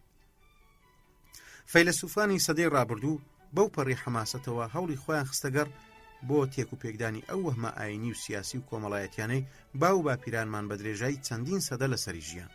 ئەوانە بەم تێکدانیان کانگاکانی هیوا و ملکسکردنیان وشک و برین کرد. لە پشت ئەو وەهمانەی وەک قوربانیەکان کرابوونە قوربانی، ئەو هێزە کوێرانەی سروشتیان دۆزیەوە کە هیچ ڕەحمێک بە مرۆڤە لاوازەکان ناکە و بەزەیی پێیان دەنایەتەوە. سەرباری هەموو ئەو پێشکەوتنانەی بەدی هاتن، فەلسەفە نەیتوانی هیچ نمونەیەکی بەرز پێشکەش بە میلەتان بکە کە بتوانێ چێشیان بکە و خاوەنی سەحری خۆی بێ. بەو پێی کە وەهمەکان بەلای میلەتانەوە زەرورەتێکی حتمین، لەبەر ئەوە هەروەک شتێکی غەریزی ڕوو لەو قسەکەرە ڕەوان بێژانە دەکەن کە وەهمی پێشکەش دەکەن و لەمەشدا ڕێک لەو مێش و باڵدارانە دەچن کە لە ڕووی غەریزەوە ڕوو دەکەنە تیشکی ڕۆناچی. هەرگیز پاڵنەری گەورەی پشت گەشە سەندنی میلەتان ڕاستی و حەقیقەت نەبووە، بەڵکو هەڵە بووە. ئەگەر ئەمڕۆ سۆشیالیزم هێز و توانای زیادی کردبێ و لە لای جەماوەر بڵاو بوو بێتەوە، لەبەر ئەو تاکە وەهمەیەتی کە هەتا ئێستاش زیندووە و دەژی. هەرگیز سەلماندنە ماتماتیکی و زانستیەکان لەسەر ئەوەی کە سۆشیالیزم هەڵەیە ناتوانم کۆسب بخەنە بەردەم ڕەوتی بەهێزبوونە پلە بە پلەکەی. هێزە سەرەکیەکەی دەگەڕێتەوە بۆ ئەوەی کە ئەوانەی بەرگری لێ دەکەن و بەیداخەکەیان بەرز کردوتەوە هیچ لە واقعی شتەکان نازانن و جاهیلن پێی. هەروە ئەوان دەتوانن ئەو بەڵێنانە دابەش بکەن کە مژدەی بەدیهێنانی بەختەوەری دەدەنە مرۆڤەکان. وامی کۆمەڵایەتی لەمڕۆدا دەست بەسەر هەموو پاشماوەکانی ڕابردووی کەلەکەبوودا دەگرێت کە دیارە بێگومان بە دوا ڕۆژیشەوە، چونکە هەرگیز جەماوەر لە ژیانیدا تینووی حەقیقەت نەبووە. ڕووی خۆشیان لەو حەقیقەتانە وەردەگێڕن کە بێزاریان دەکات. تەنانەت هەڵە دەکەنە خوای خۆیان ئەگەر هەڵە کێشی کردن. ئەوەی بتوانێت سروش بەخشیان بێ دەبێتە گەورەی خۆیان. ئەوەشی هەوڵی ڕەوینەوەی وەهمەکان بدا لە چاویاندا دەبێتە قوربانی دەستیان. سێم، ئەزموون. ئەزموون تا ڕادەیەک تاکە شێوازی کارایە بۆ چاندنی ڕاستیەکی چەسپی و لە ڕوحی جەماوەردا. لەگەڵ تێک و پێکدانی ئەو وەهمانەی زیاد لە پێویست مەترسیدار بوون، بەڵام دەبێت لەسەر ئاستێکی بەرفراوانتر و بە شێوەیەکی دووبارەبەوە بگشتێنرێ بە مەبەستی گەیشتنە باشترین ئەنجام. بەگشتی و ئەزمونانەی نەوەیەک تێیدا ژیاوە بەلای نەوەی دوایی ئەوە شتێکی ئەو تۆ نییە. لەبەرەوەی کە ئەو ڕووداوە مێژویانەی وەک نمونەیەک بۆ پشتڕاستکردنەوە سەلماندن دەهێنرێنەوە، کەڵکێکی ئەو تۆیان نییە. تاکە سوودێک هەیبێت تەنها سەلماندنیەتی بە دووبارەکردنەوەی ئەزمونونەکان لە سەردەمێکەوە بۆ یەکێکی تر بۆ ئەوەی هەندێک کاریگەری دابنێ و سەرکەوتوو بێ لە لەقاندنی هەڵەیەک کە بنجی خۆی زۆر بە قایمی داکوتیوە. گومان لەوە دانیە کە مێژوونووسانی دواڕۆژ ئاماژە بەم سەدەیەمان و سەدەی پێش خۆی دەدەن و بەوەی کە 2 سەدەی پڕ لە ئەزمموی سەیر و سەمەرن، هیچ سەدەیەکی تر نییە لە مێژوودا ئەوەندەی ئەم 2 سەدەیە ئەزممون و ڕووداویان بەخۆیەوە دیبێ. گەورەترین ڕووداوێک دیمان شۆڕشی فەڕەنسی بوو بۆ ئەوەی کەشفی بکەین کە نابێت کۆمەلگا سەر لە نوێ لەسەر بنەمای ڕێنماییە پەتیەکانی عەقڵ بینا بکەینەوە، ناچار بووین بە ملیۆنان مرۆڤ بە کوشت بدەین و ئەوروپا بۆ ماوەی 20 ساڵ ژێرە و ژوور بکەین بۆ ئەوەی بە ئەزممون بیسەلمێنین کە قەیسەرەکان زۆر لەسەر ئەو میلەتانە دەکەون کە چەپڵەیان بۆ لێ دەدەن. ناچاری کردن لە ماوەی 50 ساڵدا بستنە ناو 2 ئەزمموی تاڵ و تااقەت پڕوچێنەوە وێڕای ئاشکراییان لەوەی کە هیچیان لەوە ناچێ بتوانن قەناعەت بە ئێمەی مرۆڤ بکەن. هەرچی یەکەمیانە 3 ملیۆن پیاوی بە کوشدا لەگەڵ داگیرکاریەکی تەواودا، لە کاتێکدا دووەمیان بووە مای دابەشبوون و زەرورەتی سڵەمینەوەی بەردەوام لە سوپاکان. پاشان بۆ ماوەی چەند ساڵێک هەوڵیاندا بۆ ئەزمموی سێم یاخود بڵێن سەرچڵی سێم کە لە داهاتووشدا هەوڵی بۆ دەدەنەوە بۆ ئەوەی جەماوەر تێبگەێنین لەوەی کە سوپا قەبەکەی ئەڵمانیا پاسەوانێکی نیشتیمانی ئاشتی خواز نەبوون کە پێش ساڵی 1970 وایان فێر کرد بووین. ئەمە ناچاری کردین باجێکی گران بدەین و جەنگێکی ترسناک بەرپا بکەین. لە داهاتووشدا ناچارمان دەکا بچینە ناو چەند ڕووداوێکی تێکدەرانەوە بۆ خاتری ئەوەی دان بەوە دابنین کە سیستەمی پاراستن ئیفلاس بەو میلەتانە دەکات کە پشتی پێدەبەستن. چوارەم عەقڵ.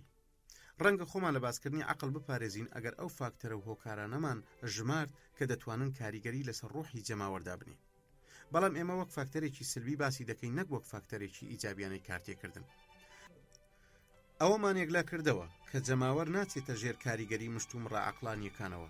ئەوەشی تێدەگات تەنها پەیوەندیە شاز و کاڵ و کرچەکانی نێوان بیر و بۆچوونەکانە.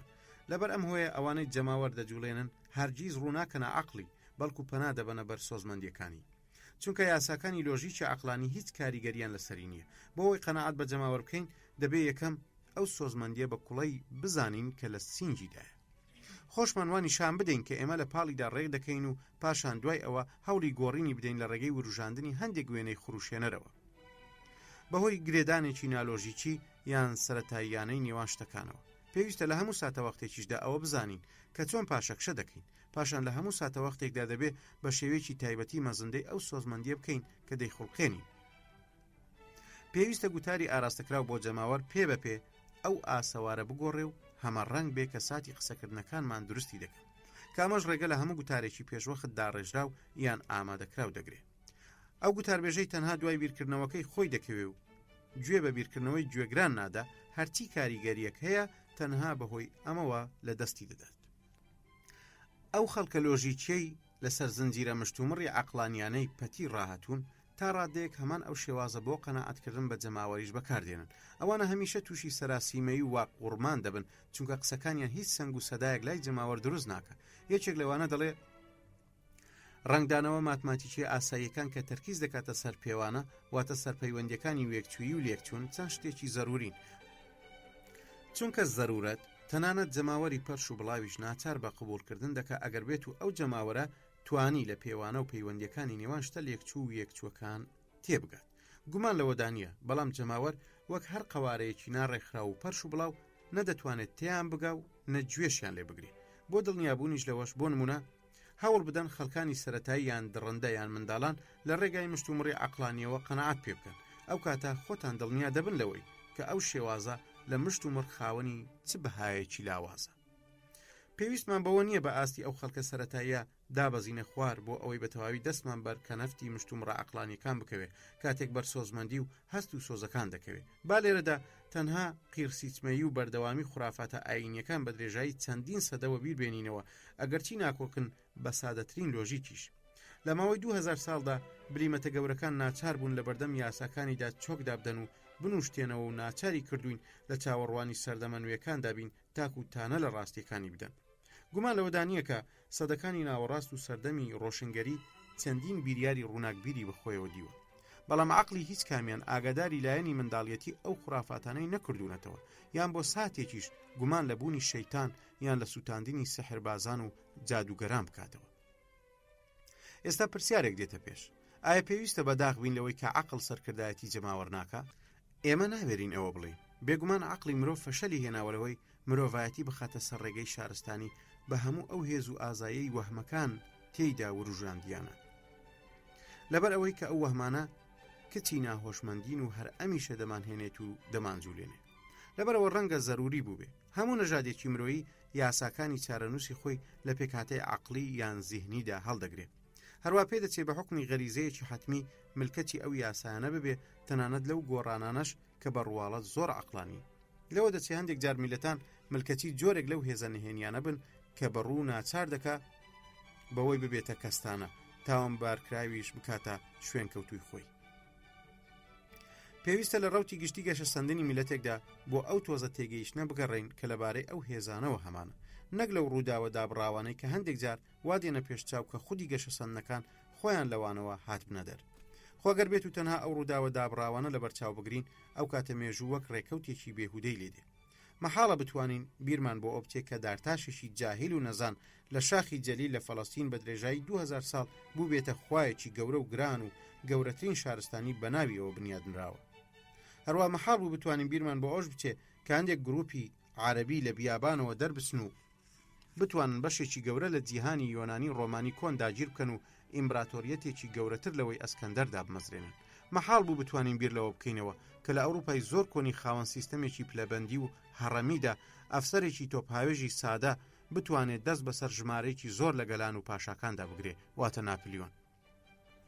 کەواتە با لە عەقڵ گەڕێین بۆ فەیلسوفان، بەڵام نابێ داوای شتێکی لێ بکەین کە ناتوانێ ئەنجامی بدە، واتە زۆر دەست بخاتە نێو سەرکردایەتیکردنی مرۆڤەکان و حکومڕانیکردنیانەوە، نەک بە عەقڵ بەڵکو زۆر جار بە دژایەتیکردنی عەقڵ. توانراوە چەندین سۆزمەندی بخۆڵقێنرێ، وەک سۆزمەندی شەرەف و خۆبەختکردن و ئیمانی ئاینی و خۆشەویستی نەمری و نیشتیمان. وەک ئاشکراشە هەتا ئێستا سۆزمەندی لەو پاڵنەرە گەورانە بووە کە لە پشت دروستکردنی شارستانیەتەکانەوە وەستا.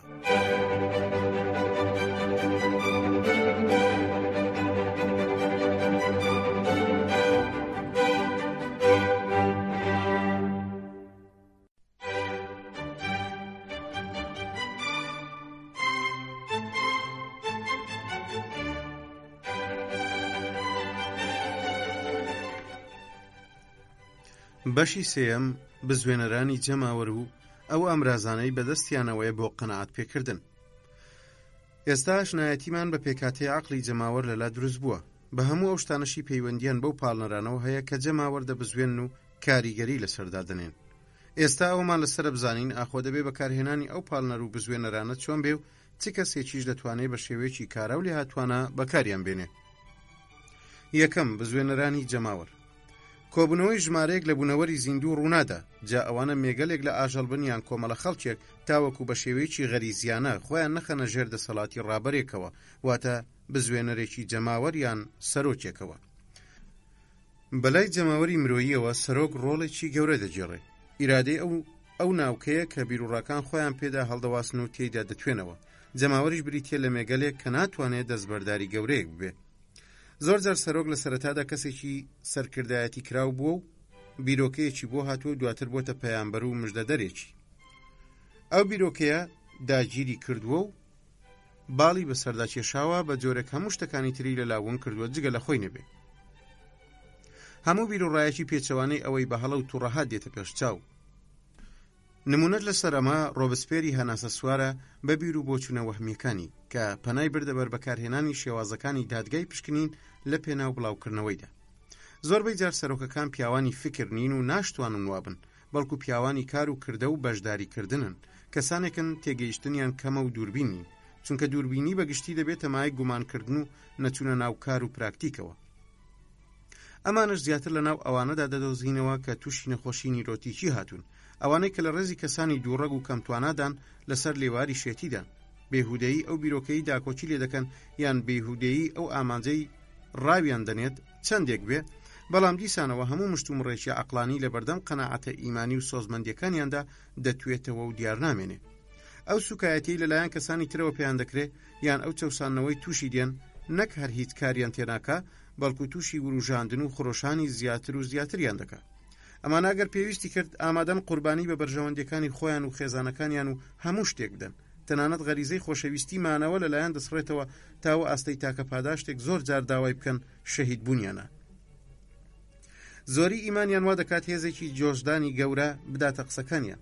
زۆرینەی خەڵکیش هەمیشە گوێ لە مرۆڤێک دەگرن کە ئیرادەیەکی بەهێزیان هەبێت، بەهۆی ئەوەی کە ئەو کەسانەی لە ناو جەماوەرێکدا کۆبوونەتەوە هەموو ئیرادەیەک بوون دەکەن، لەبەر ئەوە ئەوانە وەک غەریزەیەک ڕوو دەکەنە کەسێک کە خاوەنی ئیرادەیە. هەرگیز ڕووی نەداوە لە مێژوودا میلەتان بەبێ سەرۆک بووبن، بەڵام هەر هەمویان ئەو بڕوا بەهێزیان لەلا نییە کە پێغەمبەرەکان دروست دەکات. زۆربەی جارەکان ئەو سەرۆکانە لەو وتە بێژە لێ هاتوانن کە تەنها بیر لە بەرژەوەندی خۆیان دەکەنەوە، لەوانن کە هەوڵ دەدەن لە ڕێگەی ختوکەدانی غەریزە سووک و ڕیسواکانەوە جەماوەر ڕازی بکەن. جگە لەمە ئەو کاریگەری لەسەر خەڵک دایدەنێن هەمیشە بە شێوەیەکی کاتی و ڕاگوزەر دەمێنێتەوە، بەڵام ئەوانەی قەناعەتێکی گەورەیان بە بیر و باوڕەکانیان هەیە و توانیویانە بگەنە ئەوەی ڕۆحی جەماوەر و حەماسەتەکەی ببزوێنن، لە چەشنی بۆترس ناسک و لۆسەر و سافۆناڕۆل و سەرکردەکانی شۆڕشی فەڕەنسی ئەمانە سیحر و جادویان لە جەماوەر نەکردووە و فویان تێ نەکردوون، تەنها دوای ئەوەی نەبێ کە خودی خۆیان بە بیر و باوڕێکیان ئیمانێک سیحراوی نەبووبن. ئیدیا و کاتە توانیویانە لە ناخی کەسەکاندا ئەو هێزە مەزنە بەهەژێنن کە پێی دەگوترێ ئیمان، ئەمە ئەو هێزەیە کە مرۆڤ دەکاتە کۆیلەیەکی ڕەهای خەونەکانی. ڕۆڵی سەرۆکە گەورەکان لە پەخشکردنی ئیمان و بڵاوکردنەوەیدا جاو ئیمانە ئاینی یان سیاسی یان کۆمەڵایەتی بێ، ئەوان ئیمان بەرامبەر کارێک یان کەسێک یان بیر و بۆچوونێک دەخڵقێنن. لەناو هەموو ئەو هێزانەی مرۆڤ خاوەنیانە ئیمان یەکێک لە گرنگترین و بەهێزترینیان بووە. ئەنجیر ڕاز دەکات کاتێک ئیمان دەکاتە خاوەنی هێزێک کە دەتوانێت شاخ و چیاکان بەهەژێنێ. ئەگەر ئیمان بەخشرێتە مرۆڤ ئەوە هێزەکەی دە ئەوەندە زیاد دەکات. زۆربەی ڕووداوە مێژوویە مەزنەکان لەلایەن کەسانێکی باوەڕداری نەناسراوەوە بەدیهێنراون کە جگە لە ئیمانی تایبەتی خۆیان هیچی تریان نەبووە. ئاینەکان کە لەم سەری دنیاوە تا ئەو سەری حکومڕانێتی جیهان و ئیمبراتۆرە بەرفراوانەکانیان کرد و نەبێ لەلایەن ئەدیبان و فەیلسوفانەوە دامەزرابن، خۆ دیارە ئەوە بە کەسە گوماندارەکانیش نەبووە. بەڵام ئەم جۆرە نمونانە تەنها بەسەر سەرۆکە گەورەکاندا پیادە دەبێ، لە کاتێکدا ئەوانیش زۆر دەگمەن و دانسقەن بە جۆرێک دەتوانین لە مێژوودا بیان ژمێرین. ئەوان لە زنجیرەیەکی نەپساوە و داکشاودا کەوتونەتە لووتکەوە و بەوانە دەست پێ دەکات کە یاریەکی زۆر بە عەقڵی مرۆڤەکان دەکەن و بە کرێکارێکی سادەش کۆتایی دێ.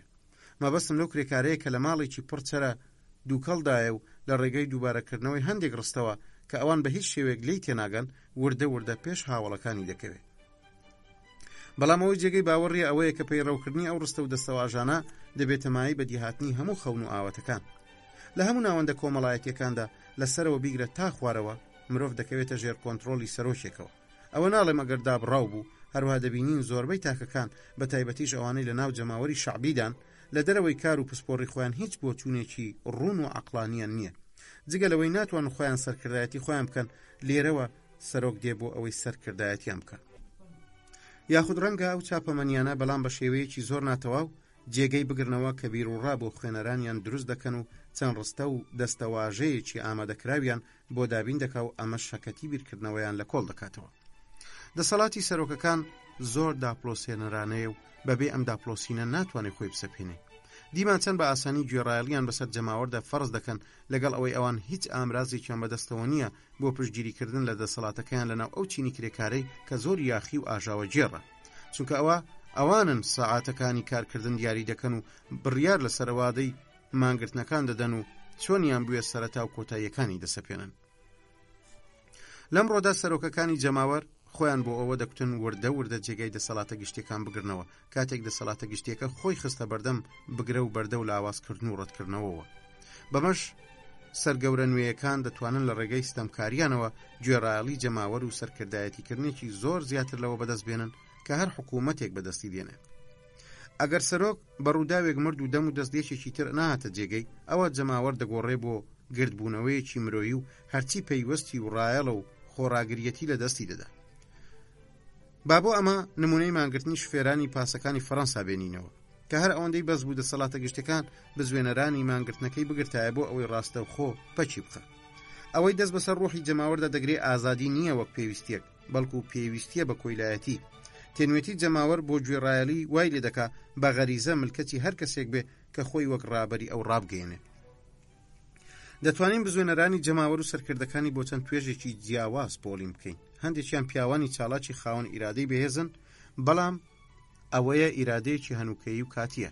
هەندێکی دیکەیان زۆر دانسقە و دەگمەنن، چونکە لە یەک کاتدا ئیرادەیەکی بەهێز و هەمیشەییان هەیە. ئەوانە یەکەم توندوتیژ و ئازا و گوێر دەردەکەون. ئەمانە بە تایبەتی بۆ ئەوە باشن گورزێکی خێرا بوەشێنن، هەروە جەماوەر بەرەو ئەوە ڕابکێشن کە خۆیان دەیانەوێ، ئەگەر چی مەترسیداریش بێ، پاشان شەکەتبوانی دوێنێ بکاتە قارەمان. بۆ ئەمە نمونەی نەی و مۆراد دەهێنینەوە لە ژێر سایەی ئیمبراتۆریەتی یەکەمدا. هەروە نمونەیەکی ئەم ڕۆژگارە دەهێنینەوە لەسەر گاریبالدی وەک سەرچڵێکی بێکارامەیی، بەڵام ئەوە بوو چالاک و کارابوو توانی بە یارمەتی کۆمەڵێک پیاو سەر بکەوێ بەسەر مەملەکەتی دێرینی نابلیدا لەگەڵ ئەوەی سوپایەکی بەهێز و ڕێکخرا و بەرگری لێ دەکرد. وێڕای گەورە و گرانی وزەی ئەو جۆرە سەرکردانە بەڵام دیسانەوە هەر بە هەنووکەیی و کاتی دەمێنەوە و ناتوانن بۆ ماوەیەکی درێژ هەر بەو شێوەیە بمێنەوە، بە تایبەتی دوای ئەوەی جۆشدەری کە بەرهەمهێنەر یان وروژێنێرێتی. پاشەوەی دەگەڕێنەوە سەر ژیانی ئاساییان دەبینین ئەو پاڵەوانانەی ئەو وزە زۆرەیان لە خۆیاندا هەڵگرت بوو لاوازیەکی سەرسوڕهێنەریان پێوە دیار دەبێ و وەک ئەوانیان لێدێ کە پێشتر ئاماژەم پێیاندا. تەنانەت دوایان لێدێ نەتوانن لە بارودۆخێکی زۆر ئاسانیشدا بیر بکەنەوە و بە شێوەیەکی سەرکەوتوانە هەڵسوکەوت بکەن، بە تایبەتی دوای ئەوەی زانیان کە چۆن توانیویانە کەسانی تر بە شێوەیەکی زۆر زیرەکانە سەرکردایەتی بکەن. ئەو سەرۆکانە بەو مەرجە دەتوانن ممارەسەی کار و فەرمانی خۆیان بکەن کە خۆیان سەرکردایەتی بکرێن و یەکبینە ڕاوێژیان پێ بکرێت. بەو مەرجەی کە هەست بکەم پیاوێک یان بیر و بۆچوونێک بە بەردەوامی بەسەر سەریانەوە، بەو مەرجەش کە ڕەفتارێکی تەواو دیاری کرا و بگرنەبەر. بەڵام توێژی دووەمی سەرۆکەکان ئەو پیاوانن کە خاوەن ئیرادەیەکی هەمیشەیین و کاریگەریەکی زۆریان هەیە، هەرچەندە چەند شێوازێکی کەمێک پاک و بێگەردیش بەکاردێنن.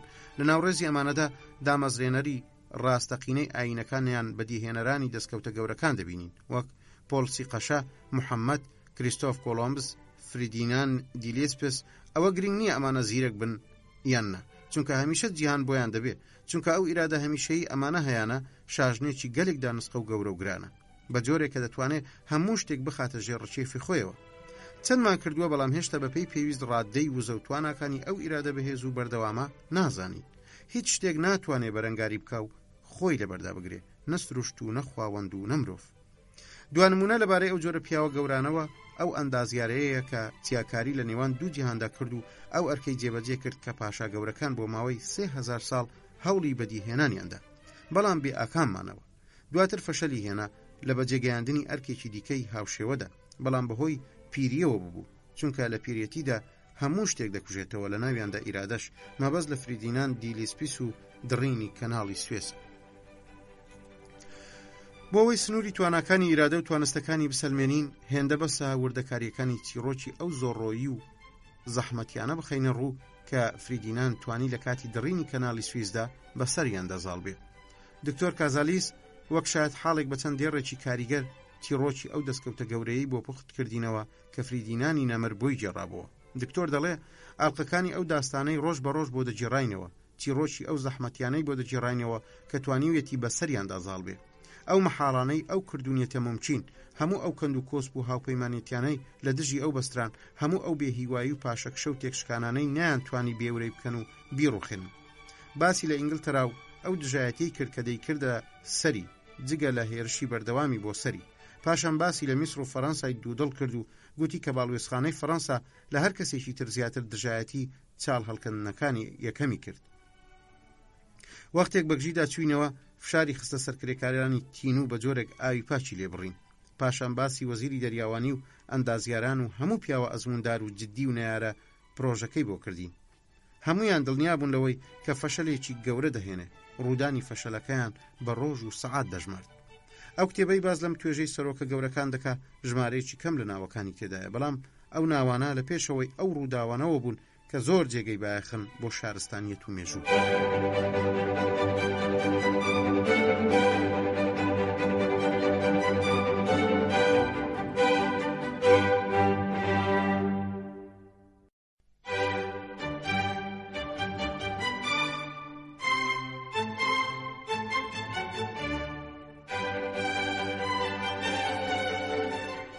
دووەم، ئەو ئامرازی کارکردنانەی کەسانی بزوێنەر یان سەرکردەکان بەکاریان دێنن، جەختکردنەوە، دووبارەکردنەوە، تەنینەوە.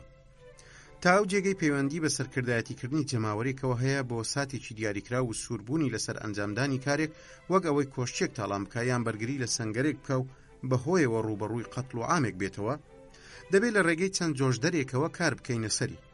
ئەوەی زۆرترین توانە و کاریگەری لەسەرکردنی کارەکە هەیە، ئەوە نمونە و پێشەنگیشە. پێویستە لە میانەی هەندێک بارودۆخی تایبەتەوە ئامادەباشی جەماوەر بکە. هەروەها ئەو کەسەی دەیەوێت سەرکردایەتی جەماوەر بکە پێویستە ئەو خەسڵەتەی هەبێ کە پێی دەگوترێ هەیبەتی شەخسی کە دوای کەمێکی تر باسی لیوە دەکەین. کاتێک دەمانەوێت بیر و بۆچوون و بیر و باوڕەکان بە هێواشی بخێنە دڵ و دەرونی جەماوەرەوە، وەک ئەوەی بۆ نمونە تیورە کۆمەڵایەتیە نوێیەکان بن، دەبینین ئەو شێوازانەی سەرۆکەکان دەیگرنە بەر جیاوازن.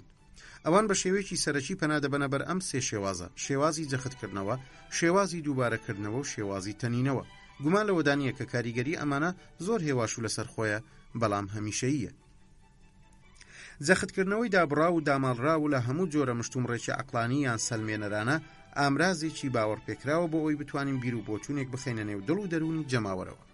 هەتاکو جەختکردنەوەکە یەکلا بۆ بێ و سەلماندنی نەوێ، ئەوەندە خۆی بە هەیبەتێکی زیاترەوە دەسەپێنێ. ئەو جەختکردنەوەی هەمیشە کتێبە ئاینیەکان و یاساکانی هەموو سەردەمەکان بەکاریان هێناوە، شێوازێک بووە لە هەموو شتێک یەکلا بۆتەوە.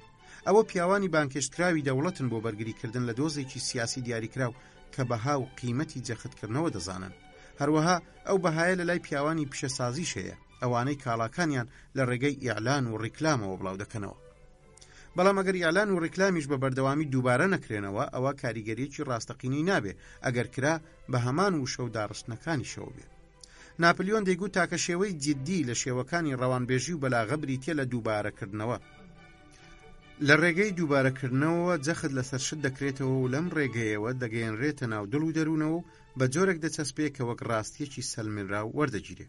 ڕەنگە بەباشی لە کاریگەری دووبارەکردنەوە بۆ سەرجەماوەر تێبگەین کاتێک لە کاریگەری ئەو هەیبەتە دەڕوانین لەسەر کەسایەتیە زۆر ڕووناکبیرەکان. کاتێک شتێک بۆ چەندین جار دووبارە دەکرێتەوە، مەسەلەکە دەگات بەوەی لەو گۆشە قوڵانەی ناهۆشمەندیدا بچەسپێنرێ کە هەموو پاڵنەرەکانی کارەکانمان پێک دێنن. دوای ئەوەی ماوەیەک تێدەپەڕێ، ئەوەمان لەبیر دەچێتەوە کە چێ دانەری ئەو گوتە دووبارە بۆوەیە. ئەمەش دەمانگەێنێتە ئەوەی باوەڕی پێبهێنین. ڕەنگە لە ڕوانگەی ئەمەوە بتوانین لەو هێزە گەورەی ئیعلانکردن تێبگەین. کاتێک بۆ 100 جار ئەوە دەخوێنینەوە کەسین لە باشترین جۆرەکانی شکولاتەیە، بۆ نمونە بیر دەکەینەوە لەوەی کە ئێمە زۆر گوێمان لەمە بووە و ئەمەش دەمانگەێنێتە ئەوەی کە وەک حەقیقەتێکی یەقین باوەڕی پێ بکەین. دوای ئەوەی 1000 جار گوێمان لە چاچیەکانی ئاردی عین دەبێ، بۆ نمونە بەوەی کە گەورەترین کەسایەتی لە سەختترین جۆری نەخۆشیەکان چاک کردوتەوە، حەز دەکەین بەکاری بێنین کاتێک تووشی هەمان ئەو نەخۆشیە دەبین. بەهۆی زۆر دووبارەکردنەوەیان لە هەمان ڕۆژنامەدا کە ئەلف خوێڕی و ڕیسوا و بائیش پیاوێکی خانەدان و شەریفە، بەمەش دەگەینە ئەوەی باوەڕی پێ بکەین لە کاتێکدا نەچووبین ڕۆژنامەیەکی تر بخوێنینەوە کە بیرروڕایەکی تەواو دژبەوی یەکەمی تێدا بێ. جەختکردنەوە و دووبارەکردنەوە هەردووچیان خاوەن هێزێکی وەهان دەتوانن دژایەتی یەکتر بکەن.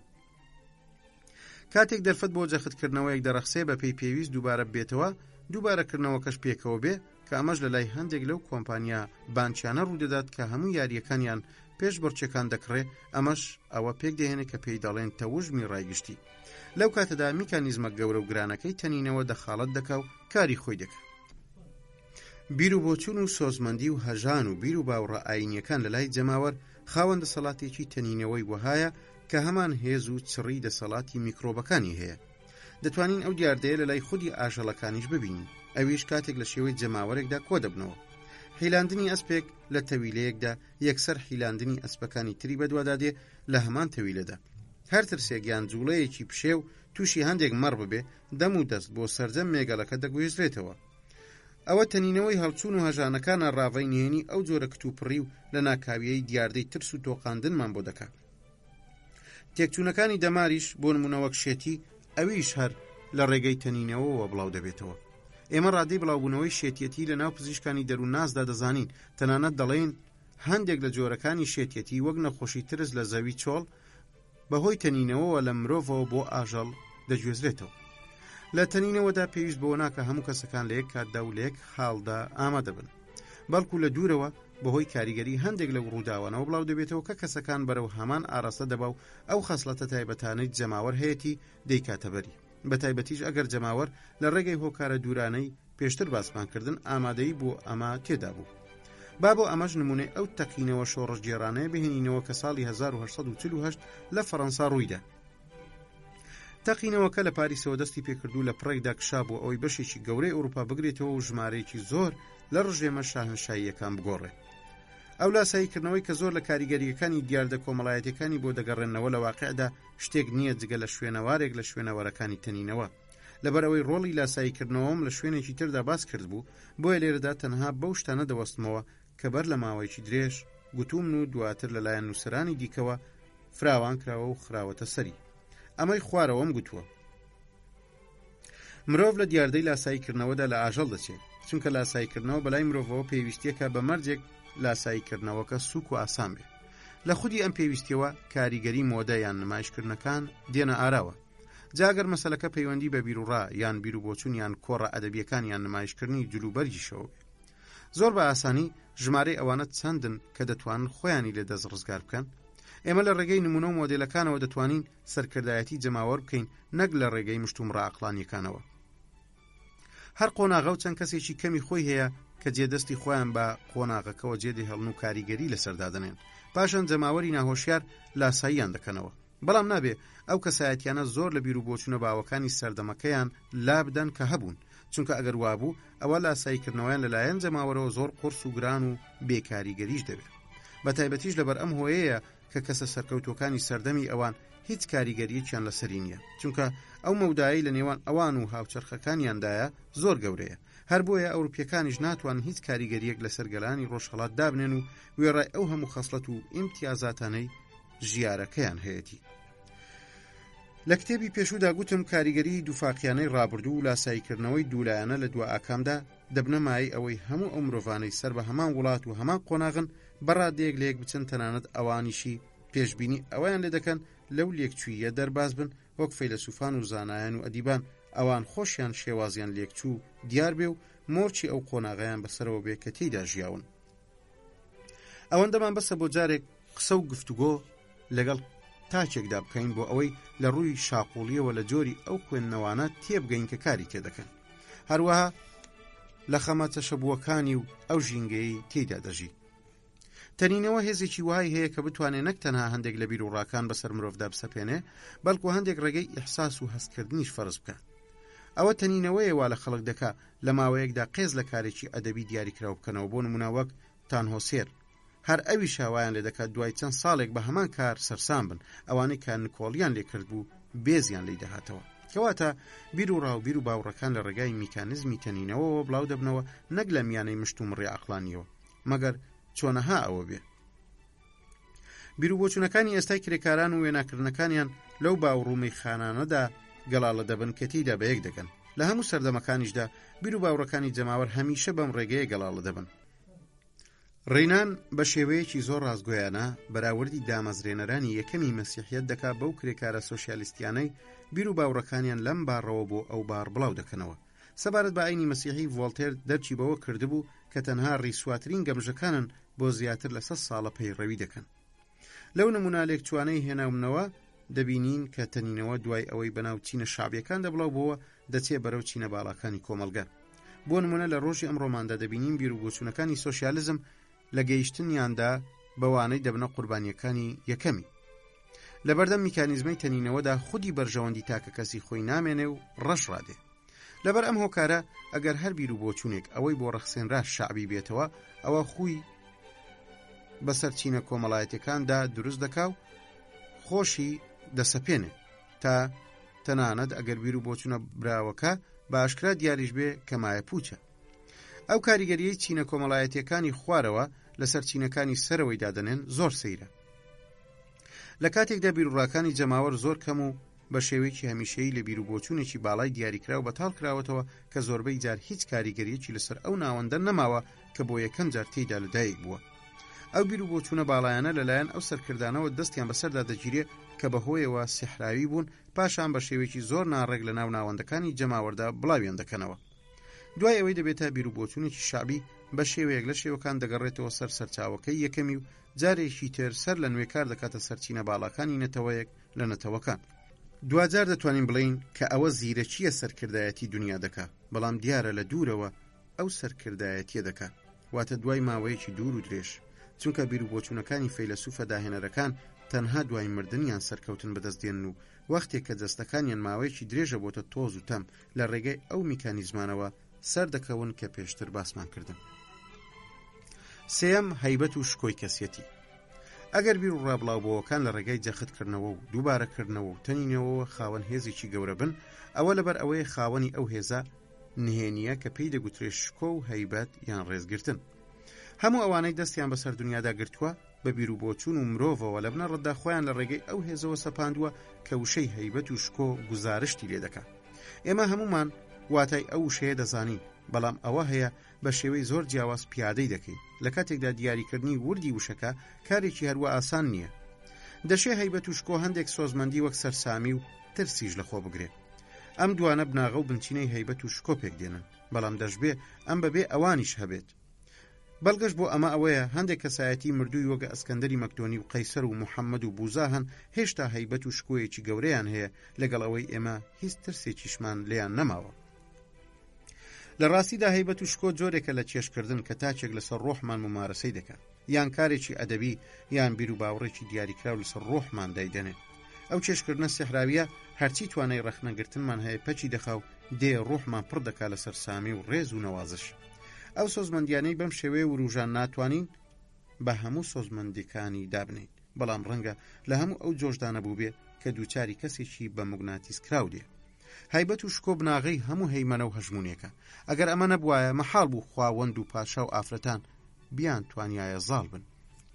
دەتوانین لەناو هەموو جۆرە جیاوازیەکانی هەیبەتدا بگەڕێینەوە بۆ دوو جۆری بنچینەیی، ئەوانیش بریتین لە هەیبەتی دەستکەوتوو لەگەڵ هەیبەتی خودی یان کەسیەتی. هەرچی هەیبەتی دەستکەوتووە ئەوەیە کە لە ڕێگەی ناوی خێزان و سامان و ناوبانگەوە دروست دەبێت. هەروە دەتوانین لە هەیبەتی کەسیەتیش سربەخۆ بێت.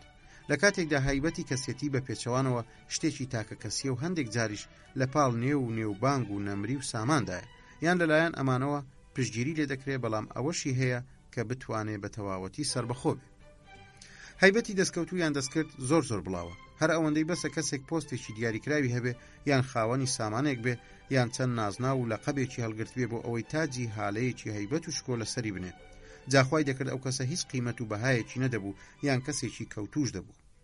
ئەو ئەفسەرەی جلە سەربازیەکەی لەبەردەکاو ئەو دادوەرەی عەبایەکی قەراق سووری پۆشیوە هەردووچیان هەمیشە هەیبەت و شکۆیان هەیە. باسکال ئەوەی ڕاست کرد بوو کە دادوەرەکان پێویستیان بە عەبا و قژی خواستراوە، چونکە بەبێ ئەم دوو شتە بەشێکی زۆر لە هەیبەتیان دەڕوە. تەنانەت سۆشیالیستیەکی زۆر بە حەماسەت بۆ سۆشیالیزم هەست بە کارتێکردن و هەژانی بینینی میرێک یان مەرکیزێک دەکات. ئەم جۆرە نازناوانە بەسن بۆ ئەوەی چیت دەوێت لە بازرگانێکی بسەنیت. ئەو هەیبەتەی پێشتر باسمان کرد ممارەسەیەکە لەلایەن کەسەکانەوە، واتە تاکەکان. هەروە دەتوانین قسە لەسەر ئەو هەیبەتەش بکەین کە بیر و بۆچوونە گەورەکان یان شاکارە ئەدەبی و هونەریەکان و تا دوایی هەیەە. ئەمانە لە زۆربەی حاڵەتدا شتێک نین جگە لە دووبارە بوونەوەیەکی کەڵەکە بوو. مێژوو بەگشتی و مێژووی ئەدەبی و هونەریش بە تایبەتی تەنها بریتیە لە دووبارەکردنەوەیەکی هەمان ئەو داوەریانەی هیچ کەسێک تەنانەت ئامادە نییە لێکۆڵینەوەشیان لەبارەوە بکە. هەر یەکێک دەگا بە دووبارەکردنەوەی ئەوەی لە قوتابخانە بیستوێتی، هەندێک ناو و کەسایەتیشان هیچ کەس ناوێرێ دەستیان بۆ ببە. بۆ ئەمەش نمونەی شاکارەکانی هۆمیرۆس دەهێنینەوە. هۆمیرۆس بەلای خوێنەری تازەوە زۆر بێزارکەرە، بەڵام چێ دەوێرێ وا بڵێ؟ بۆ نمونە کۆشتی پارتینۆنیش لەباری ئێستایدا شتێکی نەماوەتەوە جگە لە دار و پەردوویەکی بێبایەخ، کەچی لەگەڵ ئەوەشدا هەیبەتێکی زۆری ماوە تا ئەو ڕاددەی ئێمە نەتوانین بیبینین ئەگەر لە ڕێگەی ئەو کەژاوە یادەوەریە مێژوویانەوە نەبێت کە هاوشانین. خەسڵەتی بنچینەی هەیبەت و شکۆ ئەوەیە کە ئێمە شتەکان بەو جۆرە نابینین کە لە واقعدا هەن، بەمەش توانای دادگاییکردن و هەڵسەنگاندنمان پەچی دەکەوێت. جەماوەر هەمیشە پێویستی بە بیر و بۆچوونە ئامادەکراوەکانە، هەروە تاکەکانیش زۆربەی جار ئەم پێویستیان هەیە. سەرکەوتنی ئەو بیر و بۆچوونانە سربەخۆیە لەو بەشەی حەقیقەت یان هەڵەیی لە خۆی دەگرێت. ئەو سەرکەوتنە تەنها لە هەیبەت و ڕێزگرتنیدایە. ئێستاش دوای هەموو ئەوەی وتم دەچمە سەر هەیبەت و شکۆی کەسیەتی. سروشتی ئەم هەیبەتە زۆر لە هەیبەتە دەستکرد و دەستکەوتووەکە جیاوازە، بەهرە و توانایەکە لە هەموو لەقەبێک یان هەموو دەسەڵاتێک سربەخۆیە. ئەو ژمارەکەمە لەو کەسانەی کە ئەم هەیبەتەیان هەیە ممارەسەی سحرێکی موگناتیسی ڕاستەقینە بەسەر ئەوانەدا دەکەن لە چواردەوریانن لە نێویشیاندا هاوشێوەکانیان. ئەوانە گوێڕایەڵیەکی کوێرانەیان بۆ ئەم خاوەن هەیبەتانە هەیە، وەک چۆن ئاژەڵێکی دڕندە گوێڕایەڵی بە خێوکەرەکەیەتی لەگەڵ ئەوەی ئاژەڵەکە زۆر بە ئاسانی دەتوانێت بیگرێ و بیکوژێ. سەرۆکە گەورەکانی مرۆڤ لە چەشنی بوزە و مەسیح و محەممەد و جاندارک و ناپلیۆن ئەم جۆرە هەیبەتە کەسەیەتیان لە بەرزترین پلەدا هەیە. توانیویانە لە ڕێگەی ئەم هەیبەتەوە خۆیان بسەپێنن، هەرێک لە خوا و پاڵەوان و بیر و باوڕەکان بەبێ قسە خۆیان دەسەپێنن، خۆگەر قسەیان لەسەر بکەین دەم و دەست نامێن و ڕەش ڕادێن. ئەو کەسانەی پێش تۆزێک باسم کردن بە ماوەیەکی درێژ بەر لە ناوبانگ دەرکردنیان توانایەکی گەورە و گرانیان لە چێشکردندا هەبووە کە بەبێ ئەم توانایەش نەیان دەتوانی بەناوبانگ بن. بۆ نمونە ناپلیۆن لە ترۆپکی ناودەرکردنیدا تەنها بەهۆی ئەو هێزەیەوە کە هەیبوو هەیبەتێکی کەسێتی گەورەی هەبوو، بەڵام لە سەرەتای پیشەکەیدا تەنها کەمێک لەو هەیبەتەی هەبووە. ئەو دەمەی کە ناپلیۆن جەنەڕاڵێکی فرامۆشکراو یان پشتگوێ خراو دەبێ و لەگەڵ شاڵاوی ئیتالیادا بۆ پارێزگاریکردن لە سەرۆکایەتی سوپا ڕەوانە دەکرێت، ئەو دەکەوێتە بەردەستی چەند جەنەڕاڵێکی دڵڕق و بەهێزەوە کە بۆ ئەوان هیچی تێناچێ ئەو گەنجەنامەوەی کە سەرۆکایەتی بۆی ناردوون بیکەن بەژێرەوە و بیفلیقێننەوە. کەچی هەر لە یەکەمین ساتەوەختەوە یان هەر لە یەکەمین چاوپێکەوتنەوە بەبێ ئەوەی تاکە وشەیەک لە دەمی بێتە دەر یان هیچ جوولە و هەڕەشەیەک بکە، هەر لەگەڵ یەکەمین نیگای پیاوی گەورەی دوا ڕۆژدا ئەوان کەوتنە ژێر سێحر و تەلیسمی هەیبەتەکەیەوە و ڕایهێنان لەسەری. لەو چوارچێوێدا تینی فەیلسوف بەپێی ئەو بەڵگانەی لە سەردەمەکەیدا هەبوون چیرۆکێکی تەڕ و بڕمان لەبارەی ئەو یەکەمین چاوپێکەوتنەوە بۆ دەجێڕێتەوە و دەڵێ لە ناو جەنەڕاڵەکانی تیمی سەربازیدا جەنەڕاڵێکە بوو بە ناوی ئۆغیرۆوە، پیاوێکی کاسەلێز بوو لە قارەمانیەتی و ڕیسوابووندا. ئەم پیاوە زۆر بە باڵابەرزی و ئازایەتیەکەیەوە دەنازی. وەختێ جەنەڕاڵەکان گەیشتنە بارەگەی گشتی سەرکردایەتی ناڕازی بوون لەو کەسە هەڵپەرستە بچووکەی لە پاریسەوە بۆیان نێردراوەوەتە لە ناپلیۆن. بەپێی ئەوە سفەی لەبارەی ئەوەوە پێیان گەیشت بوو ئەوە بوو کە ئۆغیرۆ کەسێکی جنێوفرۆشە و هەر لە کۆنەوە حەزی لە یاخی بوونە، دەیانگوو کە ئەو لە لای باراس بەڕێز بووە و یەکێک بووە لەو جەنەڕاڵانەی بەشداری لە شەڕەکانی ناوچەی ڤاندیدا کردووە لە ڕۆژئاوای فەڕەنسا. ئەو جەنەڕاڵی ناوشەقامەکانە وەک ورد سیر دەکرا لەبەر ئەوەی هەمیشە بیری لە یەکەکەی دەکردەوە، شکل و شێوەیەکی بچکۆڵانەی هەبووە، ناسراو بووە بەوەی کە لە یەک کاتدا عەقڵێکی ماتماتیکی هەبوو و خەوت بینەرێکیش بووە. پاشە ناپلیۆن بۆیان چووە ژوورەوە و لەیان گەڕا ماوەیەکی درێژ چاوەڕوانی بکەن پێش ئەوەی پێیان بگات. ئەوە بوو لەو سەرەوە بە شمشێرەکەی ئەوەوە دەرکەوت و عەباکەی ئەوی لەبەر کردووە و هەڵوێستەکانی باز دەکا و فەرمانی پێکردوون کە بڕۆن. سەرسامی ئەغیرۆ بەڕادەیەک بوو حەپەسا بوو زمانی لەگۆ کەوت بوو.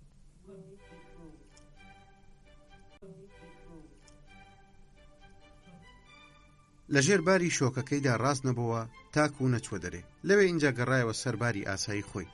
لەگەڵ ماسینادا یەک دەگرمەوە کە دەڵێ پۆناپارتی بچووک ترساندوێتی لە نهێنی ئەو ترسە تێنەگەیشت کە لە یەکەمین نیگاوە کۆنتڕۆلی کرد. دوای ئەوەی ناپلیۆن بۆ پیاوێکی مەزن بەوەی هێزی پایەبەرزیەوە هەیبەت و شکۆکەی زیادی کرد، بە جۆرێک کار گەیشتە ئەوەی لە لای لایەنگران و شوێنکەوتوانی ببێتە خواوەند. جەنەڕاڵ ڤاندامی شۆڕژێر کە زۆر لە جەنەڕاڵ ئۆغیرۆ بەهێزتر بوو، لە ڕۆژێک لە ڕۆژەکانی ساڵی 1815دا لە کاتی سەرکەوتنیان بە پلیکانەکانی کۆشتی توێلەریدا بەم جۆرە باسی ناپلیۆن بۆ جەنەڕاڵ دۆرنانۆ دەکات. ئازیزم، ئەو شەیتانە گچکەیە سحر و کێشکردنێکی بۆم هەیە، ناتوانم لە نهێنیەکانیان تێبگەم. منێک کە لە خوا و شەیتان ناترسم وای لێ کردووم وەک منداڵ بلەرزم کاتێک لی نزیک دەبمەوە. دەتوانێت بەناو کونی دەرزیدا بمبا و فرێم داتە ناو ئاگرەوە بێ ئەوەی فزە بکەم. ناپلیۆن هەمان کاریگەری و کێشکردنی بۆ هەموو ئەوانە هەبوو کە لێی نزیک دەبوونەوە. دافۆ باز لە دڵسۆزی خۆی و ماریە دەکا بۆ ئیمبراتۆر و دەڵێ ئەگەر ئیمبراتۆر بە هەردووکمان بڵێ بەرژەوەندی سیاسەتەکەم وا دەخوازێ پاریس بە خەڵکەکەیەوە وێران بکەم بەبێ ئەوەی کەسی لێ دەربچێ، دڵنیا بووم لەوەی کە ماریە ئەو نهێنیە دەپارێزێ، بەڵام ناتوانێت خۆی بگرێ و بەهۆی دەرکردنی خێزانەکەیەوە کەشفی نەکە. بەڵام من ئامادەم دەستبەرداری خاو خێزانم بم لە ترسی ئەوەی نەکا ئەو نهێنیە بڵاو بێتەوە. ئەو توانە قەبە و گەورەی کەسێتیەک لە چێشکردندا هەیەتی نهێنی ئەو گەڕانەوەیە نایابەی ناپلیۆنمان بۆ لێک دەداتەوە لە دوورگەی ئالپەوە. هەروەها نهێنی لوغزی داگیرکردنی ڕاستەوخۆی فەڕەنساشمان بۆ ڕاوە دەکا لەلایەن پیاوێکی دابڕاوەوە کە تێدەکۆشێ لە دژی هەموو هێزە بە دیسپلینە ڕێکخراوەکانی وڵاتێکی گەورە وەک ڕخنەگرێک کە پێمان وابوو وەڕز بووە لە ستەمکاری ناپلیۆن. ئەوەندە بەسە سەیری ئەو جەنەڕاڵانە بکەین کە نێردران بۆ ئەوەی بیگرن، بەڵام کاتێک گەیشتنە ئەوێ پاشگەز بوونەوە بەبێ ئەوەی ورتیان لە دەمبێتە دەر کەوتنە ژێڕچێفیەوە. جەنەڕاڵی ئینگلیزی وێلسلی دەڵێ ناپلیۆن هەرخۆی لە قەراغ دەریاکانی فەڕەنسادا لایدا، وەک هەڵهاتوویەک لە دوورگە بچووکەکەی ئاڵپەوە هاتبوو کە بە مەملەکەتی خۆی دەزانی. لە ماوەی چەند هەفتەیەک دەتوانی هەموو دەستگاکانی دەسەڵات لە فەڕەنسا هەڵبجێڕێتەوە کە لە ژێر دەستی پاشا شەرعیەکەیدا بوو بەبێ ئەوەی دڵۆپی خوێن چییە بڕژێ. ئایا پیاوێکی لەو سەر سوڕهێنەرتر هەیە کە بەسەر پەیژەی پایە بەرزیدا سەر بکەوێ؟ بەڵام لە یەکەمین هەڵمەتی دواهەمینیەوە تا کۆتاییەکەی وامان لێ دەکا بپرسین چەندێک سەیر و نایە بوو ئەو توانە سحر ئامێزەی بەسەر هاوپەیمانانیشیدا پیادەی کرد و ناچاری دەکردن بەوەی شوێن دەست پێشخەریەکەی بکەون لە کاتێکدا وەخت بوو بیان پلیشێنێتەوە. لە دوای خۆشی هەیبەتەکەی هەرمایەوە و بگرە بەردەوامتر و گەورەتریش بوو. ئەو لە ڕابردوودا بووە مایەی دانانی برازە نادیارەکەی وەک ئیمبراتۆرێکی فەڕەنسا. ئێمە کە لەم ڕۆدا سەیری بژانەوەی ئەفسانەکەی دەکەینەوە قەبارەی ئەو گەورەی یەمان بۆ دەردەکەوێت کە هێشتا ئەو چەتر و سایە مەزنە ماوێتی. لەمەوە دەگەی بەوەی کە دەتوانی خەڵک بڕەتێنیتەوە بە ملیۆنان کەسکە قەتڵ و عام بکەیت و شەڕ لە دوای شەڕ هەڵگیرسێنی و هەموو شتێکت بۆڵواوە ئەگەر کەسێتێکی خاوەن هەیبەت و بەهرە هەبیت و بتوانی دەستیان پێوە بگری. باسم لە مۆدیلێک لە هەیبەتی کەسێتی کرد کە زیاترە لەوەی هەڵاوێرد و ئیستیسنایی بێت. ناپلیۆن، بەڵام ئەمە زەروری و سوودبەخشیشە بۆ ئەوەی لە دامەزرێنەرانی ئاینە گەورەکان و بیر و باوڕەمەزنەکان و ئیمبراتۆرە زەبەلاحەکان تێبگەین. ئەگەر هێزێکی کێشکردن لەلایەن هەیبەتی کەسێتیەوە بۆ سەر جەماوەڕ نەبێ، ئەوە ناتوانین لەو کەسانە تێبگەین. بەڵام وە نەبێ هەیبەت و شکۆی تەنها پشت بە توانای کێشکردنی کەسەکە و پلە و پایەی سەربازی و تۆقاندنی ئاینی ببەستێ، بەڵکو دەشێ پشت بە چەند بنەمایەکی زۆر سادەش ببەستێ، بەڵام لە خۆیاندا گەورەش بن. ئەو سەدەی تێیدا دەژین زۆر نمونەی لەم جۆرەی داوینێتێ. یەکێک لەوانە ئەو نمونەیە کە مرۆڤ لە داهاتوودا نەوە لە دوایینەوە باسی دەکە، ئەویش چیرۆکی ئەو پیاوەیە کە پێشتۆزێک باسم کرد. ئەو پیاوەی کە ڕووی گۆی زەوی و پەیوەندیە بازرگانیەکانی نێوانگەلانی لە ڕێگەی دابڕینی دوو کێشوەرەوە گۆڕی.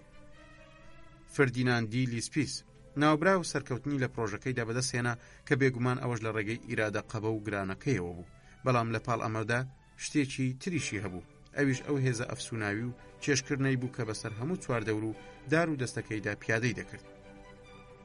بۆەوەی زاڵبی بەسەر نەیارەکانیدا ئەوەندەی بەس بوو خۆی بۆ پیاوە ماقوڵەکان دەربخا و بۆ ساتێک قسە بکە. بەوە نەیارەکانی لەژێر کاریگەری سحر و چێشکردنەکەی دەبوونە هاوڕێ. لە ناویاندا ئینگلیزەکان بە تایبەتی دژایەتێکی سەختی پرۆژەکەیان دەکرد، بەڵام چوونەکەی بۆ بەریتانیا بەس بوو بۆ ڕازیکردنی هەموو کەسەکان لەسەر ڕاستی و دروستی پرۆژەکەی. کاتێک دوای ئەوە بە شاری ساوسمبۆندا تێپەڕی لەسەر ڕێگەکەی وەک پێشوازیکردنێکی زەنگەکان لێ دەدرێن. پاژەوەی بەسەر هەموو کەند و کۆسپەکاندا سەرکەوت هەر لە مرۆڤە بیگرە تا شتەکان، ئەو باوەڕێی لەلا نەما کە هیچ کۆسپێک هەبێ بتوانێ خۆی لە بەردەم ئەودا بگرێ و ڕای بوەستێنێ. دوای هەڵکەندنی کەناڵی سوێز بیری لەوە دەکردەوە کەناڵی باناماش بە هەمان شێواز هەڵبکەنێ، بەڵام ئیمان و باوڕەکان بە مەرجێک دەتوان چیاکان بڵقێنن کە بەرزیان لە ڕادەی پێویست زیاتر نەبێ. بەرەنگاری چیاکان بووە، بەڵام ئەو کارە ساتەی بەسەردا هات کە هالە و خەرمانەی گەورەیەکەی چواردەوری پاڵەوان هەرەسی هێنا.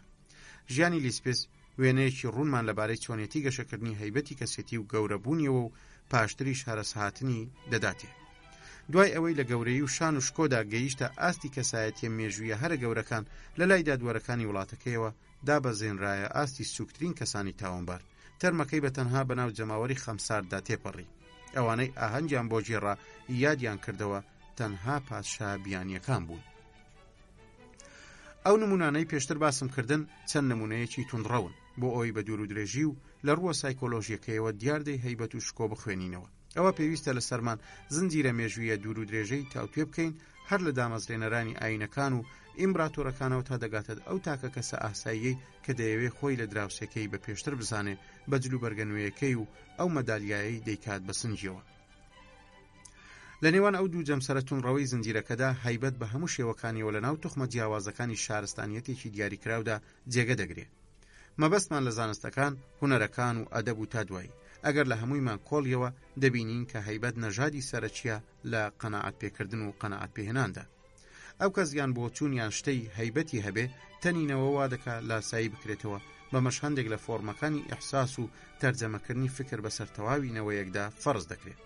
ئەوەی ڕاستی بێ لاساییکردنەوە لە زۆربەی زۆری خۆیدا ناهۆشیارە، ئەمەش ڕێک ئەو شتەیە کە وای لێ دەکات کامل و تەواو بێ. وێنە کێشە نوێگەرەکان ئەوانەی لاسایی ڕەنگە سەرسوڕهێنەرەکان و هەڵوێستە ڕاقەکانی هەندێک لە کەسە سەرەتاییەکان دەکەنەوە، هەرگیز گومان لە سەرچاوی سروش و ئیلهامەکانیان ناکەن. ئەوان باوەڕیان بەوە هەیە کە ئەوان ڕازگۆ بوون لە ئەزمونەکانیان، خۆگەر یەکێک لە زانا گەورەکان ئەو جۆرە هونەرەی نەدۆزی بایەتەوە، ئەوە هەر بەردەوام دەبووین لەسەر ئەوەی لە ڕووەکاڵ و کرچ و نزمەکەیەوە سەیری بکەین. بەڵام ئەوانەی لاسایی نوێگەرە بەناوبانگەکان دەکەنەوە تابلۆکانیان نقم دەکەن بە سێبەری وەنەوشەیی، ئەوانە بە چای 50 ساڵ لەمەوبەرەوە ڕەنجی وەنەوشەیی لە سروشدا دەبینن، بەڵام تێڕوانینێکی شەخسی و تایبەتی هونەرمەندێک لەسەر ئەوە جۆشی داون لە کاتێکدا ئەو خۆی زانیوێتی چۆن هەیبەت و ناوبانگێکی گەورەی لێ دەست دەکەوێت. دەتوانین نمونەگەلی لەو چەشنە لە هەموو نەژادێک لە نەژادەکانی شارستانیەتیدا بدۆزینەوە. پێشتر بینیمان کە چەندین هۆکار هەن و دەتوانن ڕۆڵیان هەبێ لە پێکهێنانی هەیبەت و شکۆی کەسێتیدا. سەرکەوتنیش هەمیشە یەکێک بووە لە هۆکارە هەرە گرینگەکان. ئەو مرۆڤەی سەرکەوتن بەدەست دێنێ و ئەو بۆچوونەشی خۆی دەسەلمێنێ، هیچ کەس ناوێرێت دژایەتیان بکە، بەهۆی خودی ئەو سەرکەوتنەوەیە. هەیبەتی کەسێتی هەمیشە لە فەشەلهێناندا دیارنامێنێ و ڕەژڕادێ. ئەو پاڵەوانەی دوێنە جەماوەر چەپڵەی بۆ لێدا سبەینێ تف و بەناڵەتی دەکا ئەگەر بە خدیاوەری نەبوو. تەنانەت چەندێک زیاتر ڕێزی گرت بێ ئەوەندە کاردانەوەکەی لە دژی تۆن دەبێت. لەو کاتەدا زۆرینە وەک نمونەیەک لە خۆیان سەیری پاڵەوانە کەوتوەکە دەکەن و تۆڵەی ئەوەی لێ دەکەنەوە کە ئەوان لە بەردەمیدا و لە بەردەم ئەو بەناو سەرکەوتنەیدا نوشتاونەتەوە کە لەوەدا نەماوە ئیحترافی پێ بکرێت. کاتێک ڕۆبسپێر فەرمانی دەرکرد بە بڕینەوەی سەری هاوڕێکانی و ژمارەیەکی زۆر لەوانەی هاوسەردەمی بوون، هەیبەتێکی گەورەی لە کەسێتیدا هەبووە.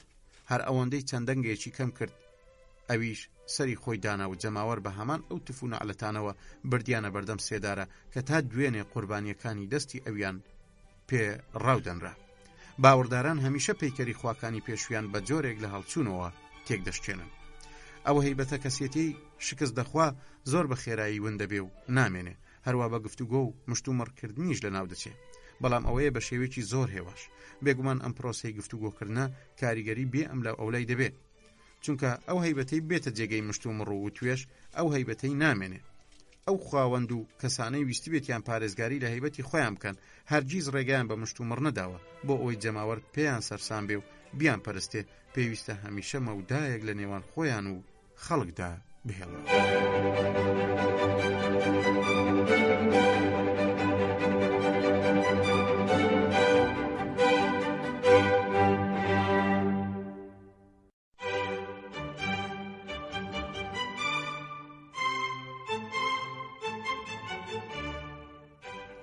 بەشی چوارەم گۆڕانی بیر و باوڕەکانی جەماوەر و بیر و ڕاکانیان لە سنوورێکدایە. یەکەم، بیر و باوڕە جێگیر و نەگۆڕەکان. لێکچوونێکی پتە هەیە لە نێوان تایبەتمەندیە توێکاریەکانی بوونەوەران و تایبەتمەندیە سایکۆلۆژیەکانیاندا. لە تایبەتمەندیە توێکاریەکاندا هەندێک توخم هەن نەگۆڕن یان ئەوەندە بە کەمی دەگۆڕێن پێویستمان بە تەمەنی سەردەمە جیۆلۆجیەکان هەیە بۆ گۆڕانیان. جگە لەو تایبەتمەندیە نەگۆڕانەی کە کورد ناکرێنەوە، چەند تایبەتمەندیەکی دیکە هەن کە زۆر بزۆک و داینامیکین کە هەندێک جار ژینگە و ئەوانەی بەخێوکەرانی ئاژەڵ و ڕووەکەکانن دەتوانن بەڕادەیەک هەمواریان بکەن کە تایبەتمەندیە بنچینەیەکانیان تەنانەت لە لای چاودێرێکی زۆر زیتەڵ و وریاش ڕەش ڕابێن. هەمان دیاردە لای تایبەتمەندیە ئەخلاقیەکانیش دەبینین، چونکە لە پاڵ توخمە سایکۆلۆژیە چەسپاوەکانی ئەتنیکێکی دیاریکراو چەند توخمێکی بزۆک و گۆڕاو هەن. لەبەرەوەی کاتێک لێکۆڵینەوە لەبارەی بیر و باوڕەکانی میلەتێک و بیر و ڕاکانیەوە دەکەین، دەبینین هەمیشە زەمینەیەکی زۆر جێگیر و نەگۆڕ لە ئارادەیە. پێویستە لەسەری بیر و ڕاگۆڕاوەکانی بۆ زیاد بکرێ بۆ جوڵاندنی ئەو لمەی کە بەردەکاندا دەپۆشێ. بەم جۆرە دەبینین بیر و باوڕەکانی جەماوەر و بیر و ڕاکانی دوو چینی زۆر جیاواز پێک دێنن. لەلایەکەوە بیر و باوڕە ئیمانیە گەورە و هەمیشەیەکان هەن کە چەندین سەدە درێژ دەبنەوە و شارستانیەتێک بە هەموو شتەکانیەوە پشتی پێدەبەستێت. لەبارەی ئەمەوە نمونەیەک لەسەر ڕابردوو دەهێنینەوە کە بریتین لە وێناکردنی تایبەت بۆ سیستەمی دەرەبەگایەتی، پاشان بیر و بۆچوونەکانی مەسیحیەت، پاشان بیر و بۆچوونەکانی ڕیفۆرمی ئاینی مەسیحی لۆسەر. بەڵام لەسەر دەمی ئێستاماندا پرەنسیپی عەقلانیەت یان عەقلانیەتێکی بە نمونە لەسەر دەهێنینەوە. پاشان بیر و بۆچوونە دیموکراسی و کۆمەڵایەتیەکان. لەلایەکی تریشەوە ئەو بیر و ڕایانە هەن کە ڕاگوزەر و گۆڕاون و زۆر جار لەو چەمکە گشتیانە دەبنەوە کە هەموو سەردەمێک دەرکەوتن و مردنیانی تێدایە. بۆ نمونە ئەو تیورانەی کە هونەر و ئەدەبەکان لە ساتێکی دیاریکراودا ئاراستە دەکەن، وەک تیوری بەرهەمهێنی بزوتنەوەی ڕۆمانتیکی یان ناتورالیزم سروشتخوازی، تا دوایی ئەم جۆرە بیر و بۆچوون و بیر و ڕایانەش هەروەک بە هەمان شێوە مۆدیلی ڕووکەش و ڕاگوزەر وەک شەپۆڵە بچووکەکان دەگۆڕێن، ئەوانەی بە بەردەوامی لەسەر ڕووی دەریاچەیە کە ئاوەکەی قوڵە دەردەکەون و دیار نامێنن. سەبارەت بە بیر و باوەڕە گەورە گشتیەکان ژمارەیان بە پەنجەکانی دەست دەژمێردرێن، دەرکەوتن و دیارنەمانیان بەلای هەموو ئەتنیکێکی مێژوویەوە وەک چەند خاڵێکی لووتکەن لە مێژوویدا. ئەمانە ئێسکە پەیکەری شارستانیەتەکان پێک دێنن. بۆچوونی سەرپێی بە ئاسانی دەچێتە نێو ڕوحی جەماوەرەوە، بەڵام زۆر بە زەحمەت بیر و باوەڕێکی هەمیشەیی تێدا دەسەسپێنن. لە کاتێکدا ڕوخاندنی ئەو بیر و باوەڕەش لە دوای دروستبوونی هەر قورسە، گۆڕینیان پێویستی بە چەندین شۆڕشی تند و بەهێز هەیە. ئەویش تەنها کاتێکە کە بیر و باوەڕەکە هەموو هەیمەنەی خۆی لەسەر کەسەکان ون کرد بێ. لەو کاتەدا شۆڕشەکان یارمەتی لە تێکشکاندنی تەواوی ئەو بیر و باوەڕانە دەدەن کە دەستیان هەڵگێڕاوە، بەڵام ئەوەیە هێشتا بەهۆی دابوونەریتەکانەوە بەلاوازی ماونەتەوە. دەستپێکردنی شۆڕشەکان بەواتای سەرەمەرجی بیر و باوەڕە ئیمانیەکان دێ. لەو ساتە وەختە کێتەیدا خەڵک دەست بە وتوێشکردن دەکەن لەبارەی بیر و باوەڕە گەورەکانەوە و ڕەخنەیان دەکەن، ئەوە بەواتای ئەوە دێ کە کاتی گیانەڵا و سەرەمەرجیان دەستی پێکردووە. بەو پێیەی هەموو بیر و باوەڕێکی گشتی جگە لەوە هەم شتێکی تر نییە کەواتە ناتوانێت بەردەوامی بەخۆی بدە ئەگەر لە تاوتوێکردن و ڕەخنەگرتن قوتاری نەبوو بێ. بەڵام تەنانەت ئەو کاتەشی کە بنەما چەسپیوەکانی بیر و باوەڕێک دەلەقێن، هێشتا لە قەدام و دەستگاکانی کە هەیەی دەست بە هێزی خۆیانەوە دەگرن و پرۆسەی نەمانیان بە شێوەیەکی هێواش ڕوودەدات. تا ئەو کاتە نەبێ کە هەموو جۆرە دەسەڵاتێک لە دەست دەدا بەمەش هەموو ئەوانەی پشتگیریان لێ کردووە هەرەس دێنن. ئەوەی مێژوو لە ڕابردوودا دیویەتی ئەوەیە کاتێک گەلێک بیر و باوەڕەکانی خۆی گۆڕیوە، بە ناچاری دەم و دەستوخمەکانی شارستانیەتەکانیشی لەگەڵدا گۆڕیوە. میلەت ئالوگۆڕی تێدا دەکا و دەیگۆڕێ هەتا پشت بە بیر و باوەڕێکی گشتی نوێ دەبەستێ. وەختێک لە چاوەڕوانی ئەو چرکە ساتەدا دەبێ ئەو لەبارێکی پاشاگەردانیدا دەژی. بیر و باوەڕە گشتیەکان چەند کۆڵەکەیەکی پێویستی شارستانیەتەکانن. ئەوانن کە بیر و بۆچوونەکان ئاراستە دەکەن و مۆرچی خۆیانی لێدەدەن. تەنها ئەو بیر و باوەڕە گشتیانن کە ئیمان بەخشن و هەستکردن بە ئەرک و بەرپرسیارەتی دەخۆڵقێنن. هەمیشە میلەتان هەستیان بەوە کردووە کە پێکهاتنی عەقیدە ئیمانیە گشتیەکان سوود و کەڵکی هەیە و بە غەریزە لەوە تێگەیشتون کە ڕەژڕاهاتنی ئەو بیر و باوەڕانە سەرەتای داڕوخانیانە. پەرستنە دەمارگیریەکەی ڕۆما ئەو عەقیدە ئیمانیە بوو کە ڕۆمان کردە سەر گەورەی دنیا. بەڵام هەرکە ئەو عەقیدەیە مرد، ڕۆمەش ڕووخە. ئەو بەرەبەیانەشی کە شارستانیەتی ڕۆمیان تێکدا نەیان دەتوانی بگەنە هەندێک تۆکمەیی ئەگەر چەند عەقیدەیەکی هاوبەشیان دەست نەکەوتایە. کەواتە لە بێهودەییەوە نییە کە میلەتان هەمیشە بە شێوەیەکی دەمارگیرانە بەرگریان لە عەقیدەکانی خۆیان کردووە. ئەو دەمارگیریەش لە ڕوانگەی فەلسەفیەوە ڕەخنەی تند کراوە، بەڵام لە ژیانی میلەتاندا شتێکی چاک بووە. سەدەکانی ناوەڕاست لە پێناو دامەزراندن یان هێشتنەوەی عەقیدە ئیمانیە گشتیەکاندا تەنورەکانی ڕاخستووە و ئیمانی پێیان بووە. بەدەیان کەس لەو داهێنەر و نوێگەرانەی لە چنجی سووتاندن و ئەشکەنجەدان ڕزگاریان بوو لە ژێرباری ئەو بێزاریە پیادەکراوەدا گیانیان لەدەستدا. بە ئامانجی بەرگریکردن لە عەقیدە گشتی و هاوبەشەکان جیهان بۆ زیاتر لە جارێک هەڵگێڕدراوەتەوە و بە ملیۆنان کەس لە گۆڕەپانەکانی شەڕدا کوژراون و هەر دەشکوژرێن. وەک پێشتریش ئاماژەمان پێدا چەند گرفتێکی گەورە لە بەردەم پێکهاتنی عەقیدەیەکی ئیمانی گشتیدا هەن. ئەگەر بە تەواوی پێک هات و چەسپی ئەو کاتە مەحاڵە بۆ ماوەیەکی درێژ بتوانێت لە ناو ببرێ. عەقیدەکە لە ڕووی فەلسەفیەوە چەندێک بەتاڵیش بێ، بەڵام دیسانەوە هەر دەتوانێت خۆی بەسەر کەسایەتی گەورەکان و هەرە زیرەکەکانیشدا بسەپێنێ. بۆچی گەلانی ئەوروپی بۆ ماوەی 15 سەدەش ئەفسانە ئاینیەکانی مولوکیان وەک چەند ڕاستیەک دانە نابوو کە نابێ قسەیان لەسەر بکرێ، بەڵام وەختێک بە وردی دایان پشکنین دەبینین ئەوانە بربەری و هەمەجین. بێهودەی ترسناکەی ئەفسانەی ئەو خوایی دەچێت بە ئەشکەنجەدانێکی ترسناک تۆڵە لە کوڕەکەی دەکاتەوە لەبەر ئەوەی بە جۆرێک لی یاخی بۆ کە بە درێژایی چەندین سەدا شتی وای نەدیوە. گەورەترین کەسایەتیەکانی وەک گالیلۆ، نیوتن و کەسانی دیکە بۆ تاکە ساتێک بیریان لەوە نەکردوێتەوە کە ڕاستی و دروستیەکی وەک ئەو ئەفسانانە بخرێنە ژێر پرسیار و گومانەوە. کامەش گەورەترین بەڵگەیە لەسەر ئەو خەولێ خستنە موگناتیسیەی کە عەقیدە گشتی هاوبەشەکان پیادەی دەکەن، بەڵام هیچ شتێکیش نییە سنوورداریە ڕیسواکەرەکەی ڕۆحمان بە شێوەیەکی باشتر بسەلمێنێ. دەبێ عەقیدەیەکی نوێ لەناو ڕۆحی جەماوەردا بڕسچێ تاوەکو ئیلهام و سروش ببەخشێتە دام و دەستگا و هونەر و ڕەفتارەکانی. دەبێ هەژمونەکەی بۆ سەر کەسەکان لەو کاتەدا مطلق بێ، پیاوانی کارکردن و وەگەرخەڕیش خەو بە بەدیهێنانیەوە ببینن لەسەر ئەرزی واقع. هەروەها یاسادانەرانیش خەو بە پیادەکردنیەوە ببینن. فەیلسوفان و هونەرمەند و ئەدیبانیش بایەخ بدەن بەوەی لە چەندین شکل و فۆرمدا وەری بجێڕن. دەشێ بیر و بۆچونگەلی کاتی و لاوەچی لە بیر و باوەڕی بنچینەیەوە دەربکەون، بەڵام هەمیشە مۆرچی ئەو ئیمانەیان بەسەردا زاڵە کە لێیەوە هاتون. لەم چوارچێوەیەدا نمونەیەک لەبارەی شارستانیەتی میسری و شارستانیەتی سەدەکانی ناوەڕاست و شارستانیەتی ئیسلامی عەرەبەوە دەهێنینەوە. ئەمانە هەمویان لە چەند عەقیدەیەکی ئاینی کەم کەوتونەتەوە کە مۆرکەکانیان بەسەر توخمەکانی ناو ئەو شارستانیانە بە جۆرێک زاڵ و دیارە کەوا دەکەن دەم و دەست بیان ناسیتەوە. بە فەزلی عەقیدە ئیمانیە گشتیەکان پیاوانی هەر سەردەمێک بە تۆڕێک لە دابوونەریت و بیر و باوەڕ دەورە دراون کە لە ژێرباریدا دەناڵێن و ناتوانن خۆیانی لە چنگ ڕزگار بکەن.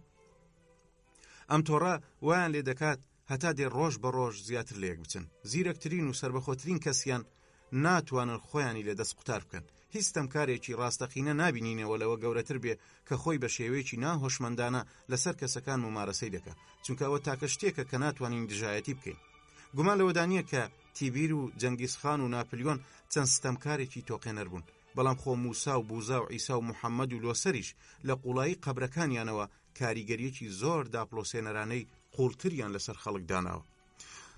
ڕەنگستەمکار بە پلانێک لا بەبرێو لە ناو بچێ، بەڵام ئەیچی لە دژی عەقیدەیەکی چەسپیودا دەکەی. لە ململانەی تۆند و بەهێزیدا شۆڕشە گەورەکەمان لە بەردەم مەزهەبی کاسۆلیکیدا چۆکی دادا.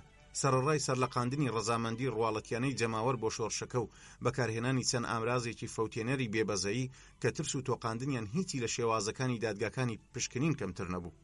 دوا بەدوای هەموو ئەوانش دیسانەوە مەزهەبی کاسۆلیکی مایەوە و لە ناو نەچوو. ستەمکارە ڕاستەقینەکانی سەر بە مرۆڤایەتی هەمیشە مۆتەکەی مەرگیان ئەو وەهمانە بوو کە خۆیان خۆڵقاندویانن. ئەو بێهودیە فەلسەفی هەندێک لە بیر و باوڕە گەورە گشتیەکان هەیەە. ئەمە جارێکی تریش دووبارە دەکەمەوە هەتاکو نەگەیشت بێتە ئاکامی خۆی هەڵنەوەشاوەتەوە.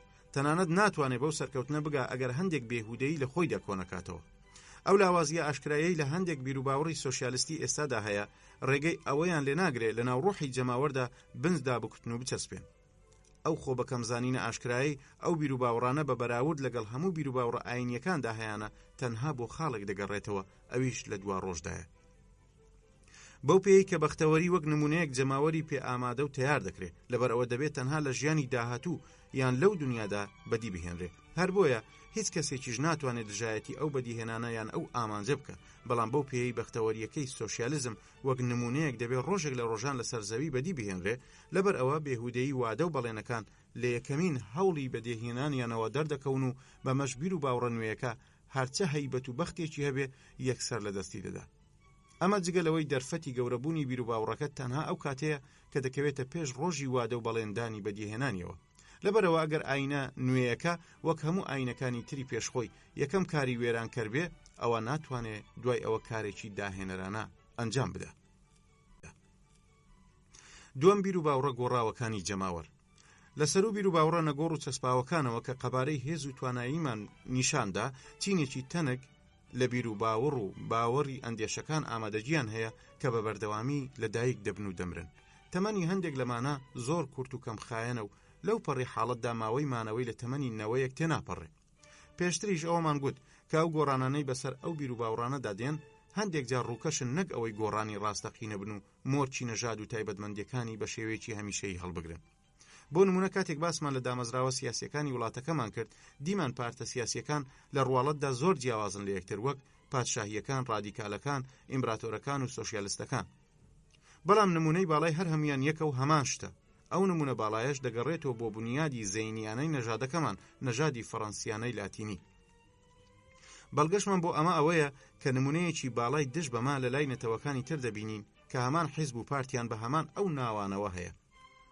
ئەو ناوەی دەکرێتە بەری بیر و باوەڕ و پارت و هەموارکردنە ڕووکەشە خەڵەتێنەرەکان هیچ شتێک لە ڕاستی مەسەلەکە ناگۆڕێ. بۆرژوازیەکانی شۆڕش کە تا ڕادەیەکی زۆر لە ژێر کاریگەری ئەدەبیاتی لاتیندا بوون، ئەوانەی لاسایی کۆماری ڕۆمانیان دەکردەوە، ئەوانە پشتیان بە یاسا و دروشم و کراسەکانیان بەست بوو، بەڵام نەشبوونە ڕۆمانی لەبەر ئەوەی هەیمنەی جۆشدانێکی مێژووی قەبەیان بەسەرەوە مابووە. ڕۆڵی فەیلسوف لەوەدایە بچێ لە بنی گۆڕانە ڕووکەشەکانەوە بگەڕێ بە دوای پاشماوەی بیر و باوڕە کۆنەکاندا. لە ناو لێشاوی بیر و باوڕە بزۆک و گۆڕاوەکاندا جیاکاری لە نێوان ڕۆحی نەژاد و ئەو گۆڕانانەدا بکە کە لەلایەن بیر و باوڕە گشتیەکانەوە سەپێنراون. ئەگەر ئەم پێوەرەمان نەبوایە مەسەلەکەمان والێک دەدایەوە کە جەماوەر بە بەردەوامی بە ئارەزووی خۆی بیر و باوڕە سیاسی و ئاینیەکانی خۆی دەگۆڕێ، ئەو سامێژوش هەمووی یان سیاسی، ئاینی، هونەری یان ئەدەبی دەبوو کە ئەمەش وەک ئەوە دەردەکەوێ وابێ. با لەسەر ئەوە تەنها نمونەی ماوەیەکی کورت بهێنینەوە، ماوەی نێوان ساڵی 1990 تا ساڵی 1820 واتە ماوەی 30 ساڵ کە هێندەی تەمەنی یەکنەوەیە. لە سەرەتای ئەم ماوەیەدا جەماوەری فەڕەنسی پاشایەتی بەلاوە پەسەند بوو، دواتر بووە دەستوری و پاشان ئیمپراتۆری و دوای ئەوەش جارێکی تر گەڕایەوە سەر پاشایەتی. سەبارەت بە ئاینیش لەو ماوەیەدا لە کاسۆلیکیەوە بووە بێدین و پاشان چوو بەرەو بەخواییکردن، تالیهیە ئەو مەسەبەی بڕوای بەبوونی خوا هەیە و نکۆڵی لە وەحی و ئەو دنیا دەکات. پاشان گەڕایەوە سەر مەسەبی کاسۆلیک لە شێوە زۆر توندڕەوەکانیدا. خۆ ئەوە تەنها جەماوەر نەبوو دەگۆڕا، بەڵکو سەرکردەکانیش بوون. بۆ نمونە دوای شۆڕش ئەندامانی ئەنجومەنی دامەزرێنەری فەڕەنسی ماندی کە چ دژمنایەتێکی سەرسەختی پاشاکان دەکەن و نەخوا و نەهیچ سەرگەورەیەکیان ناوێ، بەڵام هەر ئەمانە دواتر لە لای ناپلیۆن بوونە خزمەتکارێکی سووک و ڕیسوە. دوای ئەمەش لە ژێر سایەی شالویسی هەژدەهەمدا مۆمی ڕێوڕەسمە ئاینیەکانیان هەڵدەگرت. لە ماوەی 70 ساڵی دوای ئەمە چەندێک گۆڕان لە بیر و باوڕەکانی جەماوەردا ڕوویاندا. ئینگلتەرای زۆردار و ستەمکار لە سەرەتای ئەم سەدەیەدا لە ژێر سایەی میراتگیری ناپلیۆندا بووە هاوپەیمانی فەڕەنسا. ئەو رووسیایەی دوو جەنجی لە دژمان هەڵگیرساند و بە تێکشکاندنەکانی دواییمان تووشی نائومێدیەکی زۆری کردین کەچی وەختێکمان زانی بووە هاوڕێمان. لە بواری ئەدەب و هونەر و فەلسەفەشدا بە دوای یەکداهاتنی بیر و ڕاو بیر و بۆچوونەکانیان گۆڕینیان زۆر ڕوونتر بەدەردەکەون، هەر لە ڕۆمانتیکەوە بۆ ڕێبازی ناچۆرالیزم و بۆ سۆفیزم و تا دوای. بە چاوی خۆمان لە دایکبوون و مردنی هەر ڕێبازێک بۆ خۆی دەبینین. ئەو هونەرمەند و نووسەرەی دوێنێ چەپڵەیان بۆ لێدەدا ئەمڕۆ قێز و بێزی لێ دەکەنەوە. بەڵام ئەگەر ئەو گۆڕانکاریانەمان شی کردەوە کە بەڕواڵەت زۆر قوڵ دەنوێنن، ئەو کاتە چی دەبینین هەموو ئەو گۆڕانانەی دژ بە بیر و باوڕە گشتیەکان و بەرامبەر بە سۆزمەندیەکانی نەژاد وەستاونەتەوە زۆر ناژین و تەمەنیان کوور دەبێ. لە کاتێکدا شەپۆلە گشتیەکە ڕەوتی خۆی سەر لە نوێ دووبارە دەکاتەوە. ئەو بیر و باوڕانە هیچ شتێک نایان بەستێتەوە بە هیچ کام لە بیر و باوڕێکی گشتی و سۆزمەندیەکی سەر بە نەژاد و لەگەڵیشدا خاوەنی هیچ جۆرە سەقامگیریەک نین و لە هەڵبەز و دابەزدان. ئەوانە دەکەونە ژێر ڕەحمەتی ڕێکەوت یان ڕەحمەتی کەمترین گۆڕانەوە کە لە ژینگەدا ڕووبدە. بەو پێی دروستبوونی ئەو بیر و باوڕانە بەهۆی جۆشدان و تەنینەوەیە، لەبەر ئەوە هەمیشە بوون و مانەوەیان بە شێوەیەکی کاتی دەبێت. هەندێک جاریش بە هەمان خێرایی دروستبوون و بڵاوبوونەوەی گردی لمینی سەرڕۆخی دەریا لەدایک دەبن و دەمرن. ئەوەی لە ڕۆژگاری ئەمڕۆماندا دەیبینین ئەوەیە کە کۆی بیر و ڕاگۆڕاوەکانی جەماوەر لە هەر کاتێکی تری ڕابردووی گەورەترە کە ئەویش بەهۆی سێ هۆکاری جیاوازەوەیە. هۆکاری یەکەم ئەوەیە کە تا دێ بیر و باوڕە کۆنەکان هەژمونیان لەسەر خەڵک نامێنێ و بێکاریگەر دەبن لەسەر بیر و ڕاکاتیەکان بۆ ئەوەی وەک ڕابردوو بە ئاراستەیەکی دیاریکراودا بیان بن. دیار نەمانی بیر و باوڕە گشتیەکان جێگە لە بەردەم کۆمەڵێک لەو بیر و بۆچوونە تایبەتمەندیانە چۆڵ دەکا کە خاوەنی هیچ ڕابردوویەک و دوا ڕۆژێک نین. بەڵام هۆکاری سێەم بۆ دەرکەوتنی ئەم دواییانەی ڕۆژنامەگەری دەگەڕێتەوە کە زۆرترین بیر و ڕای جیاواز ناکۆک بە یەکتر بڵاو دەکاتەوە. ئەو مانایەنێ هەر بیر و باوڕێک دروستیان دەکات یەکسەر لەلایەن ماناکانی بیر و ڕای دژەوە تێک دەشکێنرێ. هەروە هیچ بیر و باوڕێکیش ناتوانێت بەسەر هەموواندا تەعمیم بکرێ و بڵاو بکرێتەوە، چونکە دوجار هەموو بیر و باوڕەکان محکومن بەوەی خاوەن سروشتێکی کاتی و ڕاگوزەر بن، هەروەها بەر لەوەی بیر و ڕاکان بەو ئاستە پێویستە بڵاو بکرێنەوە کە بیان کاتە گشتێک دەمرن. لەو هۆکارە جیاوازانەوە دیاردەیەکی زۆر نوێ لە مێژووی جیهاندا دێتە بوونەوە کە مایەی جیاکردنەوەی سەردەمی ئێستامانە، ئەویش کە نەفتی و کەم توانایی حکوومەتەکانە لە سەرکردایەتیکردنی بیر و ڕای گشتیدا. تا ڕابردوویەکی نزیکیش کاری حکوومەت و کاریگەری هەندێک لە نووسەران و ڕۆڵی چەند ڕۆژنامەیەکی کەم خۆی لە شێوە ڕاستەقینەکەی ئاراستەکردنی بیرۆڕای گشتیدا دەبینیەوە. بەڵام ئەمڕۆ دەبینین نووسەران هەرچی پێی بگوترێ کاریگەری نیان ماوە و ڕۆژنامەکانیش جگە لە عکسکردنەوەی تێڕوانینەکانی ڕایگشتی کارێکی ئەو تۆیتر ناکەن. هەرچی سیاسەتمەدارانیشە لە بری سەرکردایەتیکردن تەنها دوای ڕایگشتی کەوتون. هەندێک جار سیاسەتمەداران لە ترسی ڕایگشتی زارەترەک دەبن بە جۆرێک پەرش و بڵاو دەبن و ئۆقرەیان لێ هەڵدەگیرێ. لەبەر ئەوە بیرڕای جەماوەر زیاتر و زیاتر بەرەو ئەوە دەچێت باڵاترین ئاراستەکەری سیاست بێ. تەنانەت ئەمڕۆ ڕەوشەکە گەیشتوتە ئەوەی هاوپەیمانێتیەکان بسەپێنێ، وەک ئەوەی لە هاوپەیمانێتی ڕووسی فەڕەنسیدا دیمان کە هەر هەمووی لە منداڵدانی بزوتنەوە جەماوەریەکەوە هاتە دەر. لە نیشانە سەرسوڕهێنەکانی ئەم سەردەمەمان ئەوەیە پاپا و پادشا و پەتریکەکان دەستنەژێ ڕچێفی میکانیزمەکانی چاو پێکەوتنە ڕۆژنامەوانیەکان و شێوازەکانیانەوە لە پێناو ئەوەی بتوانن بیر و بۆچوونیان لەبارەی بابەتێکی دیاریکراوەوە بخەنە ڕوو. ئەمانە بەم کارەیان ملکەتی ڕای جەماوەر دەبن. لە ڕابردوودا گوتیان کە سیاست هیچ پەیوەندێکی بە سۆزداری و گرفتەکانەوە نییە. ئایا ئەمڕۆ سیاست دەتوانێت سۆزمەند بێ و لە شێوەی سەرکردەیەکدا بیبینین کە پاڵنەرە جەماوەریەکانی لە گۆڕاندا بن و فڕیان بەسەر عەقڵەوە نەبێ و تەنها لە میانی سۆزەوە بجوولێنرێن؟ سەبارەت بە ڕۆژنامەگەریش کە پێشتر ئاراستەکەری ڕایگشتی بوو، ئەویش وەک حکوومەتەکان ناچارە لە بەردەم دەسەڵاتی جەماوەردا بنوشتێتەوە. ڕاستە هێزی ڕۆژنامەگەری گەورەیە، بەڵام تەنها لەوەیە کە سەرلەبەری بیرۆڕاکانی جەماوەر و هەمە ڕەنجیە بەردەوامەکەی عکس دەکاتەوە. بەڵام لەوەتەی ڕۆژنامەگەری بۆتە ئاژانسێک بۆ زانیاریەکان، ئیتر نەیتوانیوە هیچ بیرۆکەیەک یان بیر و باوەڕێک بسەلمێنێ. ئێستا ڕۆژنامەگەری بە شوێن هەموو ئەو گۆڕانکاریانەوەیە کە لە فکری گشتیدا ڕوودەدەن و ئەوەشی ناچاری کردووە ئەمە بکە پێویستی کێبڕچەیە، ئەجینە خوێنەرەکانی لەدەستدەدا. بەڵام ڕۆژنامە کۆن و بەشکۆ و خاوەن کاریگەریەکان کەنەوەی ڕابردوو وەک وەحی گوێیان لە قسەکانی دەگرت، ئەوانیش دیار نەمان یان بوونە چەند کاغەزێک بۆ هەڵگرتنی چەند زانیاریەکی لە قاڵبراوی تایبەت بە ڕووداوگەلی بە کەیف و سەفا و بوختانەکانی کۆمەلگا و ڕیکلامەکانی دارایی. بەڵام لەم ڕۆدا کامەیە ئەو ڕۆژنامەیەی بەپێی پێویست دەوڵەمەندە و ڕێگە بە نووسەرەکانی دەدا بیرۆڕای شەخسی خۆیانی تێدا دەربڕن؟ دەبێ ئەو ڕازگۆییە چی بێ کە ئەو بیر و باوڕانە لە لای ئەو خوێنەرانە دروستی دەکەن کە هەر بە شوێن شتزانین یان کەیف و ڕابواردنەوەن، یان ئەوانەی لە پشت هەموو ڕاستپاردەیەکەوە ڕووی تەنگ هەڵچنانی بازرگانی ئەلمضاریبین تیجاریین دەبینن؟ تەنانەت ڕەخنەی ئەدەبیش لە توانایدا نەماوە پڕوپاگەندە بۆ کتێبێک یان دیمەنێکی شانۆگەری بکە. ئەوەشی دەیکا ناشرینکردنە نەک خزمەتکردن. ڕۆژنامەکان لە پەیبردنی زۆریانەوە بۆ مایە پوچی هەر ڕایەکی تاکە کەسی لاپەڕەکانی ڕەخنەی ئەدەبی لا دەبن. بەوەندە وەستاونەتەوە ناوی کتێبەکە و یەک دوو دێر لە ڕیکلامدا تۆمار بکەن. ڕەنگە لە ماوەی 20 ساڵی داهاتوودا هەماشت بەسەر ڕەخنەی شانۆشدا بێ. ئەمڕۆ چاودێریکردنی ڕایگشتی بۆتە جێگەی سەرنجی ڕۆژنامە و حکوومەتەکان. سەرقاڵبوون بە زانینی ئەو پاشماوەی کە ڕووداوێک یان پرۆگرامێکی یاسایی یان گوتارێک لەسەر ڕایگشتی بەجیان دێڵێ، ئەمەش کارێکی هەروە ئاسان نییە، چونکە هیچ شتێک نییە لە فکری جەماوەر خێراتر بجوولێ و بگۆڕێ. دەبینین ڕۆژنامە هەیە چەندین لەعنەتی ئاراستە دەکرێت لە کاتێکدا هەتا دوێنێت چەپڵەی بۆ لێ دەدرا. ئەو غیابە تەواوی لە ئاراستەکردنی ڕایگشتی هەبوو لەگەڵ لێکترازانی بیر و باوڕەگشتیەکان دوجار بوونە مای پەرش و بڵاوبوونەوەی هەموو قەناعەت و یەقینەکان و لەوێشەوە بڵاوبوونەوەی گیانی خەمساردی زیاتر لە لای جەماوەر و کەسەکان لە یەک کاتدا. ئەوەش لە هەر شتێکدا کە پەیوەندی بە بەرژەوەندی ڕاستە و خۆیانەوە هەیە. سەبارەت بە مەسەلەی بیر و باوڕەکان وەک مەسەلەی سۆشیالیزم بۆ نمونە نەیانتوانیوە لە چینە نەخوێندەوارەکانی گەل بترازێ هیچ کەسێکی بەرگریکاری تر بدۆزێتەوە کە بەڕاستی باوەڕی پێی هەبێ. کرێکارانی کانە خەڵوزەکانیش لەو نمونانەیە. بەڵام بۆرژوای بچووک و کرێکارێک کە تۆزێک ڕۆشنبیری و خوێندەواری هەبێ گومانی زۆریان لەلا دروست دەبێت. ئەو پەرسەندەی تەنها لە ماوەی 30 ساڵدا ڕوویدا تا ئەو پەڕی ڕاددە شتێکی سەرسوڕهێنەرە. لە ماوەی ڕابردوودا کە بەم نزیکانەیە هێشتا بیرۆڕاکانی خەڵک ئاراستەکردنیی گشتیان لە پشتەوە مابوو. ئەوەش لە پەسەندکردنی هەندێک بیر و باوەڕی ئیمانیانەی بنچینەییەوە هاتبوو. تەنها ئەوەندەی مرۆڤ پادشایی واتە مەلەکی بوایە، ئەمە لەسەر ئاستی مێژوو زانستەکان بە چەند بیر و بۆچوونێکی پێشوەختانە گەمارۆی دەدا. خۆگەر کۆماری خوازبایە ئەوە بەو مانایە دەهات کە ئەو پابەندە بە چەند بیر و بۆچوونێکی تەواو دژبەوەوە. پاشاخوازێک بە هەموو یەقینێکیەوە باوەڕی بەوە بوو کە مرۆڤ لە وەچەی مەیمون نییە. بەڵام کۆماری خوازێک باوەڕەکەی بە پێچەوانەی ئەمەوە بوو، یان پاشاخواز بە جۆرێک لە قێز و ترسەوە باسی شۆڕشی دەکرد کەچی باسکردنی کۆماری خوازەکە جۆرێک لە پیرۆزی و پەرستنی تێدا بوو.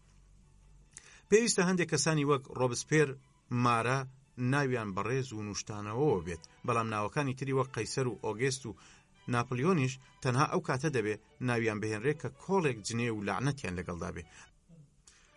ئەم شێوازە کاڵوکرچە بۆ خوێندنەوەی مێژوو تەنانەت لە زانکۆی سۆربۆنیشدا بڵاو بووە.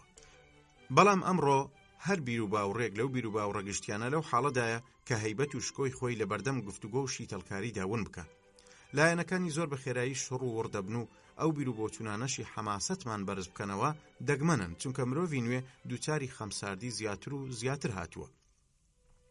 بەڵام نابێت داخی زۆریشی بۆ بخۆین، ئەویش بەهۆی پەرش و بڵاوی گشتی بیر و ڕاکانەوەی ڕەنگە ئەمەش نیشانەی داکەوتنی ژیانی گەلێک و میلەتێک بێت. ئەمەش ڕاستە و کەس ڕەتی ناکاتەوە. فالگرەوە و پێغەمبەر و سەرکردە بزوێنەرەکان یان بە وشەیەکی تر بڵین هەموو بڕوادارانی قەناعەتدار سەرباری هێزی نەفیکردنەوە و زەوتکردن و ڕەخنە و خەمساردی خاوەنی هێزێکی تریشن. بەڵام نابێ ئەوەشمان لە یاد بچێت کە ئێستا وێڕای ئەو هێزە گەورەی جەماوەر هەیەی، بەڵام ئەگەر بێت و بیر و باوڕێک توانی ئەوەندەی هەیبەت هەبێ خۆی بسەپێنێ، ئەوە بێ یەک و دوو هێزێکی ستەمکاری گەورەی وهای دەبێ کە هەموو شتێک لە بەردەمیدا چۆکدا بدا و تەسلیمی بێ. بەمەش سەردەمی گفتوگۆی ئازاد بۆ ماوەیەکی درێژدا دەخرێ. هەندێک جار جەماوەر لەسەر گەورەی بێوەیی و ئاشتی خواز دەچن و ئەمەشمان لە سەردەمەکانی هەرێک لە هیلولۆگابال و تێبری دابینی. بەڵام جەماوەر خەون و خولیای کۆنیشی هەیە.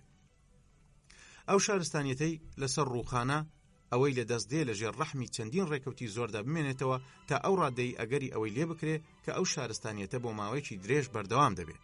خۆگەر شتێکیش هەبوو بتوانێت ساتەوەختی داڕمانەکە دوابخە، ئەوە داینامیکیەتی گەورەی بیرۆڕاکان و خەمساردی زۆری جەماوەرە لە بەرامبەر هەموو بیر و باوڕە گشتەکاندا.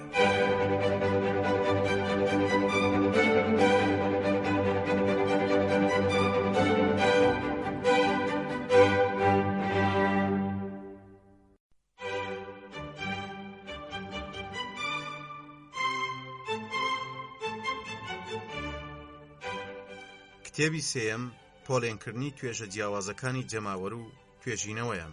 بەشی یەکەم پۆلێنکردنی جەماوەر. تایبەتمەندیە گشتی هاوبەشەکانی جەماوەرمان لەم کتێبەدا خستە ڕوو.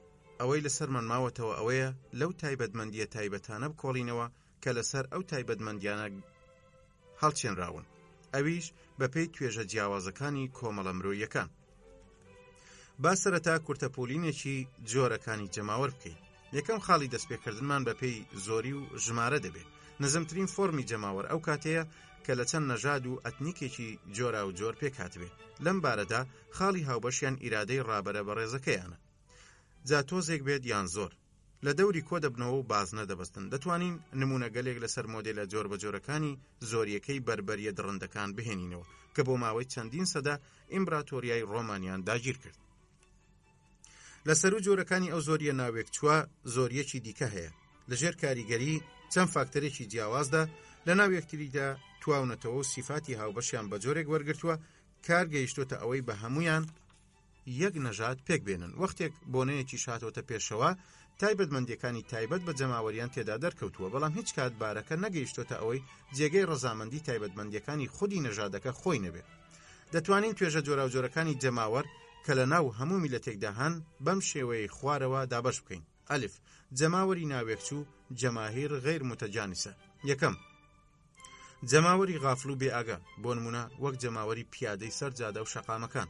دووەم جەماوەری ناغافڵ و بە ئاگا، وەک دەستەی سوێندخۆران، ئەنجومەنەکانی پەرلەمان و تا دوایی.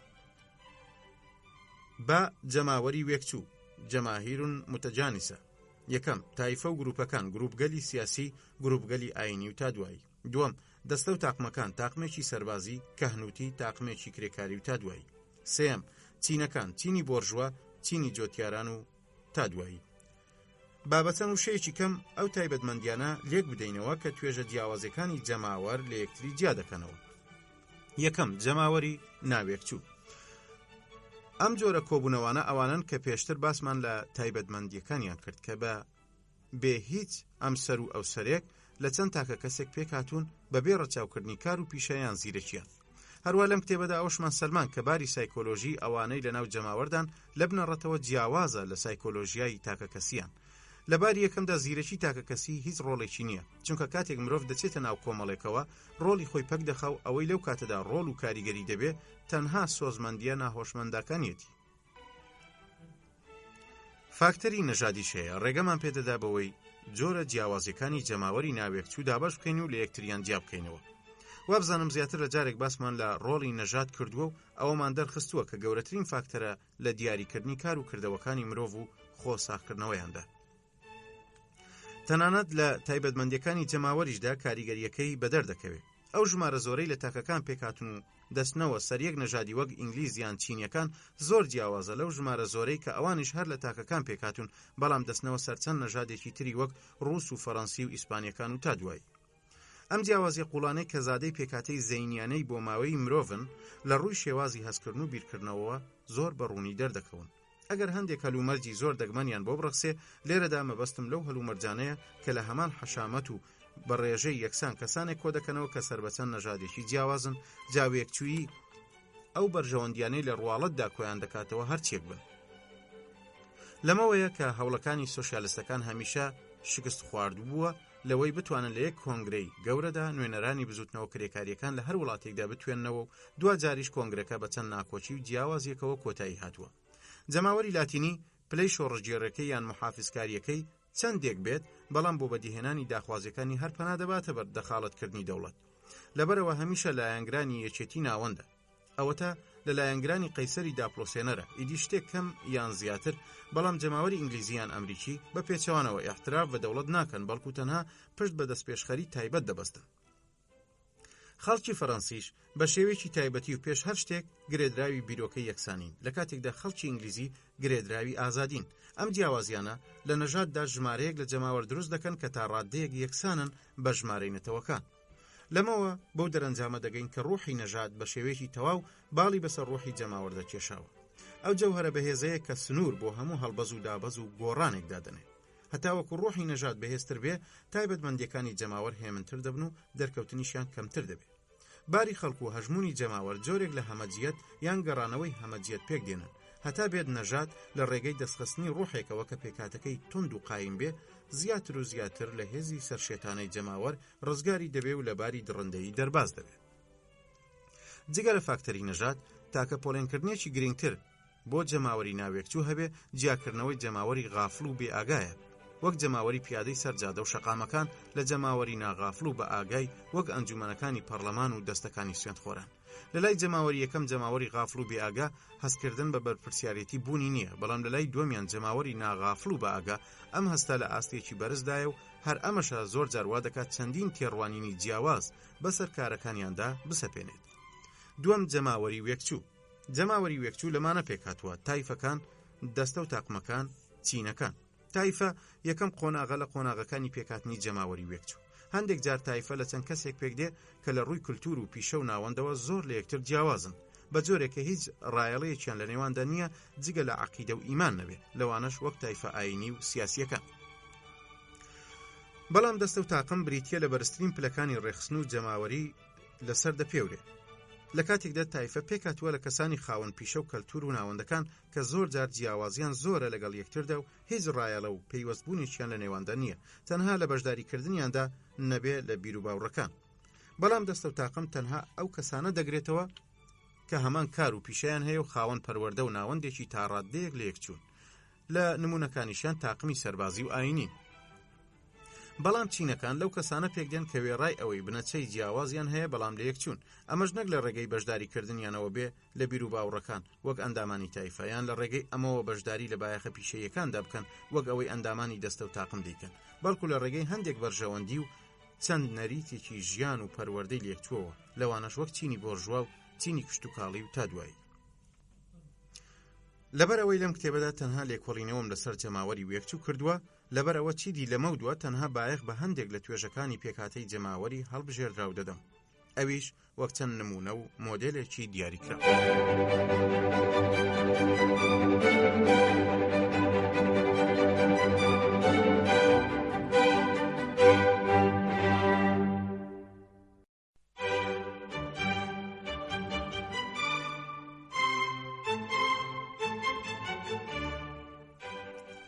بەشی دووەم ئەو جەماوەرەی پێی دەگوترێت تاوانبار. جەماوەر دوای هەڵچوون و حەماسەتی شێشتا وەک کەسانی ڕۆبۆرت و ناهۆشمەند و ئەوانەیان بەسەر نایە کە خڕۆشانەکان و جۆش دەران دەیان بزوێنن، بۆیە لە هەموو بارێکدا پێمان قورسە جەماوەر بە تاوانبار وەسف بکەین. بەڵام ئەڵەی چی تازە ئەو وەسفە هەڵەیەی بەسەردا بڕاوە و لەناو چەند لێکۆڵینەوەیەکی دەرونیدا ئەم شتە چەسپیوە. گومان لەوەش دانیە کە جەماوەر لە هەندێک کار و کردەوەیدا تاوانبارە.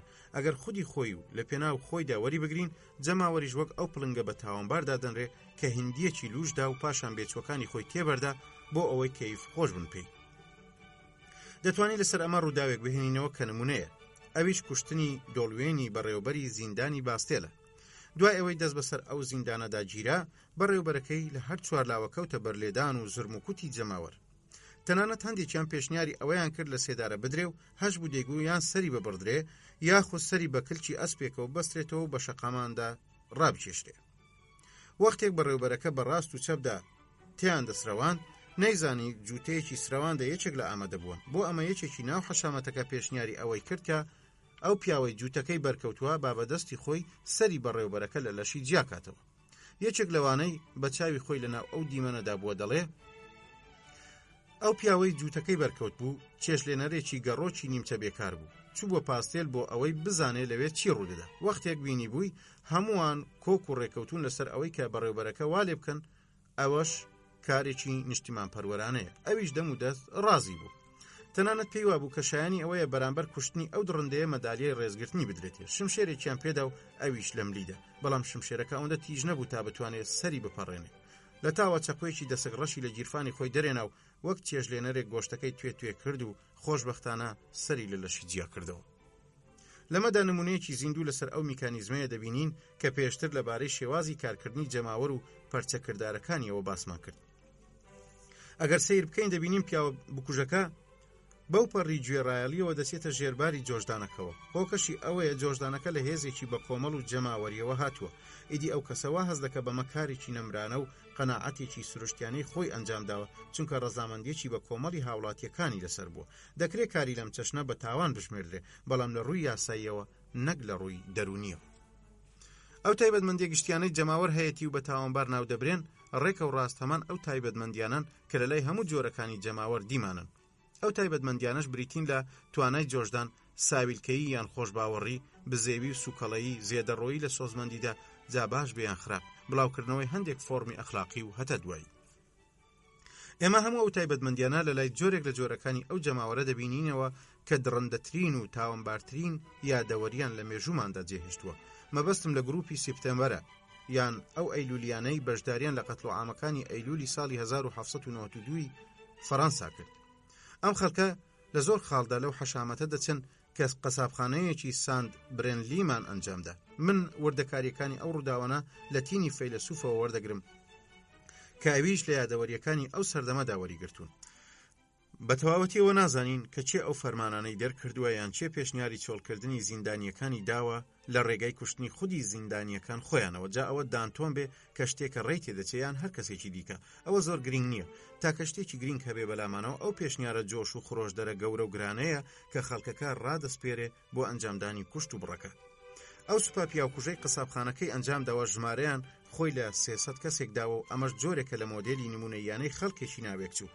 چەند کەسێکی پیاو خراپی تایبەتمەندیان لێ دەرچێت، ئیدی ئەوانی تریان پێکاتون لە کەسانی دوکاندار و پیشەوەری جۆراوجۆر لە ئەسکافیەکان و ئاسنگەر و سەرتاش و وەستای خانوبەرە و فەرمانبەر و چەرچی و وردەواڵە فرۆشەکان و تا دوایی.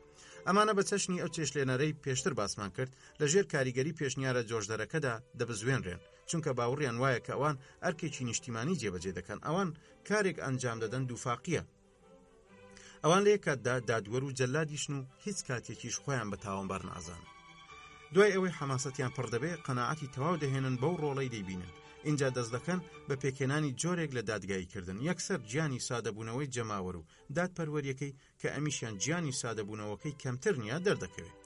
بەهۆی ژمارە زۆری تۆمەتبارەکانەوە جەماوەردێ بڕیار لەسەر ئەوە دەدا کە هەموو یەکێک لە خانەدان و قەشە و ئەفسەر و خزمەتکارانی پاشا، واتە هەموو ئەو کەسانەی هەمان کار و پیشەی ئەوان پێکدێن و لە دیدی نیشتیمان پەروەرانی ڕاستەقینەوە بە تاوان دەژمێردرێن، هەموو ئەوانە پێکەوە دەکوژرێن بەبێ ئەوەی پێویستیان بە بڕیارێکی تایبەت هەبێ.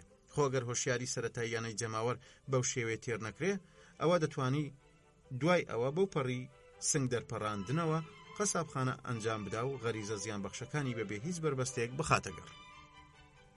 لە شوێنێکی تردا سەرچاوە کانگەی ئەو غەریزانەم نیشان دەکە حەشاماتێکی کۆبەوە دەتوانێت تا ئەو پەڕی ڕاددە پەرەیان پێبدا و زیادیان بکە، بەڵام ئەمە ناکاتە ئەوەی ڕێگە لە دەرکەوتنی چارە هەڵنەگری سۆزمەندیە دژەکانی تر بگرێت کە لە لای جەماوەر بوونەتە ڕێسایەک، ئەویش وەک ئەو هەستیاریە زۆر تونڕەوەی لە دڕندەی دەچێت.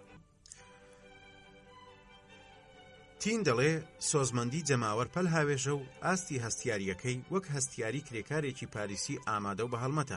کاتێکێکێک لە فیدرالیەکان بەوەی زانی کە لە کلێسادا پاسەوانەکان بۆ ماوەی 26 ساعت ئاویان نەداوەتە گیراوەکان، ویستی ئەو پاسەوانە بەرپرسە لابەرێکە کارەکەی خۆی پشتگوێ خستووە. خۆ ئەوەشی دەکرد ئەگەر گیراوەکان لێی نەپاڕانایەوە هانایان بۆ نەبردایە بەوەی کە ئەو کارە نەکە. کاتێکی ژێچێک لە زیندانیەکان لە ڕێگەی دادگایەکی ڕاستە و ڕاستەوە ئازاد کرا، پاسەوان و پیاوکوژەکان و هەموو جیهان بۆ پەڕی خۆشیەوە ماچیان کرد و بە جۆرێک لە شێتی و ڕێنەوە چەپڵەیان بۆ لێدا. پاشان دەست دەکەنەوە بە کوشتنی خەڵک. لە سەروبەندی ئەنجامدانی قەسابخانەدا خۆشیێکی نەرمونیان و ناسک باڵ بەسەر هەمووان دەدەگرێت. بە دەوری لاشەکاندا سەما دەکەن و گۆرانی دەڵێن، پاشان کورسیەکان بۆ ئەو خانمانە ڕێز دەکەن کە بە بینینی کوشتنی ئەریستۆکراسیەکان بەختەوەر دەبن. پاشان بەردەوام دەبن لەسەر دەرخستنی جۆرە دادپەروەریەکی زۆر سەیر و سەمەرە. یەکێک لە مرۆڤکوژەکان لە کلێسا شکاتی کردلەوەی کە ئەو ئافرەتانەی تا ڕادەیەک لە دوورەوە دانیشتون دیمەنەکە بەباشی نابین و هەندێک لە ئامادەبووانیش تەنها چێژ لە لێدانی ئەریستۆکراسیەکان وەردەگرن.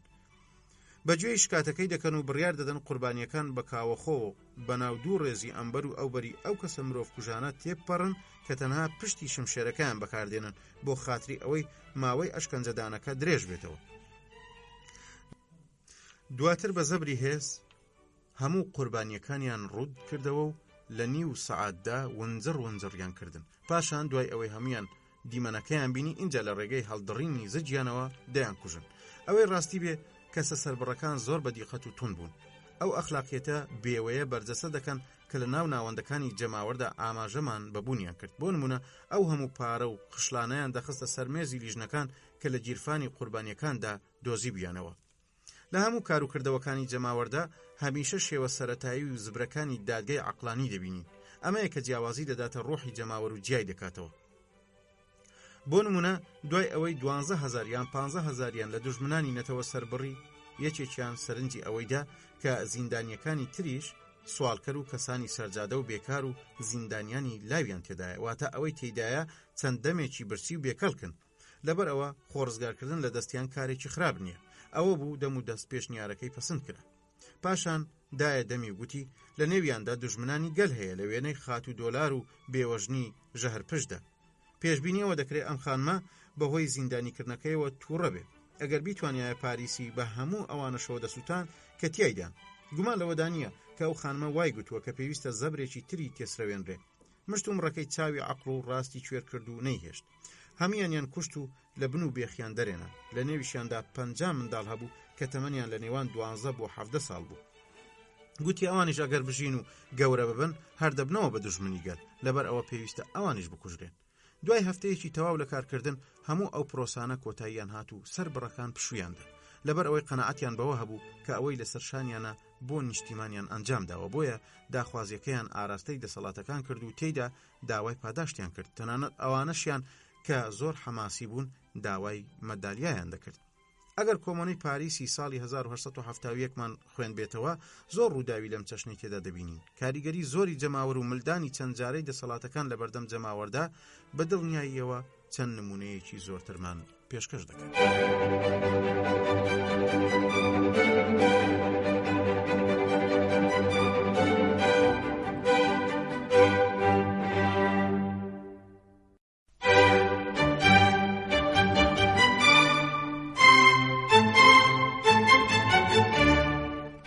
بەشی سێیەم سوێندخۆرانی دادگای تاوانەکان. ئەگەر لێرەدا نەمانتوانی بێ لە هەموو توێژە سوێندخۆرەکان بکۆڵینەوە، ئەوە بەوەندەوە دەوەستینەوە لێ کۆڵینەوە لەبارەی گرنگترین توێژەوە بکەین کە ئەویش توێژی دادگای تاوانەکانە. ئەم توێژە بە باشترین نمونەدا دەنرێت لەسەر جەماوەری ناوێکچووی ناغافڵ، جگەلەوەی ئەم تایبەتمەندیە بنچینەیانەشی تێدا دەدۆزینەوە، وەک بوونی توانای جۆشدان، هەژمونی سۆزمەندی ناهۆشیار، کەم توانایی لە دادگاییکردنی عەقلیدا، کاریگەری سەرۆک و بزوێنەران و تا دوایی. وەختێک ئێمە دیراسەی ئەم توێژە لە جەماوەر دەکەین، دەرفەتێکی لەبارمان بۆ دەڕەخسێ سەبارەت بە سەرنجدان لە چەند کۆمەڵە هەڵەیەکی گرنگ کە خەڵکانێک ئەنجامیان داون و هیچ ئەزمونێکیان لەگەڵ سایکۆلۆژیای گروپ و کۆمەڵەکاندا نییە. سوێندخۆران ئەوە دەسەلمێنن کە ئاستی عەقلی ئەو توخمە جیاوازانەی جەماوەرێک پێدێنن بایەخێکی کەمیان هەیە، ئەویش لە ڕوانگەی ئەو بڕیارانەی دەرکراون. سەبارەت بە ئەنجومەنەکانی پەرلەمان و ئەو ئەنجومەنی ڕاوێژکارەی بانکێشت کراوە بۆ ئەوەی بیرۆڕای خۆی لەبارەی مەسەلەیەکەوە بدا کە تەنها مۆرکێکی تەکنیکیانەی نییە، ئەومان بەدی کرد کە زیرەکی تیاندا هیچ ڕۆڵێکی ئەوتۆ ناگێڕێ. هەروە ئەوەشمان بینی کە ئەو داوەریانەی کۆڕی زانایان یان هونەرمەندان سەبارەت بە بابەتە گشتەکان دەری دەکەن جیاوازیەکی ئەوتۆیان نییە لەگەڵ ئەو داوەریانەی کە کۆمەڵەوەستاکان یان نەخوێندەواران دەری دەکەن. لە قۆناغە جیاوازەکاندا بە مەبەستی پێکهێنانی دەستەی سوێندخۆران ئیدارە زۆر بە وردی ئەو کەسە بانکێشتکراوانە هەڵدەبژێرێ کە لە ناو ڕیزەکانی چینە بیرڕۆشن و کراوە و خوێنداوارەکاندان، وەک مامۆستایانی زانکۆ و فەرمانبەران و ئەدیبان و تا دوایی. بەڵام دەستەی سوێندخۆر لەمڕۆدا بە شێوەیەکی تایبەتی لە وردە بازرگان و خاوەنکار و فەرمانبەران پێکاتوە.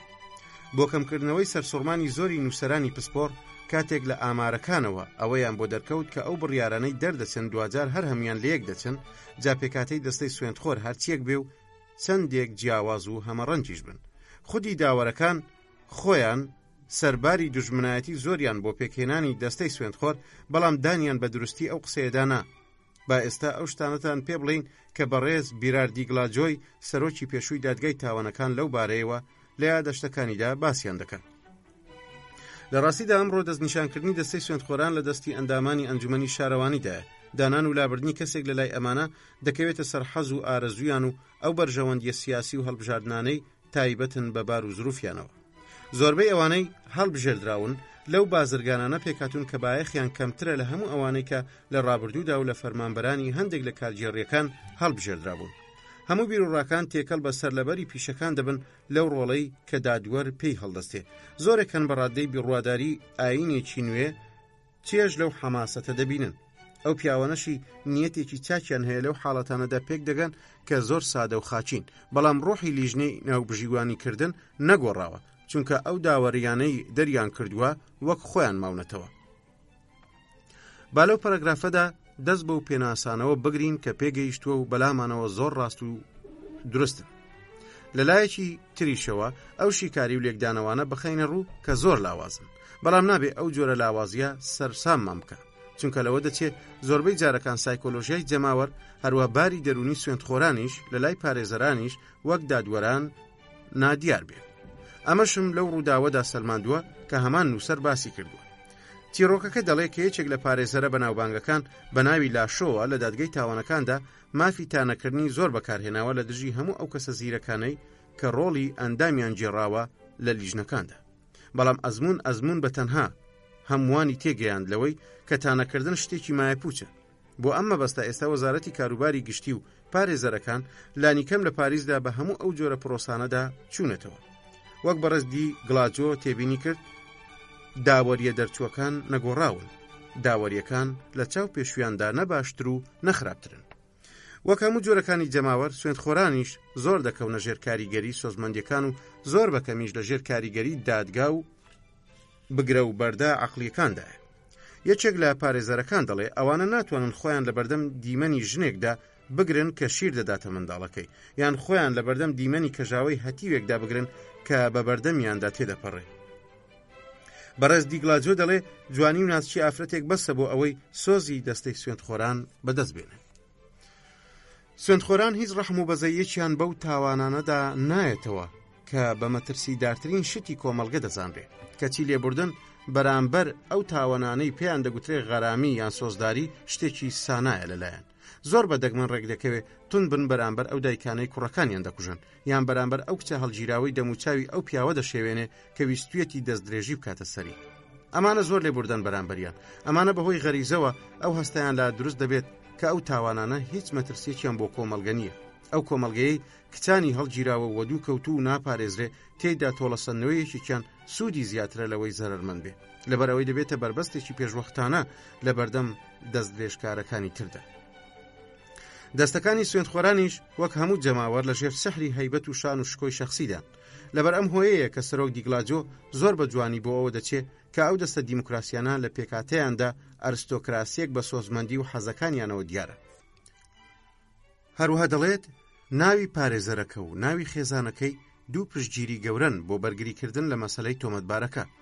هەروەها ئەمە بۆ لەدایکبوون و سامان و وەسیەت و نێونێوبانگەکەشی هەر ڕاستە و هەموو ئەمانش چەند هۆکارێکی یاریدەدەرن بۆ سەرکەوتنی بەرگریکردنەکە. گرنگترین شت بۆ پارێزەری سەرکەوتو ئەوەیە کە چۆن بتوانێت کار بکاتە سەر سۆزمەندیەکانی سوێندخۆران. خۆ ئەمانیش وەک هەموو جەماوەرێکی دیکە بە شێوەیەکی عەقلانیانە دادگای کاروبارەکان ناکەن و ئەگەر بشیکەن زۆر بەکەمی دەبێت. یان بڵێن ئەوەی بەکاری دێنن تەنها چەند شێوەیەکی سەرەتاییانەی بە عەقڵبوون و دادگاییکردنی عەقلیانەیە. پارێزەرێکی ئینگلیز کە نێوبانگە بە مرافعاتە سەرکەوتوەکانی لە دادگای تاوانەکاندا ئەو ڕێبازەی بە شێوەیەکی جوانشی تەڵ کردوتەوە و دەڵێ وەختێک مرافعی دەکرد زۆر بە وردی چاودێری دەستەی سوێندخۆرانی دەکرد. ئەم ساتەوەختەش گونجاو بوو پارێزەرەکە لە ڕێگەی وریایی و ئەزمونەوە کاریگەری هەر دەستەواژەیەک کە خۆی بیگوتایە یان هەر وشەیەکی لەسەر دەموچاویان دەخوێندەوە و لەمەش چەند ئەنجامێکی دەردەخست. جارێ پێش هەر شتێک دەیویست پێشوەخت ئەو ئەندامانەی پشتگیری لە پرسەکەی دەکەن لەوانی تر جیام بکاتەوە. با ئاماژەدانێکی دەستی دڵنیایی دەکردن. دوای ئەوە ڕوونی دەکردەوە و ڕووی دەکردە ئەندامانی دەستە کە کەمترین ئامادەییان تێدایە بۆ ئەوەی گوێ لە بۆچوونەکەی بگرن. پاشان هەوڵی دەدات تێبگەلەوەی کە بۆچی ئەوان دژی ئەو تۆمەتباران کە خۆی بەرگری لێ دەکات کە ئەمەش لە نێو ئەرکەکانیدا قوڕسترین قۆناغیەتی چونکە دەشێ بەدەر لە هۆکارەکانی دادپەروەری بێشمار هۆکار هەبن بۆ ئیدانەکردنی تاوانبارەکە.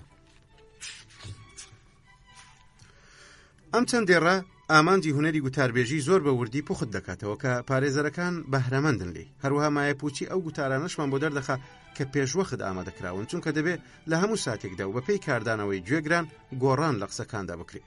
گوتاربێژ پێویستی بەوە نییە هەموو ئەندامانی دەستەی سوێندخۆر ڕازی بکە، بەڵکو ئەوە تەنها کاری ئەو سەرکردە بزوێنەرانەیە کە کاریگەریان لەسەر ڕایگشتی هەیە. لە هەموو جۆرەکانی جەماوەریشدا تەنها چەند کەسێکی کەمن کە سەرکردایەتی ئەوانی تر دەکەن.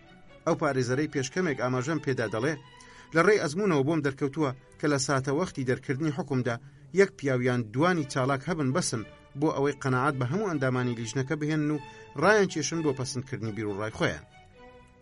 هەروە ئەرکەکە لەوەدایە کە ئەو دوو پیاوە یان سێ پیاوە لە ڕێی چەند پێشنیارێکی زیرەکانەوە قەناعەتیان پێ بهێنن. پێویستە پێش هەر شتێک بتوانیت ئیعجابیان بەدەست بێنیت چونکە کاتێک ئیعجابی پیاوێکی ناوڕێزەکانی جەماوەر بەدەست دێنین بەما قەناعەتیمان هێناوەتە لای خۆمان و بەمەش ئامادە دەبێ هەموو ئەو بەڵگانە قبول بکە کە ئێمە دەیخێنە بەردەستی و ئەویش بەشتی نایابیان دادنێ. لە کتێبێکی نایابی بەڕێز لاشۆدا ئەم چیرۆکەی خوارەوەم دۆزیەوە.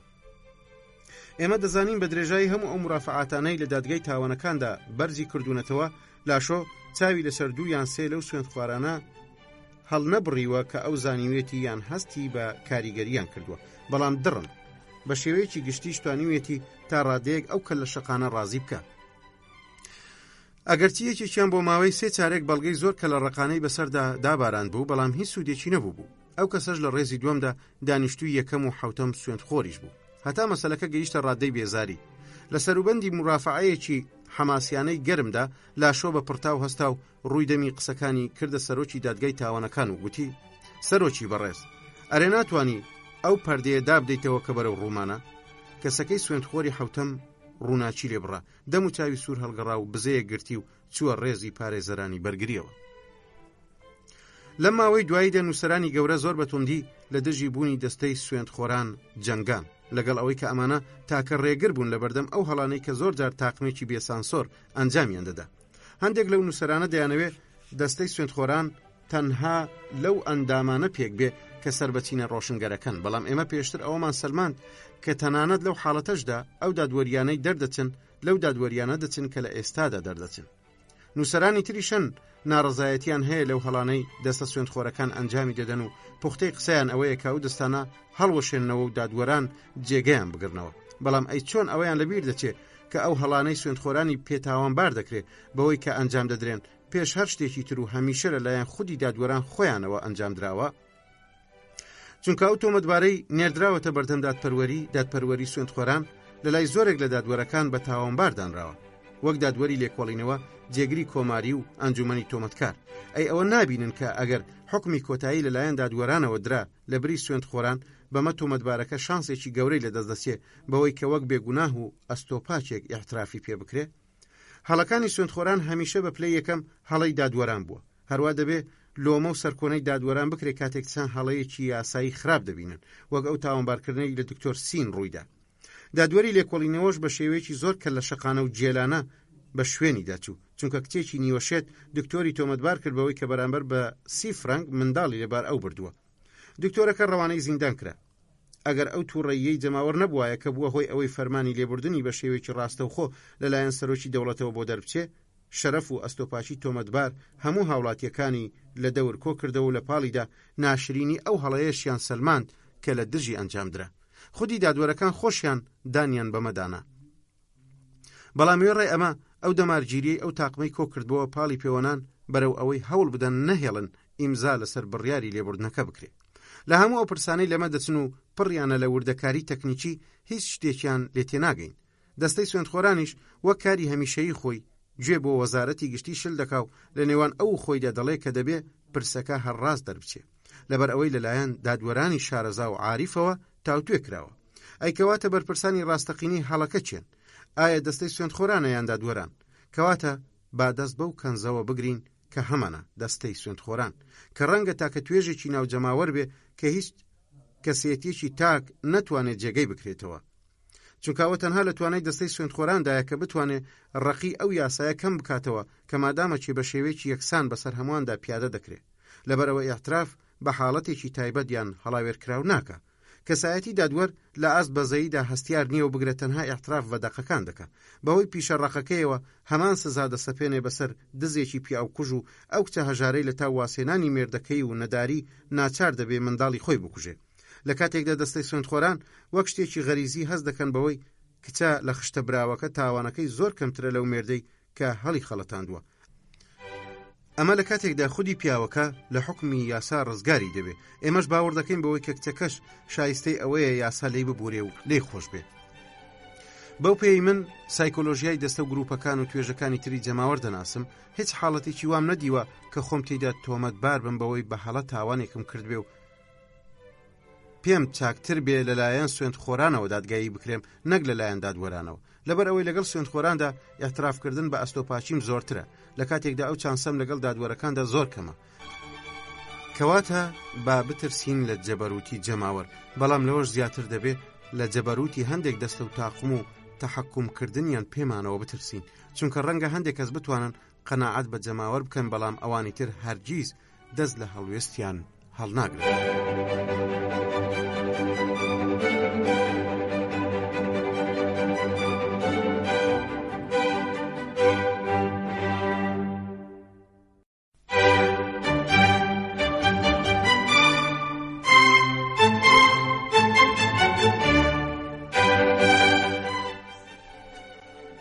بەشی چوارەم، جەماوەری هەڵبژاردن. مەبەز لە جەماوەری هەڵبژاردن ئەو گروپانەیە کە بانکێشت کراون بۆ ئەوەی بەرپرسان لە هەندێک ناوەند و پۆستدا هەڵبژێرن. ئەم گروپانە جەماوەرێکی ناوێکچوو پێک دێنن. بەو پێی ئەم جەماوەرە تەنها کاریگەریان بۆ سەر یەک خاڵی دیاریکراو هەیە، کاویش هەڵبژاردننی کەسێکە لە نێوان چەندین پاڵێوراودا. لەبەر ئەوە تەنها دەتوانین هەندێک لەو تایبەتمەندیانەی جەماوەری تێدا بدۆزینەوە کە پێشتر باسمان کردن.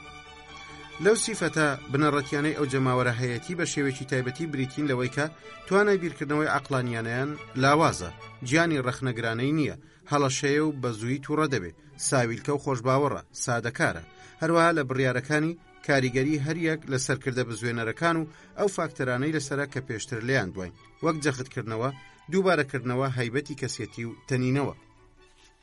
با سەرەتا باز لە چۆنیەتی لە خشتەبردنی جەماوەر بکەین لە میانەی دیراسەکردنی ئەو ڕۆت و شێوازانەی کە دەتوانن زیاتر لە خشتەی بەرن، دەتوانین سایکۆلۆژیاکەی بە شێوەیەکی باشتر هەڵبهێنجین. یەکەم سیفەتێک کە پێویستە کەسی پاڵێورا بۆ هەڵبژاردن هەیبێ هەیبەتی کەسێتیە، چونکە هیچ شتێک ناتوانێت قەرەبووی هەیبەتی کەسێتی بکاتەوە جگە لە سامان و دەوڵەمەندی نەبێت. تایبەتی بلیمەتی و داناییش ناتوانن ببنە دوو توخمی سەرکەوتن. ئەوەی بەلای پاڵێوراوە شتێکی بنەڕەتی و یەکلاکەرەوەیە پێویستی زۆریەتی بەوەی بتوانێت بەرجی هەیبەتی کەسیەتی بەدەست بێنێ و بەبێ هیچ وتوێژێک خۆی بەسەر کەسانی تردا بسەپێنێ. ئەو دەنگدەرانەی لە بنەڕەتدا لە کرێکار و جوتیار پێکاتون زۆر بەدەگمەن هەڵکەوتووە کەسێک لە نێو خۆیاندا هەڵبژێرن تاوەکو لە ئەنجومەنی نوێنەراندا نوێنەرایەتیان بکە. ئەویش لەبەر ئەوەی کەسانی دەرەوەی خۆیان هیچ هەیبەتێکیان نییە. ئەمانە پیاوێک هەڵ نابژێرن هاوشانی خۆیان بێ و ئەگەر ئەمەش بکەن ئەوە لەبەر چەند هۆکارێکی لاوەچیە، وەک ئەوەی بۆ نمونە بیانەوێ بەڕووی کەسایەتێکی بەناوبانگ یان خاوەنکارێکی زۆر بەهێزدا بوەستنەوە کە دەتوانێت ڕۆژانە دەنگدەر بخاتە ژێردەسەڵاتی خۆیەوە و ئەو وەهمەی بداتێ کە ئەو سەرگەورەیەتی. بەڵام تەنها هەیبەتی کەسێتی گرنگی ناداتە سەرکەوتنی پاڵێورە. دەنگدەر حەز دەکا بەوەی پاڵێورە و مەرایی بۆ حەز و ئاوات و خەون و لە خۆبایی بوونەکەی بکە. بۆیە پێویستە لەسەر پاڵێورە و کەسی دەنگدەر لە ناو مامەحەمەیی و مەراییدا نوقم بکا و هیچ دوو دڵیش نەبێلەوەی زۆرترین وادە و بەڵێنی بەسەردا دابەش بکە. بۆ نمونە پێویستە لە بەردەم حەشاماتێکی کرێکاریدا جنێ و بە خاوەنکارەکان بدا و چەند توانی ڕویان هەڵماڵێ، بەڵام هەوڵ بدە لە ڕێگەی چرکردنەوەی تۆمەتەکان و بەهۆی جەختکردنەوە و دووبارەکردنەوە و تەنینەوەوە پاڵێوراوە دژ و نەیارەکەی ورد و خاش بکە و تێکی بشکێنێ و بڵێ کە ئەو گەمژەیەکی زۆر کەوتووە و هەمووان دەیناسن بەوەی کە چەندین تاوانی ئەنجام داوە. دیارە هیچ پێویست بە سەلماندنی ئەو تۆمەتانە ناکە، خواگەر نەیارەکەی باری دەرونی جەماوەر باش بنەناسێ ئەوە دەچێت لە ڕێگەی مشت و مڕی عەقلانیەوە پاسا و بۆ خۆی دێنێتەوە، لەبری ئەوەی زۆر بە سادەیی جەختکردنەوەی دژ و ورتەورتی پێچەوانەی هەبێ ئەگەر ئەوەی نەکرد ئەو وەختە هیچ چانسێکی سەرکەوتنی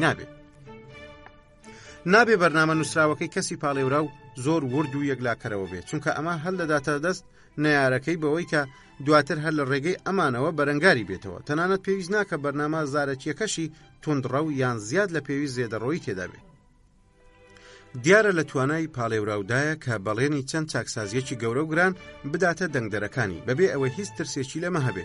ئەو وادە و بەڵێنانەی زێدەڕۆییان تێدایە لە کاتی خۆیدا کاریگەریەکی گەورە لەسەر دەنگدەر دروست دەکەن بەبێ ئەوەی هیچ ناچار بێ بەوەی کە دوای سەرکەوتنەکەی جێبەجێیان بکە.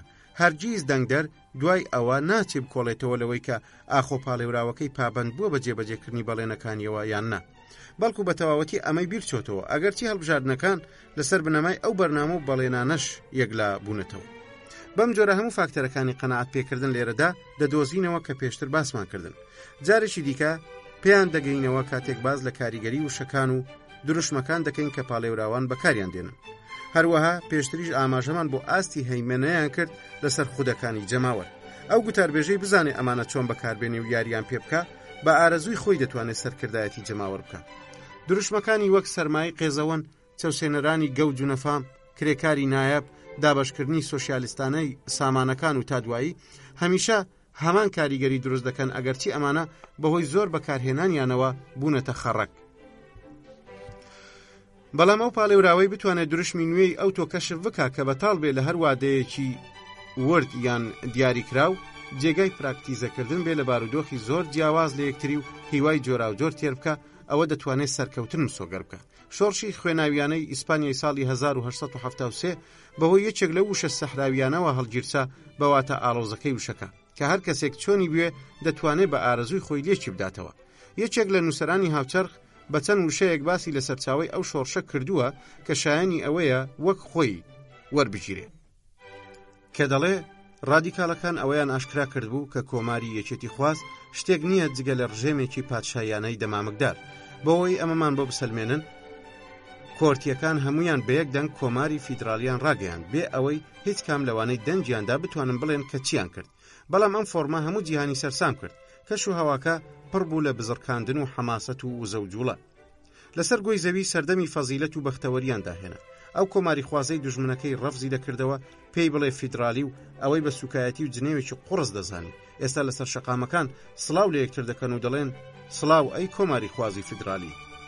دوای ئەمەش ئەو سرودانە دەڵێنەوە کە بۆنی یاخیبوونی پیرۆز و سربەخۆیی سەربازیان لێدێ. بەڵام ئەی ئەو کۆمارە فیدرالیەت چی بوو؟ لە واقعدا هەندێک ئەوەیان بە ڕزگارکردنی پارێزگا و هەرێمەکان و دامەزراندنی ئەو دامەزراوانە لێک دەدایەوە کە لە ویلایەتە یەکگرتووەکاندا هەن و لا مەرکەزیەتی کارجێڕیان هەیە. بەڵام هەندێکی تر بەو جۆرە لێی تێگەیشت بوون کە ئەمە هەڵوەشانەوەیەکی هەموو دەسەڵاتێکە و هەڵایسانێکی کزی شۆڕشێکی گەورەی کۆمەڵایەتیە. هەرچی سۆشیالیستەکانی بەرشەلۆنە و ئەندەلوسیشە داوای سەروەری ڕەهایان بۆ هەموو شارەوانیەکان دەکرد. دەیانویست 10,000 شارەوانی سربەخۆ پێشکەش بە ئیسپانیا بکەن و هەرچی یاسا هەیە تەنها خۆیان دەری بکەن و بە یەک جار هەرچی سوپا و دەرەجەدارە هەڵی وەشێننەوە. ئەوەی کەمێک دوای ئەمە دیمان بڵاوبوونەوەی دیاردەی یاخیبوون بوو لە هەرێمەکانی باشووردا، لە شارێکەوە بۆ شارێکی تر و لە گوندێکەوە بۆ گوندێکی تر. هیچ شارەوانیەک نەما پێشەوەی یاخی بێ پەنا نەباتە بەر بڕینی هۆکارەکانی پەیوەندی و گەیاندن، بڕینی تەلەفۆن و هێڵی ئاسنین لەگەڵ هەموو دراوسەکانی خۆی و مەدریدی پایتەختدا. هیچ شارۆچکەیەک نەما داوای ئۆتۆنۆمی نەکات. بەم جۆرە فیدرالیزم بووە جۆرێک لە ناوچەگەریەتی تەسک و کاڵ و کرد، سووتێنەر و تێکدەر، هەر شوێنێک بچویتایە ئاهەنگی جەژنی جیابوونەوەیان دەجێڕا. بەڵام سەبارەت بەو کاریگەریەی مشتومڕە عەقلانیەکان لەسەر سایکۆلۆژیای دەنگدەران دایان نابوو، پێویستە هیچ کەسێک بەرنووسی کۆبوونەوەکانی هەڵبژاردن نەخوێنێتەوە بۆ ئەوەی هیچ شتێک لەبارەی بابەتەکەەوە تێنەگات، چونکە ئەوەی لەو بەرنووسانەدا هەیە بریتین لە گۆڕینەوەی بیرۆڕای تیژ و جەختکردنەوەی بڕێنەرەوە و جنێ و قسەی ناشرین و هەندێک جاریش زلەی قایم. ئەوەی هەرگیز بەلای دەنەچوون مشتومڕی عەقلانیانە بووە. خۆگەر ساتێک بێدەنجی هەبوو بێ ئەوە بەهۆی پرسیارکردنی شەرمهێنی یەکێک لە بەشداربووانەوە بووە کە لە پاڵێوراوی کردووە. ئەمەش هەمیشە چێژ دەداتە ئامادەبوون، بەڵام دڵخۆشی بەرهەڵسکاران زۆر ناخایەنێ، چونکە دەنجی پاڵێوراو زۆر زوو دەکەوێتە ژێر هاتوو هاوارەکانی نەیارانەوە. دەتوانین ئەو بەرنووسانەی دانیشتەکانی دواتر کە لە ناو سەدان بەرنووسی تردا وەرمانگرتوون بکەینە نمونەیەکی بێوێنە لەسەر کۆبوونەوە گشتەکانی هەڵبژاردن. ئەمانم لە ڕۆژنامەکانەوە وەرگرتووە لە بەرنووسەکاندا هاتووە و دەڵێ کاتێ یەکێک لە ڕێخەرەکان داوا لە ئامادەبووان دەکات سەرۆکێک بۆ کۆبوونەوەکە هەڵبژێرن، دنیا دەڕوخێ. ئاژاوەچیەکان دەستنە سەرتەختی شانۆکە بۆ ئەوەی بە زەبری هێز نووسینگە داگیر بکەن. سۆشیالیستەکانیش بە توندی بەرگری لە نووسینگە دەکەن، لە ئاکامدا بەردەبنە سەر و پۆتەڵاشی یەکتری، تۆمەتی جاسوس و بەکرێگیرا و چی دەدەنە پاڵ یەکتر، هاوڵاتیەک دەکشێتەوە و چاوی ئاوساو. لە کۆتاییدا لە ناو ژاوەژاو و قاو قریشکدا نووسینگەی دەنگدانەکەیان بردەوە شوێنی خۆی، کورسیەکە بۆ کاک سین مایەوە.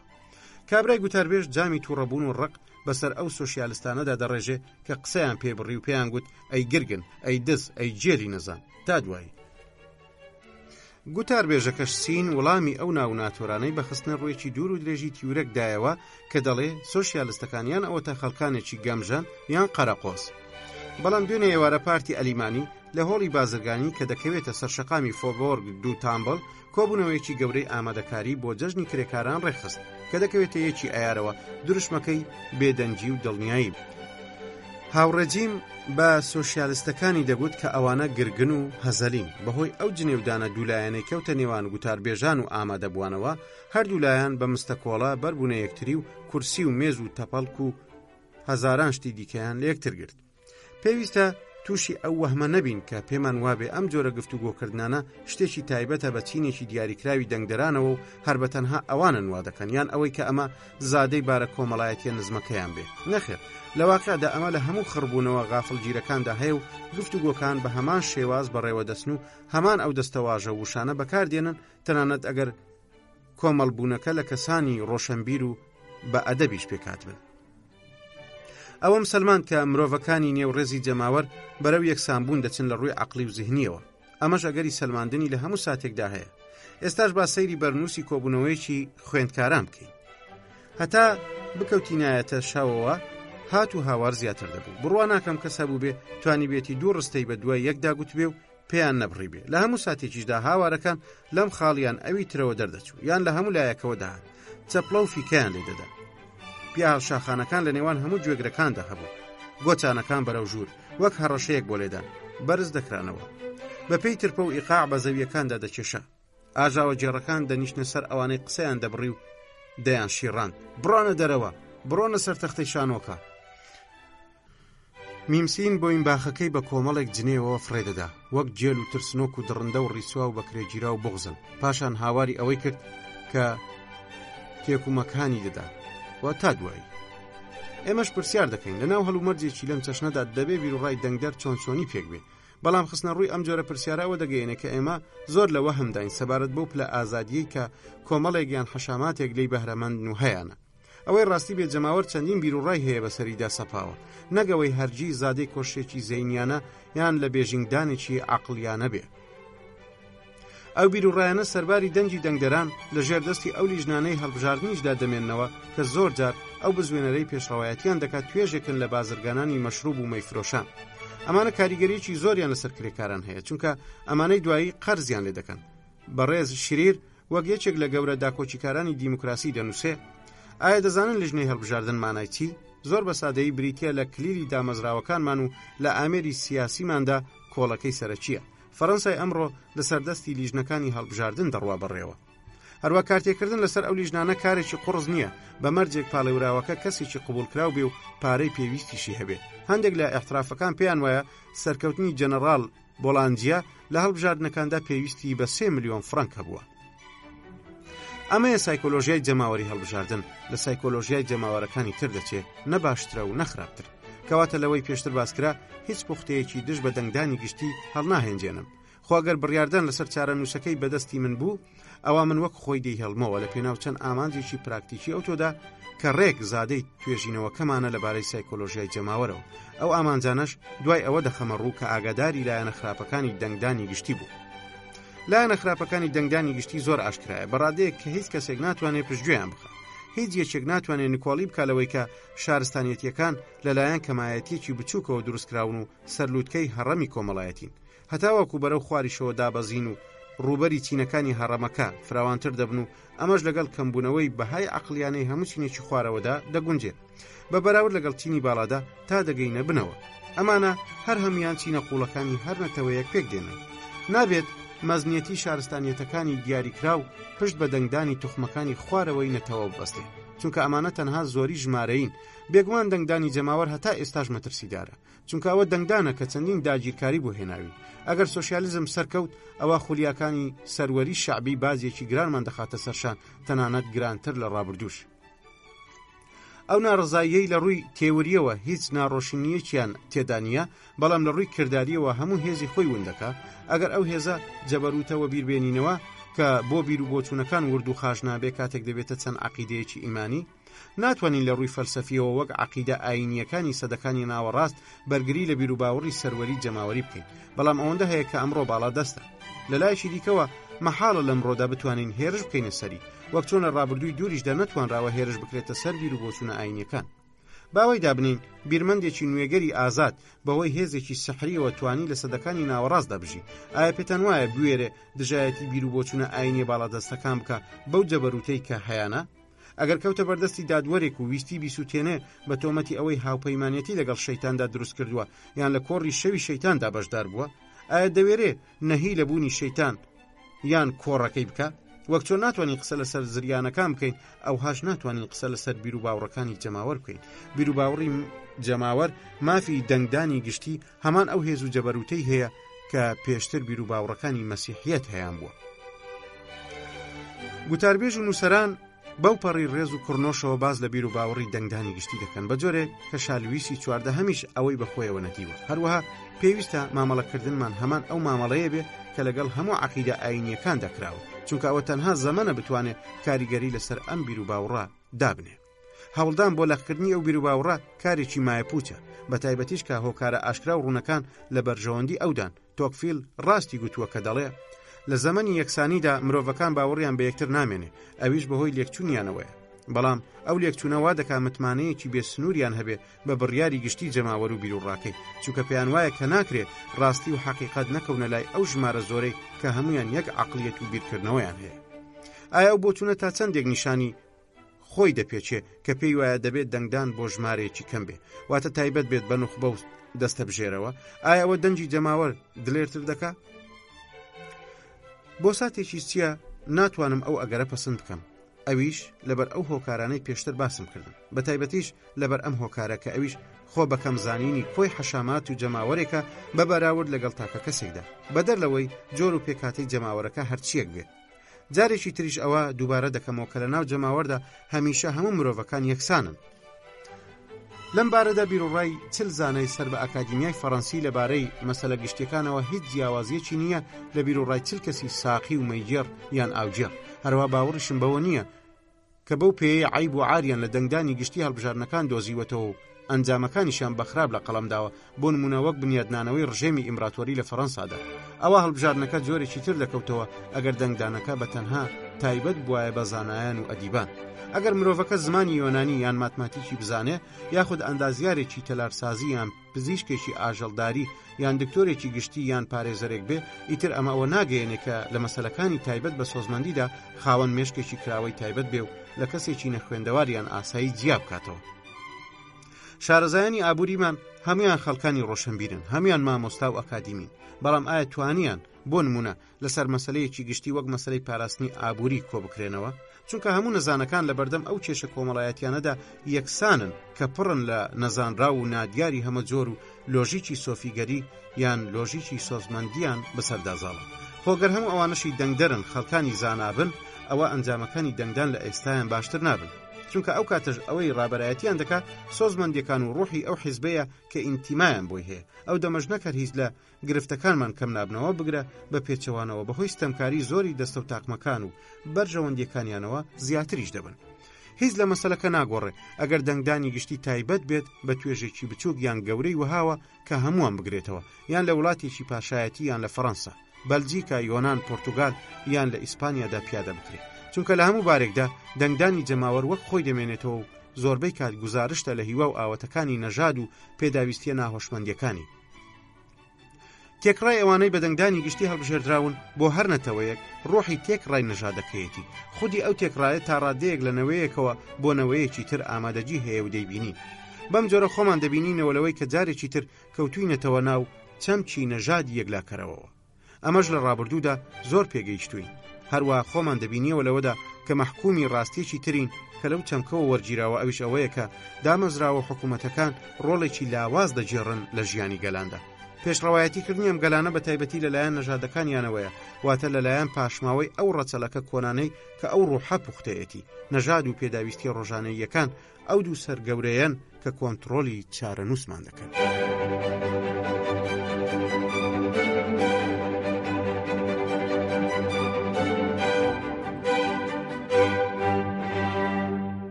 بەشی پێنجەم ئەنجومەنەکانی نوێنەرایەتی. ئەنجومەنەکانی نوێنەرایەتی لە جەماوەرێکی ناوێکچووی ناغافڵ پێکهاتووە، واتە ناوی ئەندامەکانی ناسراون وەک چەند نوێنەرێک. هەرچەندە شێوەی هەڵبژاردننی ئەم ئەنجومەنانە بە پێی سەردەم و گەلان دەگۆڕێ، بەڵام لەگەڵ ئەوەشدا چەند خەسڵەت و تایبەتمەندێکی زۆر لە یەکچووشیان هەیە. نەژاد دەتوانێت کار لەو ئەنجومەنانە بکە بۆ ئەوەی کەمێک لەو خەسڵەتانە کاڵ یان تۆخ بکە، بەڵام لە هەموو حاڵەتێکدا ئەما بۆ ئەوە نییە کە نەهێڵێ ئەو تایبەتمەندیانە دەربکەون. جیاوازیەکی زۆر لە نێوان ئەنجومەنەکانی وڵاتانی وەک یۆنان و ئیتالیا و پورتوگال و ئیسپانیا و فەڕەنسا و ئەمریکادا هەیە، بەڵام لە میانەی گفتوگۆ و دەنگەکانیانەوە ئەوە بەدەردەکەوێت کە لێکچوونێکی زۆریشان لە نێواندا هەیە و ئەمانە هەمان کێشە و گرفت دەخەنە بەردەم حکوومەتەکانیان. سیستەمی پەرلەمانی لە واقعدا کورتکراوەی نمونەی باڵای هەموو گەلێکی شارستانیانەی مۆدێرنە، ئەگەرچی لە ڕووی سایکۆلۆژیەوە بیرۆکەیەکی هەڵەش بەرجەستە دەکا، بەڵام لەسەر ئاستە گشتی و سەراپاگیرەکەی ئەو بیرۆکەیە جێگەی قبولکردنە. بیرۆکەکەشەوەیە کە تا ژمارەی خەڵک زۆرتر بێ توانای دەرکردنی بڕیارێکی ژیرانە و سربەخۆ دەرهاق بە بابەتێکی دیاریکرا و زیاتر دەبێت لەوەی ژمارەیەکی کەمی خەڵک ئەو بڕیارە بدەن. ئێمە لەناو ئەنجومەنەکانی نوێنەرایەتیدا تایبەتمەندیە گشتیەکانی جەماوەر دەدۆزینەوە، وەک سادەبوون لە بیرروبۆچوونەکان هەڵەشەیی و زوو هەڵچوون لەباری بۆ جۆش و خۆشدان، زیادەڕۆیی لە سۆزمەندیەکاندا کاریگەریی ڕاماڵەری بزوێنەران و سەرۆکەکان. بەڵام نوێنەرانی پەرلەمان بەهۆی پێکاتە تایبەتیەکانیانەوە چەند خەسڵەتێکیان هەیە جیاوازە لە خەڵکانی تر و پاشکەمێکی تر باسی لێوە دەکەین. سادەبوون لە بیرروڕاکاندا یەکێکە لەو خەسڵەتانەی کە زۆر ئاشکرا و ڕوونن. ئێمە ئەوە لای هەموو پارتەکان و بەتایبەتیش لای هەموو گەلانی لاتینی دەبینین کە هەمیشە دەیانەوێت کێشە و گرفتە کۆمەڵایەتیە زۆر ئالۆزەکان لە ڕێگای چەند پرەنسیپێکی ڕوت و ئەبستراکتی زۆر سادەوە چارەسەر بکەن، یان لە ڕێگەی ئەو یاساگشتیانەوە کە بۆ هەموو بارودۆخ و بارێک دەست دەدەن. دیارە ئەو پرەنسیپانە لە پارتێکەوە بۆ یەکێکی تر دەگۆڕێ، بەڵام هەر بە تێکەڵبوونی تاکەکان بۆ ناو جەماوەر هەمیشە حەز بە قەبەکردنی بەهای ئەو پرەنسیپانە و پاڵپێوەنانیان دەکەن تا ئەو پەڕی ڕادەی خۆیان. ڕەنگە ئەمەوە دەربخە کە ئەنجومەنەکانی نوێنەرایەتی گزارش لە بیرۆڕاتون ڕەوەکان دەکەن. نمونەیەکی زۆر ئاشکراتر لەسەر سادەی ئەنجومەنەکانی نوێنەرایەتی هەبێ ئەوەیە کە لە سەروبەندی شۆڕشە مەزنەکەماندا و لە سەردەستی یاعقوبیەکان ڕوویدا. هەر هەمویان دۆگما و لۆژیکی بوون و دەماخیان پڕ بوو لە چەند عمومیاتێکی ناڕۆشن سوور بوون لەسەر پرەنسیپە جێگیرەکان بەبێ ئەوەی هیچ بایەخێک بەڕووداوە زیندوەکان بدەن لەو بارەیەوە دەتوانین ئەوە بڵین کە ئەوانە شۆڕشیان بڕی بەڵام نەیاندی بەوەی چەند عەقیدەیەکی کەمێک دۆگماوە ئەو وەهمەیان لەلا دروست بوو کە ئەوان سەر لە نوێ کۆمەڵگە دروست دەکەنەوە جارێکی تر شارستانێتە پاکژوو ناسکەکەیان دەجێڕنەوە بۆ قۆناغەیەکی زۆر پێشووتر لە گەشە سەندنی کۆمەڵایەتیان ئەو ئامرازانەشی بۆ بەدیهێنانی ئەو خەونە بەکاریان هێنا دیسانەوە ئەوانیش زۆر سادە و ساکار بوون خۆیان بە دوور نەگرت لە تێک و پێکدانی تونند و تیژانەی هەموو ئەو کەند و کۆسپانەی داهاتنە سەر ڕێیان هەر یەک لە جیرۆندیەکان و جەبەلیەکان و کیرمۆدۆریەکان و تا دوایی هەر هەمویان هەمان ڕوحیەتیان هەبوو جەماوەری پەرلەمانی بۆ جۆشدان و تەنینەوە زۆر لەبارە ئەوەی باوە هەمیشە جۆشدان لەلایەن ئەو بزوێنەر و سەرکردانەوەیە کە خەرمانێک لە هەیبەتی شەخسیان بە چواردەورەوەیە بەڵام توانای جۆشدان و تەنینەوە لە ئەنجومەنەکانی نوێنەرایەتیدا لە سنوورێکدایە هۆکارەکانیش ئەمانەی خوارەوەن بیرروڕاکانی هەر نوێنەرێک سەبارەت بۆ مەسەلانەی بایەخێکی ناوخۆیی و لۆکاڵیان هەیە شتێکی هێندە جێگیر و نەگۆڕە کە هیچ گفتوگۆیەکی عەقڵانی ناتوانێت بیان لەقێنێ هەموو بلیمەتی دیمۆستی ناتوانێت بگاتە ئەوەی دەنجی نوێنەرێک بگۆڕێ سەبارەت بە مەسەلەکانی وەک پاراستنی ئابووری یان ئیمتیازاتی دروستکەرانی خواردنەوەی ئەلکۆهۆل کە نوێنەرایەتی داخوازیەکانی دەنگدەران دەکەن پێشنیاری جۆشدەرانەی پێشوو بۆ ئەو دەنگدەرانە زاڵ و باڵەدەستە تا ئاوڕادەیەی کە تێیدا هەموو پێشنیارەکانی تر هەڵدەوەشێنەوە و پارێزگاری لە چەسپیوی ڕەهای بیرروڕاکان دەکەن سەبارەت بە مەسەلە گشتەکانی وەک هەڵگەڕاندنەوەی وەزارەتێک یان سەپاندنی باجێکی دیاریکرا و تادوایی دەبینین لەمەیاندا جێگیری بیرروڕا لە ئارادا نامێنێ بۆیە دەکرێت لەم کاتدا پێشنیارە جۆشدەرەکانی بزوێنەران و سەرکردەکان کاری خۆیان بکەن بەڵام بە تەواوەتی وەک ئەوە نا کە لە جەماوەرێکی ئاسایی دەوەشێتەوە هەر پارتێک ئەو بزوێنەر و سەرکردانەی هەیە کە هەندێک جار کاریگەریی یەکسانیان هەبێت هەروەها نوێنەریش خۆی لە نێوان چەند پێشنیارێکی جۆشدەرانەی ناکۆکدا دەبینێتەوە ئەمەش بە ناچاری وای لێ دەکا زۆر دوو دڵبێ زۆر جار دەبینین بە چارێکێک پێش دەنگدانەکە بیر و ڕای خۆی دەگۆڕێ و بە شێوەیەکی زۆر جیاواز لەوەی کە پێشتر ڕای گەیاندووە دەنگ دەدا یاخود بەندێک بۆ یاسایەک زیاد دەکا و هەڵی دەوەشێنێتەوە بۆ نمونە وەک ئەو کەسە پیشە سازانەی کە مافی دیاریکردن و دەرکردنی کرێکارەکانیان لێ دەسەنەوە پاشان دوای ئەوە یاساکە هەموار دەکەن و تا ڕادەیە کاریگەری ئەوە ناهێڵن لەبەر ئەم هۆکارەیە کە لە هەموو خولێکی نوێنەرایەتی کردندا پەرلەمان چەند بیرروڕایەکی زۆر نەگۆڕگەلێک ناڕۆشن پیشان دەدا لە دواکامیشدا کاتێک مەسەلە گشتەکان زۆرترین ژمارە پێک دێنن لەوێوە ناڕۆشنی زاڵ دەبێت ئەوەی هێز دەبەخشێتە ئەو ناڕۆشنیە ترسی بەردەوامە لە دەنگدەر پێشنیاری جۆشدەرانەی ژێربەژێری ئەو ترسە هەمیشە کاریگەری سەرکردە بزوێنەرەکان هاوسەنگ دەکات ئەوە سەرکردە بزوێنەرەکانن کە دوجار سەرگەورە ڕاستەقینەکانی ئەو گفتوگویانن کە نابێ نوێنەرەکان بیرروڕای پێشوەخت و نەگۆڕیان لە بەرامبەریاندا هەبێت سەرکردە بزوێنەرەکان شتێکی پێویستن و ئەمە قسە هەڵناگرێت چونکە لە هەموو وڵاتەکاندا لە ژێرناوی سەرۆکی کۆمەڵەکانی نوێنەرایەتیدا دەیانبینین ئەوان پاشای ڕاستەقینەی ئەنجومەنەکانی نوێنەرایەتین ئەو خەڵکانەشی تێکەڵ بە جەماوەر دەبن ناتوانن دەستبەرداری ڕابەرێک یان سەرگەورەیەک بن لەبەر ئەم هۆکارەیە کە ئەو دەنگدانەی لە ئەنجومەنێکی نوێنەراندا ئەنجام دەدرێت بەگشتی تەنها گزارش لە بیرروڕای کەمایەتیەکی بچووک دەکات جارێکی تریژەوە دووبارە دەکەمەوە کە سەرکردە بزوێنەرەکان زۆر بەکەمی بەهۆی عەقڵ و لە بێژینگدانی عەقلیەوە دەجوولێن بەڵکو زۆربەی جار بەهۆی هەیبەتی کەسێتیانەوەیە خۆگەر حاڵەتێک بێتە پێشەوە وا بکە ئەم هەیبەتیان لێدا بماڵی بەما هەرچی کاریگەری هەیە لە دەستی دەدەن ئەو هەیبەتەی سەرکردە بزوێنەرەکان هەیەە تاکە کەسیە و هیچ پەیوەندیەکیان نە بەناو و نە بەناو بانگەوە نیە بەڕێز جۆڵ سیمۆن وەک نوێنەرێک پەرلەمانی ناسی و باز لە پیاوە مەزنەکانی پەرلەمانی ساڵی 1940 دەکات ناوبراو چەند نمونەیەکی سەیر و سەمەرەی پێشکەش کردوین و دەڵێت لویس بۆناپارت بە 2 مانگ پێشەوەی بێتە کەسێکی گەورە و گران شتێکی ئەوتۆ نەبوو پاشان ڤیکتۆر هۆگۆ سەرکەوتە سەرتەختەکە و نەیتوانی سەرکەوتوو بێ لە ئەنجامدانی ئەرکەکەی سەرشانی گوێیان لێگرت و وەک چۆن گوێیان لە فێڵکس بیاتیش گرت بەڵام ئەوەندەی ئەو چەپڵەیان بۆ لێ نەدا فۆلابێل لەبارەی فێڵکس بیاتەوە پێی گوتم حەزم لە بیرروبۆچوونەکانی نییە بەڵام یەکێکە لە گەورە نووسەرانی فەڕەنسا و گوتاربێژەکانی بەڵام هەرچی ئیدگار کینیەیە ئەو پیاوە دەگمەن و گەورەیە هیچ پلەپایەکی نەبوو پێشکردنەوەی ئەنجومەنی نوێنەرایەتی بە ساتێک شعبیەتێکی گەورەی هەبوو کەچی لە ناو ئەنجومەنەکەدا هیچ ئەو شعبیەتەی نەما ئەنجومەنە سیاسیەکانی نوێنەران لە سەرگۆی زەوی دوامەنزڵگەن کە کەسی بلیمەت بتوانێت تیاندا ببریسێتەوە ئەم ئەنجومەنانە هیچ گرنگێکیان نییە و ئەوەشی هەیەی تەنها بۆ ڕەوانی گوتاربێژی دەگەڕێتەوە کە گونجاوە لەگەڵ کات و شوێندا هەروە بۆ ئەو خزمەتگوزاریانەیە کە پێشکەش بە پارتە سیاسیەکان کراون نەک نیشتیمان. بەڵام خەڵکانی ئاسایی سەیری هەیبەتی سەرۆکی بزوێنەر دەکا و ناهێڵێ هیچ بەرژەوەندێکی تاکە کەسی دەزە بکاتە نێو ڕەفتاریەوە و چاوەڕێی پاداشت و سوپاسیش ناکە. ئەو کەسەی بزوێنەری جەماوەرە و خاوەنی هەیبەتێکی تەواوە تا ڕادەیەک دەسەڵاتێکی ڕەهای هەیە. ئێمەش قەبارەی ئەو نفوزە زۆرە دەناسین کە نوێنەرێکی بەناوبانگ بە درێژایی چەندین ساڵ بەهۆی ئەو هەیبەتەیەوە هەیەی کە لە کەسێتی ئەودا هەیە و دواتر بە شێوەیەکی کاتی بەهۆی هەندێک ڕوودا و کێشەی داراییەوە لە دەستی دەدا. تەنها ئاماژەدانێکی ئەو دەتوانێت چەندین وەزیر لابەرێ. یەکێک لە نووسەرەکان بایەخی کارەکەی بە شێوەیەکی ڕوون و ئاشکرا لەم دێڕانەی خوارەوەدا تۆمار کردووە. ئێمە قەرزاری بەڕێز میمسینین لەوەدا کە کەنداوی تۆنکانمان کڕی بە نرخێک 3 ئەوەندە گرانتر بوو لەوەی دەبوایە بیدەین. هەروها لەوەتە کە پێمان لە مەدغەشقەر نەچەسپا، لەوەدا کە لە حەوزی نایجەردا خۆمان لە ئیمپراتۆرێکی تەواو بێبەش کرد، لەوەدا کە بارودۆخی باڵادەستی خۆمان لە میسردا لەدەستدا کە هەمان بوو. بەم جۆرە دەبینین تیورەکانی میمسین زیانێکی زەویزاری لێداین گەورەتر بوو لەوەی کە سەرچڵیەکانی ناپلیۆنی یەکەم و کارەساتەکانی لێیدا بووین. نابێک لێی و سەرکۆنەی زۆری ئەو سەرۆکە بزوێنەرە بکەین کە بایەخ بە وتەیە پێشوو دەدا. ئاشکرایە کە نرخێکی زۆر گرانماندا، بەڵام بەشێکی زۆر لە کاریگەریەکەی دەگەڕێتەوە بۆ ئەوەی کە ئەو دوای ئارەزوەکانی ڕای گشتی کەوتووە کە بیرروڕاکانیان سەبارەت بە مەسەلەکانی داگیرکاری جیاوازە لەوەی کە ئەمڕۆ هەیەتی. زۆر دەگمەنە کەسی بزوێنەر پێش ڕایگشتی بکەوێ، بەڵکو زۆربەی جار کۆشش دەکا بۆ ئەوەی هەڵەکانی پەسەند بکرێ.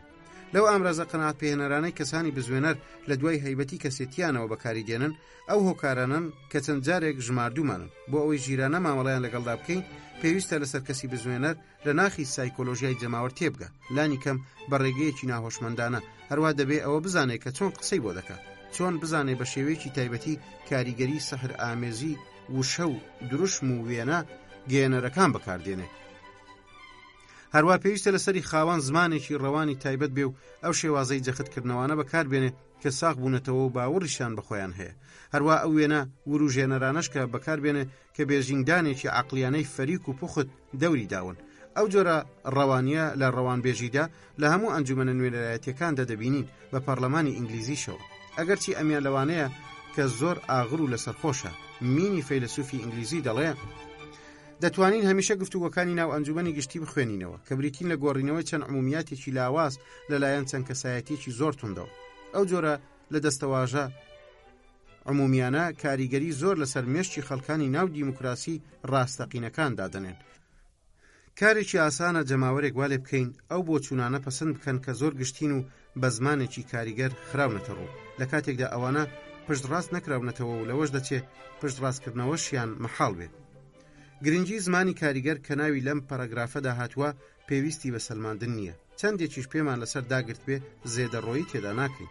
ئێمە زیاد لە جارێک پێداگریمان لەسەر ڕادەی هێز و کاریگەری تایبەتانەی وشە و دروشمەکانیان دەستەواژە هەڵبژاردەکان کردبوو بە ڕێگەیە کە چەند وێنەیەکی ئیحائی و زۆر زیندوو بۆ ڕوژێنێ. ئەو دەستەواژەی خوارەوە کە لە گوتاری یەکێک لە بزوێنەرانی ناو ئەنجومەنەکانی نوێنەرایەتیەوە خستومانە نمونەیەکی نایابە لەسەر ئەوەی کە ئێمە دەیڵێن. لەو ڕۆژەوە کە هەمان کەشتی ئەو سیاسەتمەدارە گەندەڵ و ئاژاوە جێڕەبکوژەی بەرەو زەمینی تێکچوو دەبرد بە ئامانجی نەفیکردن و غەریبایەتی، دەڵێم لەو ڕۆژەدا دەیانتوانی هەردووچیان گفتوگۆ لەگەڵ یەکتریدا بکەن و خۆیان وەک دوو ڕووی تەواوکەری هەمان سیستەمی کۆمەڵایەتی بۆ یەکتری دەربخەن.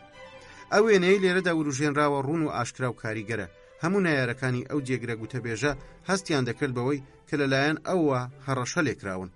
ئەمانە بە یەکجار هەریەک لە وڵاتانی تێکچووی سەرشێت و ئەو کەشتیەیان دەبینی کە هەڵی گرت بوون. ئایا ناتوانین بڵین کە ئەوانە بەشێکن لە توێژە زۆر سنووردارەکەی سیاسەتمەدارە هەڕەشە لێکراوەکان؟ ئەو کاتە هەستیان بەو ترسە بێدەنگە کرد کە شوێنکەوتوانی ئەنجومەنی نیشتیمانی لە گوتارە لێڵ و ناڕۆشنەکانی ڕۆبسپێردا هەڕەشەی لە سێدارەدانیان درا بەگوێدا. ئەو ترسەش هەمیشە بەرەو ملکەتیکردنی بردوون. بەرژەوەندی کەسانی بزوێنەر لەوەدایە کە لە کاروبارەکاندا زێدەڕۆیی بکەن و ئەوەندەی بتوانن قەبەیان بکەن. ئەو گوتەبێژەی پێشکەمێک ئاماژەیدا بەدەستەواژەیەک توانی بێ ئەوەی ناڕەزایەتێکی گەورە بنێتەوە جەخت لەسەر ئەوە بکاتەوە کە خاوەن بانکەکان و قەشەکان کەسە بۆمپاوێژەکان بەکرێ دەگرن بۆ ئەوەی بیان خەنە بەرژەوەندی خۆیانەوە. هەروە لەوەش کە بەڕێوەبەرانی کۆمپانیا داراییەکانیش هەروەک ئاژاوە جێڕاکان شایەنی هەمان سزان. ئەم جۆرە شێوازانە هەمیشە کار لە جەماوەر دەکەن. جەختکردنەوەکە چەندێک زێدەڕۆیی تێدا بێ بەڵام هێشتا بەپێی پێویست و ڕێیان ناکە و گوتارەکەش بەپێی پێویست نابێتە مای هەڕەشە. دەبێ هەمیشە هەردووچیان بەلای زیادەوە بخرێنە ڕوو. هیچ شتێک نەماوە گوێگران بترسێنێ. ئەوان ئەگەر ناڕەزایەتیان دەربڕی بترسن لەوەی تۆمەتباریان بکەن بە خیانەت یان سازشکردن.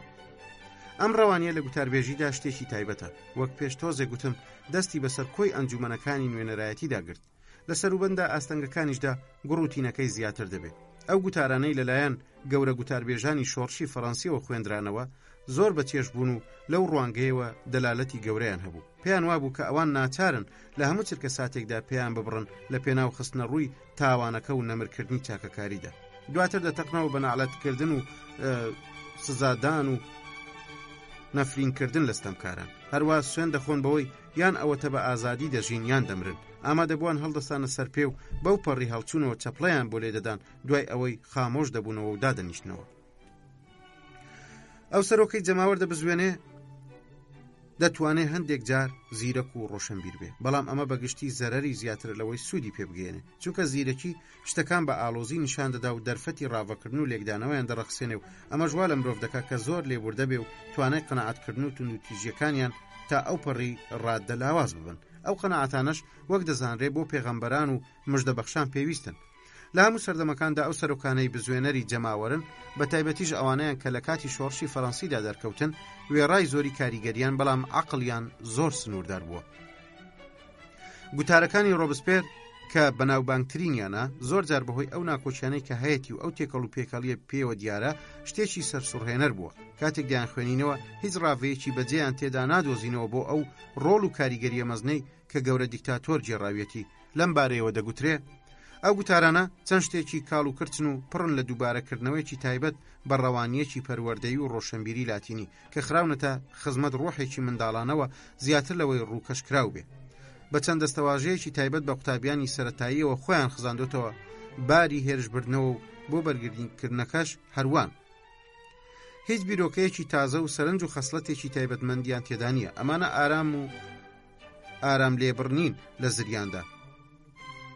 کاتێکیش لەو خوێندنەوە بێتاقەتە دەبینەوە هەست دەکەین پێویستمان بەوەیە هاوار بکەین و بە چەشنی پیاوێکی ناسچی وەک کامی دیمۆڵان بڵین ئاخ شتێکی ترسناکە ئەگەر بۆ ساتێکیش بیر لەو دەسەڵاتە بکەینەوە کە ئەو باوەڕکردنە بەهێزە دەیکاتە بەر پیاوێکی تەنراو بە خەرمانە و هالەی هەیبەتی شخصی.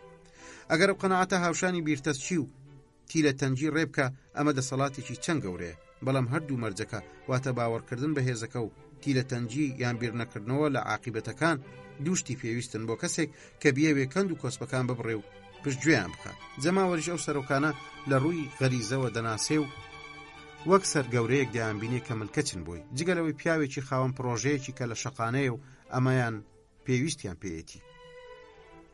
ئەوەندەی تایبەتە بە ئەنجومەنەکانی نوێنەرایەتیەوە سەرکەوتنی گوتارێک بە شێوەیەکی گشتی پشت بە هەیبەتی شەخسیانەی گوتاربێژەکە دەبەستێ، نەک ئەوەی هەرگیز پشت بەو بەڵگەیان ئەو پێشنیارانە ببەستێ کە لە خۆیدا کۆی کردوونەتەوە. گوتاربێژی نادیار دەتوانێت بەهۆی گوتارێکی پڕ لە بەڵگەی عەقلانی و پێشنیارگەلی جوانەوە بگاتە پەرلەمان، بەڵام هیچ چانسێکی نییە لەوەی کە گوێی لێ بگیرێ ئەگەر بەوەندەشەوە بوەستێتەوە. نوێنەری پێشوو بەڕز دیکۆب ئەم چەندێڕەی نووسیوە و وێنەی گوتاربێژێکی پێشکەش کردوین کە هیچ هەیبەتێکی شەخسی نییە و دەڵێ کاتێک چووە سەرەوە مەلەفێکی لە جانتاکەی دەرێنە و لە پێشدەمیدا هەڵیدایە و بەو پەڕی متمانە بەخۆبوونەوە دەستی بە قسەکردن کرد. هەستی بەخۆشی کرد لەبەر ئەوەی توانیوێتی ئەو قەناعەتە بخاتە دڵی گوێگرانەوە کە سنجی ئاو بدە. پاشان بەڵگەکانی خوێندەوە و چەند جارێک دووبارەی کردنەوە و خوێندنیەوە پڕ بوون لە ژمارەی ورد و سەلماندن. بڕوای وابوو کە ئەو لەسەر حەقە و بەرزکردنەوەی هەر ناڕەزایەتێکیش لە دژی ئەو سەلماندنەی کە ئەو پێشکەشی کردوون شتێکی بێهودە و بێمانە دەردەچێت. دەستی بە قسەکردن کرد و هەمووی باوەڕبوون بوو بەوەی کە حەق لەگەڵ هەڵوێستی ئەو نیازی هاوڵەکانیدایە. ئەو هاوڵانەی تەنها چاوەڕێی یەکشت بوون، ئەویش چەمینەوەیە لە بەردەم ڕاستیدا. هەر قسە دەکا و نایبڕێتەوە، بەڵام لە پڕێکدا بەهۆی دەرکەوتنی جوولە جوولێک لە هۆڵەکە سەری سوڕما و ژاوە ژاوێک بێزاری کرد. دەپرسێ بۆچی بێدەنگ نابن؟ ئەو خەمساریەتان چییە لە بەرامبەر گوتارەکەمدا هەتانە؟ ئەو نوێنەرانە دەبێ بیر لە چی بکەنەوە کە لە نێوان خۆیاندا قسە دەکەن؟ چی وای کردووە کار بگاتە ئەو ڕادەیە و وا لە فڵان نوێنەر بکە جێگەکەی بەجێبێڵێ؟ وردە وردە بێتاقەتی باڵی بەسەر دەموچاویدا کێشا، هەردوو برۆکانی هێناوە یەک و بێدەنگ بوو. دوای ئەوەی سەرۆکهانیدا سەر لە نوێ دەستی پێکردەوە و دەنگی بەرز کردەوە، بەڵام گوێگرتنیان بۆی کەمتر بوو. لاجەکەی تون دەکاتەوە و هەڵدەچێ و پێیاندا هەڵدە شاخێ، بەڵام ئەمەش دادی نادا و بگرە دەنگە دەنجی دەوری زیاتر دەبێت. وای لێ دێ تەنانەت گوێی لە خۆشی نامێنێ و لە تاوە جارێکی تریش دەوەستێ، بەڵام ترسالەوەی بێدەنجەکەی هاوارە بەناو بانگەکەی لێ بکەوێتەوە کە دەڵێ دانیشتنەکە داخرە، بۆیە بە گوڕەوە سەر لە نوێ دەستی پێکردەوە، بەڵام ژاوەژاوەکە ئەم جارەیان بە جۆرێک پەرەیسەن کەس بەرگەی نەگرت. کاتێک ئەنجومەنەکانی نوێنەرایەتی دەگەنە پلەیەکی دیاریکرا و لە هەڵچوون، لەو کاتەدا ئەوانیش ڕێک وەک جەماوەرێکی ئاسایی ناوێک کویان لێدێ. جگە لەو سۆزمەندیە هەمیشە توندڕەوەی کە هەیەە، ئێمە هەندێک جار ئەو کارە پاڵەوانانەیان دەبینین ئەنجامی دەدەن و جاریش هەیە ناشرینترین کار دەکەن. لەو کاتەدا تاگ ئەوەی نامێنێت کە خۆی بێت و دەنگ بۆ چەند بڕیارێکیش دەدا کە زۆر دژ بە بەرژەوەندیەکانی خۆیەتی. مێژووی شۆڕشی فەڕەنسی ئەومان نیشان دەدا کە ئەنجومەنەکانی نوێنەرایەتی تا چەندێک دەتوانن هۆشی خۆیان لەدەست بدەن و بچنە ژێرباری پێشنیارگەلی دژ بە بەرژەوەندیەکانی خۆیانەوە. واسهێنانی چینی خانەدانی فەڕەنسی لە ئیمتیازاتی خۆیان قوربانیەکی گەورە بوو، سەرباری ئەوەی ئەم هەنگاوەیان بەبێ هیچ دوودڵیەک لە شەوە بەناوبانگەکەی ئەنجومەنی دامەزراندنی فەڕەنسیدا هاوێشت. پاشەکشەی ئەندامانی ئەنجومەنی دامەزراندن لە پۆستە پەرلەمانیەکەیان مەترسیەکەی وەک مەرگێکی هەمیشەیی وابوو. لەگەڵ ئەوەشدا ئەو هەنگاوەیان ناونەسڵەمینەوە لەوەی یەکتری پاکتاو بکەن، چونکە ئەوەیان باش دەزانی کە ئەو تەختی سێدارەی ئەمڕۆ هاوڕێکانیانی بۆ دەنێرن سبەینێ بە نسیبی خۆشیان دەبێت. بەڵام دوای ئەوەی گەیشتنا و قۆناغە لەبوونکردنی ئەو ئیرادە تەواوی من وەسفم کرد، چیدی نەیانتوانی خۆیان لە گوێڕایاڵی ئەو پێشنیارانە بدزنەوە کە وەک موگناتیس خەویان لێ دەخا.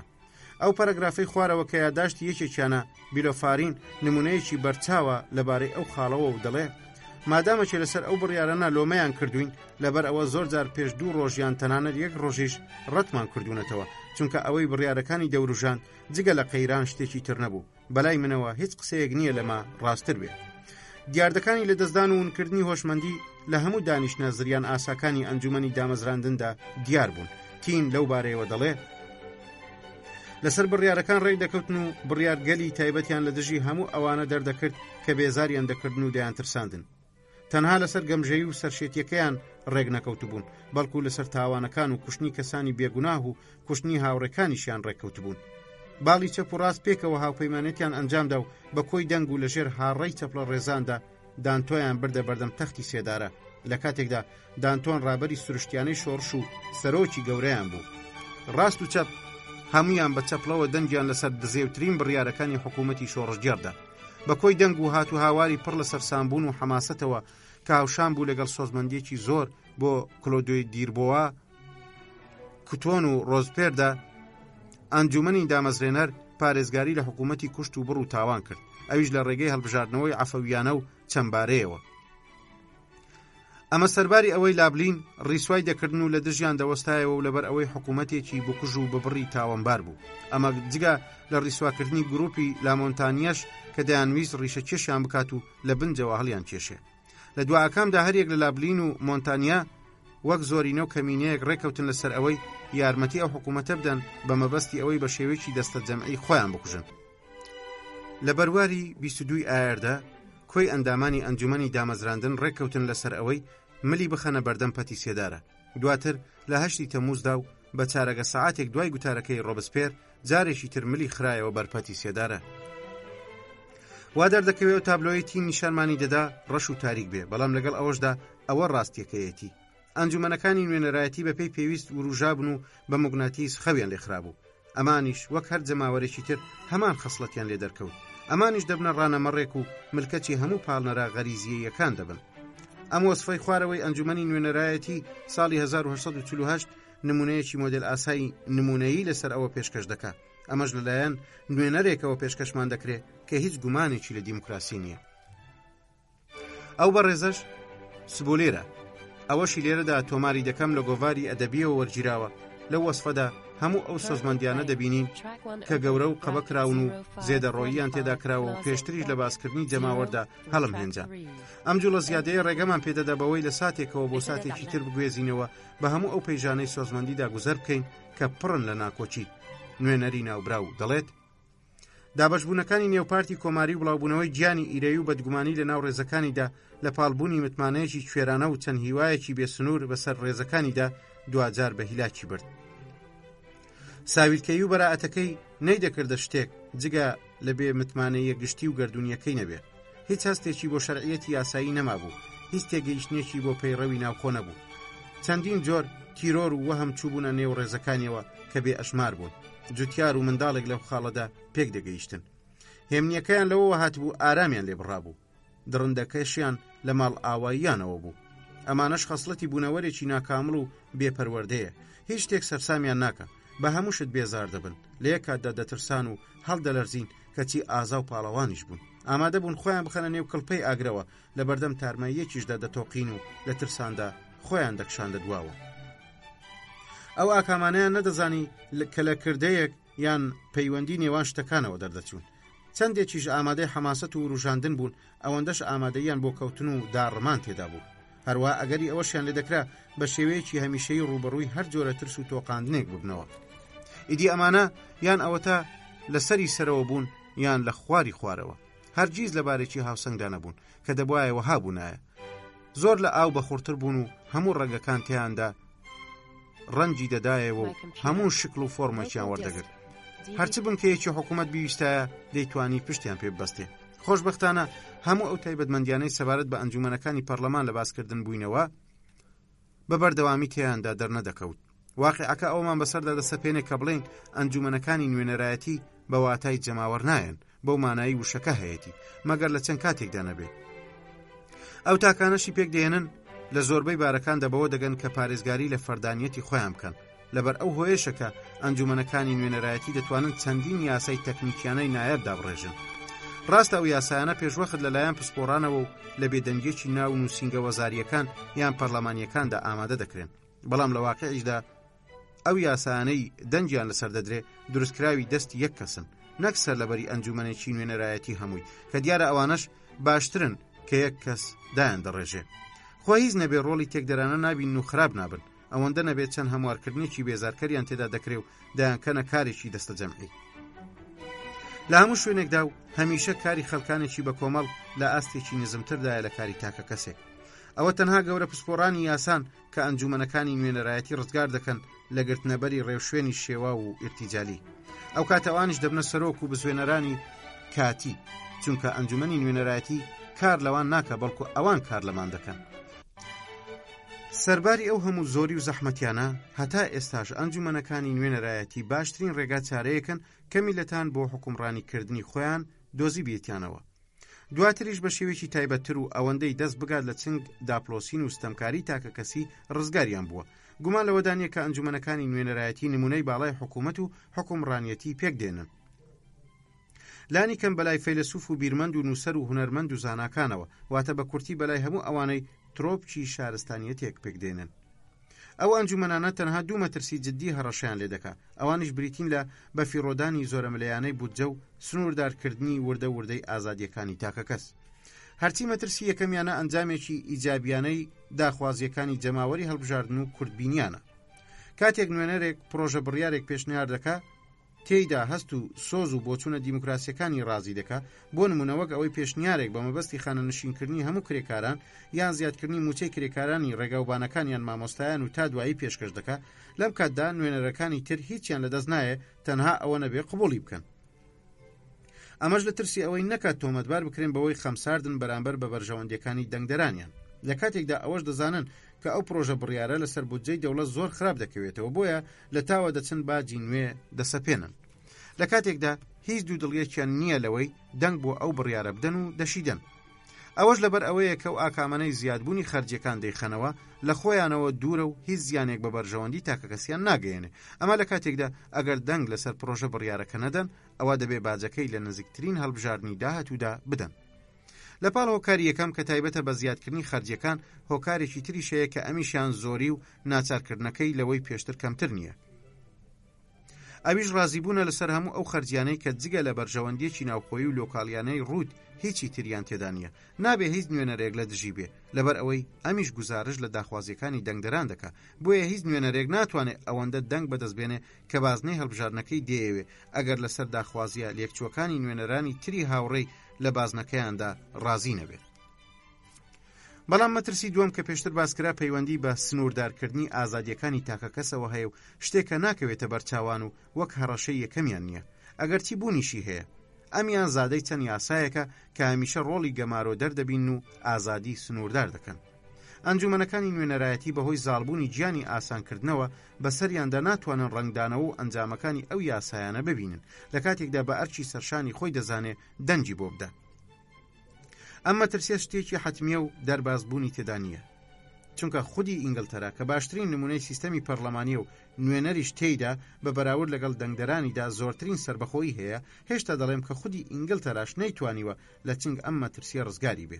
هێربەرت سپێنسەر لە کتێبەکەیدا ئەوەی دەرخستووە کە زیادبوونی ئازادی ڕواڵەتیانە کەمکردنەوەی لە ئازادی ڕاستەقینە. پاشان لە کتێبەکەیدا تاک لە دژی دەوڵەت هەمان تێزی دووبارە کردوتەوە و لەبارەی پەرلەمانی ئینگلیزیشەوە بەم شێوەیە دەدوێ. لەو کاتەوە یاسادانان لەسەر ئەو پێ و دانگە دەڕوە کە ئاماژەم پێدا هەتا دێ بڕیارە دیکتاتۆریەکان بە خێرایی زیاد دەکەن و بە بەردەوامی بوونەتە مای بەرتەسکردنەوەی ئازادیەکانی تاکە کەس. ئەمەش بە دوو ڕێگە ئەنجام دەدرێت. یەکەمیان ڕێگەی ڕێخستن و دەرکردنی بڕیارەکانە، هەموو ساڵێک ژمارەیەکی زۆر بڕیار دەردەچوو کە هەر هەمویان شێوازێکی تند و ڕقیان بەسەر هاوڵاتیان دەدەسەپاند، لە کاتێکدا پێشتر بە شێوەیەکی زۆر ئازادانە نزیک دەبەوە. دواتر ناچاری دەکا بە ئەنجامدانی چەند کارێک کە پێشتر هاوڵاتی دەیتوانی بەو پەڕی ئیرادەی ئازادانەی خۆیەوە ئەنجامیان بدایاننا. هاوکات بەرپرسیاریەتیە گشتیەکان زیاتر و زیاتر دەبن، بە تایبەتیش لۆکاڵیەکانیان. ئەم ئازادیە تەسکتر دەکەنەوە، ئەویش لە ڕێگەی کەمکردنەوەی ئەو بەشە سوەی کە دەتوانێت بە ئارەزووی خۆی خەرجی بکە، هەروە لە ڕێگەی زیادکردنی ئەو بەشەی کە لی زەوت کراوە بۆ ئەوەی بەپێ حەز و هەوەسەکانی کارمەندانی دەوڵەت هەڵسو کەوت بکات. ئەم کەم بوونەوە پلە بە پلەی ئازادیەکان لە لای هەموو وڵاتان لە فۆرمێکی تایبەتدا دەردەکەوێت، بەڵام هێربەرت سپێنسەر ئاماژەی پێنەداوە. مەبەستمان لە نووسینی ژمارەیەک یاسای زۆر و زەبەندە کە هەر هەمویان بەگشتی بەرەو کەمکردنەوە و سنووردارکردنی ئازادیەکان ملدەنێن، کە ئەمەش دەبێتە هۆی زیادبوونی ژمارەی ئەو کارمەندانەی ڕاست پێردراون بۆ جێبەجێکردنیان و زیادبوونی دەسەڵات و کاریگەریان. ئەوان بەمە دەیانەوێ ببنە سەرگەورەی ڕاستەقینەی وڵاتە شارستانیەکان، چونکە هەتا بێت دەسەڵاتیان بەهێزتر دەبێت، ئەویش لەبەر ئەوەی حکوومەتەکان دەگۆڕێن، بەڵام ئەمان ناگۆڕێن. ئەمان بەهرەمەندن لە نابەرپرسیارەتی و غافڵگیری و بەردەوام بوون. ئێمەش دەزانین کە ئەوە لە ناو هەموو جۆرەکانی داپلۆسیندا ستەمکارتر نییە لەوەی کە ئەو سێ سیفەتەی تێدایە. نووسینی یاساکان بە شێوەیەکی بەردەوام و بەبێوەستان، هەروە نووسینی ئەو یاسا سنووردارانەی کە چەند ڕستەیەکی بێزانتینی ئالۆز لە بچووکترین کارەکانی نێوژیان دەئاڵێنێ، کامەش دوجار دەبێتە مای کەمکردنەوەی لەسەرخۆی ئەو بازنەیەی کە هاوڵاتیان دەتوانن لە ناویدا بە شێوەیەکی ئازادانە جوڵە بکەن. ئەویش لەبەر ئەوەی گەلان قوربانی دەستی ئەو وەهمان کە پێی وایە هەتا ژمارە یاساکان زیاتر بن، مسۆگەرکردنی یاساکانی و ئازادی چاکتر دەبێت. هەر لەبەر ئەمەشەکە ئەوان هەموو ڕۆژێک زۆرەملەی ڕاقتری نوێ قبول دەکەن، لە کاتێکدا خۆ ئەم قبولکردنیان بەبێ سزا دەرباز نابێت. لەبەر ئەوەی لەسەر هەموو جۆرە کۆیلایەتێک ڕاهاتون و کارەکە بەوەیان دەگەیەنێت کە دوجار بگەڕێن بە دوایدا و هەموو عەفەویەت و هەموو وزەیەکیش گوم بکەن. ئیدی لەو کاتەدا ئەوانە شتێک نین جگە لە چەند تارماییەکی بێهودە، جگە لە چەند ئامێرێکی میکانیکیانەی خراپ کە هیچ ئیرادە و هیچ بەرەنگاربوونەوە و هیچ هێزێکیان نییە. بەڵام ئەو وزە و هاندانانەی کە مرۆڤ لە خۆیدا نەیدۆزیونەتەوە ئیجباری دەکەن لە شوێنێکی تردا بۆیان بگەڕێ، بەهۆی خەمساردی هاوڵاتیان و بێدەسەڵاتی ڕوو لە زیادەیانەوە. تا دێ ڕۆڵی حکوومەتەکان وەک پێویستێک گەورە دەبێت، بۆیە پێویستە لەسەر حکوومەتیش گیانی دەستپێشخەری هەبێ و پرۆژەکان ئەنجام بدە و سەرکردایەتی کاروبارەکان بکە، بە تایبەتیش دوای ئەوەی ئەمانە هەر هەمووی لای کەسە سربەخۆکان ون دەبن و دیار نامێنن. هەر بۆیەش دەوڵەت بۆتە بەرپرسی هەموو شتێک و خۆی پارێزگاری لە هەموو شتەکان دەکات. لەم کاتەدا دەوڵەت دەبێتە خوایەکی گەورە و گران، بەڵام ئەزمون فێرمان دەکات کە دەسەڵاتی خوایەکی لەم جۆرە هیچ کات هەمیشەیی نەبووە و هەرگیز بەهێزیش نەبووە. وا دەردەکەوێت بەرتەسک بوونەوەی ڕووبەری ئازادیەکان لە لای هەندێک لە گەلان لە ئەنجامی پیربوونیانەوە بێ ئەوەندەی زادەی سیستەمە سیاسیەکەیە. ئەمە دەڵێن سەرباری ئەوەی ڕەنگە دەرکەوتەکانی داڕزان و بەڕەڵایی ئەو گەلانە دووچاری ئەو وەهمە بکە کە ئەوان خاوەنی ئازادین. ئەم کەمبوونەوەی ئازادی یەکێکە لە نیشانەکانی هاتنی قۆناغی داڕوخان کە هیچ شارستانیەتێک لە جیهاندا نەیتوانیوە هەتا ئێستا خۆی لە چنجی ڕزگار بکە. ئەگەر لەوانەکانی ڕابردوو و پەندەکانی ڕابمێنین و سەیری نیشانە سەرەتاییەکانی چواردە وەرمان بکەین، دەبینین زۆرێک لە شارستانیەتە نوێیەکانمان گەیشتونەتە قۆناغی ئەو پەڕی پیر بوون کە ئەمەش قۆناغی ڕاستەوخۆی پاش داڕمانە. هەندێک لە ئاڵوگۆڕەکان وەک ئەوەوان کە بکوژی هەموو گەلان بن، ئەویش لەبەر ئەوەی لە مێژوودا زۆر دووبارە بوونەتەوە. شتێکی گران نییە بە شێوەیەکی کورت لە قۆناغەکانی ئەو ئاڵوگۆڕ و ڕەوتە مێژوویانە بکۆڵینەوە. کتێبەکەمان بە پێشکەشکردنی کورتەیەک لەو بارەیەوە کۆتایی پێدێنین.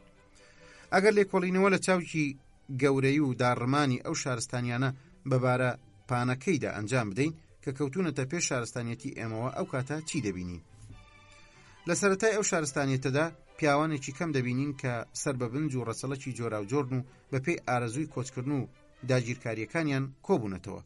ئەمانە خوێن و زمان و بیر و باوەڕیان لە یەکتری جیاوازە، هیچ ڕایەڵەیەکی هاوبەشیان لە نێواندا نییە جگە لە یاسەی زەعیم و ڕابەرەکەیان کە تەنها لە لای نیوەیان دانی پێدانراوە.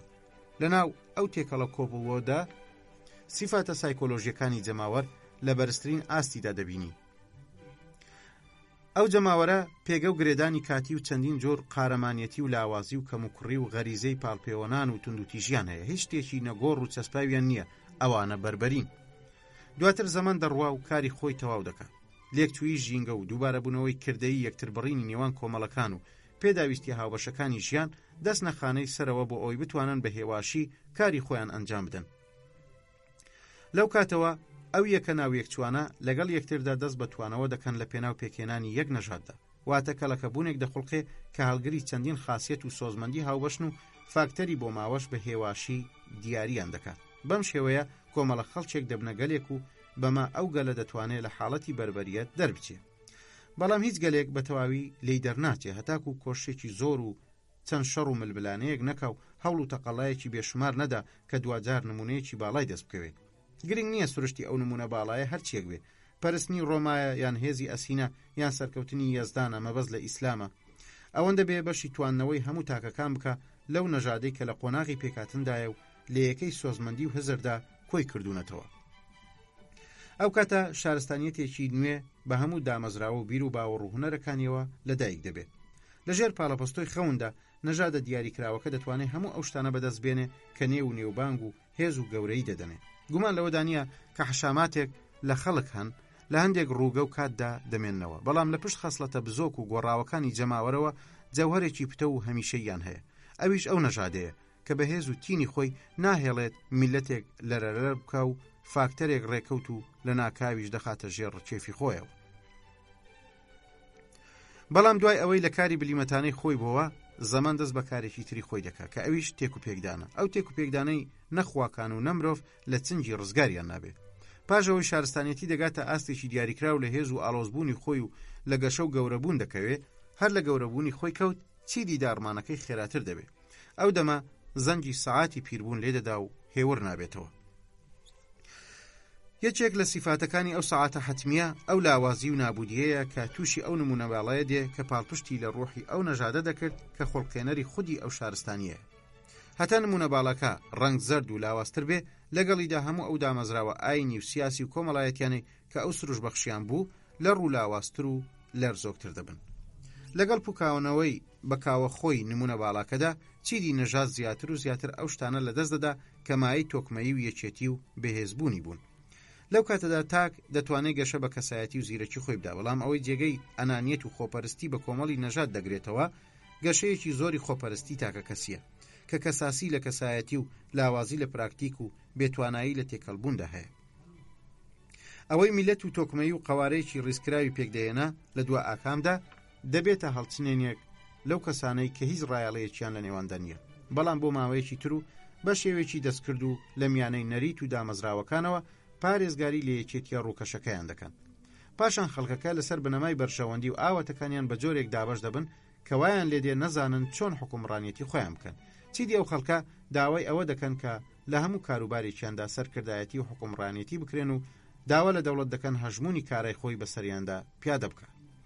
وەختێک نمونەی باڵای کۆن بۆ دوجار ون دەبێ ماڵ ئاوایی دەکا، ئەمەوە لە نەژاد دەکا کە بۆ دوجار ئەویش خۆی لەدەست بدە. لەو کاتەدا نەژاد جگە لە چەند گەردیلەیەکی پەرش و بڵاوی پێکهاتوو لە چەند کەسێکی لێکدا بڕاو شتێکی تر نابێ واتە دەگەڕێتەوە بۆ حاڵەتی سەرەتای خۆی. واتە لەم کاتەدا نەژاد کۆمەڵە خەڵکێکە هەموو خەسلەتەکانی کۆمەڵە خەڵکێکی ڕاگوزەر و شلۆقی تێدایە کە بە زووی نامێنێ. لەو کاتەدا هەرچی جێگیریشە لە شارستانیدا نامێنێ و دەکەوێتە ژێر ڕەحمی ڕێکەوتەکان و ڕووداوە کتوپڕەکانەوە. ئەوەی پێی بگوترێ خەڵکی گشتی یان ڕەشۆک شتێکی ئەوتۆ نابن لە کاتێکدا بربەریەکان لە پێشڕەویدا دەبن. ڕەنگە شارستانیەتێکە بۆ ماوەیەکی تریش بە درەوشاوی دەربکەوێت لەبەر ئەوەی پارێزگاری لە ڕووکاری دەرەوەی خۆی دەکا کە لەلایەن ڕابردوویەکی درێژەوە دروست کراوە، بەڵام ئەویش لە ڕاستیدا شتێکی بنکۆڵە و هیچ شتێکی نەماوە پشتگیری لێ بکە. هەر ئەوەندەی بایەک یان زریانێک هەڵبکە ئەگەری ڕووخانی هەیە. ئەمەیە خولی ژیانی تایبەت بەگەلێک، واتە گواستنەوە لە باری بەربەریەوە بۆ باری شارستانی، ئەویش لە ڕێگەی وەدووکەوتنی خەونێکەوە. پاشان پێنانە نێو قۆناغی داڕمان و مردنەوە کاتێک خەونەکە هێز و بڕستی لێ دەبڕێت.